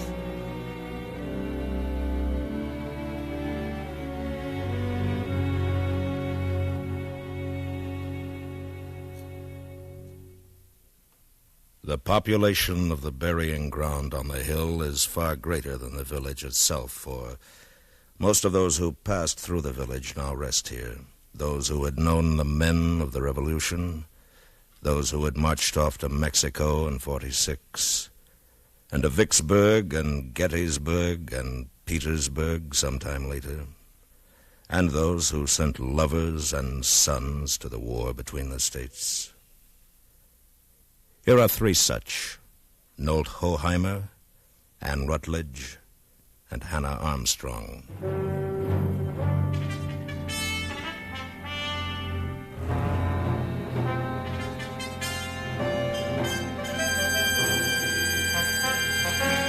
I was the first fruits of the Battle of Missionary Ridge.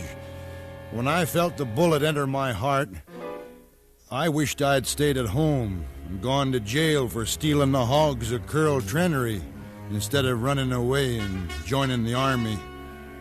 Rather 1,000 times the county jail than to lie under this marble figure with wings and this granite pedestal bearing the words Pro Patria. What do they mean, anyway?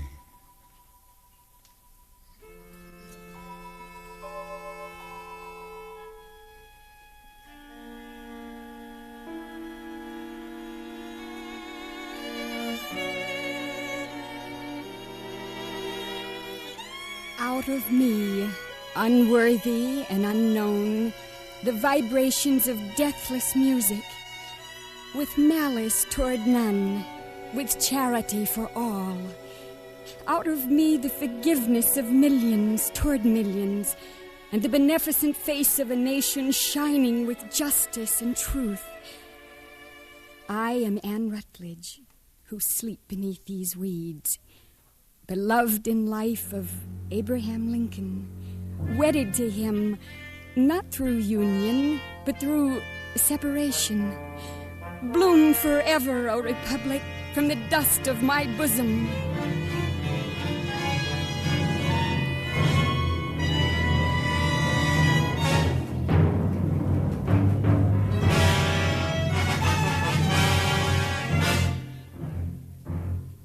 I wrote him a letter asking him for old time's sake to discharge my sick boy from the army. But maybe he couldn't read it. Then I went to town and had James Garber, who wrote beautifully, write him a letter. But maybe that was lost in the mails. So I traveled all the way to Washington. I was more than an hour finding the White House.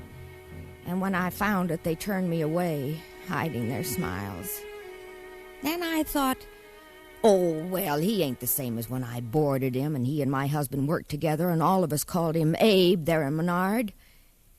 As a last attempt, I turned to a guard and said, please say it's old Aunt Hannah Armstrong from Illinois, come to see him about her sick boy in the army.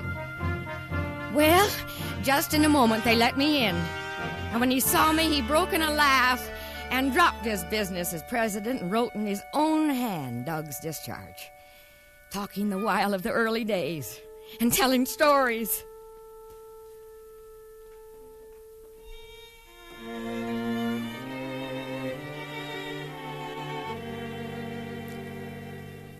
The scars of prejudice and segregation go deep.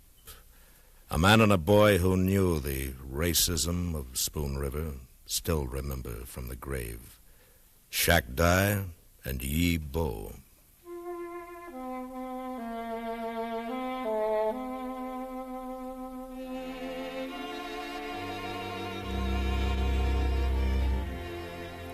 The white men played all sorts of jokes on me.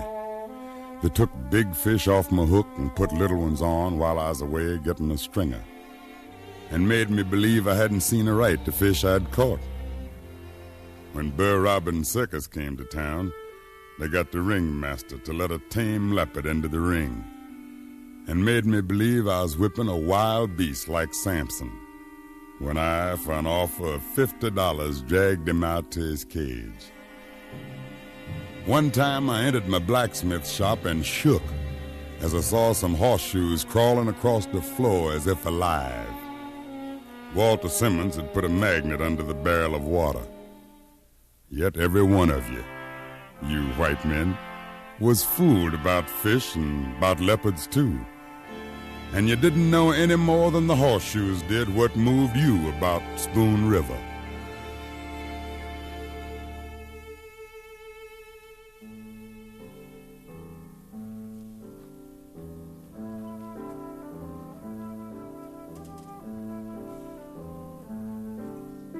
They got me into the Sunday school in Spoon River and tried to get me to drop Confucius for Jesus. I could have been no worse off if I had tried to get them to drop Jesus for Confucius. For without any warning, as if it were a prank, and sneaking up behind me, Harry Wiley, the minister's son, caved my ribs into my lungs with a blow of his fist. Now I shall never sleep with my ancestors in Pekin, and no children shall worship at my grave.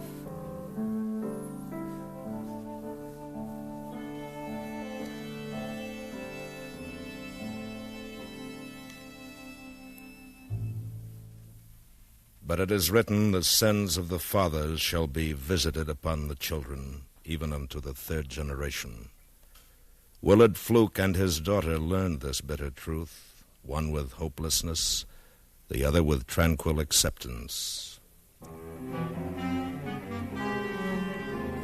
My wife lost her health and dwindled until she weighed scarce 90 pounds. Then that woman whom the men styled Cleopatra came along, and we married ones all broke our vows, myself among the rest. Years passed, and one by one death claimed them all in some hideous form. And I was borne along by dreams of God's particular grace for me, and I began to write reams on reams of the second coming of Christ. Then Christ came to me and said, "Go into the church and stand before the congregation and confess your sin." But just as I stood up and began to speak, I saw my little girl who was sitting in the front seat. My little girl who was born blind. After that, all is blackness.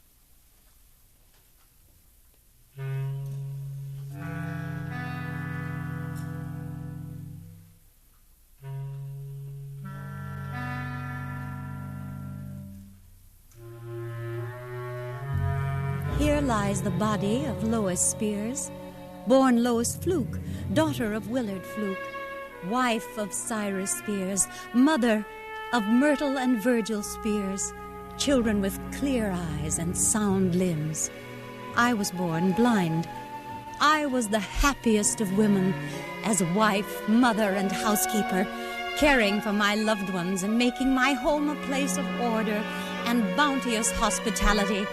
For I went about the rooms and about the garden with an instinct as sure as sight, as though there were eyes in my fingertips.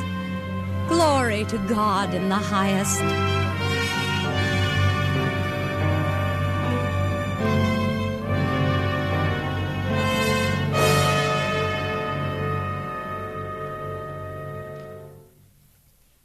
What would you say of Circe Foote, a young man with a problem?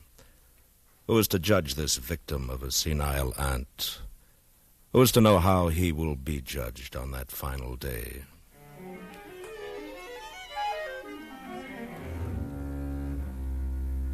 I wanted to go away to college, but rich Aunt Persis wouldn't help me. So I made gardens and raked the lawns and bought John Alden's books with my earnings and toiled for the very means of life. I wanted to marry Delia Prickett, but how could I do it with what I earned? And there was Aunt Persis, more than 70, who sat in a wheelchair, half alive, with her throat so paralyzed when she swallowed the soup ran out of her mouth like a duck. A gourmand yet, investing her income in mortgages, fretting all the time about her notes and rents and papers. That day I was sawing wood for her and reading Proudhon in between. I went in the house for a drink of water, and there she sat, asleep in her chair, and Proudhon lying on the table, and a bottle of chloroform on the book she used sometimes for an aching tooth. I poured the chloroform on a handkerchief, and I held it to her nose till she died. Oh, Delia. Delia, you and Proudhon steadied my hand. And the coroner said she died of heart failure. I married Delia and got the money.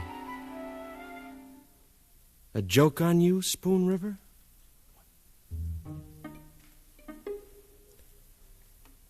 Others are not so shrewd or so fortunate in hiding their dilemma.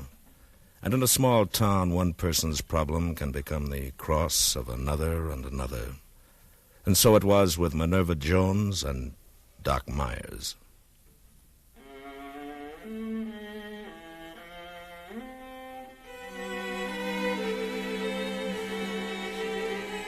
I'm Minerva, the village poetess, hooted at, jeered at by the yahoos of the street for my heavy body, cockeye, and rolling walk. And all the more when Butch Weldy captured me after a brutal hunt.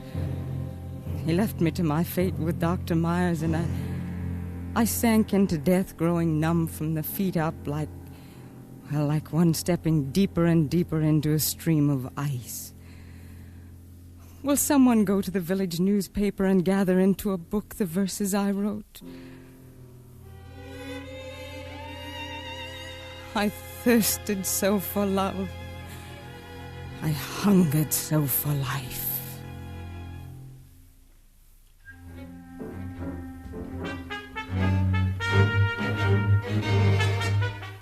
No other man, unless it was Doc Hill, did more for people in this town than I. And all the weak, the halt, the improvident, and those who could not pay flocked to me. I was good-hearted, easy Dr. Myers. I was healthy, happy, in comfortable fortune, blessed with a congenial mate. My children raised, all wedded, doing well in the world. And then one night, Minerva, the poetess, came to me in her trouble, crying. I tried to help her out. She died. They indicted me, the newspapers disgraced me. My wife perished of a broken heart, and pneumonia finished me.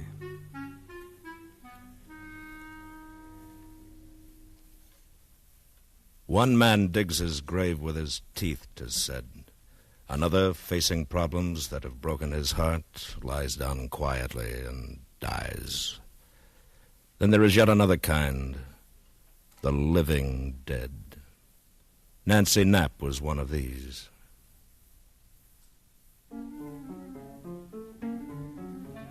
Well, don't you see, this was the way of it. We bought the farm with what he inherited, and his brothers and sisters accused him of poisoning his father's mind against the rest of them. And we never had any peace with our treasure. The murrain took the cattle and the crops failed, and lightning struck the granary, so we mortgaged the farm to keep going. And he grew silent and was worried all the time. Then some of the neighbors refused to speak to us and took sides with his brothers and sisters, and I had no place to turn. As one may say to himself at an earlier time in life, no matter, so-and-so is my friend, or I can shake this off with a little trip to Decatur. Then the dreadfulest smells infested the rooms. So I set fire to the beds, and the old witch house went up in a roar of flames as I danced in the yard with waving arms, while he wept like a freezing steer.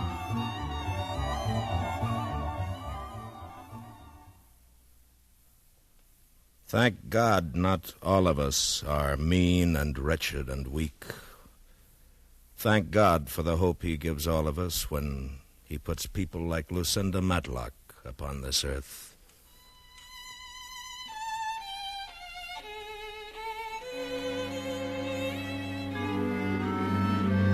I went to the dances at Chandlerville and played Snap Out at Winchester. One time we changed partners, driving home in the moonlight of middle June. And then I found Davis. We were married and lived together for 70 years, enjoying, working, raising the 12 children, 8 of whom we lost ere I had reached the age of 60. I spun, I wove, I kept the house, I nursed the sick, and made the garden, and for holiday rambled over the fields where sang the larks, and by Spoon River gathering many a shell and many a flower and medicinal weed, shouting to the wooded hills, singing to the green valleys. At 96, I had lived enough. That is all, and passed to a sweet repose. What is this I hear of sorrow and weariness, anger, discontent, and drooping hopes? Degenerate sons and daughters, life is too strong for you. It takes life to love life.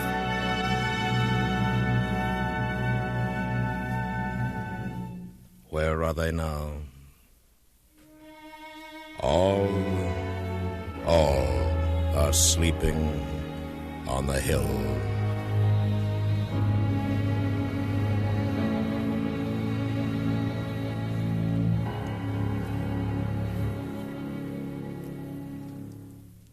You have just heard the CBS Radio Workshop's production of Epitaphs, excerpted from the Spoon River Anthology of Edgar Lee Masters, with original music composed and conducted by Wolfgang Frankel. Epitaphs was directed by William Conrad, whose voice was also heard as narrator. The workshop is produced in Hollywood by William N. Robeson. The citizens of Spoon River were recreated by Lillian Bayer, Virginia Christine, Virginia Gregg, Sammy Hill, Vivi Janis, Jeanette Nolan, Lorraine Tuttle, Parley Bear, Dick Crenna, John Daner, Roy Glenn, John McIntyre, Howard McNear, and John Stevenson. Next week, from New York, the CBS Workshop will present The Seven Hills, a personality sketch of one of the world's most unique and ancient cities, Eternal Rome. This is the CBS Radio Network.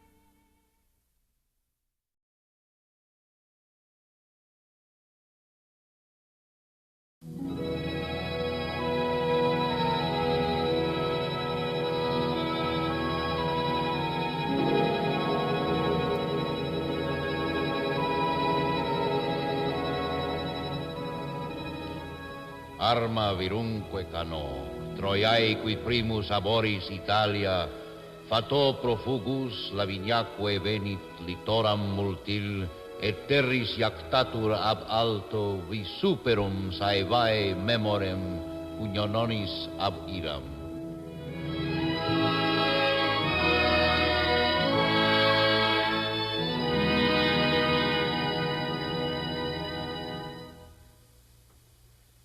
The CBS Radio Workshop, dedicated to man's imagination, the theater of the mind. Today, The Seven Hills, a personality sketch of one of the world's great capitals, the eternal city of Rome, and of its seemingly indestructible citizenry, the Romans.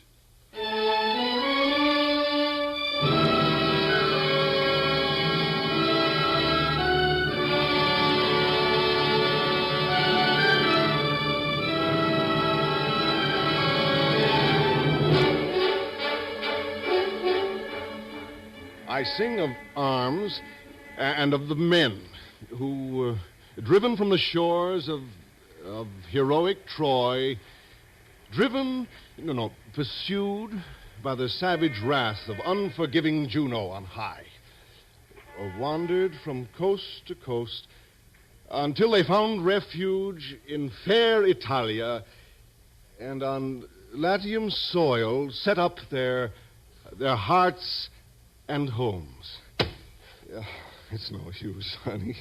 Even when I just try to follow the sense instead of old Virgil's words, I still can't put a decent verse together in English. Oh. 100 men must have translated this 100 times better than I ever will. Don't worry, darling. Rufino! What is that? Un momento. Here. Ah, sister. Come sta? Let's listen. Buongiorno, Rufino. At last I have caught you. What can I do for you, sister? For me? No, it is for you this time. I have the bargain cigarette. French again? No, per l'amore. American, fresh. 1,000 cartons. And only 1,500 lira a carton. You've been drinking again? That makes it $1.5 million for the lot. Nearly 100% profit for you, Rufino. Not anymore. You can buy a from that on the legal market. I give you $1 million. 1,400. Let's not bargain like two children who do not know each other, sister. Where are those cigarettes? In the harbor at Anzio. But we will unload and deliver them here, if you like. No. The warehouse in Ostia would be better. All right, I'll give you 1,200 a carton and not a lira more. Bene, Rufino. But you leave me no profit. Still, let us go and arrange the details over a glass of that fine new wine at Terzetti's. What was all that about, Peter? A little business deal, Roman style, if my Italian did not deceive me. Black market? Uh-huh. American cigarettes. Thus are the mighty fallen. Oh, well. As Sallust said long ago, omnia venelia Romae. Who was Sallust, and what does it mean? Sallust, my pet, was a so-called classical Roman poet of the 1st century before Christ. And his crack means, all things are for sale in Rome. Oh. Now, I'd better get back to my misbegotten attempts to adapt Virgil to our own benighted language. Mine is a song of arms and of the man of Troy. Now what for the love... Prego, cittadini! Per favore! Noi siamo monarchici! And what was that? Sounded like an election fight back home. That's what it was, all right. A sober discussion of vital issues in the coming election with modern trimmings. This bloody assignment's getting me down, Ruth. And I thought it'd be so easy to do it right here, right in the old Roman Forum, where Virgil himself must have walked 1,000 times. But who can concentrate with all this turmoil going on? Oh, Peter, don't fret so. Easier said than done. Come on, honey, let's go back to the hotel. At least we can take off our shoes there and have a drink ourselves. All right, but just give me a minute, darling.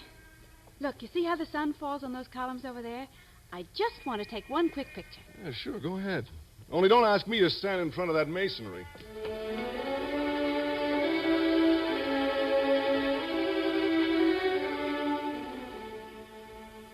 Atmosphere. There. Bounce, you historic pebble. Bounce on from marble slab to broken column. And see if you can find me some atmosphere.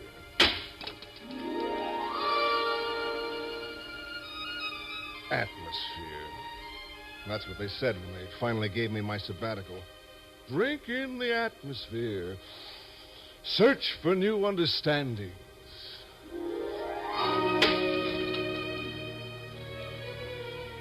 Drink in the carbon monoxide from those crazy motor scooters they drive around here. The intoxicating odor of ripe black market deals? Or maybe the gentle whispers that trail in the wake of political candidates.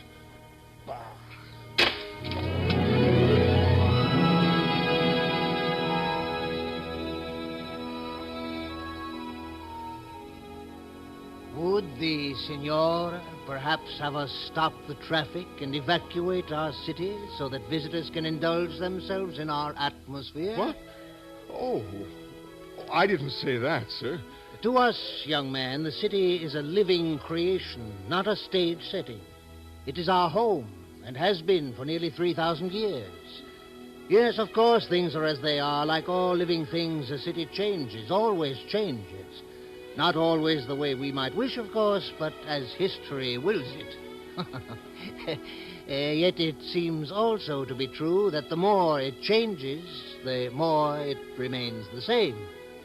And as to atmosphere, it is said that the past is the key to the present. Does this not also indicate that the present, in turn, may give us a key to the past? The soul of a people is an enduring thing, far more resistant to the ravages of time than marble buildings and monuments. I think I see what you're driving at. Look around you, then, but with the eyes and ears of your soul. Then you might find the key.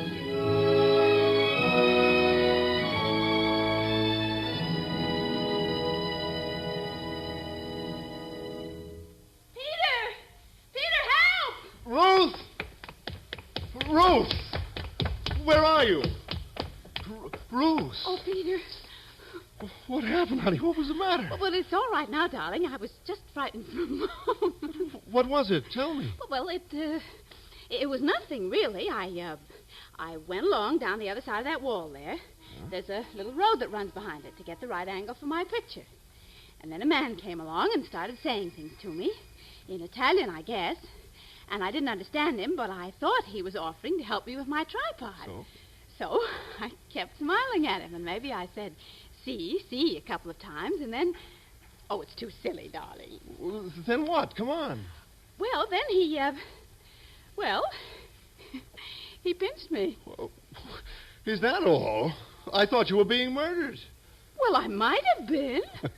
Well, then you shouldn't go hiding behind walls and walking up deserted alleys in strange cities just for that reason. Come on now, let's go home and have lunch. We've still got to climb up to the top of that monstrosity of a monument this afternoon. And tomorrow we leave for Pompeii, remember? Say, where'd he go? What? Where did who go? The old codger. The one I was talking to just before you screamed. Well, I don't know, darling. I didn't see anybody, and I don't now. Yeah, I know. That's what's puzzling me. There isn't enough cover where we were to hide a kid of 2. Well, maybe he left. Well, he wouldn't have had time to get out to the street. Oh, well, let's go.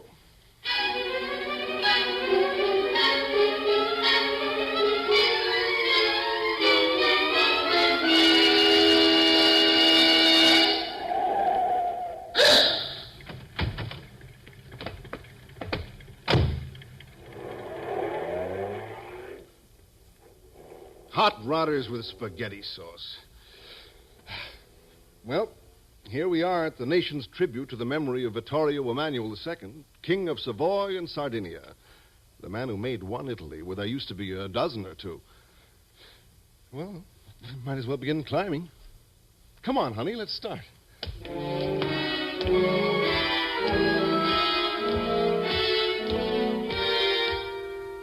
Well, we've made the first level anyway. How many are there? 3. You'd think they'd have an elevator in a place like this. Okay, let's get on with it.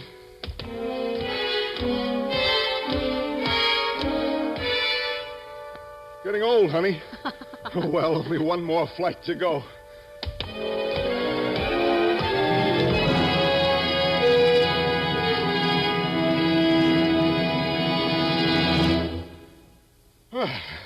Here we are. Oh, Peter. Oh, Peter, look, what a view. Look, you can see the whole city. Yeah. And there's the Tiber. And look. Isn't that the old Forum down there where we were this morning? Yeah, I think it is. And on the other side... Oh, Peter, what is that building on top of that hill? Such a beautiful color that stone has in this light.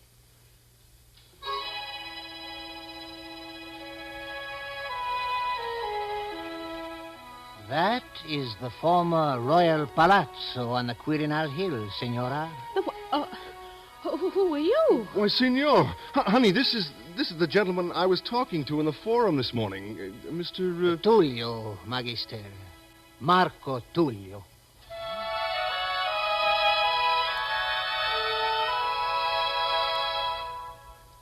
Harwell is our name, Signor Tullio. This is my wife, Ruth, and I'm Peter Harwell.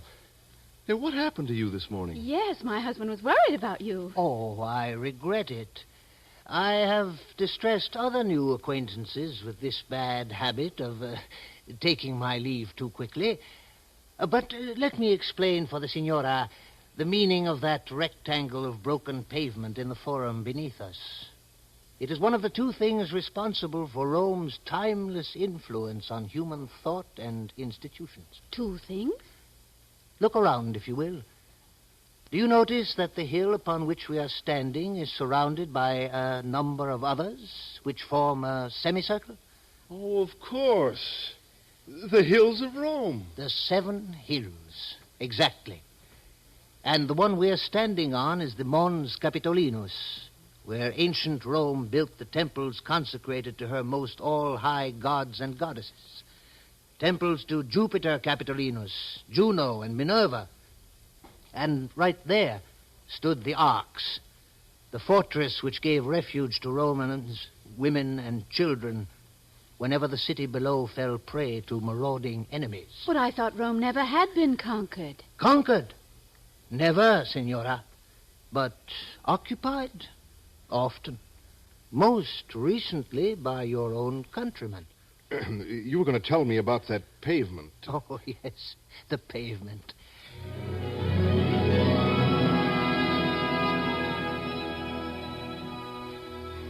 You will be interested in that broken bit of pavement square down there in the Forum. Nearly every basic concept of law by which the world now lives was formulated, debated, developed, or often bloodily contested in that small historic arena. That plain, dark building across the square, the Curia, was for centuries the seat of the world's most powerful legislative body. Your own most august chamber of lawmakers is named after it. It is the Roman Senate.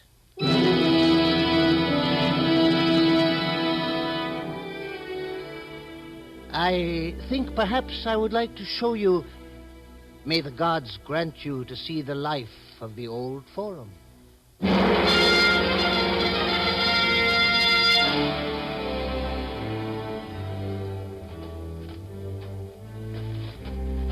What is this path, Peter? I don't know. Signor Tullio? It is the Clivus Capitolinus, the sacred road, by which in ancient times the triumphal processions ascended from the Forum to the top of the Capitoline Hill to pay tribute to Jupiter. It has not been much used for some time, of course. Look, Peter, look! It's all changing. The temples are rising. So they are. Look at that one straight ahead. I remember it from this morning. There were only a few columns standing then. And those beautiful buildings.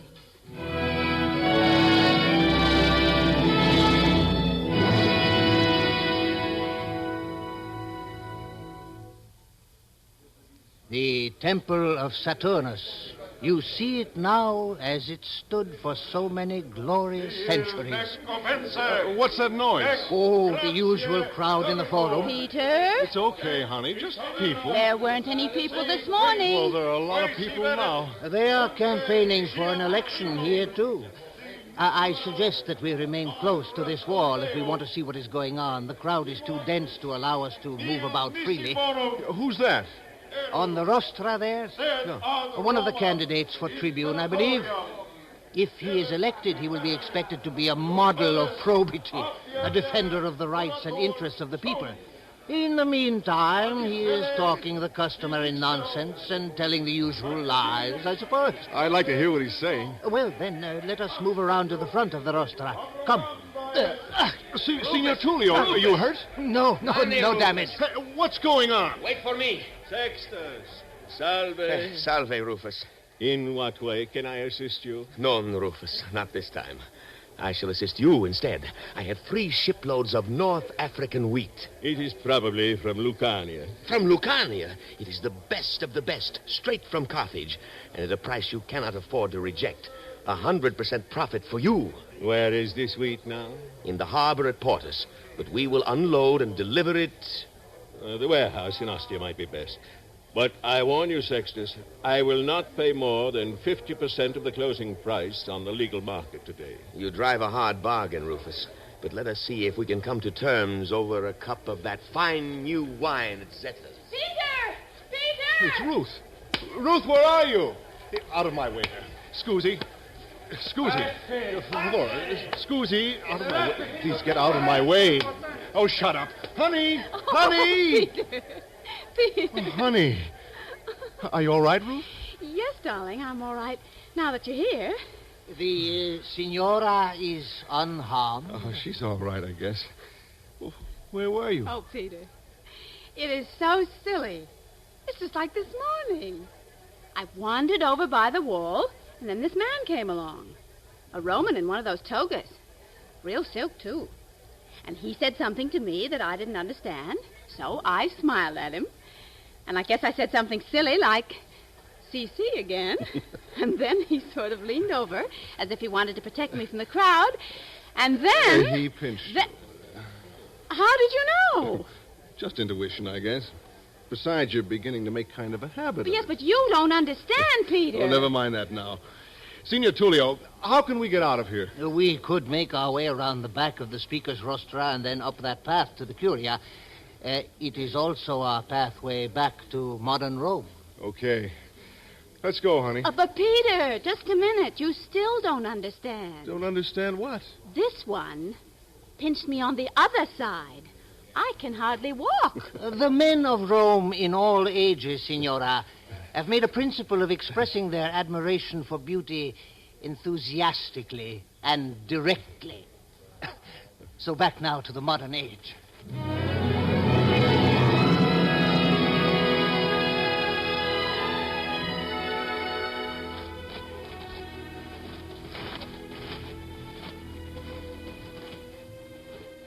So you managed to get us to your beloved Curia after all, Signor Tullio.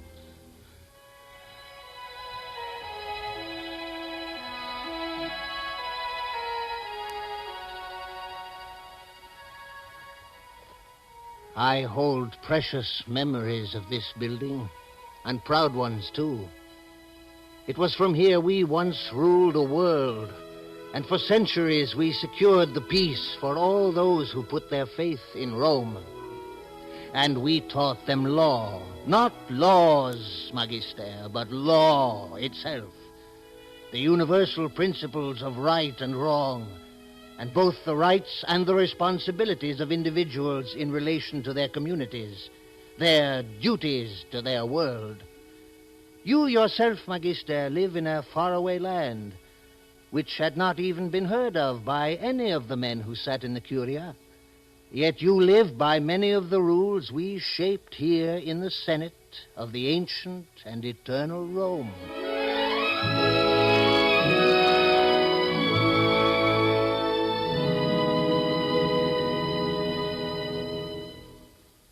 Did I hear you say we rule the world and so forth?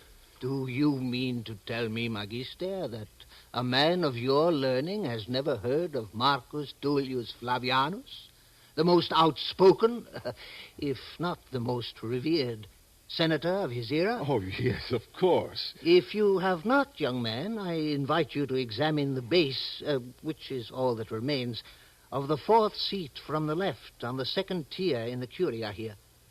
I believe you will still find there the evidence of my youthful vanity, inscribed with a stylus. No proof is needed, Senator. And I want to thank you, Senator. We both do. Oh, no need, Magister. And now, I suppose the time has come to say, valete. We sincerely regret it, Senator. Do not waste time with regrets, Magister. Life has manifold necessities. Allow me a final suggestion. This will be your last night in Rome, and there will be a full moon. Do not neglect, Magister, to take your devoted lady to the Colosseum tonight. The view of the half-destroyed curves and arches of that ancient structure of joy and pain, bathed in the radiance of the moon, is generally sufficient to wipe out anyone's concern about his ability to sense the Roman atmosphere and to respond to it. Thank you for the suggestion, Senator. I shall certainly follow it, sir. So, now, my friends, fortunus vobiscum. Perhaps we shall meet again, if you ever return. But how shall we find you, Senator?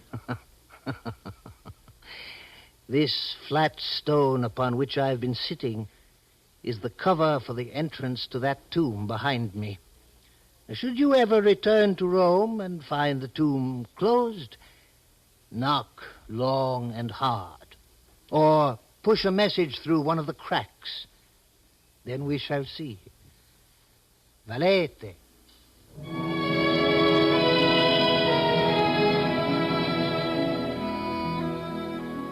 Vale! Goodbye, Senator.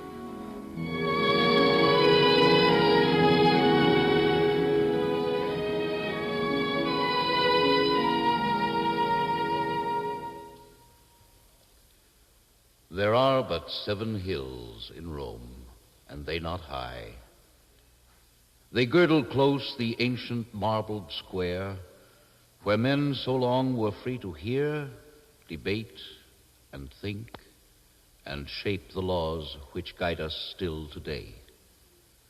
1,000 years of peace were nurtured here, 1,000 years of order, and through order, justice, mankind's most precious heritage. It is this, and an unquenchable thirst for life that are the undying glories of Rome's 7 hills.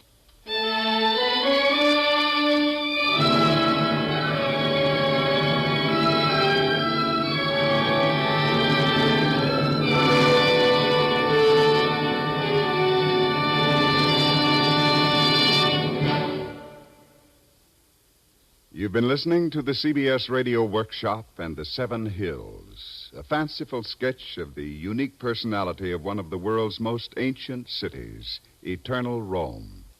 Written by Henry E. Fritsch, with music composed and conducted by Alfredo Antonini, produced and directed in New York by Paul Roberts. Ernest Graves was heard as Peter, Leslie Woods as Ruth. Others in the cast included Louis Van Ruten, Leon Janney, Danny Acco, Ralph Camargo, Dick Shepard, Bob O'Connor, Guy Rep, Bob Dryden, and Joe Helgeson. This is Ted Pearson inviting you to listen again next week to the CBS Radio Workshop on the CBS Radio Network.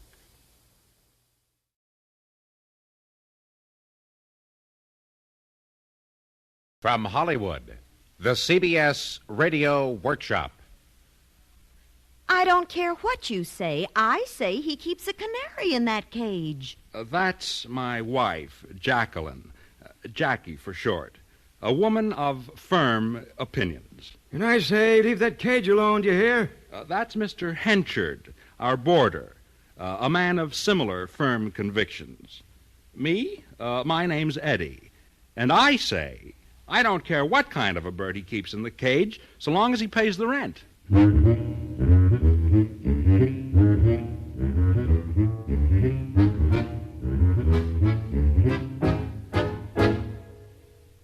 The CBS Radio Workshop, dedicated to man's imagination, the theater of the mind, presents Housing Problem. An unlikely story, but the kind of story you're not likely to hear anywhere else except on the Workshop. Housing Problem, an experiment with your imagination. Adapted by Sam Pierce from the short story by Henry Kuttner. Produced and directed by William N. Robeson.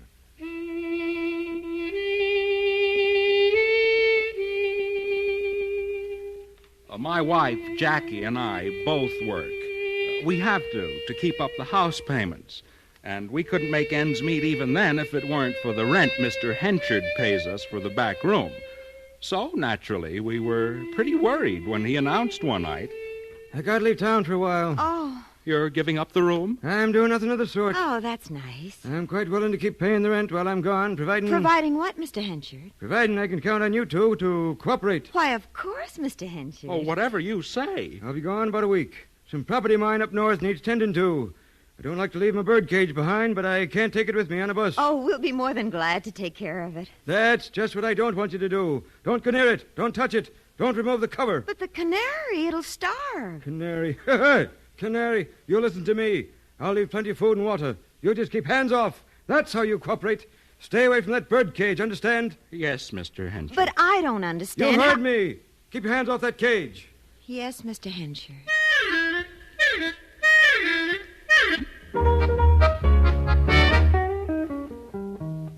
The next night, when Jackie and I got back from work, Mr. Henchard was gone, but the cage was still there in the middle of his room, sitting on a pedestal, shrouded by a flowered cretonne cover.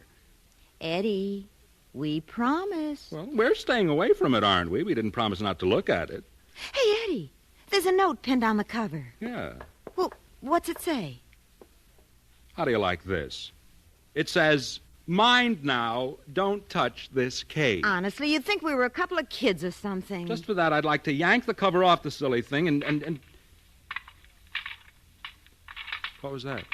It came from the cage. Doesn't sound like any bird I ever heard. It sounds like someone moving furniture. And opening a bottle. Champagne for the canaries, no doubt. Oh, Eddie. You don't think we ought to just peek under the cover? No, I don't. I think we ought to tippy-toe out of here and go to bed. Okay. But I'd still like to see what kind of a bird it is that can open a champagne bottle.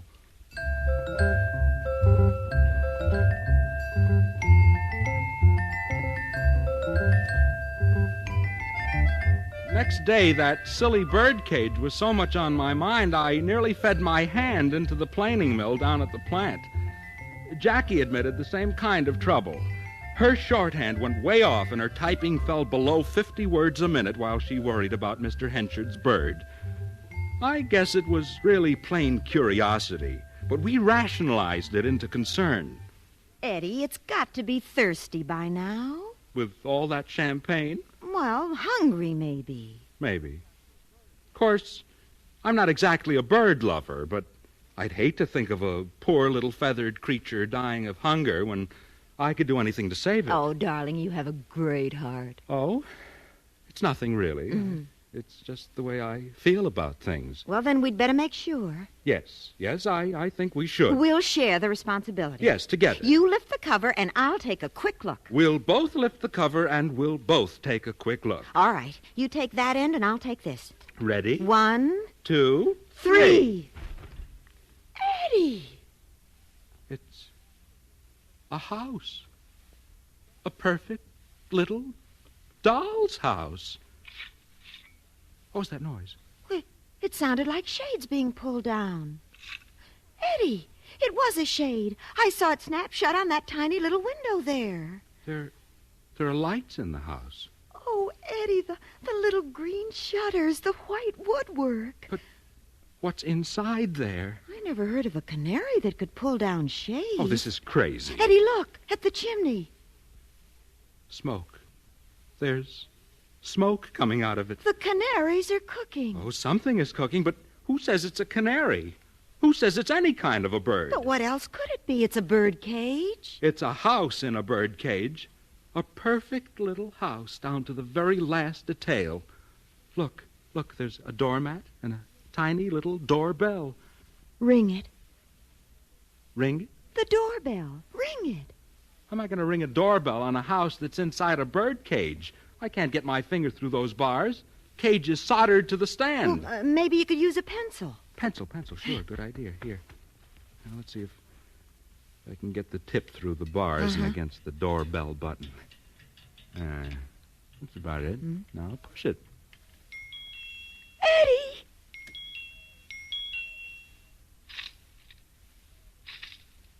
I don't think they're going to answer it. Well, they must be such little things.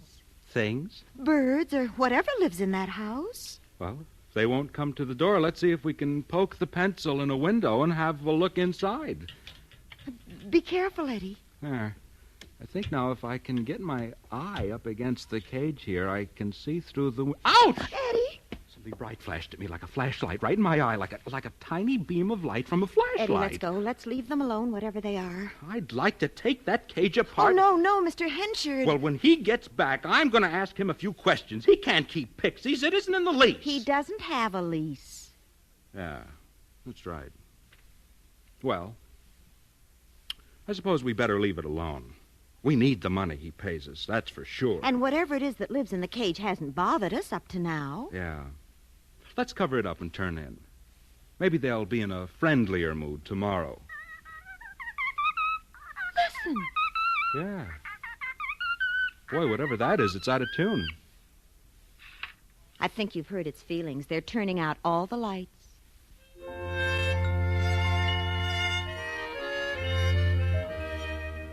Jackie had nightmares all night. I know, because I didn't sleep a wink.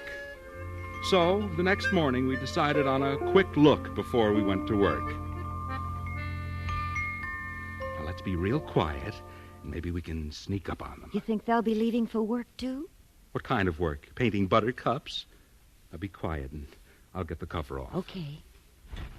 Look, one of the window shades is up and the window's open. Maybe I can see inside this morning. If I can just get up close enough, I think I can see... Eddie, what is it? An eye. A great big bloodshot eye staring back at me. Let me see.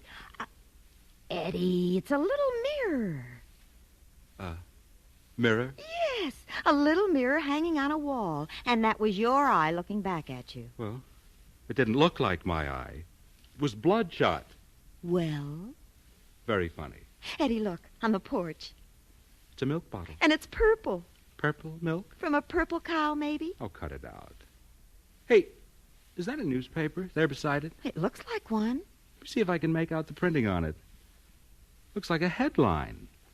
It's in red, and it says, Extra, Fotzpa moves on tour. Fotzpa moves on tour? What kind of talk is that? The pixie talk, no doubt. Fotzpa moves on tour. I'm going to buy me a magnifying glass today. I'd like to read the rest of that paper.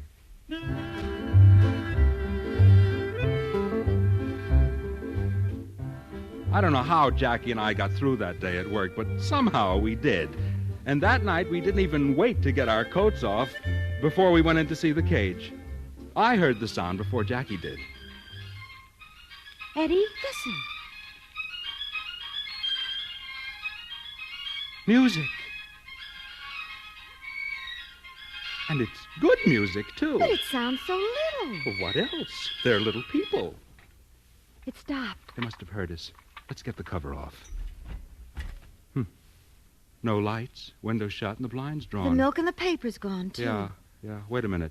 Is that a sign on the door? I can't make it out. It's so tiny. I'll use my new magnifying glass.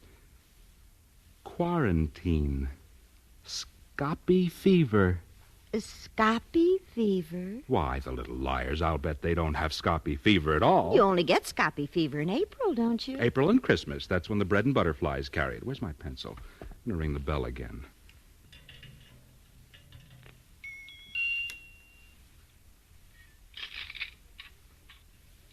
They're not going to answer. There go the shades. Pretty snooty, if you ask me.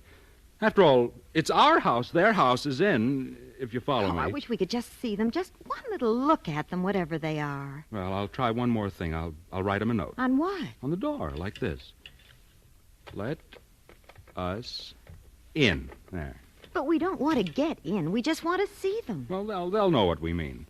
Now, let's leave them alone, and maybe in the morning they'll have an answer for us.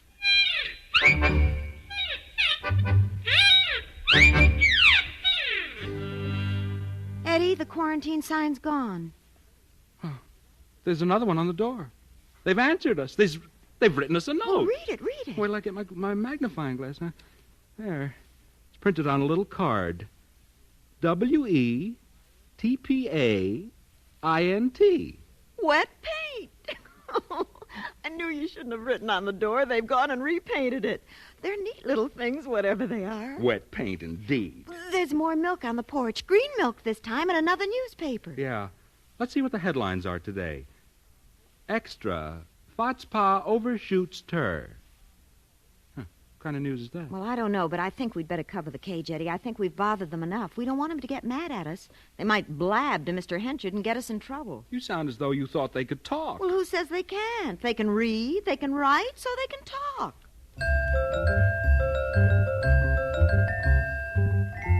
The next few days were like nightmares. We'd pretend to be working all day, and then at night we'd immediately go into Mr. Henchard's room and uncover the cage. And always there would be smoke coming out of the chimney and smells of cooking and the sounds of dinner preparations in the evening. And every morning, new bottles of milk, different color each day, blue, red, yellow, and the newspaper headlines. Extra, Tur slides toward Fotzpa. Extra, Fotzpa goes up. There were even tiny little letters in the mailbox. And one morning there was a telegram. Oh, but we couldn't get to them. Day after day, we tried to see inside the little house, but always it was the same. When we took the cover off the bird cage, the noises would stop. The shades would snap shut, the lights would go out, and nothing was left but the lazy spiral of smoke from the tiny brick chimney. Then one night, Jackie and I had it out. But what would Mr. Henchard say? Oh, I don't care. I've got to find out what goes on in that house. My work's going all to pot. I know, Eddie. I filed a letter today that I was supposed to mail. I almost welded my thumb to a wing section. Heck with Mr. Henchard. Let's go in and find out what lives in that cage, even if we have to melt it down with a blowtorch. Sure is quiet in here tonight. I'll get the light. I'll get the cover off. Oh, no. Eddie. What is it? Look, on the front door. It's a sign. A big sign. For rent. It says for rent. Oh, Eddie, they've moved out. You sure left the house clean. Look inside there. The floors are polished, the walls are scrubbed, but the furniture's gone, and the window shades. Oh, Eddie, what are we going to do? What are we going to say when Mr. Henchard comes home? Well, we didn't have long to wait. The very next night, Mr. Henchard blew in like a blast of cold air, went directly to his room, and blew back out again considerably hotter. Busybodies, Priors, I told you not to touch the cage. Oh, Mr. Henchard. I told you to leave it alone. Oh, no, not you two. You had to fool around with it. Mr. Henchard, we only thought they might be thirsty. You only thought you had to stick your noses into somebody else's business. That's what you thought. Well, you've done it. You've ruined the whole thing. They've gone, moved out, lock, stock, and barrel. They've moved, and I'm moving too. Oh, Mr. Henchard, we're so sorry. Sorry? It took me months to build that little house to their exact specifications, and months more to coax them to live in it. Now you spoiled it. They won't be back. Who won't be back? My tenants. I'll have to build a new house now. But this time I won't leave it within the reach of meddlers. Mr. Henchard, are you a magician? Magician? I'm a craftsman. A mighty good one. That's all it takes. You treat them right, and they'll treat you right. It isn't everybody who knows how to build the right sort of house for them. But who are they? Who are they? You mean who are they? Little folk, of course. Call them what you like. Nixies, pixies, leprechauns, brownies. They got lots of names. But all they want is a quiet, respectable neighborhood to live in. Not a lot of peeping and prying. Gives the property a bad name. No wonder they moved out. They always pay the rent on time, too. Rent? Luck. Good luck. What you expected paying? Money? But luck? There's no such thing as luck, Mr. Henchard. That's a superstition. Superstition. Hey, you remember when I kicked that boulder loose and it fell in the wooden steps we was going down at the beach that day? I remember. Boulder hit the step below me, went clear through. The wood was so rotten. I'd have broke my neck if I'd stepped on it. Oh, that's right. Things like that happen to me all the time. That's luck. That's the little people paying their rent. And now you've ruined it. Goodbye. Oh, wait, you're forgetting your cage. You can keep it. Keep the house, too. No decent folk will live in it now. You've ruined it. Watch those steps, Mr. Henchard. Friars, meddlers. Oh, Eddie, his luck has left him already. Yeah. Boy, that was a nasty fall. Eddie, take me down to Moriarty's for a nightcap, will you? I feel terrible.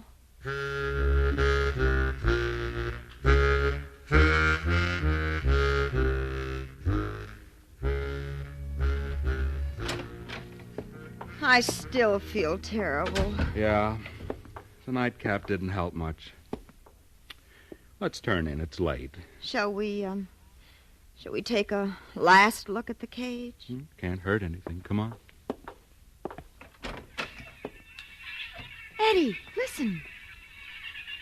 They're back. The house is rented again. And they're having a party. Eddie, they're happy in there. Honey, we're in. We've got the house and we've got the tenants in it. Maybe we'll have the luck that goes with them. Maybe they'll pay us the rent now. Yeah, but we won't bother them anymore. We'll leave them alone. We'll never peek or pry again. And if they're happy, they'll probably stay on for always. Oh, Eddie, this is wonderful.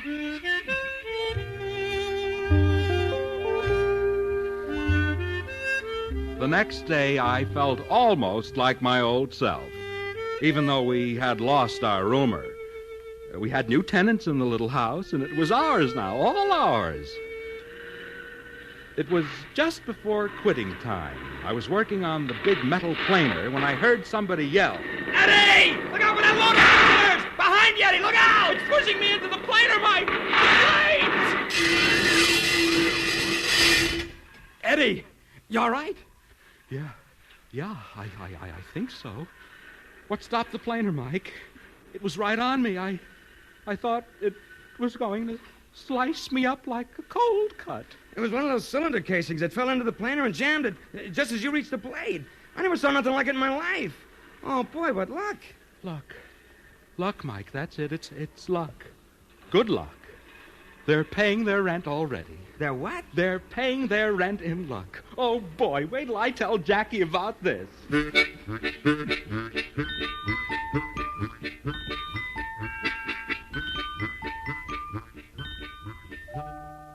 Imagine those wonderful little guys, Jackie. Saved my life, and they've only been in the house one day. It was a miracle, Eddie. You could have been killed. Yeah.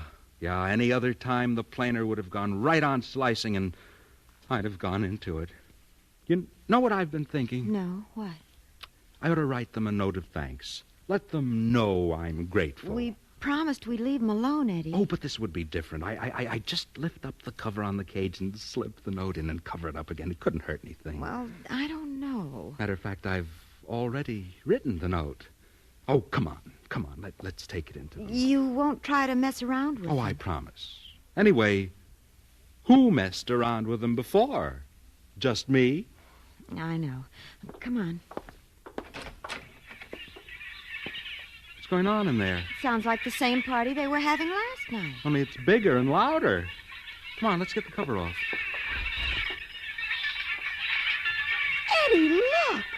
Bottles. Empty bottles all over the porch and garbage pails. Scattered all over the place and, smell the smoke coming out of the chimney. It smells like corned beef and skunk cabbage. Jackie, what have we got in there? Well, they're certainly not the same class of tenants Mr. Henchard had. That's it. He said the place would run down. He said he'd have to build a new house to get the decent kind of tenants. Oh, Eddie, what have we done? We've inherited the Jeter Lesters, the Jukes, and the Calicacs. The place looks like Tobacco Road. But there's even a clothesline stretched across the front windows. Well, that does it. I'm not going to put up with sloppy tenants. I'll pour water down the chimney and send them all packing. Eddie, you can't. I can and I will. There's no reason for us to put up with this kind of nonsense. But there is a reason, Eddie. Don't you remember? They pay their rent. You mean the planer? You would have been killed today if you hadn't had some extra luck, some extra good luck. These pixies may be sloppy, but they pay their rent. You're right, honey. You're absolutely right. I fall in the planer and a cylinder casing jams it in time. But I'll be out of work for a week while they fix it. But Mr. Henchard's luck worked all the way. If he'd have fallen in a planer, a fuse would have blown, and he'd have been back at work the next day on full salary. Okay, so Mr. Henchard had a better class of tenant. Ours are sloppy, so our luck will be a little sloppy, too, but they stay. They stay here if they have the wildest parties in town. Oh, you're right. We own a slum, but it's better than nothing. Let's go down to Moriarty's for a drink. I think we need it.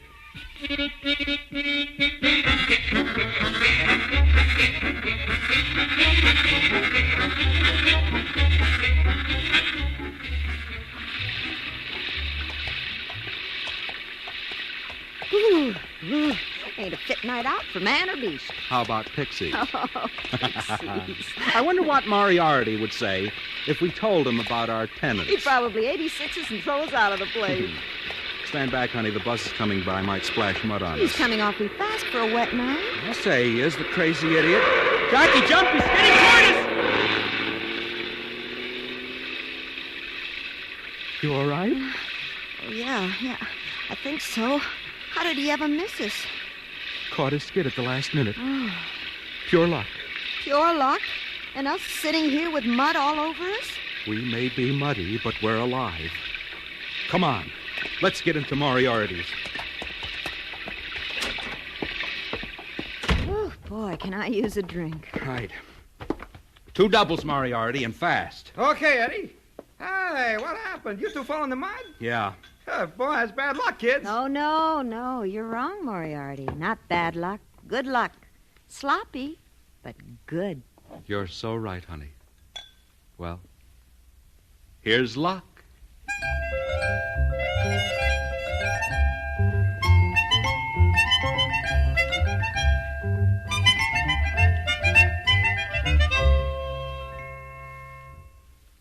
The CBS Radio Workshop has presented Housing Problem, a play for radio by Sam Pierce, adapted from the short story by Henry Kuttner. Shirley Mitchell was heard as Jackie, Shepard Menken as Eddie, and Dawes Butler as Mr. Henchard, Mike, and Moriarty. The original score was composed and conducted by Leo Diamond. Sound patterns by Ray Kemper and Gus Bays.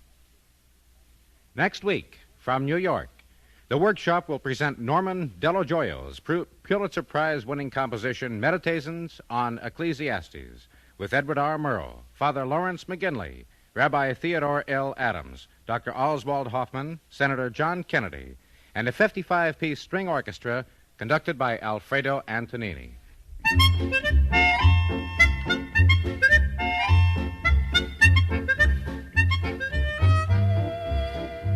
This is the CBS Radio Network.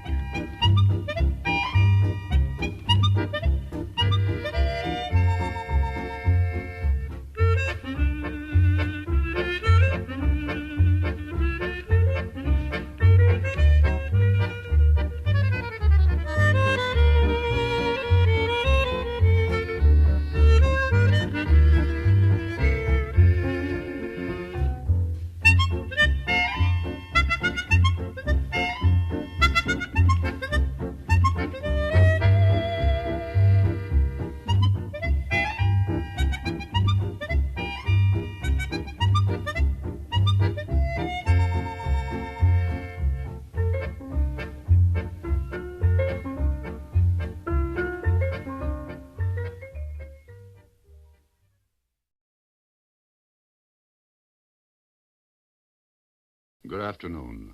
This is Ed Murrow. A new word has been added to our ever-increasing vocabulary. It's a small word, dressed in fear. To pronounce, not very difficult. To envision, staggering. This scientific word may well become the most important in all languages and to all peoples. It is pronounced fallout. Fallout. Rather a simple word to describe so much. Fallout. Radiation withheld by quantities of atmosphere that may eventually descend to pillage, burn, kill not only you and me, but the scores of generations unborn. Quite a word, fallout. I keep wondering if not the actual word, perhaps its meaning has been with us for thousands of years. I remembered the Chinese were the first to use gunpowder, not for destruction, but as a signal for joy. Much sound for much happiness. Suddenly, fallout seemed to come into focus. Stripped of its fearful garb, its offering now was positive, not negative. Fallout. Words, thoughts, ideas withheld sometimes by the atmosphere of ignorance, but eventually descending to enrich the lives of you, me, and those same generations yet unborn. Today, let us partake of man's fallout. One man we simply call preacher. His father was a great king, but his son, the preacher, sang not of fear, but of confidence and direction. The other man is a contemporary American. His name, Norman Delagioio, American composer, and this year's recipient of the Pulitzer Prize. Through the span of hundreds of years, these men who have joined hands and in a troubled time speak. The work is called Meditations on Ecclesiastes. To assist them, we have the Columbia Symphony String Orchestra, conducted by Maestro Alfredo Antonini. Assisting their efforts will be Rabbi Theodore L. Adams, Dr. Oswald Hoffman, Senator John Kennedy, and here is the very Reverend Lawrence J. McGinley, president of Fordham University. While frightened children terrorize our city streets and our own fear mushrooms into brooding clouds over the Pacific, we have lost in our uneasy day the sense of structure. We fail to look at the seasons around us and in their slow rotation find the permanence of the Creator. We fail to search the reaches of man's history and find in our own growth the tracings of God's providence. The young see their visions disintegrate. The old nervously analyze their dreams.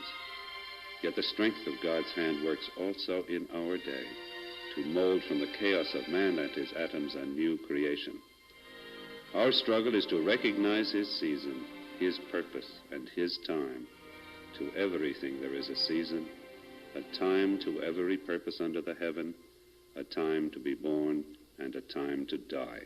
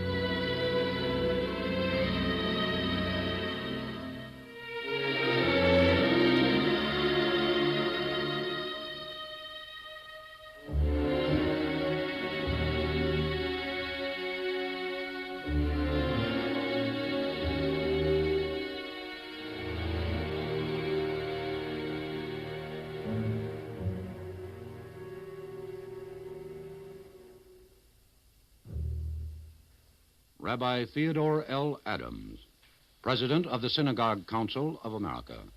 An ancient rabbinic sage once said, "Man is half angel, half brute. Our task is to redeem man from his brutish impulses in order that he may realize the divine in his nature. Man's destiny lies in his transforming this world into the kingdom of God, not in destroying it. To pluck up evil intentions and to plant good intentions, to kill fear and to heal through confidence, to break down despair and to build up courage in this atomic time. A time to plant and a time to pluck up that which is planted. A time to kill and a time to heal. A time to break down and a time to build up."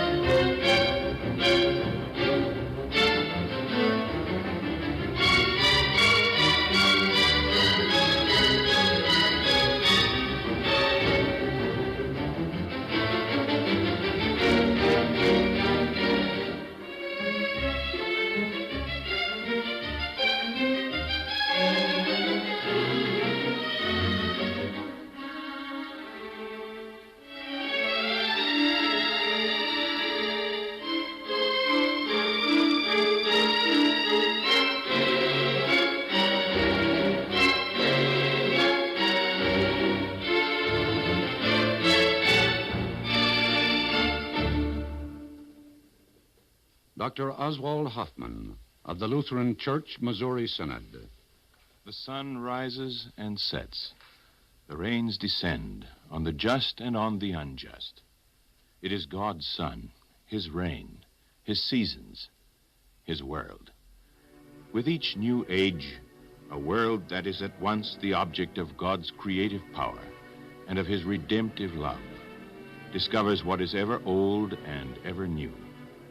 The passage from birth to death, amid sorrow and joy, encumbered by responsibility and enriched by rare ecstasies. A time to weep and to mourn, a time to dance and to laugh, a time to embrace and a time to refrain from embracing.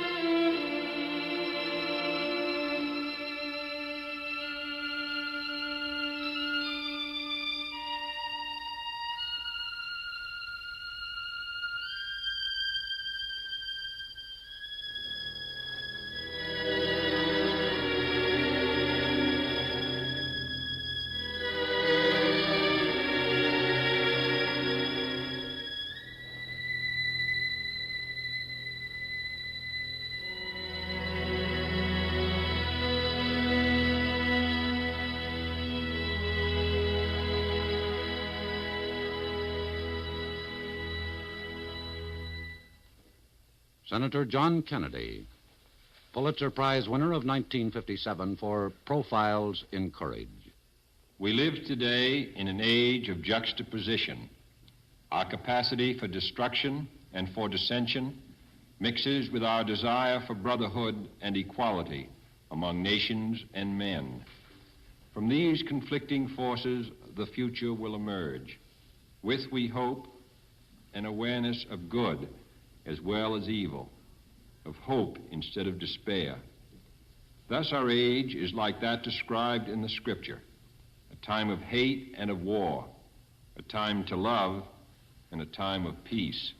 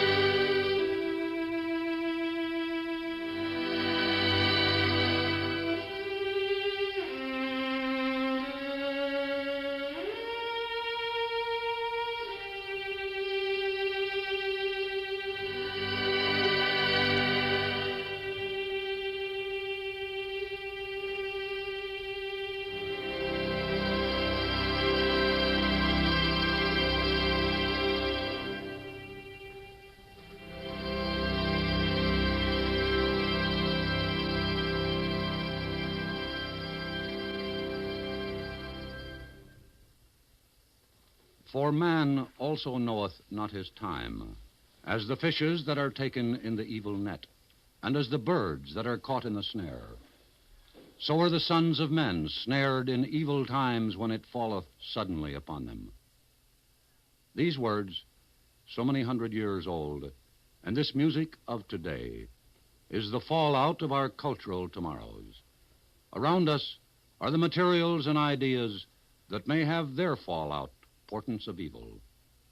Let us hope that the history of our time, when written, will record no such thing.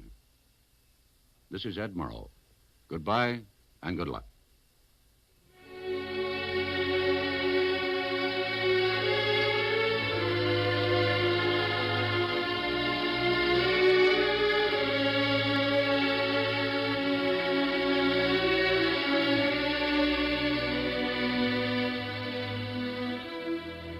You've been listening to the CBS Radio Workshop, dedicated to man's imagination, the theater of the mind.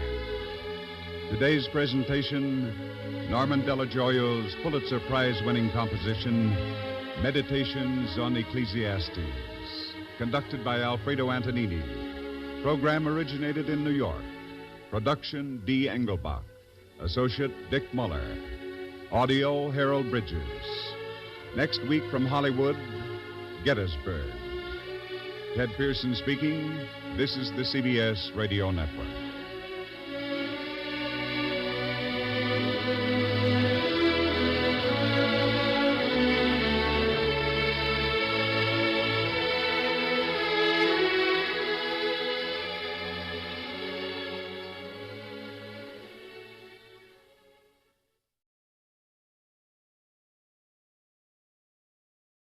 From Hollywood, the CBS Radio Workshop.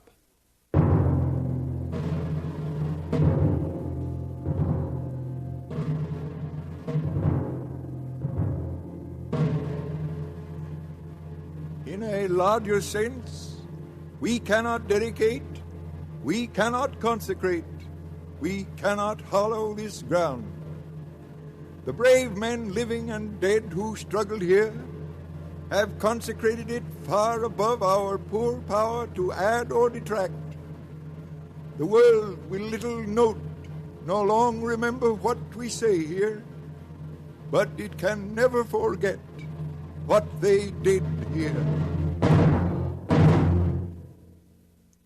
The CBS Radio Workshop, dedicated to man's imagination, the theater of the mind, presents William N. Robeson's production of Gettysburg.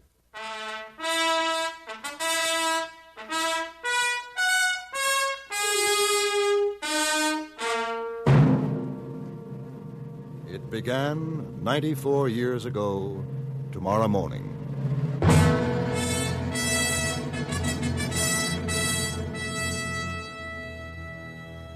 Gettysburg, before July 1863, was known only to its neighbors.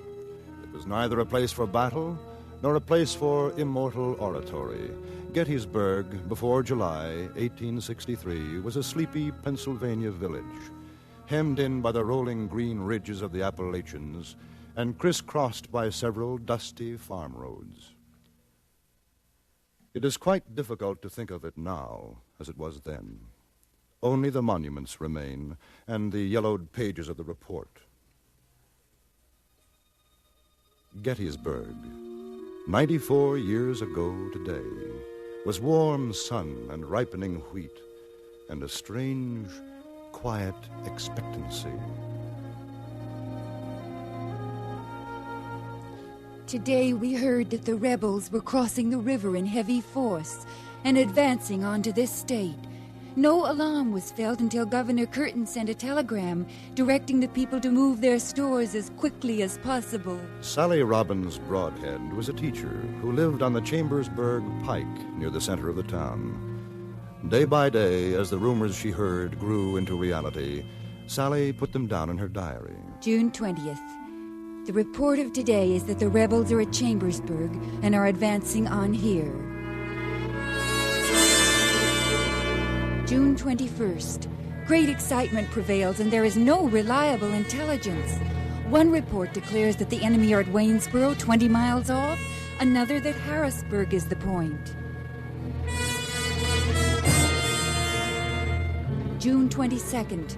The report now is that a large force is in the mountains about 18 miles away.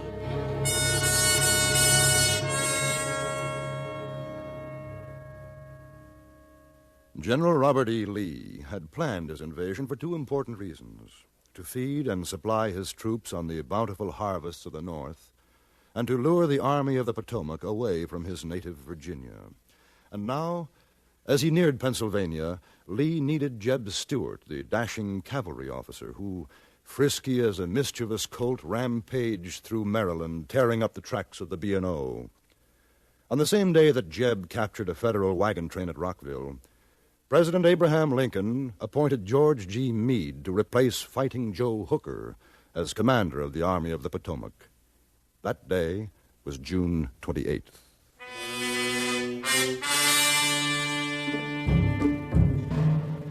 June 28th. About 10 o'clock, a large body of our cavalry began to pass through town. I hope they may catch the rebels and give them a sound thrashing. June 29th. Quiet has prevailed all day. June 30th. We were told that a heavy force of our soldiers was within 5 miles, and the rebels, learning that a body of cavalry was quite near, retraced their steps and encamped some distance from the town. It begins to look as though we will have a battle soon, and we are in great fear.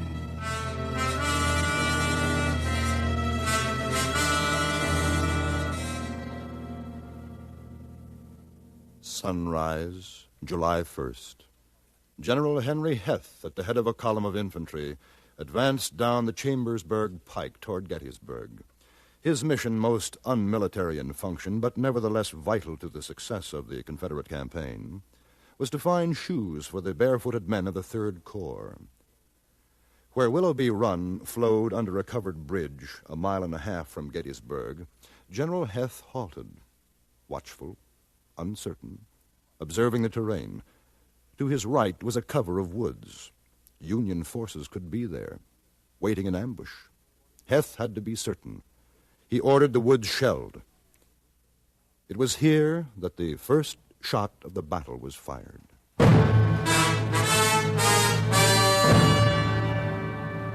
I got up early this morning to get my baking done before any battle would begin. I had just put my bread in the pans when the cannons began to fire, and true enough, the fighting had begun in earnest. In his headquarters at Cashtown, Lee had heard the sound of battle and had hurried forward to Gettysburg. Heth supplied his commander-in-chief with a full report. Lee seemed satisfied. He cautioned, however, that a major battle should be avoided until all Southern columns had converged. That afternoon of July 1st, there was the fire and confusion of a major clash. On the Union side, Cannoneer Augustus Buell remembered seeing the Confederates coming. First, we could see the tips of their color staffs coming up over the little ridge, then the points of their bayonets, and then the Johnnies themselves coming with a steady tramp, tramp, tramp, and with loud yells. For 7 or 8 minutes ensued probably the most desperate fight ever waged between artillery and infantry at close range without cover on either side. They gave us volley after volley in front and flank. We gave them double canister as fast as we could load.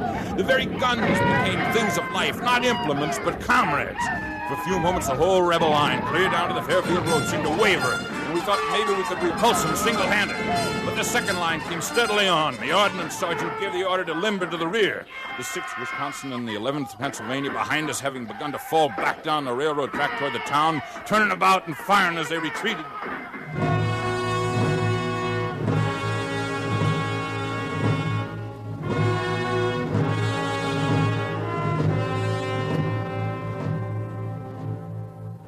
As the fiery sun settled behind the Pennsylvania hills and dusk settled over the village, battle-weary men, many of them wounded, straggled through the streets of Gettysburg. General Abner Doubleday was among them. This is how he saw it. They, the men of the First Corps, walked leisurely from the seminary to the town and didn't run. I remember seeing Hall's battery and the 6th Wisconsin halt from time to time to face the enemy and fire down the streets.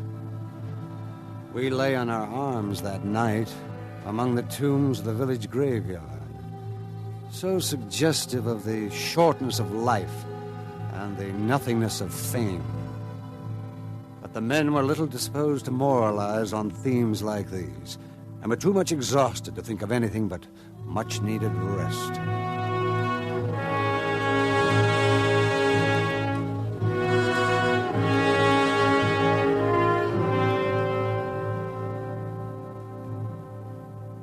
In the Confederate camp, hot Southern blood went to Southern heads. The younger officers insisted on striking at once. Follow up the advantage. Give no quarter. But Lieutenant General Ewell hesitated, remembering that Lee had said a general engagement must be avoided until all the corps of the Army had converged. And while Ewell diluted his valor with discretion, the Army of the Potomac got its second wind.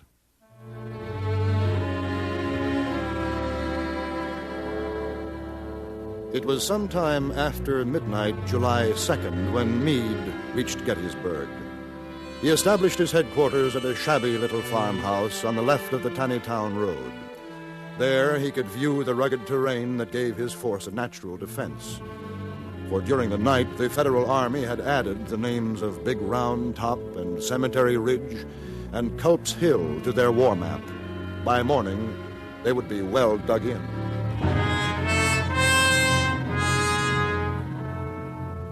Of course, we had no rest last night. Part of the time we watched the rebels rob the house opposite. It was a moonlight night and we could see all they did. The cannonading commenced about 10 o'clock this morning, and we went to the cellar and remained until it ceased.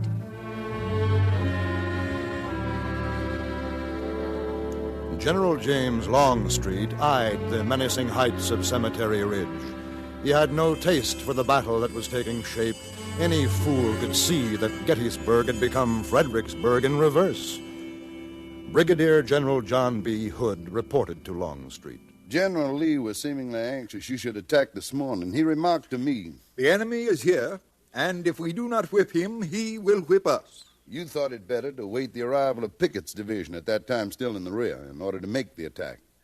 And I remember you said to me subsequently while we were seated together near the trunk of a tree, "The General's a little nervous this morning. He wishes me to attack. I do not wish to do so without Pickett. I never like to go into battle with one boot off."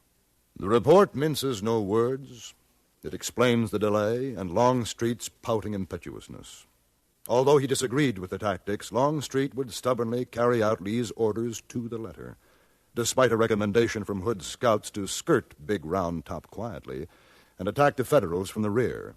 Hood pleaded, but Longstreet held fast. "General Lee's orders are to attack up the Emmitsburg Road." And so Hood led the attack. And some days later, while nursing a wound, completed his report. In about 20 minutes after reaching the peach orchard, I was severely wounded in the arm and borne from the field. I shall ever believe, had I been permitted to turn Round Top Mountain, we would not only have gained that position, but have been able to finally rout the enemy.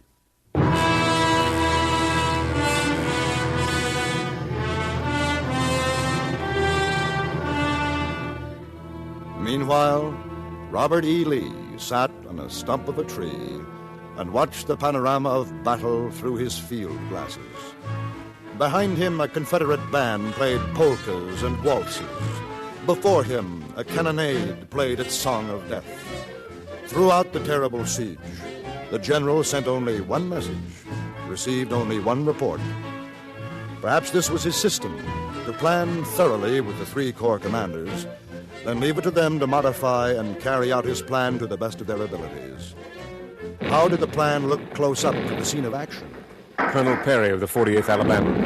Upon the decision of a moment depended the honor of my command and perhaps the lives of many brave men.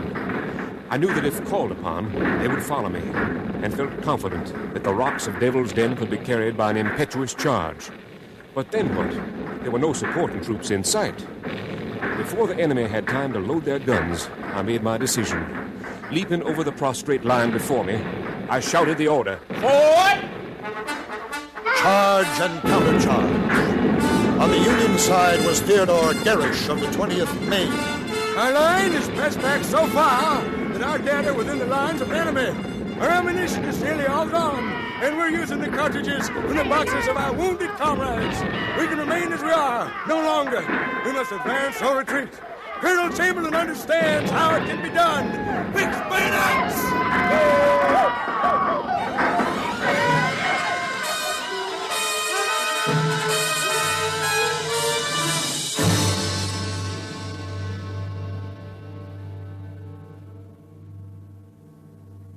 The whole air roared with the conflict but a moment since.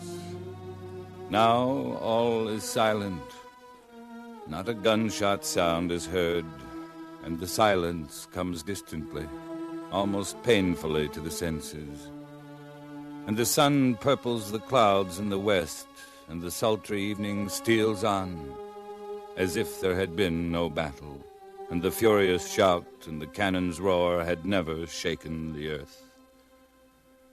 And how look these fields?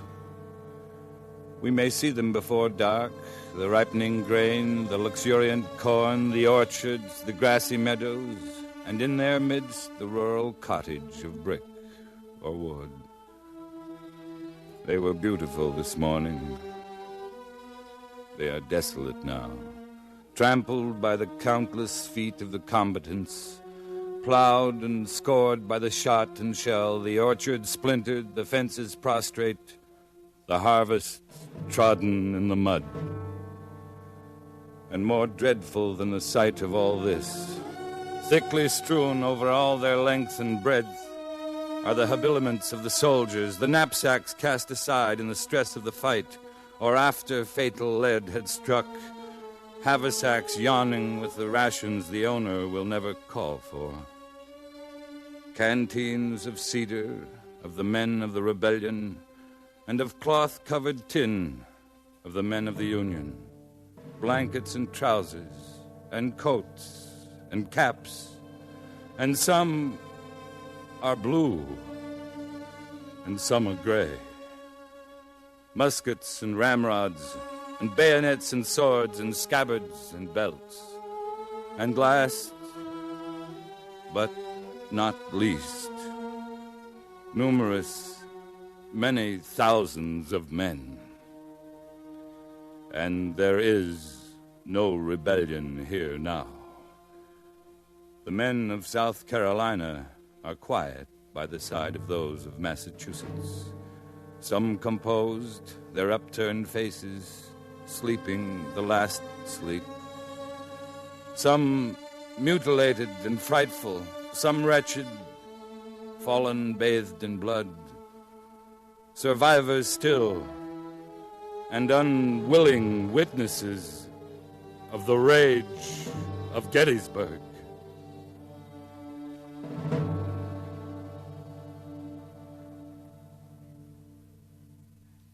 For the Confederates, the 3rd of July completed a tragic cycle. There had been hesitation and loss of the heights of Seminary Ridge the first day, an assault too feeble and too late on the second. And now on the third day, dawn began to break over the crests of the hills rising out of the bed of Rock Creek. This day was to begin with an attack too early in its timing to support Lee's revised plan. Culp's Hill. There, at the barb of the Federals' fishhook defense, Confederate Gray fixed bayonets and rose to the charge. The forces met, fused in one fighting force, fell apart at length, leaving their dying and dead. And a decision still unsettled.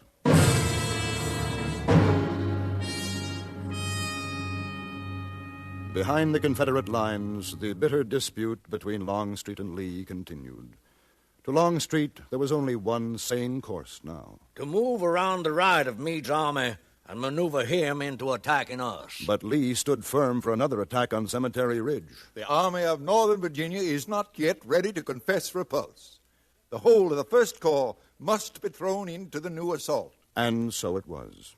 First, the review. Men standing lined up before Lee, Longstreet, and General George Edward Pickett. Then, 5 hours later, in the stillness of a merciless July sun, the men heard the shot, the signal, and flattened themselves in the tall grass. The Confederate artillery thundered the beginning of the end.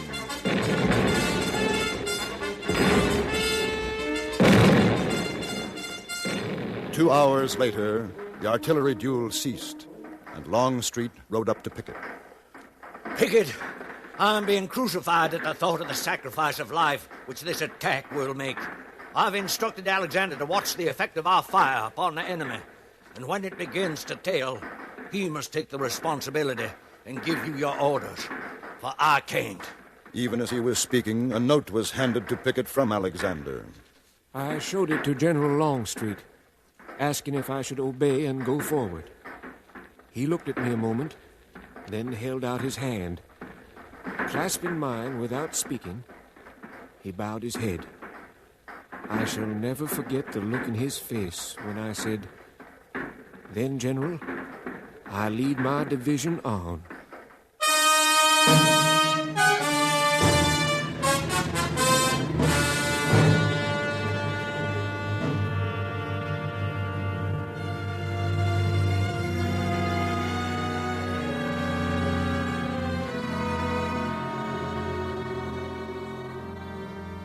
July 4th. It's been a dreadfully long day. We know, however, that the rebels are retreating and that our army has been victorious. And for the first time for a week, I shall go to bed feeling safe. As Sally Robbins Broadhead retired for the night, as Robert E. Lee led his thin, wavering line of defeated Confederates back south across the mountains, as rain drenched the battleground debris, and as black clouds settled low over the unburied dead of Big Round Top and Cemetery Ridge, so ended the Battle of Gettysburg.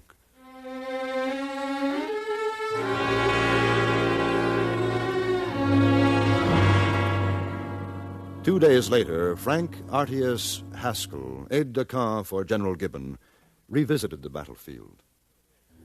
No soldier was to be seen, but numbers of civilians and boys, and some girls even, were curiously loitering about the field. And their faces showed not sadness or horror, but only staring wonder or smirking curiosity. All along through those bullet-stormed woods were interspersed little patches of fresh earth raised a foot or so above the surrounding ground. Some were very near the front of the works, and nearby, upon a tree whose bark had been smoothed by an axe, written in red chalk would be the words, not in fine handwriting, 75 rebels buried here, 54 rebs here, and so on. Such were the burial and such the epitaph of many of those famous men once led by the mighty Stonewall Jackson.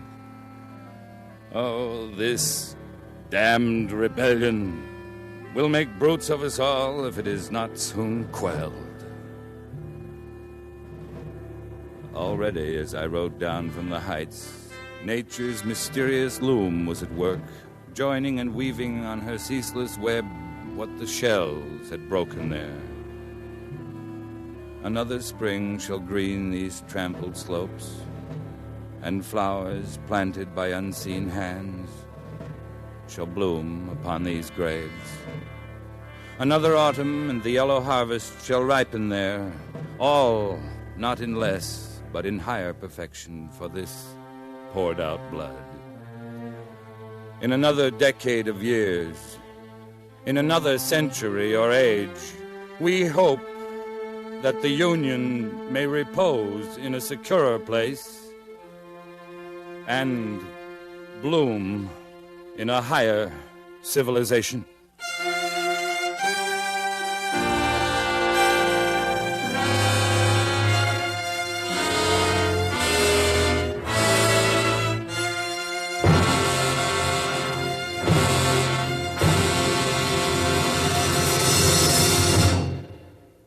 You have just heard the CBS Radio Workshop's production of Gettysburg, adapted by Leroy Bannerman, from the book of the same title by Earl Schenck Myers and Richard A. Brown, with a musical score composed and conducted by Leith Stevens. John Daner was the narrator, and others in the cast included Ellen Morgan, Barney Phillips, Joseph Kearns, Byron Kane, Ted DeCorsia, Dawes Butler, Raymond Burr, Ed Jerome, and Howard McNear.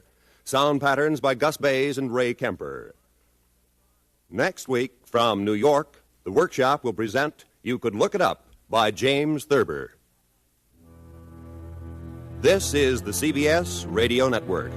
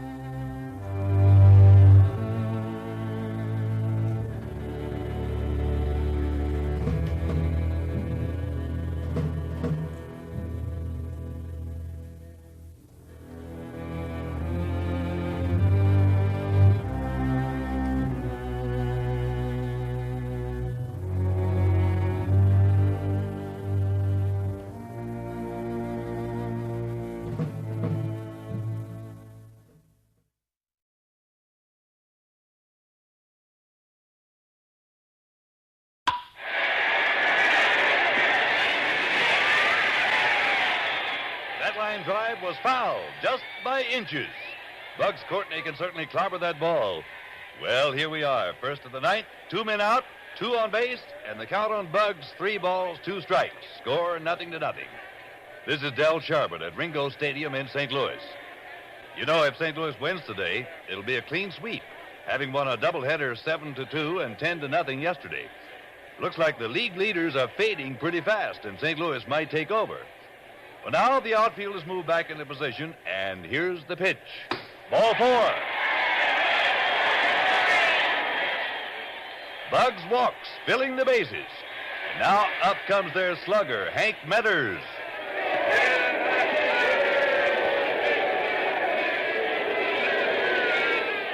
Hey, wait a minute. There's a terrific rhubarb.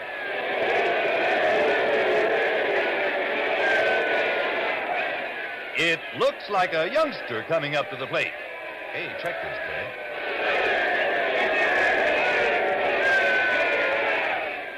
No, it can't be a youngster. He has a big cigar in his mouth. A little bat and a big cigar.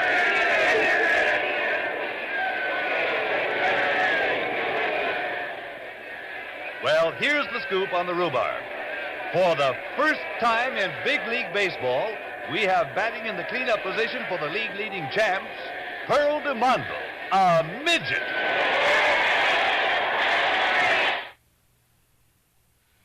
You are listening to the CBS Radio Workshop, dedicated to man's imagination, the theater of the mind.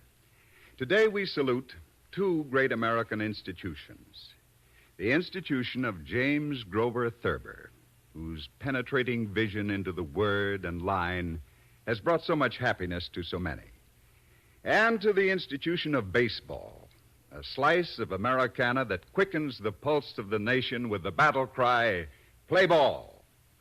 Our efforts today are directed to the little leaguers with stars in their eyes, to the players in the minors hoping for that call which will take them to the majors and their big chance, to the players in the majors who this day are struggling so hard to live up to that promise, to the thousands of grandmothers who died so abruptly of a Wednesday afternoon, so that their devoted grandsons could pay them homage in ballparks all over our nation. And to you husbands who can't remember an anniversary or a birthday, but when called on can give the batting averages in both leagues for the past 20 years. We challenge you with James Thurber's You Could Look It Up.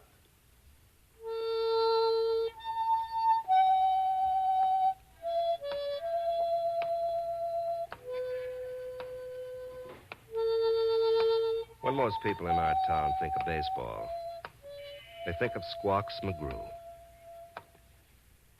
He came by this handle because of a peculiar quality of voice. When things were fouled up and the team was in a slump, he'd start screaming, and then it would happen. Suddenly, he'd almost lose his voice and end up squealing like a little girl whose doll had been stepped on. All this was several years ago, when McGrew was a manager and making one of the greatest names in baseball. Now, the old boy had come home to rock away his last innings. I was making my annual visit. My paper sent me to get a story to find out who would play in the World Series. McGrew had an uncanny genius for prophecy, speaking a language all his own, and for baseball. Hello, Larry. Come on in. Thanks, Mr. McGrew. Now, don't tell me, boy, that another year has passed. Afraid so. Well, Mr. McGrew, I won't take up much of your time. You've always said the teams in first place the 4th of July usually win the series. This year, it's the Yankees and Cincinnati. You think that's the way it's going to wind up? No, don't hurry me, boy. Let's sit out here on the porch and rock a while, hmm?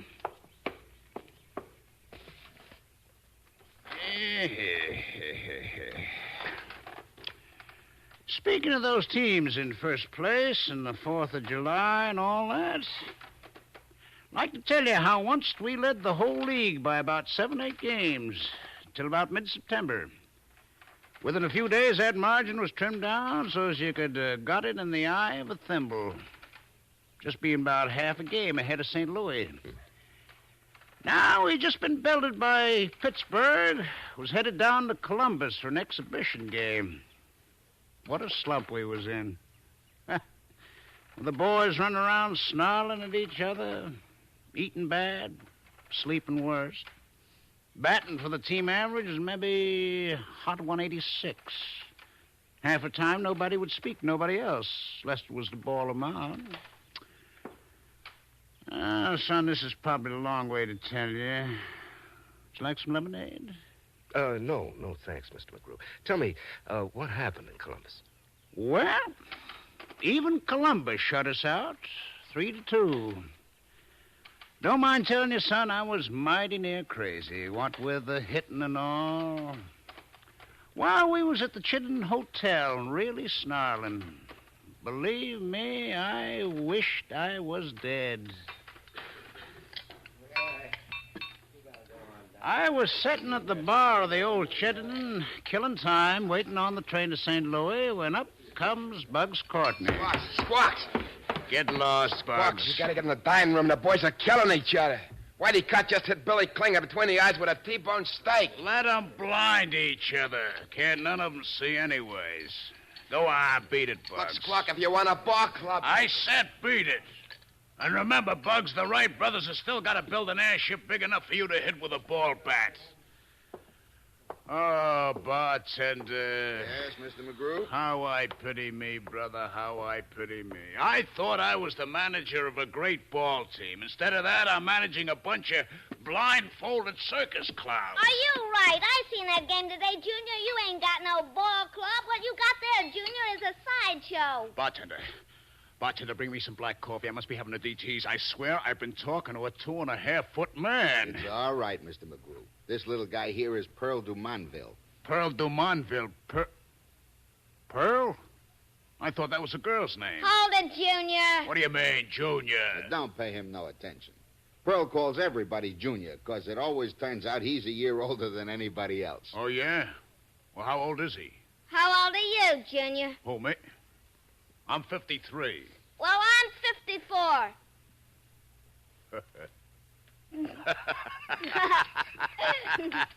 Okay. What'll you have, Dad? Same as you, Junior.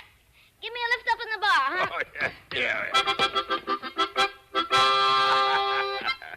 Right this way, folks. Come right in and see the greatest collection of freaks in the world. See the armless pitcher. See the infielders with 5 thumbs. See the eyeless batters. That's great, Pearl. That's great. You tell them. Go on. Come on, boss. The fellas want to get out of here. People are staring at us. Wait a minute.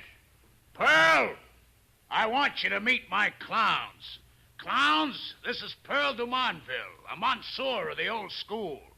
Now, watch it, Pearl. Don't shake hands with them. The fingers are made of chalk. It'll bust right off in your paws. Why, you pegged them, McGrew. Come on in, folks. Step right up and see the legless base runner. See the outfielders with butterfingers. See the southpaw with the arm of a child. Of a child. All right, quiet, fellas. Whitey, Hank, want you two to bring the Pearl along. He's coming as mascot. What? And I'm holding you 2 guys responsible. Hey, wait a minute, Junior. How am I going without no toothbrush? What am I going to do with no other suit? The boys will take care of you. Okay, I'm going to check out. I'll see you at the train. See the guys with the glass arms, eh? See the guys with the cast iron brains. See the players with feet on their wrists. Shorty, why don't you go home now, huh? Come morning, and McGrew will forget all about you. Yeah. He probably thinks you were something he's seen in a nightmare, and he won't laugh so easy in the morning either. Now, why don't you go on home? Nix. Skidoo. And 23 for you. Mr. Pearl Dumontville is heading for St. Louis.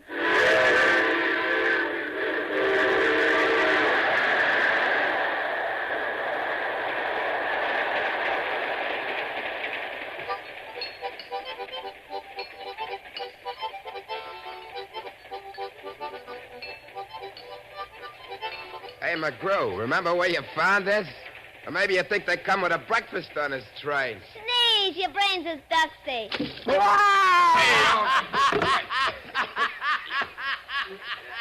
Here, here's a towel. Wipe your face. Sit down here, Bugs. There's a real couple of Damon and Phileases across the aisle, ain't they? Hi, guys. Whitey, we got enough trouble around here today. Why don't you go and play with your midget friend? What kind of a crack is that? Oh, Let that have it, you wise guy. Oh, yeah? Don't give me that stuff. That's what I got for a ball club, Mr. Dumonville. Wrestlers. A man can't be good at everything, but he ought to be good at something. Oh, I wished I was manager of an old ladies' sewing circle instead of a ball club. That's great, Junior. That's great. You are. You are. You little All right. Lay off, Hank. Now, listen, you guys. If any of you hurt Pearl, I'll break your neck. Pearl here is the official mascot. And I want him to have a miniature suit and everything, just like the rest of us. And Hank, I'm holding you responsible. Thanks a lot. Well, the first thing you're going to do, Pearl, is get rid of that cigar. And if you wear our suit on the field and go insulting it, I am going myself to take you out of the zoo and feed you to the bears. What? Let him blow smoke in my face, will you? Hold it. I told you, no trouble. If anything happens to him, Hank, you're responsible. Now, remember, you guys, we have a double-header tomorrow. So see if you can try hard enough not to disgrace Pearl and me. Okay. Now, clear out. Pearl and I have some serious talking to do. Pearl, I tell you, them clowns are sure taking a lot out of me. I wished I was dead. What makes you think you ain't, Junior? What makes you think you ain't? Oh, now lay you off, will you? Pearl, tell me the truth. How old are you? I told you, 54. Okay. How tall are you? I'm 31 and a half... No, 32 inches tall. 32 inches... That's fine. Tomorrow, I'm taking out legal and proper papers constituting one Pearl Dumonville a bona fide member of this former ball club. Maybe that'll shame them big babies into getting in there and swinging, knowing I can replace any of them with a midget. I beg your pardon, Pearl. It's okay, Junior. Yes, sir. I'm going to make it all legal and proper.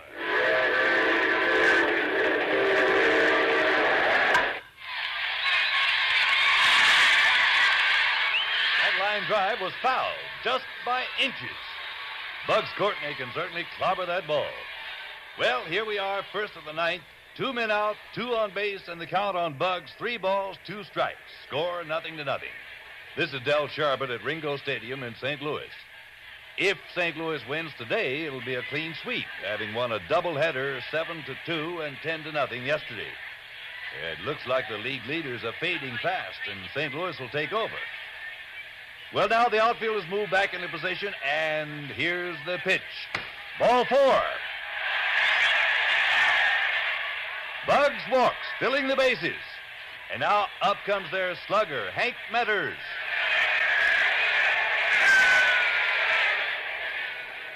Wait a minute. There's a terrific rhubarb.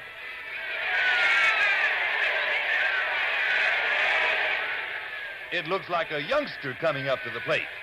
Check this, Ted. No, it can't be a youngster. He has a big cigar in his mouth.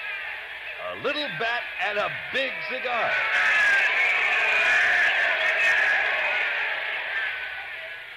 Oh, well, now, here's the scoop on the rhubarb.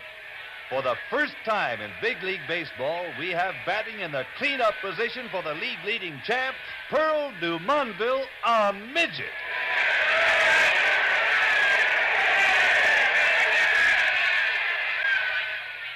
Well, this rhubarb seems to be growing and growing.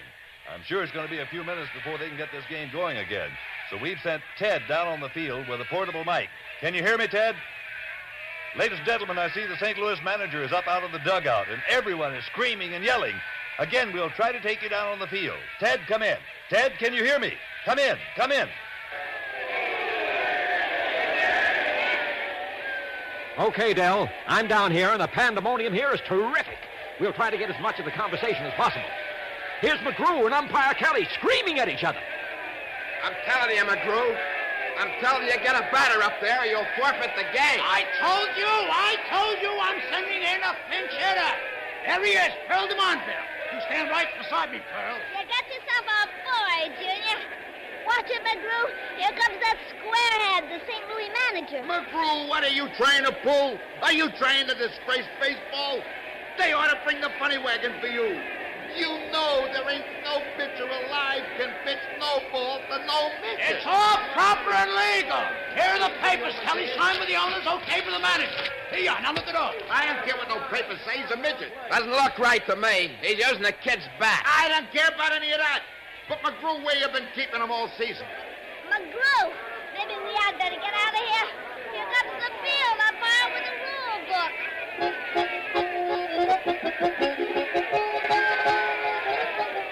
What are you off that mouth for, Pearl? Well, looks like it's legal and proper, just like McGrew said. All right, get back to your places. Get back in the dugout. Now, if there's any more screaming here, St. Louis will forfeit the game. Okay, McGrew, since you're half ball player in there. Okay. Pearl, you just stand up there and hold that bat on your shoulder. There ain't a man in the world who can throw 3 strikes in there before he can throw 4 balls. I get it, Junior. He'll have to walk me, and that will force in the winning run. That's it, Pearl. That's it. Just stand there. Don't let me down. I won't. Junior, light my cigar for me. You and me is gonna make history.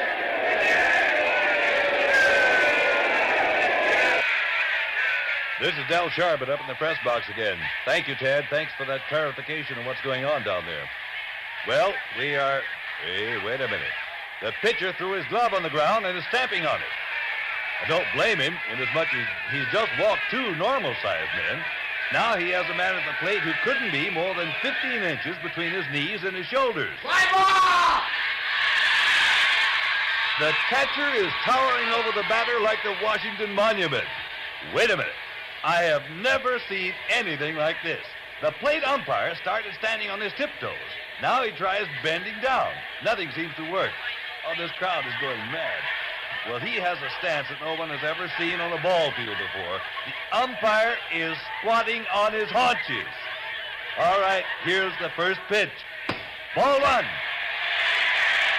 That was 2 feet over de Montville's head. The catcher is going out to the mound now to talk to the pitcher.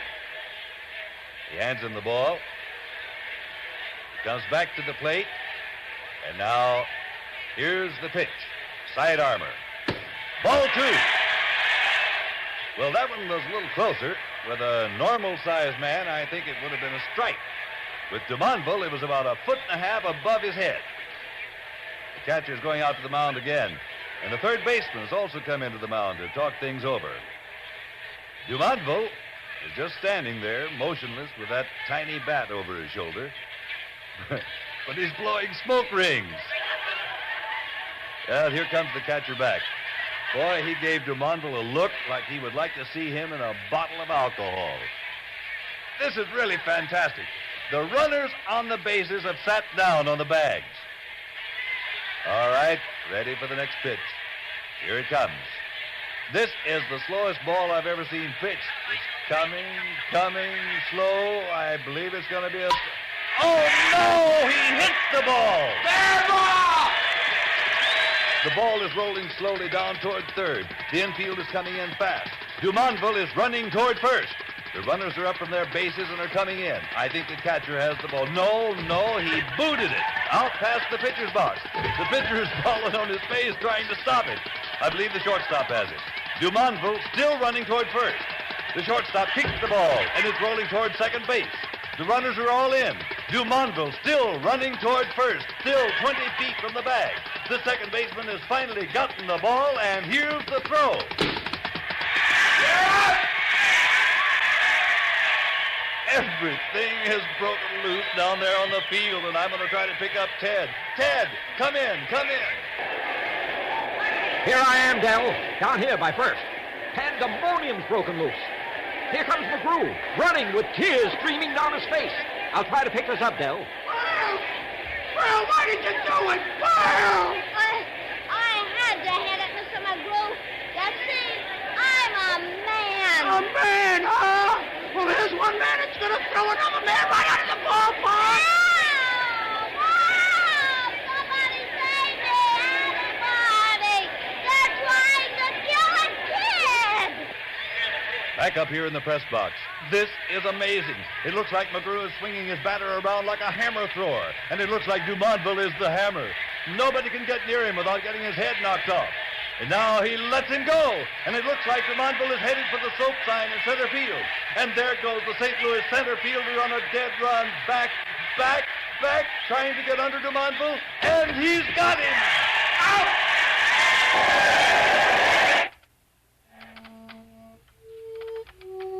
Well, Larry, he was out all right. That was the last ever seen of Pearl de Montville. As he ran out of the ballpark, he looked like one of those dash hounds with a satchel in his mouth, still smoking that big cigar.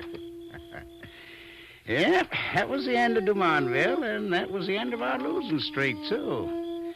When we got in the locker room that day, we couldn't look at each other. And then suddenly we all started laughing and kidding, and I quit complaining and wishing I was with the Angels. Well, sir, we went on to Chicago and took all 4 games. Got 17 hits in the first game. Poor old St. Louis. They were so shook up by that last game with us, they never did hit their stride again. Their center fielder who caught Pearl, well, he took to misjudging everything that come his way. The rest of the team followed suit. That's the way it is on a club when one guy blows up. Well, sir, my boys all went together and bought a pair of them little baby shoes. Got them golded, give them to me as a souvenir. Great guys. Whitey Billy made up. We come home like a ton of dynamite. Went on to win that pennant. Quite a story, Mr. McGrew. Yeah, it happened about 25 years ago. Suppose it seems like a long time ago to you, boy, but to me it seems just like yesterday.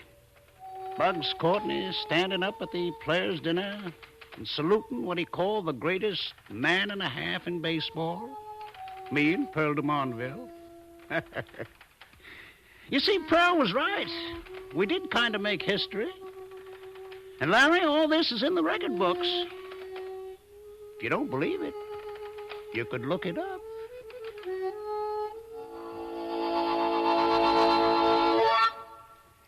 You've been listening to the CBS Radio Workshop, presenting James Thurber's You Could Look It Up. Written, produced, and directed for radio by D. Engelbach. Music by Richard Heyman. Heard in our cast were Ralph Bell, Sarah Fussell, Larry Haynes, Harold Huber, Joe Julian, David Kerman, Del Sharpett. Next week from Hollywood, the CBS Radio Workshop brings you John Train's Silent Witness, starring one of Hollywood's finest actors, Raymond Burr. The CBS Radio Workshop has come to you from New York. This is Ted Pearson speaking. You hear America's favorite shows on the CBS Radio Network.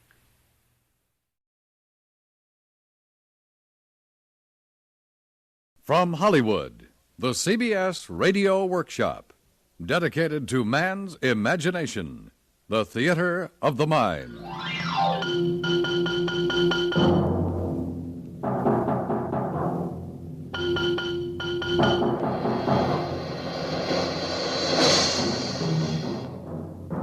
The Silent Witness, produced and directed by William N. Robeson, starring Mr. Raymond Burr. This is a play for one person. His voice and his alone will you hear. You will meet other persons. Your imagination will endow them with being, clothe them with costume, justify their motives, and evaluate their ethics. But you will hear only one voice, the voice of Raymond Burr, interpreting the role of Henry Charrington, District Attorney. Silent Witness, an experiment with your imagination. And so, at last, it came to trial. The state versus William Bart, the charge murder, a cheap, stupid murder, the murder of a small-time lawyer, the accused, an elevator boy, well, a man. The motive, fear fear of an accusation of theft, the theft of a gold watch. It was the sort of case that would be forgotten with tomorrow's newspapers, excepting for one point of interest, a point avidly seized upon by the press. You see, the principal witness for the defense, Alice Gardner, as you know, was unable to talk. The shock of the murder had been too much for her. She had suffered a stroke. One side of her face and her vocal cords were completely paralyzed. She was able to write, of course, a haphazard scrawl, but legible enough. Alice Gardner was brought directly from the hospital to the courtroom. I opened my cross-examination with delicacy. You can't attack a sympathetic witness too soon. Now, as you know, Miss Gardner, the judge has allowed that you may nod your head for yes and shake your head for no. If the answers to my questions require more than these indications, you may continue to write them on the pad of paper by your side. Do you understand? Good. Now, you must understand that we here seek only justice. Not the primitive justice of an eye for an eye, a tooth for a tooth, but the justice of man-made laws for the preservation of society. Now, if I attack your answers, it is not that I do not feel for you, that I have no grain of human sympathy within me. It is because I am a public servant whose duty it is to see that murderers do not go unpunished, whatever sentimental bulwarks of protection may be placed before them by honest but wrong-thinking persons. Oh, I see you're writing already. May I? Thank you. You write that William couldn't kill anyone. I see. Then it is my duty now to convince the jury to the contrary. Miss Gardner, you are a friend of one William Bart, age 32, occupation elevator attendant at Clifton Gardens, a block of service apartments. Yes? Do you know of a person called Howard Lieberman, lawyer? You do? You want to write? Please do. No, don't hurry, don't hurry. We don't want to rush you. Thank you. Miss Gardner has written, I was responsible for Mr. Lieberman's apartment. Now, Miss Gardner clearly means that she was the service maid for that particular apartment, Mr. Lieberman's.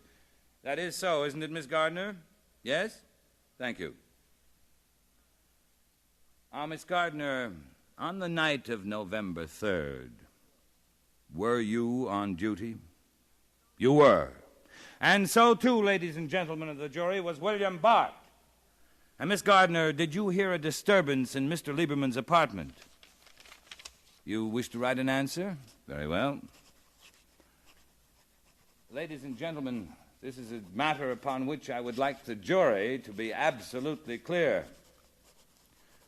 Thank you, Miss Gardner. Miss Gardner writes, no disturbance called by bell in service room. I see.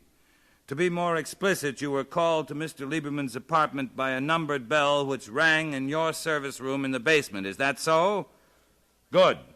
And you went to the apartment and found Mr. Lieberman fighting with William Bart. No? I put it to you that Mr. Lieberman was trying to throw him out of his apartment. Yeah, let me see. Miss Gardner writes, no fight, struggle. Struggle? Huh. Well, Miss Gardner, the difference between a fight and a struggle is, in this instance, academic.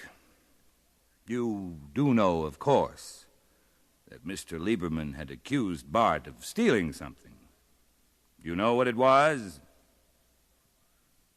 You point to my arm. A wristwatch? What Miss Gardner is trying to say, ladies and gentlemen, is that Lieberman had accused Bart of stealing a gold wristwatch from his apartment. Now, didn't Lieberman say that he intended to have Bart fired? He did? Yes, please do. Thank you. Miss Gardner writes, he had no proof. No proof, Miss Gardner. No proof? William Bart, you will remember, and yourself are the only persons excepting the manager who had passkeys. I suggest to you that Lieberman called William Bart to his flat, accused him of the theft, and Bart confessed. And now I will tell the court the motive for this robbery. The motive, ladies and gentlemen, was the age-old one of necessity, the need for money. Because, Miss Gardner, William Bart was obliged to support a divorced wife. This obligation and the one he felt he owed you were more than he could fulfill. Now, I'm sorry, Miss Gardner. Deeply sorry. If only there could have been some other way. But the medical evidence, as a result of your illness, the child you lost. Oh, so often in this court we have seen something that could have been a thing of joy turn into a sordid parody. And thank you. Miss Gardner writes, William did not steal the watch. I did.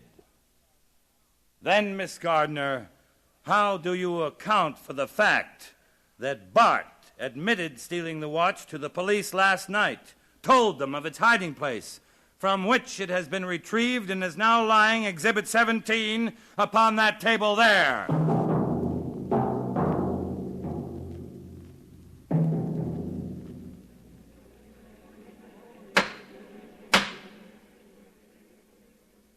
Miss Gardner, you feel you have recovered enough to continue this cross-examination? Good. I am sorry it was necessary to shock you as I did. You now know that William Bart is a self-confessed thief and that you have perjured yourself for a dream. You know also the consequences of perjury. Lies are futile, Miss Gardner. One is always caught. Now, with the permission of the court, I'm going to put to you my reconstruction of the crime. I would like you to bear with me until I'm finished. Now, Miss Gardner, after the struggle in Lieberman's apartment, you returned to your service room, correct? But what about Bart? He goes to the basement, makes up the furnace, another of his duties, goes to his room. He smokes a cigarette. Gradually, he realizes the enormity of his offense. Ridden with guilt and fear, he decides to plead with Lieberman, offer to return the stolen watch. He takes the elevator back to the 3rd floor, realizing that if he rings the doorbell, he will get no further than a foot in the door. He enters quietly with his passkey. Lieberman is startled by Bart's unexpected entrance. He orders Bart out. Bart pleads with him. Lieberman is adamant. Bart's attitude changes. He lunges for Lieberman, who strikes back. They struggle into the center of the room, knocking over a small table on which is a steel paper knife. Bart grabs it and plunges it into Lieberman's throat. He stands there for a few throbbing seconds, forcing his numb brain to think. That's it, a burglary. He must make it look like a burglary. He tears the books from their shelves, completely disarranges the room. In the midst of his evil work, he catches sight of the blood on his clothing. It frightens him, He must get away. He dashes to the elevator, making for the basement to cleanse away those stains of guilt. The elevator begins its descent, but for William Bart, it is a descent to hell. For here points the finger of irony towards him. The elevator jams between floors, and there he is, trapped like an animal in its cage, the mark of Cain upon him. One can well imagine the horror that overcomes him as he stands there between those walls, staring stupidly at the sign in the elevator which reads, "In case of danger, ring emergency bell." The bell that will ring in his room in the basement. Yes, he is in danger, but he cannot ring for himself. Some minutes pass, and a certain Mr. Vince from an apartment above calls to borrow a book. He discovers the body, phones the police. They arrive only to find their murderer already trapped and waiting for them in his cell of guilt, the jammed elevator. Fate can sometimes be both judge and jury. That, ladies and gentlemen, is my reconstruction of the crime, one made possible by my one and only visit to Lieberman's apartment some days after the murder. I see you've been writing, Miss Gardner. Thank you. Miss Gardner wishes me to tell her how I knew about the notice in the elevator, the notice saying, "In the case of danger, ring emergency bell," when the notice was taken down 2 days before the murder and one with different words put up. Well, I suppose I must have seen a similar notice in some other elevator. Now, all this is beside the point. It is not evidence, has no bearing. Thank you. Now, Miss Gardner writes, the elevator had been jammed by someone on the 3rd floor. Oh, my. This absurd theory has been put forward already by the learned counsel for the defense, who has tried to show that many people have been trapped in similar old-style elevators as a result of mechanical failure. But even so, if some person, I say if some person, let us say a Mr. X, did jam the elevator, the problem is then, where was he when William Bart was in the apartment? The defense has put forward the remarkable theory that this mysterious Mr. X was in the apartment himself, that having killed Mr. Lieberman, he is searching the apartment for valuables. Suddenly he hears the elevator coming up, panics, dashes to the bedroom to find the fire escape. There is none. He hides in the bedroom. William Bart enters the room, sees Lieberman's body, runs for the elevator. Mr. X realizes that if Bart gets downstairs before he does, all is lost. He follows him, swiftly jams the elevator, runs down the stairs and out of the building. And now we come to the defense's preposition and question of Mr. X's motive. We have it on evidence that nothing of importance seems to be missing from Mr. Lieberman's apartment except the gold watch which William Bart has admitted stealing. And now why? Why should anyone wish to put William Bart on the spot? Lieberman led an ordinary, everyday life. We have no evidence of emotional upsets, financial difficulties, or anything else to suggest some other assailant. What then could be the motive, save the theft of the gold watch? You wish to write, Miss Gardner? Very well. Oh, dear. Pencil broken? Never mind, take my pen. I hope you don't mind the green ink. Now, Miss Gardner. Miss Gardner. Quick, someone. Quick, she's fainting.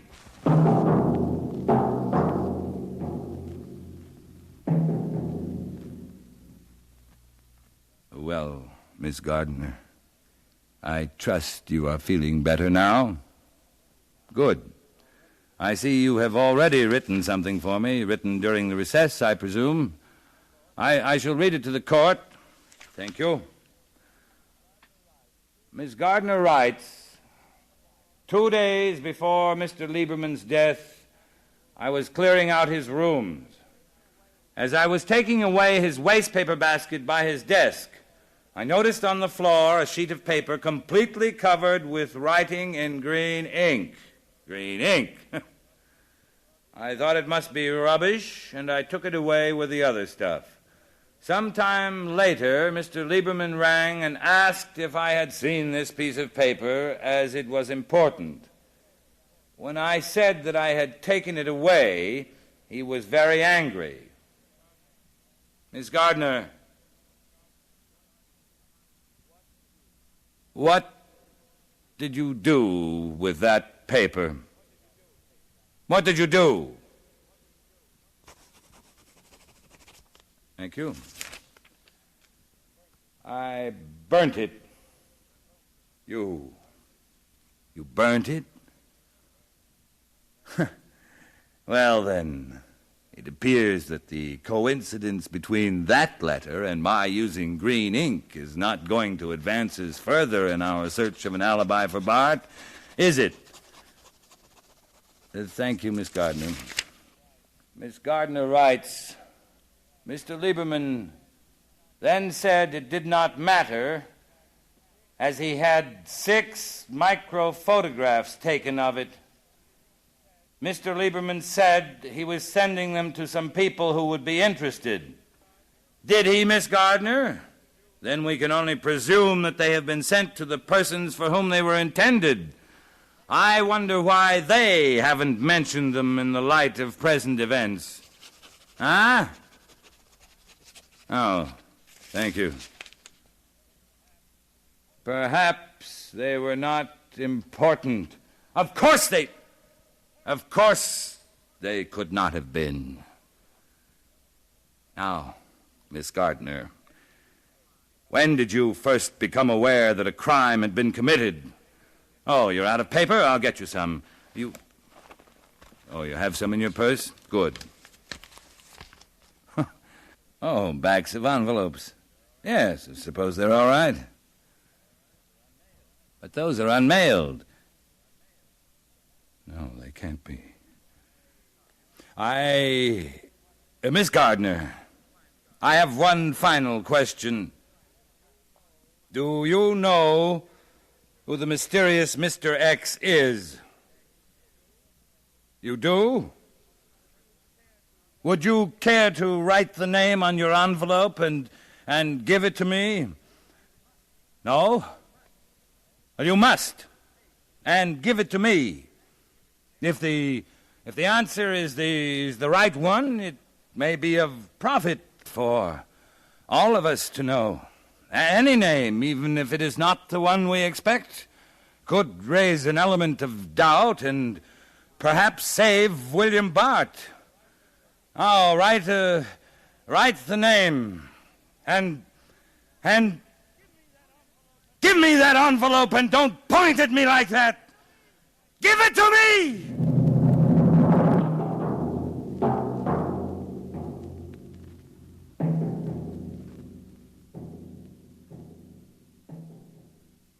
Yes, Padre, I murdered Lieberman. Some time ago, I misappropriated the funds of a client of mine. They'd been left in my trust. I wrote a complete confession to him, as it happened in green ink. He decided not to prosecute since I promised to, and in due course did repay him.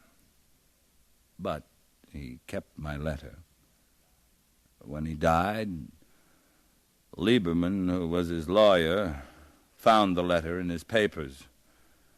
That sanctimonious fool thought that a man like me had no right to try for the Senate. He thought he could stop me. Me. I would kill 1,000 like him, Padre, with as little conscience as I'd kill a fly. He threatened to expose me if I ran for office. I went to reason with him. I argued with him, offered him money, anything. But he was mule stubborn. He wouldn't be bought.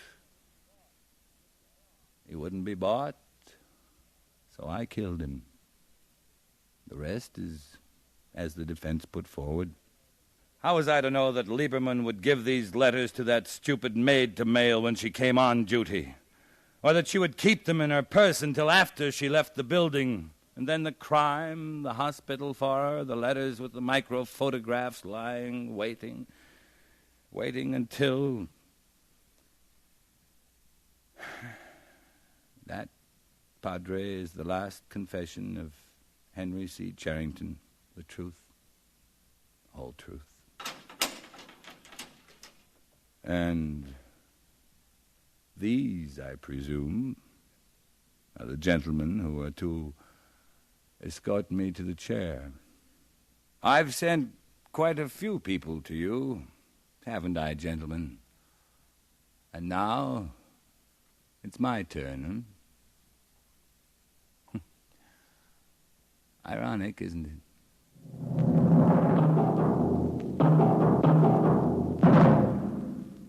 You have just heard the CBS Radio Workshop's Hollywood production of The Silent Witness, written by John Train, a one-man play. Raymond Burr was the man.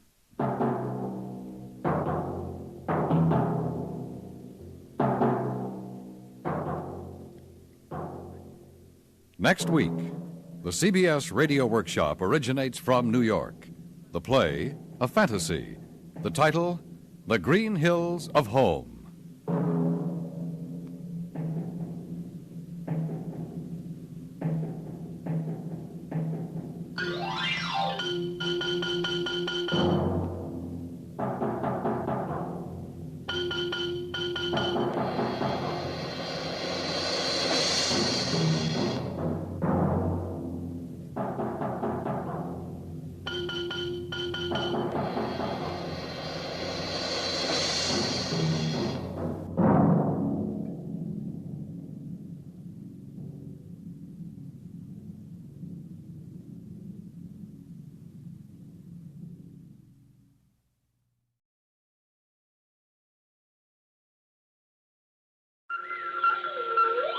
Spaceport 6, clear for blastoff.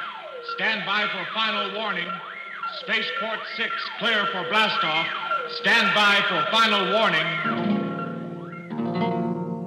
From the harsh, bright soil of Luna, to whose Saturn's rainbow rings, in the hearts of lonely spacemen is a longing voice that sings. Let the cup I hold be empty.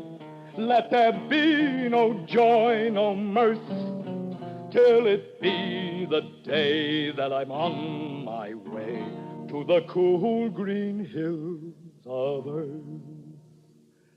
To the cool green hills of earth. Final warning. Final warning. Final warning.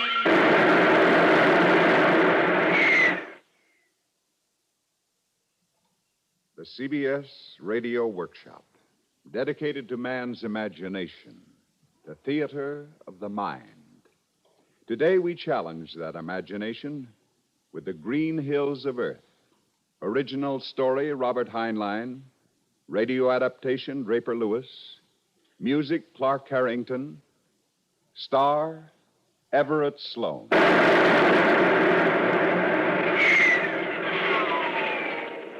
This is the story of Riesling. Riesling, no first name, no middle initial. By vocation, he was one of the best jetmen who ever worked as crew aboard the early cargo rockets that supplied the planets deep in outer space. His avocation? Well, anyone born in the 21st century, I'm sure, has quoted his poems, sung his songs. Even with luck, heard him singing them himself in some wind-torn, forsaken tavern on the borders of a spaceport, somewhere out there, beyond the stars. What's the matter, Reisling? Forget your own miserable words? Go on with the song. No, I seem to have a strange parched feeling in my throat, induced by a sudden lack of liquid refreshment. Hey, let's have another round over here and give Reisling a double. Reisling was no beauty, believe me, with his grease-smeared, tattered space coveralls. His hair looked as though he'd been caught in the backwash of a jet, and he had a permanent case of sun itch that he scratched continually. But that was long before he became the almost legendary figure that you know him as today. One or two of his poems had appeared in the papers, and his first set of space ballads had been published with no particular fanfare. Certainly nothing like the reviews his later efforts would produce when he was hailed as the literary giant of the spaceways. You've heard a lot of stories about Reisling, the kind of stories that are always written about anyone who becomes a legend, a giant. But this is the story of how he lived and died. This is the way it happened. Tell me not of that Martian maiden. Let her eyes not burn in my heart. For I only know... Well? Well, what? How's it end? I don't know. I've never been able to finish it. How about that drink you promised? Just take it easy. The poor girl's only got two hands. Give her a chance. I'd be delighted to give her a chance. That's strictly hands off, Reisling. It's marked private property, Captain T.D. Davidson. Davidson? Don't make me laugh. He may be a captain when he's aboard the Goshawk, but the minute he sets foot off the spaceport, he's just another company member like you or me or any of the crew here. So she's Davidson's little starburst. Well. I know I wouldn't want to tangle with him. He nurses a grudge for a long time. Take the rule book out of his hands and he's finished. Captain Davidson and I have had a showdown coming for a long time. And this time it's going to be Reisling who'll make the good captain wish we'd never met. Rocket ship Goshawk landing at Spaceport 3. Well, now's as good a time as any, Reisling. Same thought just occurred to me, too. Rocket ship Goshawk landing at Spaceport 3. Let's get out there. Maybe he needs a few new guys on his crew. The way Davidson treats him, he probably needs a whole new crew. Coming, Reisling? I wouldn't miss it for the world. Oh, Greg, lend me your pocket tape machine a minute and tell the dock boss to hold me a job on the Goshawk. He'll do it if you tell him it's for me. And if you run into the stalwart Captain Davidson, tell him... Well, never mind. I'll tell him myself. Now, give me that tape machine. Stand clear for landing. Stand clear for landing.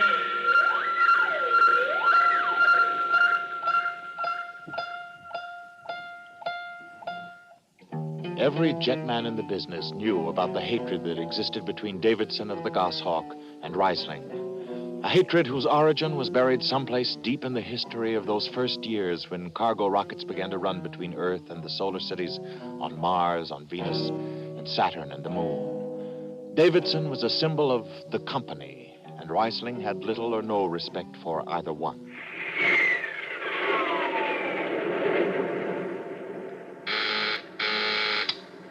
Davidson here. Reisling, sir. What is it, Reisling? Well, according to the rule book, sir, a member of the crew is obliged to report any deficiency in the equipment of the ship. I would like to file an official report on jet number 2, sir. It doesn't fit. The cadmium dampers are warped. According to the rule book, Reisling, a report is to be made to the chief, who in turn will pass the information on to me. I did, but he says they'll do. He's wrong, sir. Reisling, we'll drop you off at the next spaceport if you feel the equipment and personnel is not competent. Oh, Captain, I couldn't deprive you of the best jetman on the run, sir. No, I wouldn't dream of such a thing. Captain, what do you think about Jet 2? It'll hold. The ceiling's pretty thin, sir. If anything goes, they'll fry down there. I said it would hold. Increase the jet drive on all jets.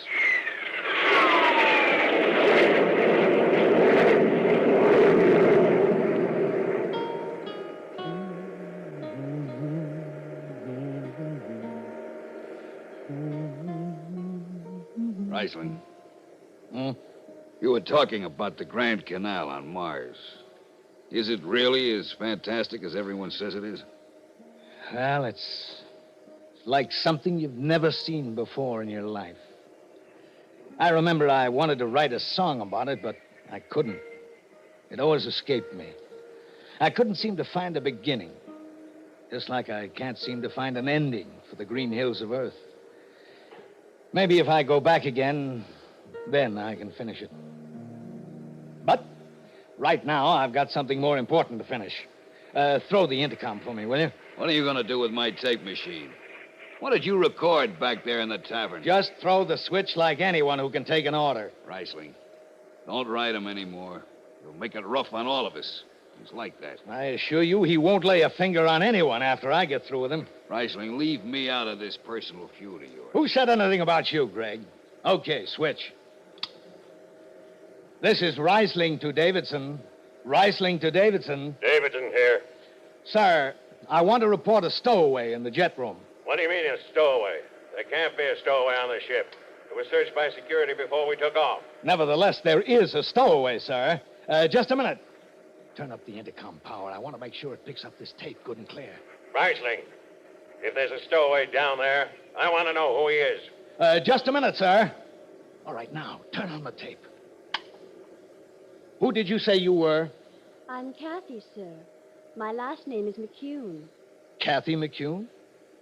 You know, you're very pretty. But I've never met you before.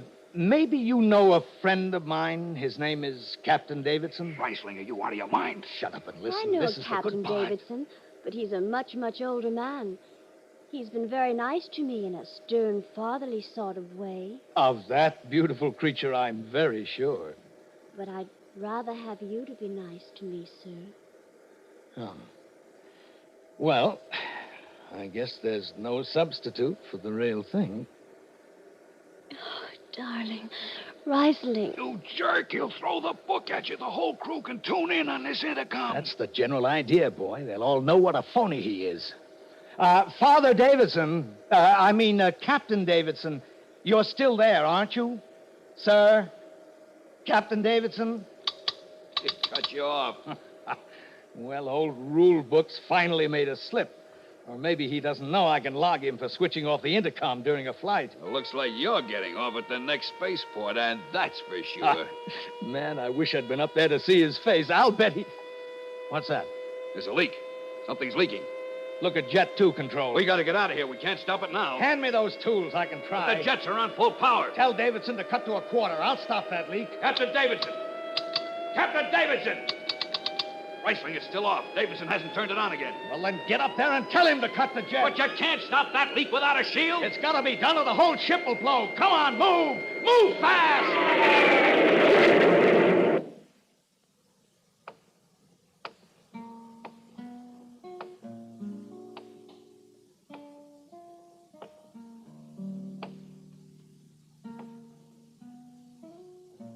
Hello, Reisling.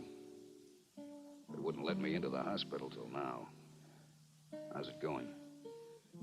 Oh, not bad, Greg. Captain Davidson wanted to come, too. Well, he's really sorry about what happened. Wants to bring a specialist in from Earth. Maybe he hasn't heard the final report. Prognosis negative. Total blindness, resulting from radioactivity. The Goshawk's been junked. He has another ship. I'm not interested. I haven't got enough time to worry about people like Captain T.D. Davidson. I have too much to do. Much too much.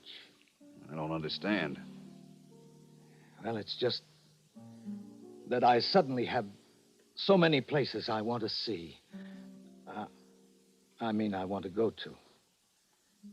Remember in the power room? Remember I told you that I couldn't write anything about the Grand Canal? I remember. Well, suddenly it's come into focus.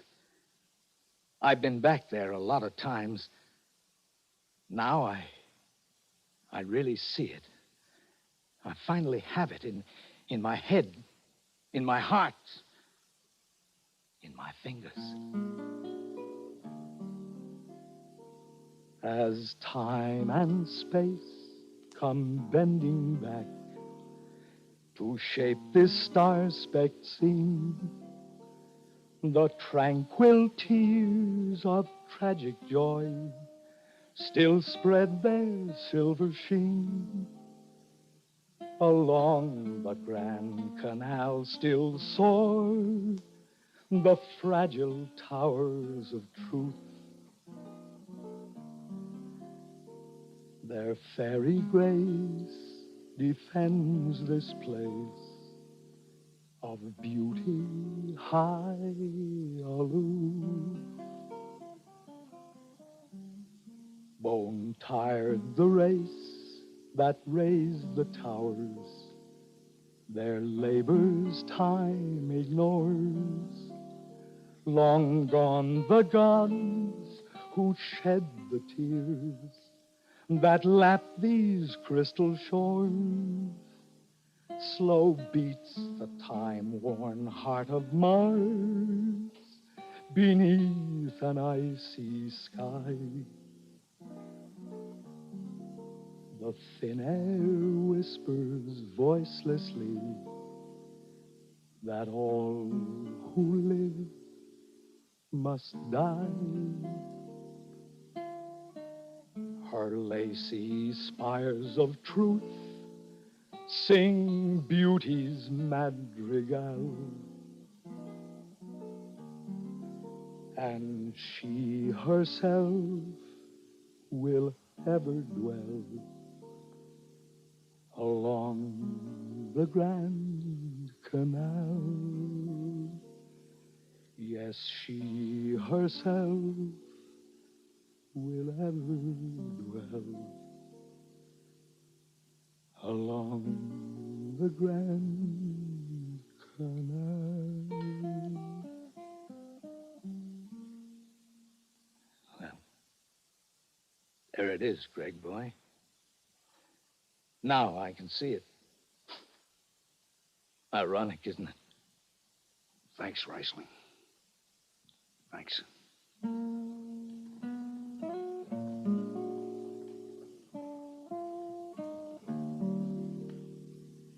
When he got out of the hospital, Reisling really began to travel. Space had lost its meaning. He went from the moon to Venus and back again, to the Grand Canal on Mars. Any spaceship was his ship, any spaceport his home. And through the long years, the green hills of Earth grew in length, in magnificence. Wherever he went, the song went with him. We rot in the moles of Venus. We retch at her tainted breath, and foul are her flooded jungles, or crawl with unclean death. Reisling cataloged the solar system in words and music. And always he sang of his longing to return once more to his home. We've tried each spinning space mote and reckoned its true worth. Take us back again to the homes of men on the cool green hills of Earth. No one can really trace the source of all the verses he wrote, but we do know where the final verse was written and when. Now a spaceship headed for the Great Lakes base on Earth, and Reisling decided at last to go home. Oh, look, Captain. I know I'm out as far as a crew job is concerned, but all I want is a ride back home. You can carry me if you want to. There's a distressed spaceman clause in the books. That clause was written for men who missed their ships, not for itinerant space hobos. Captain Hicks, I haven't been back home since my last trip as a signed-on member of a crew. I believe, sir, the law says I'm entitled to a trip back. That was years ago. You've used up your chances. I'm sorry, Reisling. The answer is no. Stand by for blastoff. Stand by for blastoff. Destination Destination, Earth. Destination, Earth.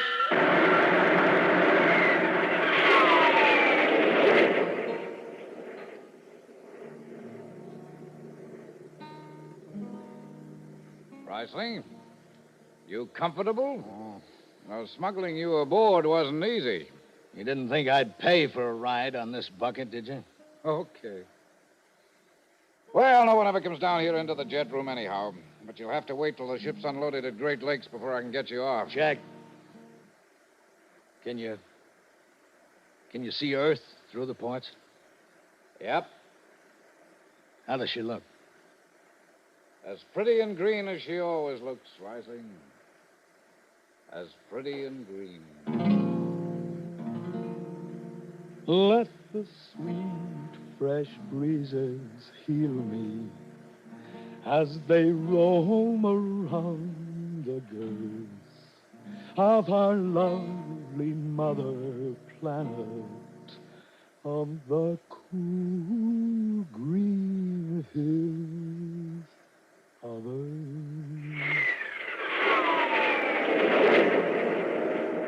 Control room issuing landing order for Port 6, sir. We're doing it at 08:45.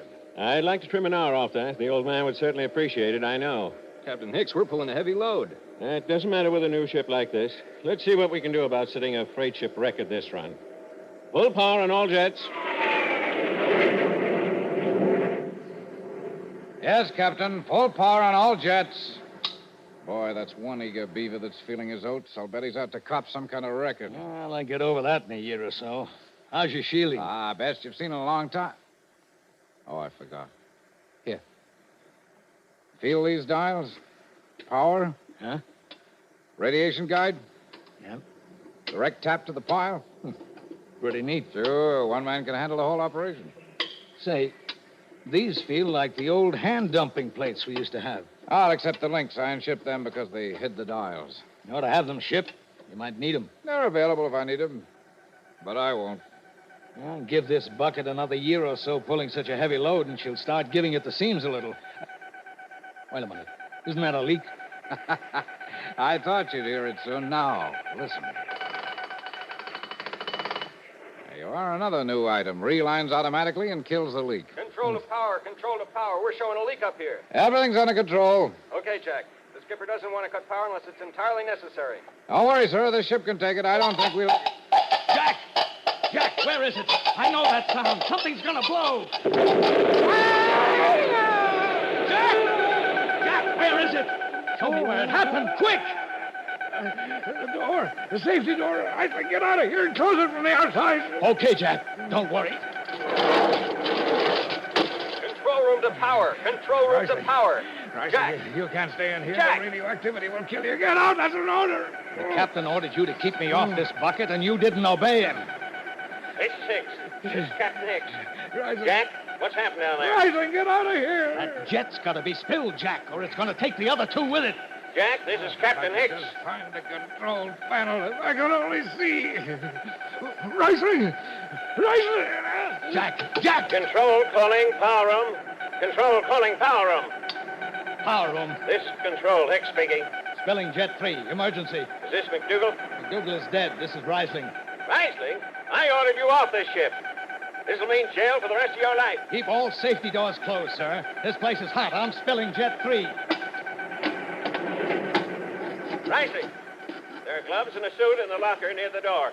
Can you hear me? I don't need a suit, sir. Just my hands. Keep the crew out of their quarters.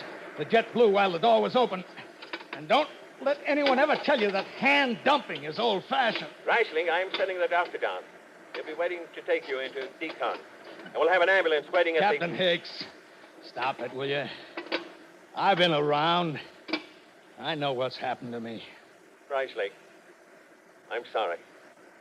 I'm glad you're aboard. Captain Hicks, do me a favor, will you? Anything, Reisling. The tape recorder started rolling.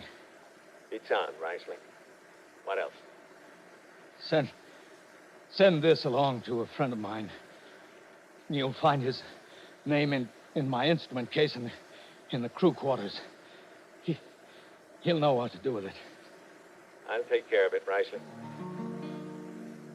Let the sweet, fresh breezes heal me as they roll around the girth of our lovely mother planet, of the cool green hill of earth. We pray for one last landing on the globe that gave us birth. Let us rest our eyes on the fleet skies Riceling.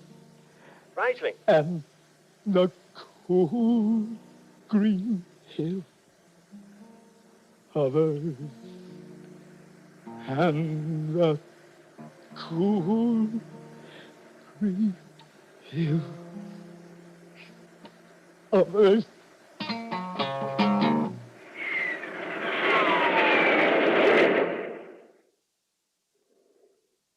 You've been listening to the CBS Radio Workshop. Today's presentation, The Green Hills of Earth. Our star, Everett Sloan, sang and acted the part of Riceling.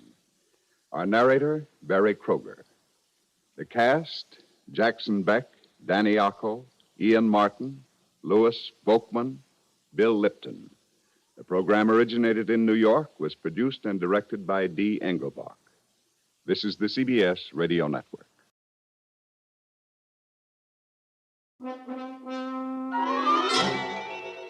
My name is Poe, Edgar Allan Poe. I write stories.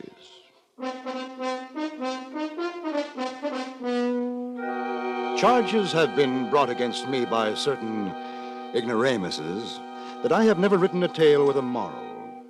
By way of mitigating these ridiculous accusations, I offer the following unusual history, a history about whose moral there can be no question whatsoever. For you can see the moral in its very title, Never Bet the Devil Your Head. And note, please, that I do not bring in the lesson at the tag end of the fable, as others are wont to do. Very well, here then I denounce my critics and beg no favor other than your close attention.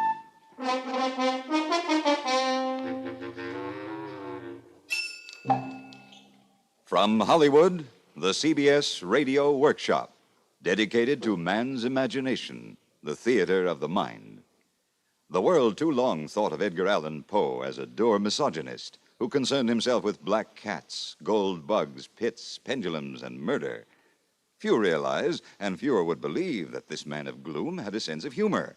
This, the workshop now seeks to prove in William N. Robeson's production of Edgar Allan Poe's satiric story, Never Bet the Devil Your Head, starring John Dehner, with music conducted by Amerigo Marino, and with Jack Johnstone as guest director.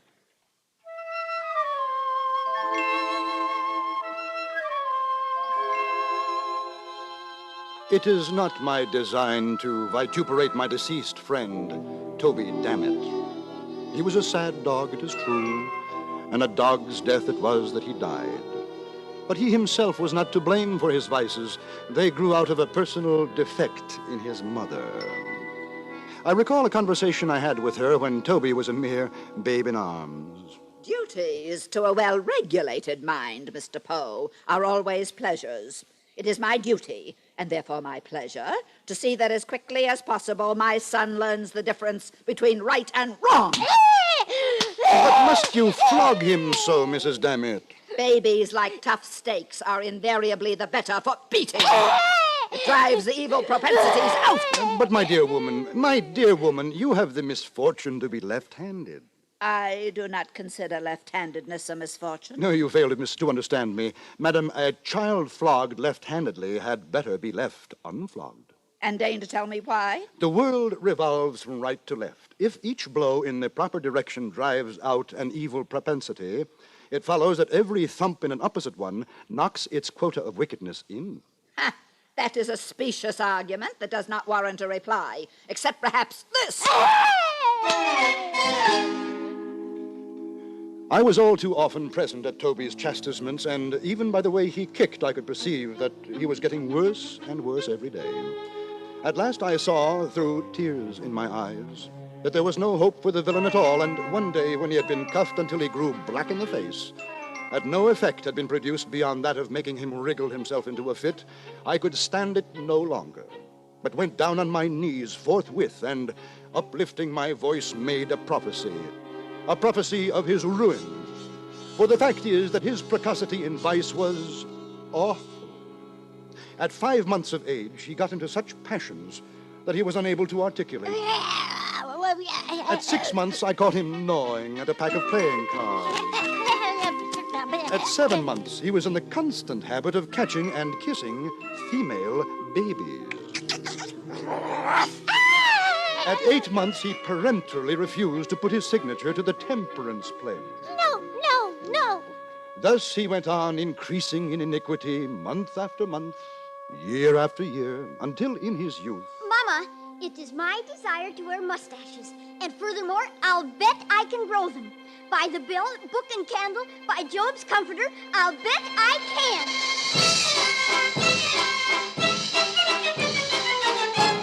As you see, he had even contracted a propensity for cursing and swearing, and for backing his assertions with bets. Not that he actually laid wagers. No, I will do my friend the justice to say that he would as soon have laid eggs. With him, the thing was a mere formula, nothing more. You see, he was detestably poor, another vice which the physical deficiency in his mother had entailed upon him. And this was the reason, no doubt, that his expletive expressions about betting seldom took a pecuniary turn. It was usually, "I'll bet you what you please," or I'll bet you what you dare, or "I'll bet you a trifle," or else, more significantly still, "I'll bet the devil my head."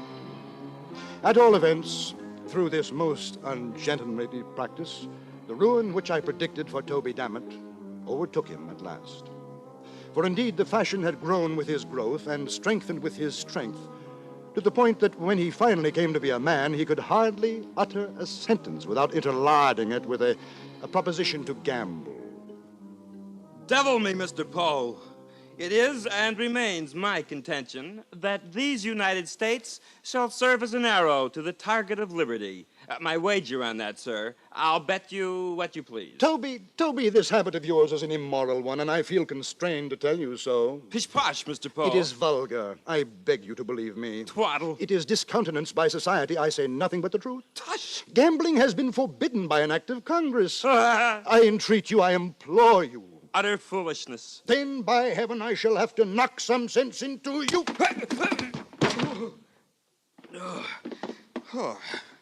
That, sir, was a dastardly thing to do. Should you venture to try such an experiment again, I shall necessarily return in kind, and you will rue the result. I'll bet the devil my head you will.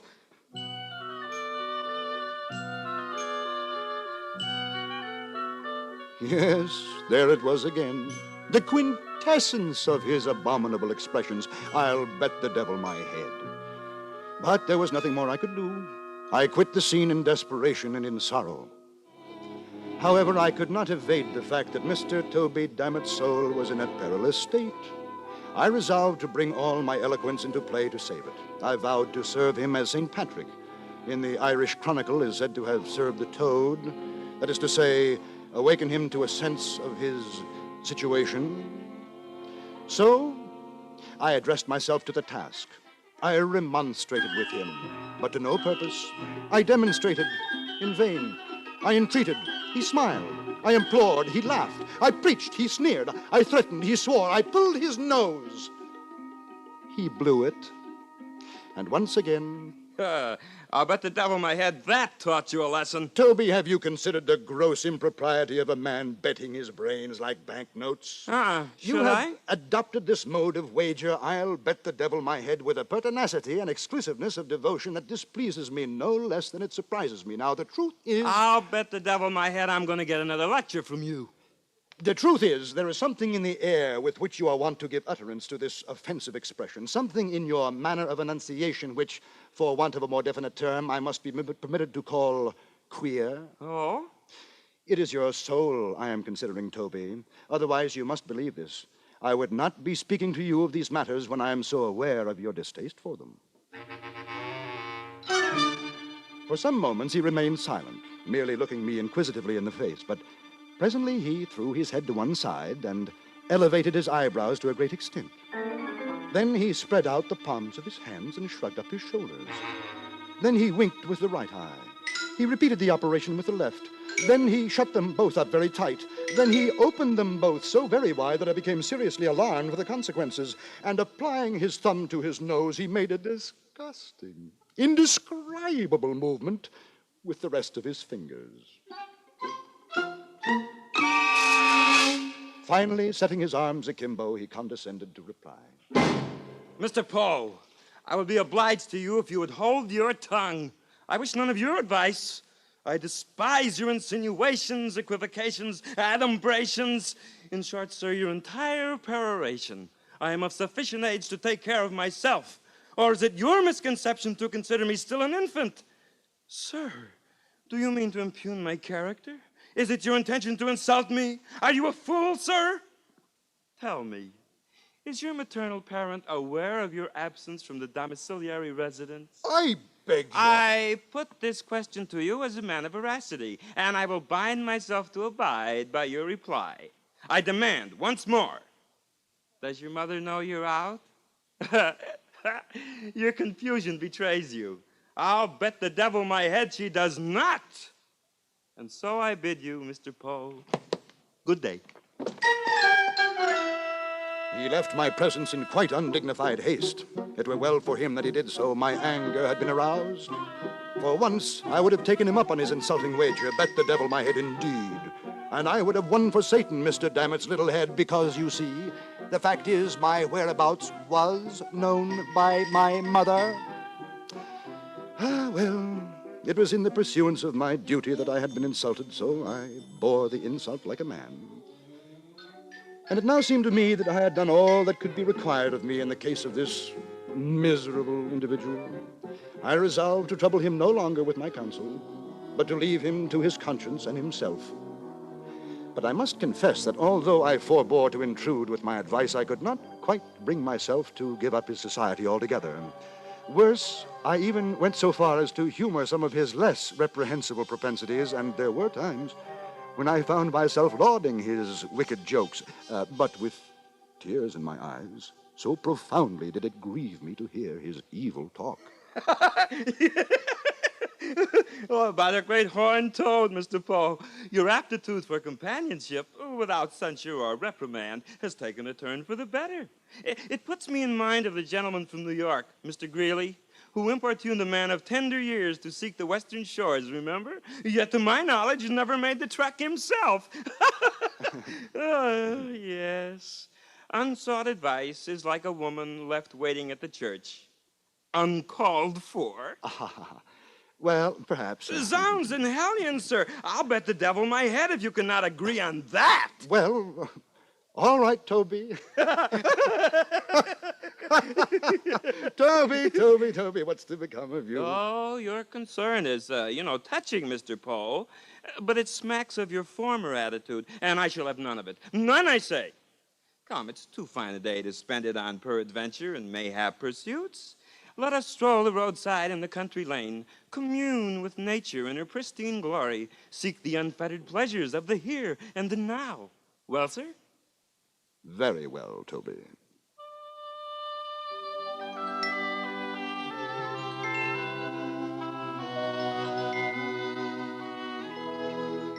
Thus it was that we strolled out together, arm in arm, our route leading us in the direction of a river. Ah, there, Mr. Poe. You see, beyond the stream, that field of fluorescence. Would not the Roman goddess herself exclaim over its perfection? It is beautiful. Beautiful? By the sons of Saul, your words make a beggary of faultless grandeur. My friend, your jaundiced eye requires closer appraisal, and your stopped-up nose a clearer whiff. But it's only a field of trees and flowers. I can see it very well from here. Stuff and nonsense. If you possessed a wit of perspicacity, that same jaundiced eye would indicate a covered bridge within a stone's throw. We shall cross it, go beyond it, and wander lonely as a cloud, to steal a phrase from one of the English greats. Come now. The bridge was roofed over by way of protection from the weather, and the archway, having but few windows, was thus uncomfortably dark and echoed resoundingly. As we entered the passage, the contrast between the external glare and the interior gloom struck heavily upon my spirits. Not so upon those of the happy Dammit who offered to bet the devil his head that I was hipped. He seemed to be in unusual good humor. He was excessively lively, so much so that I entertained I know not what of uneasy suspicion. A certain species of austere Merry Andrewism seemed to beset my friend, and caused him to make quite a tomfool of himself.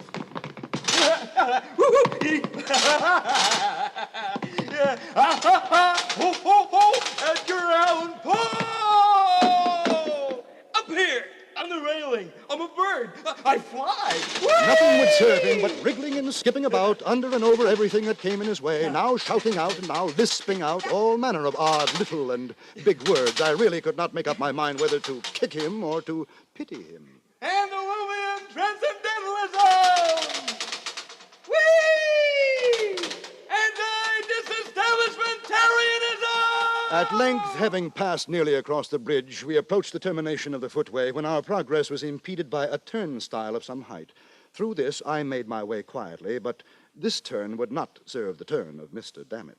Hold. This mechanism, Mr. Poe. Are we cattle to be impeded in this manner? It's merely a turnstile. I passed through it without any... It's merely a turnstile. Well, me, I defy it. How can you defy an inanimate object? By leaping over it. Not only shall I leap over it, but I shall perform a buck and wing at the apex of my jump. Oh, but Toby, it's nearly 5 feet in height. A bagatelle. Ah, you're a braggadocio. You cannot do it, and you know you can't. No? I'll bet the devil my head I can. You hear me? I'll bet the devil my head. I was about to reply, notwithstanding my previous resolution, with some remonstrance against his impiety, when suddenly I heard, close at my elbow, a slight cough, which sounded very much like the ejaculation. Ahem. I started and looked about me in surprise. My glance at length fell into a nook in the framework of the bridge, and there upon the figure of a little old gentleman of, shall we say, venerable aspect, yes, and of reverend appearance, for he not only had on a full suit of black, but his shirt was perfectly clean, and the collar turned very neatly down over a white cravat, while his hair was parted in front like a girl's. His hands were clasped pensively together over his stomach, and his 2 eyes were carefully rolled up into the top of his head. Upon observing him more closely, I perceived that he wore a black silk apron over his small clothes, and this was a thing which I thought very odd. Before I had time to make any remark, however, upon so singular a circumstance, he interrupted me. To this second observation, I was not immediately prepared to reply. The fact is, remarks of this laconic nature are nearly unanswerable. I am not ashamed to say, therefore, that I turned to Mr. Toby Dammit for assistance.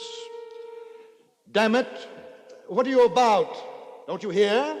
The gentleman says, ahem. I looked sternly at my friend while I thus addressed him, for, to say the truth, I felt particularly puzzled. And when a man is particularly puzzled, he must knit his brows and look savage, else he looks like a fool. Toby, Dammit! Although this sounded very much like an oath, believe me, nothing was further from my thoughts. Dammit! The gentleman says, ahem! I do not attempt to defend my remark on the score of profundity. I did not think it profound myself, but I have noticed that the effect of our speeches is not always proportionate to their importance in our own eyes. But if I had knocked Toby on the head with the turnstile itself, he could hardly have been more discomfited than when I addressed him with those simple words. You don't say so. Are you quite sure he said that? Well, at all events, I'm for it now, and may as well put a bold face upon the matter. Here goes then. Ahem, ahem, ahem. Strangely, the little old gentleman seemed pleased. God only knows why. He left his station at the nook of the bridge, came forward with a gracious air, took Dammit by the hand, and shook it cordially, looking all the while straight up in his face with an air of the most unadulterated benignity it is possible for the mind of man to imagine. Finally, he spoke. Well, Toby Dammit. That's right, good sir. And what think you of my assertion and my wager? That you can leap the turnstile? Correct you are, and perform with consummate skill a buck and wing at the apex of my leap. I am quite sure you will win your wager, damn it, but we are obliged to have a trial, you know, for the sake of mere form. A trial, you say? My friend took off his coat with a deep sigh and tied a pocket handkerchief around his waist. He produced an unaccountable alteration in his countenance by twisting up his eyes and bringing down the corners of his mouth. I did not express myself aloud, but I thought this is quite a remarkable silence on the part of Toby Dammit, and is no doubt a consequence of his verbosity upon a previous occasion. I wonder if he has forgotten the many unanswerable questions which he propounded to me so fluently on the day when I gave him my last lecture. Him! The old gentleman now took him by the arm and led him more into the shade of the bridge, a few paces back from the turnstile. My good fellow, I make it a point of conscience to allow you this much run. Wait here till I take my place by the stile, so that I may see whether you go over it handsomely and don't omit any flourishes of the buck and wing. A mere form, you know. I will say 1, 2, 3, and away! And mind you start at the word away. The little gentleman stood there a moment, looking quietly at Toby as though appraising him. Then he turned, walked away, and took his position by the stile. Again he paused a moment, as if in profound reflection, then looked up and smiled very slightly, tightened the strings of his apron, and took a long, long look at Dammit. I thought to myself, what right has the old gentleman to make any other gentleman jump? Who is he? If he asks me to jump, I won't do it, and that's flat, and I don't care who the devil he is. The devil, But what I said, or what I thought, or what I heard, occupied only an instant. The black-suited little man gave the word as agreed upon. 1, 2, 3, and away! I saw Toby run nimbly and spring grandly from the floor of the bridge, cutting the most awful flourishes with his legs as he went up. I saw him high in the air, buck and winging it to admiration.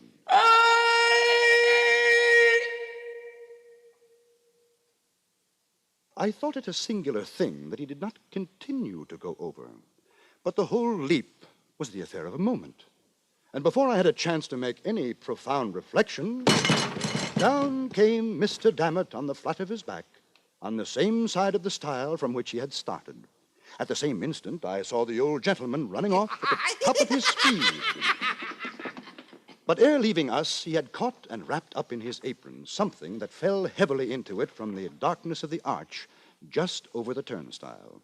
At all this, I was much astonished, but I had no leisure to think, for Mr. Dammit lay particularly still, and I concluded that his feelings had been hurt and that he stood in need of my assistance. I hurried up to him and found that he had received what might be termed a serious injury. Quite serious. Quickly, I threw open an adjacent window of the bridge, and the sad truth flashed upon me. About 5 feet above the top of the turnstile, there extended a flat iron bar that served to strengthen the structure. With the edge of this brace, it appeared evident, the neck of my unfortunate friend had come precisely in contact. And alas, the truth is, he had been deprived of his head. He did not long survive his terrible loss. Despite the efforts of the physicians, he grew worse and, at length, died. So I bedewed his grave with my tears, worked a bar sinister on his family escutcheon, and assumed the general expenses of his modest funeral. Exit Toby Dammit. Toby Dammit, a lesson to all riotous livers, and proof absolute of my initial assertion that every tale should have, must have, does have a moral.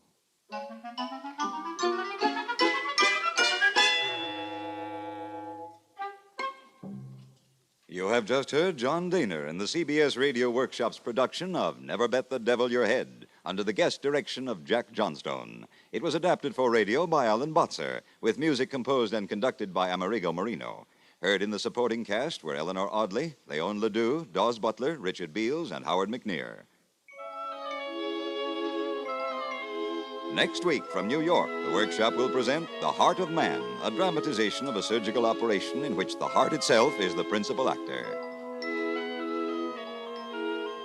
Hugh Douglas speaking. This is the CBS Radio Network.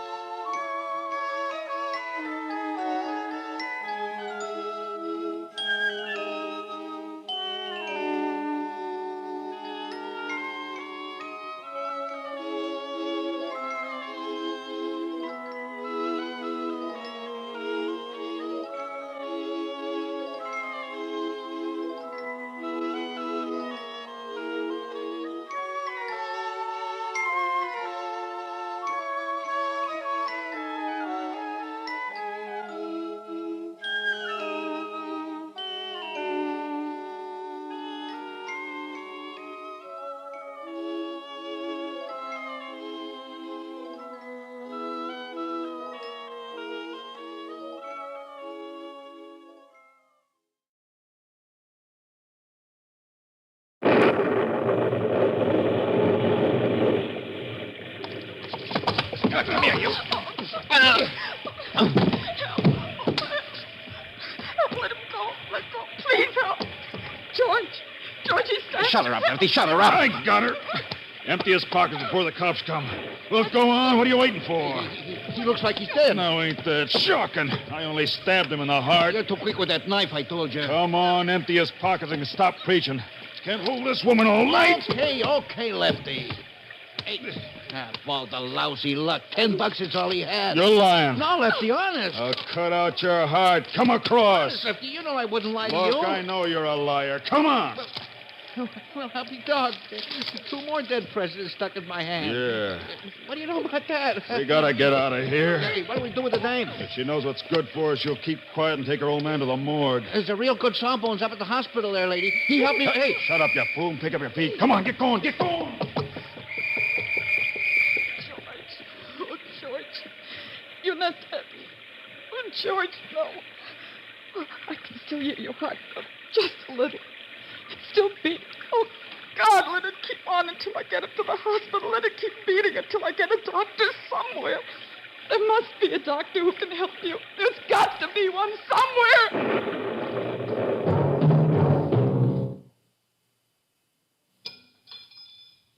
The CBS Radio Workshop, the theater of the mind, dedicated to man's imagination.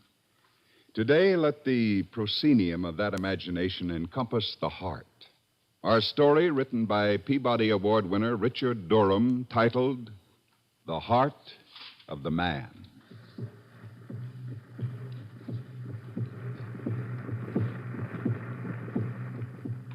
I am the human heart. I am the spirit's rhythm. I am a hollow bag the size of your fist. I live in a dungeon between 2 lungs, the lonely abode of the soul.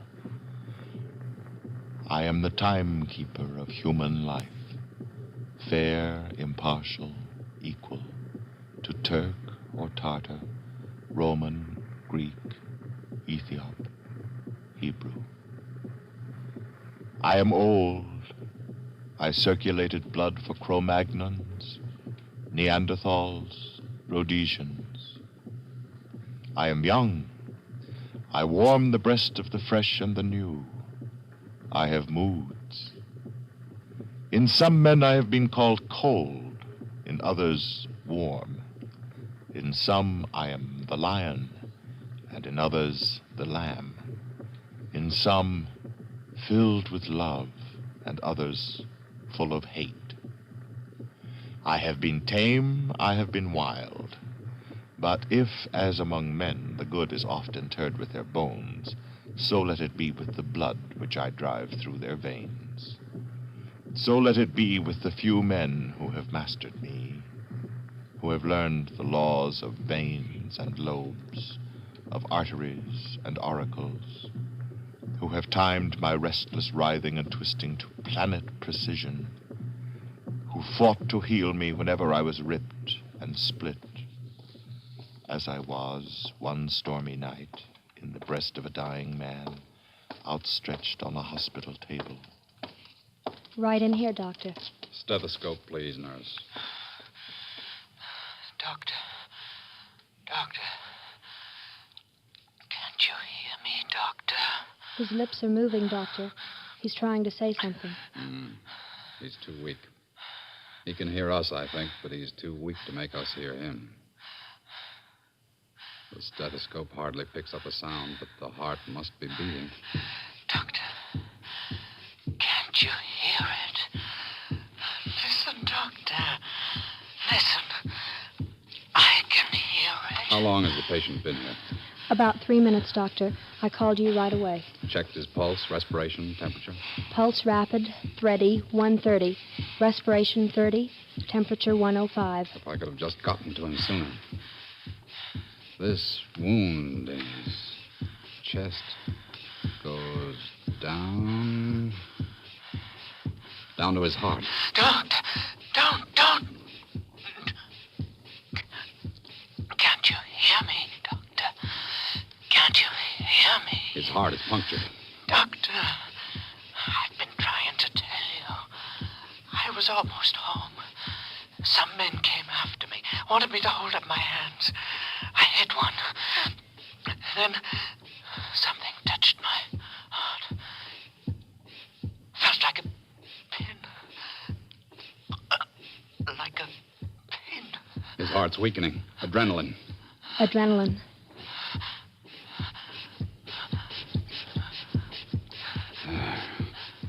That'll hold it a while. His heart's been split. Only one thing we can do. There's nothing you can do. Nothing. Don't let him move, nurse. Call the emergency staff into the operating room. His heart's split and leaking badly. He'll die if we can't sew it up. Prepare him for surgery. We must operate immediately. No. You can't operate on my heart. Not on my heart. There's one chance in 1,000. If we take it, he may live. No. I'll die. You don't fool me. I'll never see the sun rise again. I know it. You hear that, Doctor? I'm speaking to you. I'm speaking to you. Yes, I am the heart, and I speak to you, Doctor. You here, scrubbing your arms while red sand drips down an hourglass, dusting your hands with powder, flexing your fingers for the rubber gloves, while inside your brain and nerves is etched the memory of the long, long search for my secrets. A long search which began for you 20 years ago, Doctor. 20 years ago, when you were a young pre-medical student and whatever spare time you could find was spent in the home of a Texas surgeon.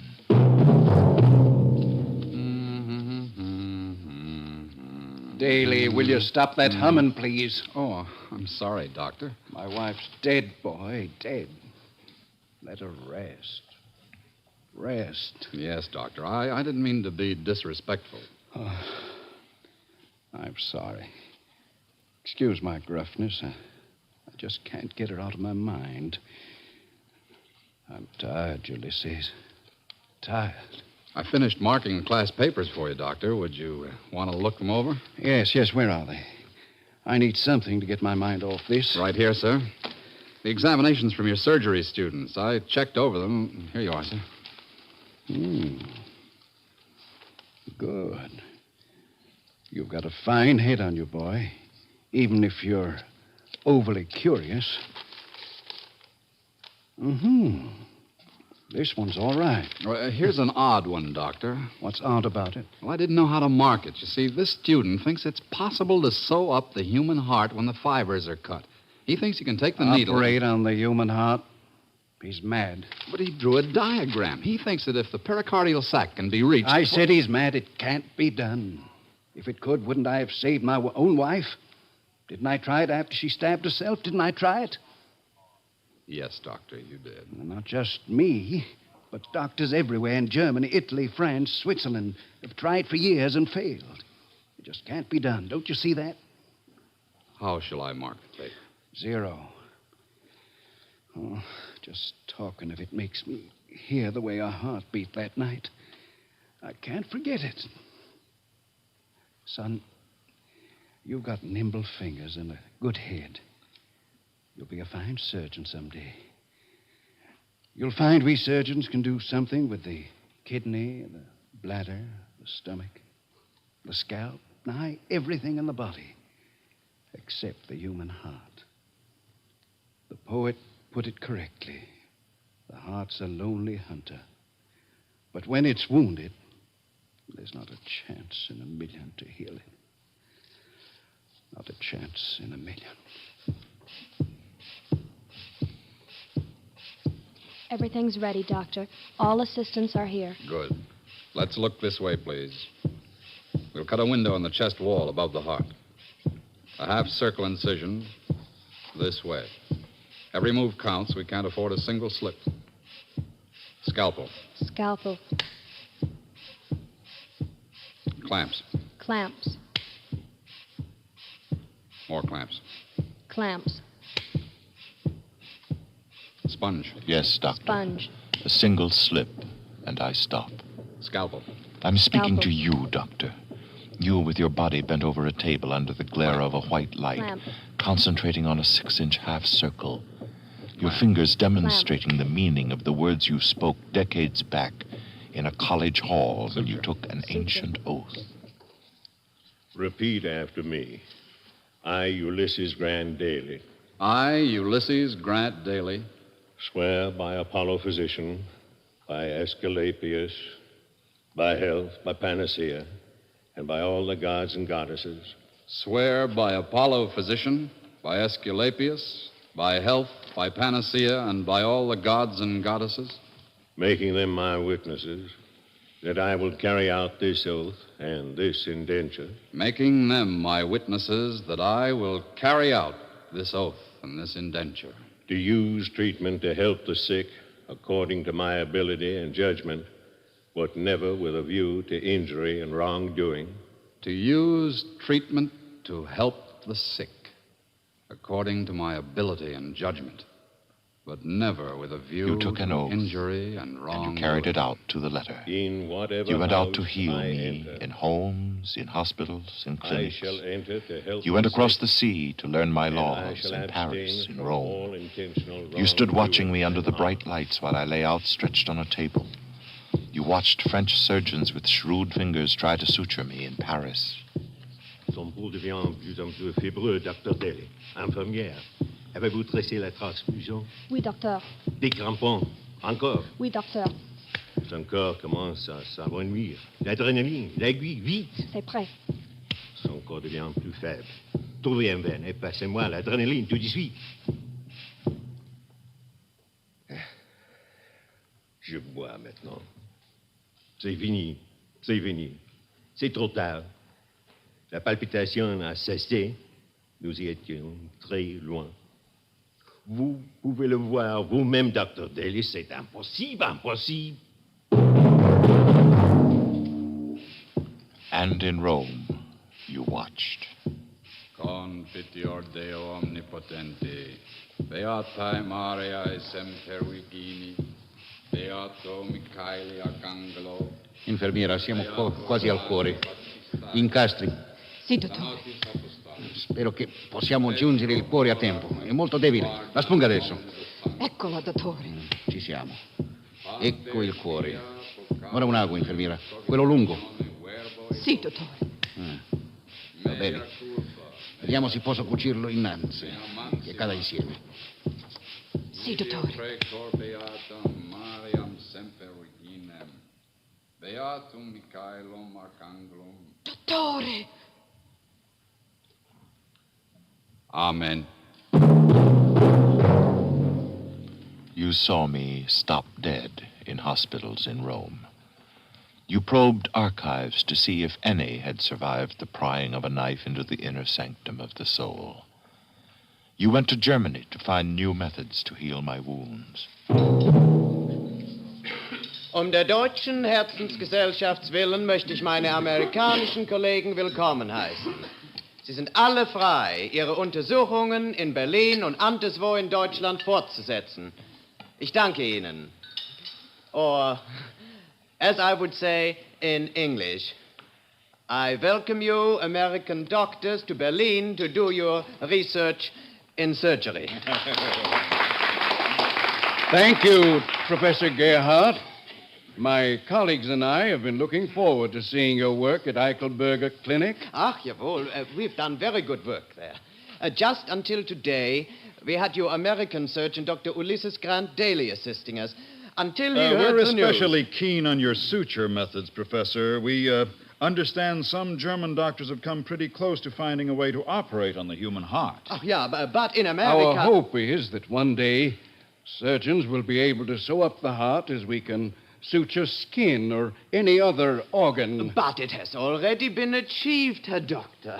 Here? Nein, in America. I'm sorry, I should have told you. The news came over the wire this morning. An American doctor, Dr. Dan Williams, completed a successful operation on the heart. Your Dr. Daly has left for Chicago to work with him. Now, surgeons in Germany are waiting to hear the details. How was it done? Oh, it must have been a marvelous thing. But how was it done? So, Dr. Daly, you've come from Germany to work with me. Yes, Doctor. Good. But what can I tell you that you don't already know but this? This patient got up in 2 weeks and walked. And now he's back at work. When they brought him to me, his heartbeat was so faint I had difficulty picking up a sound with the stethoscope. But I followed that sound until I found it. I tell you, Doctor, there is no sound on heaven or earth more beautiful and poignant than the beat of a human heart. I took him into the operating room. As I recall, it was 2 o'clock in the morning. What a morning. Rain, thunder, and lightning. The elements seemed out to extinguish life, not give it. There was no time for my staff or even for proper equipment. I had to work fast. I got inside, and with these hands, then I took out his heart and stitched it 6 times. I did it for one patient, and I've done it for another. Now we know it can be done. How? How can I say it? This heart, this great human heart, is not only delicate like a butterfly's wing, but it's tough and strong and can fight with a fury. Yet it acts as though it's got a soul of its own. It's sensitive as a baby's body. And be pious when you pressure it, and when you go in to handle it. It's the little things that you do that'll make the difference between life and death. Doctor, remember this when you're calling for your scalpel, sponge, sutures, clamps. You cannot give the patient much anesthesia. Scalpel. Scalpel. He's too weak to stand it. The patient will have his eyes open, watching you all the time. Clamp. Clamp. Cut your window over the 4th rib. Scalpel. Tie off the vessels. When you lift the window, then you'll see the heart. Clamp 2. Clamp 2. The heart.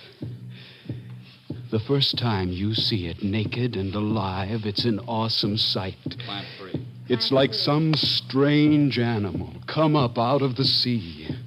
It slips and writhes, twists and struggles like a captive trying to break free. Clamp 4. But you must be bold. Take the stitches in between the heartbeats. Suture. And if the stitches hold back the flow of blood, you've got a chance. But remember, keep in rhythm with the heartbeat. Keep the rhythm. Never break that rhythm.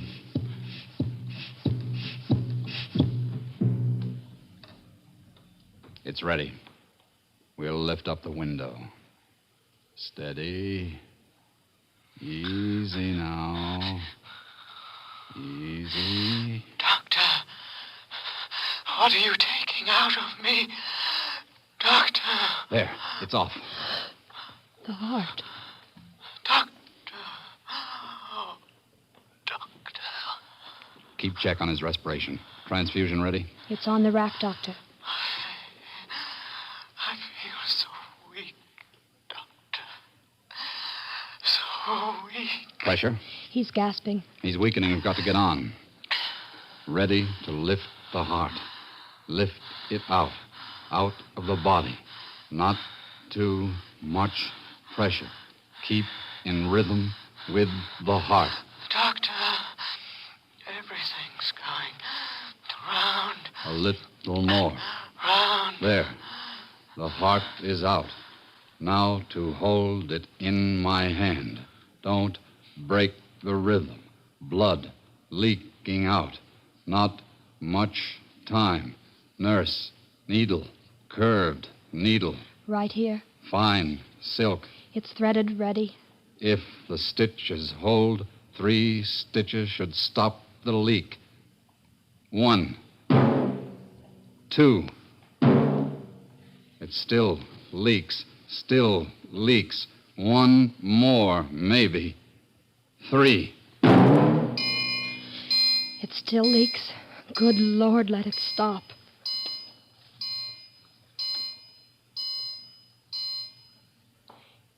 It stopped. Thank heavens. But his pressure, it's gone down. His heart's hardly beating.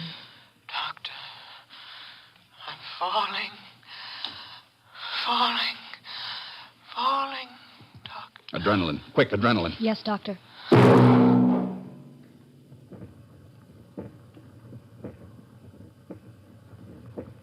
Good. Transfusion set? Yes, Doctor. Then let the blood flow into him. There. It's holding. Give him more. Let it go freely. It's going in.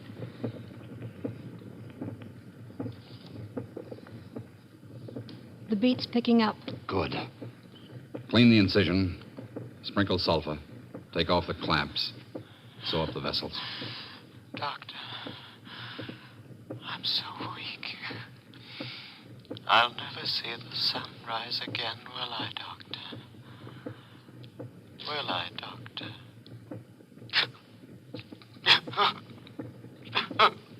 Nurse, keep the blood flowing and let him sleep.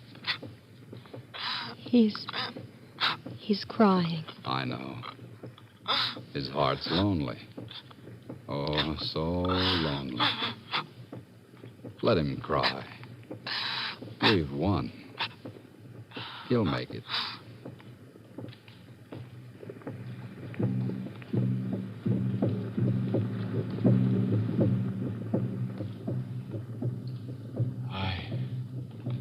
I did make it. I am the human heart, a hollow bag the size of your fist, the timekeeper of life, fair, impartial, equal to Turk or Tartar, Roman, Greek, African, Anglo-Saxon, or Arab, to Mongoloid or Caucasoid, the common denominator of us all. I salute the men who first mastered me, who timed my writhing and twisting to planet precision, as I drive my blood through the endless arteries of the living. I am your heart, a mortal part of us all.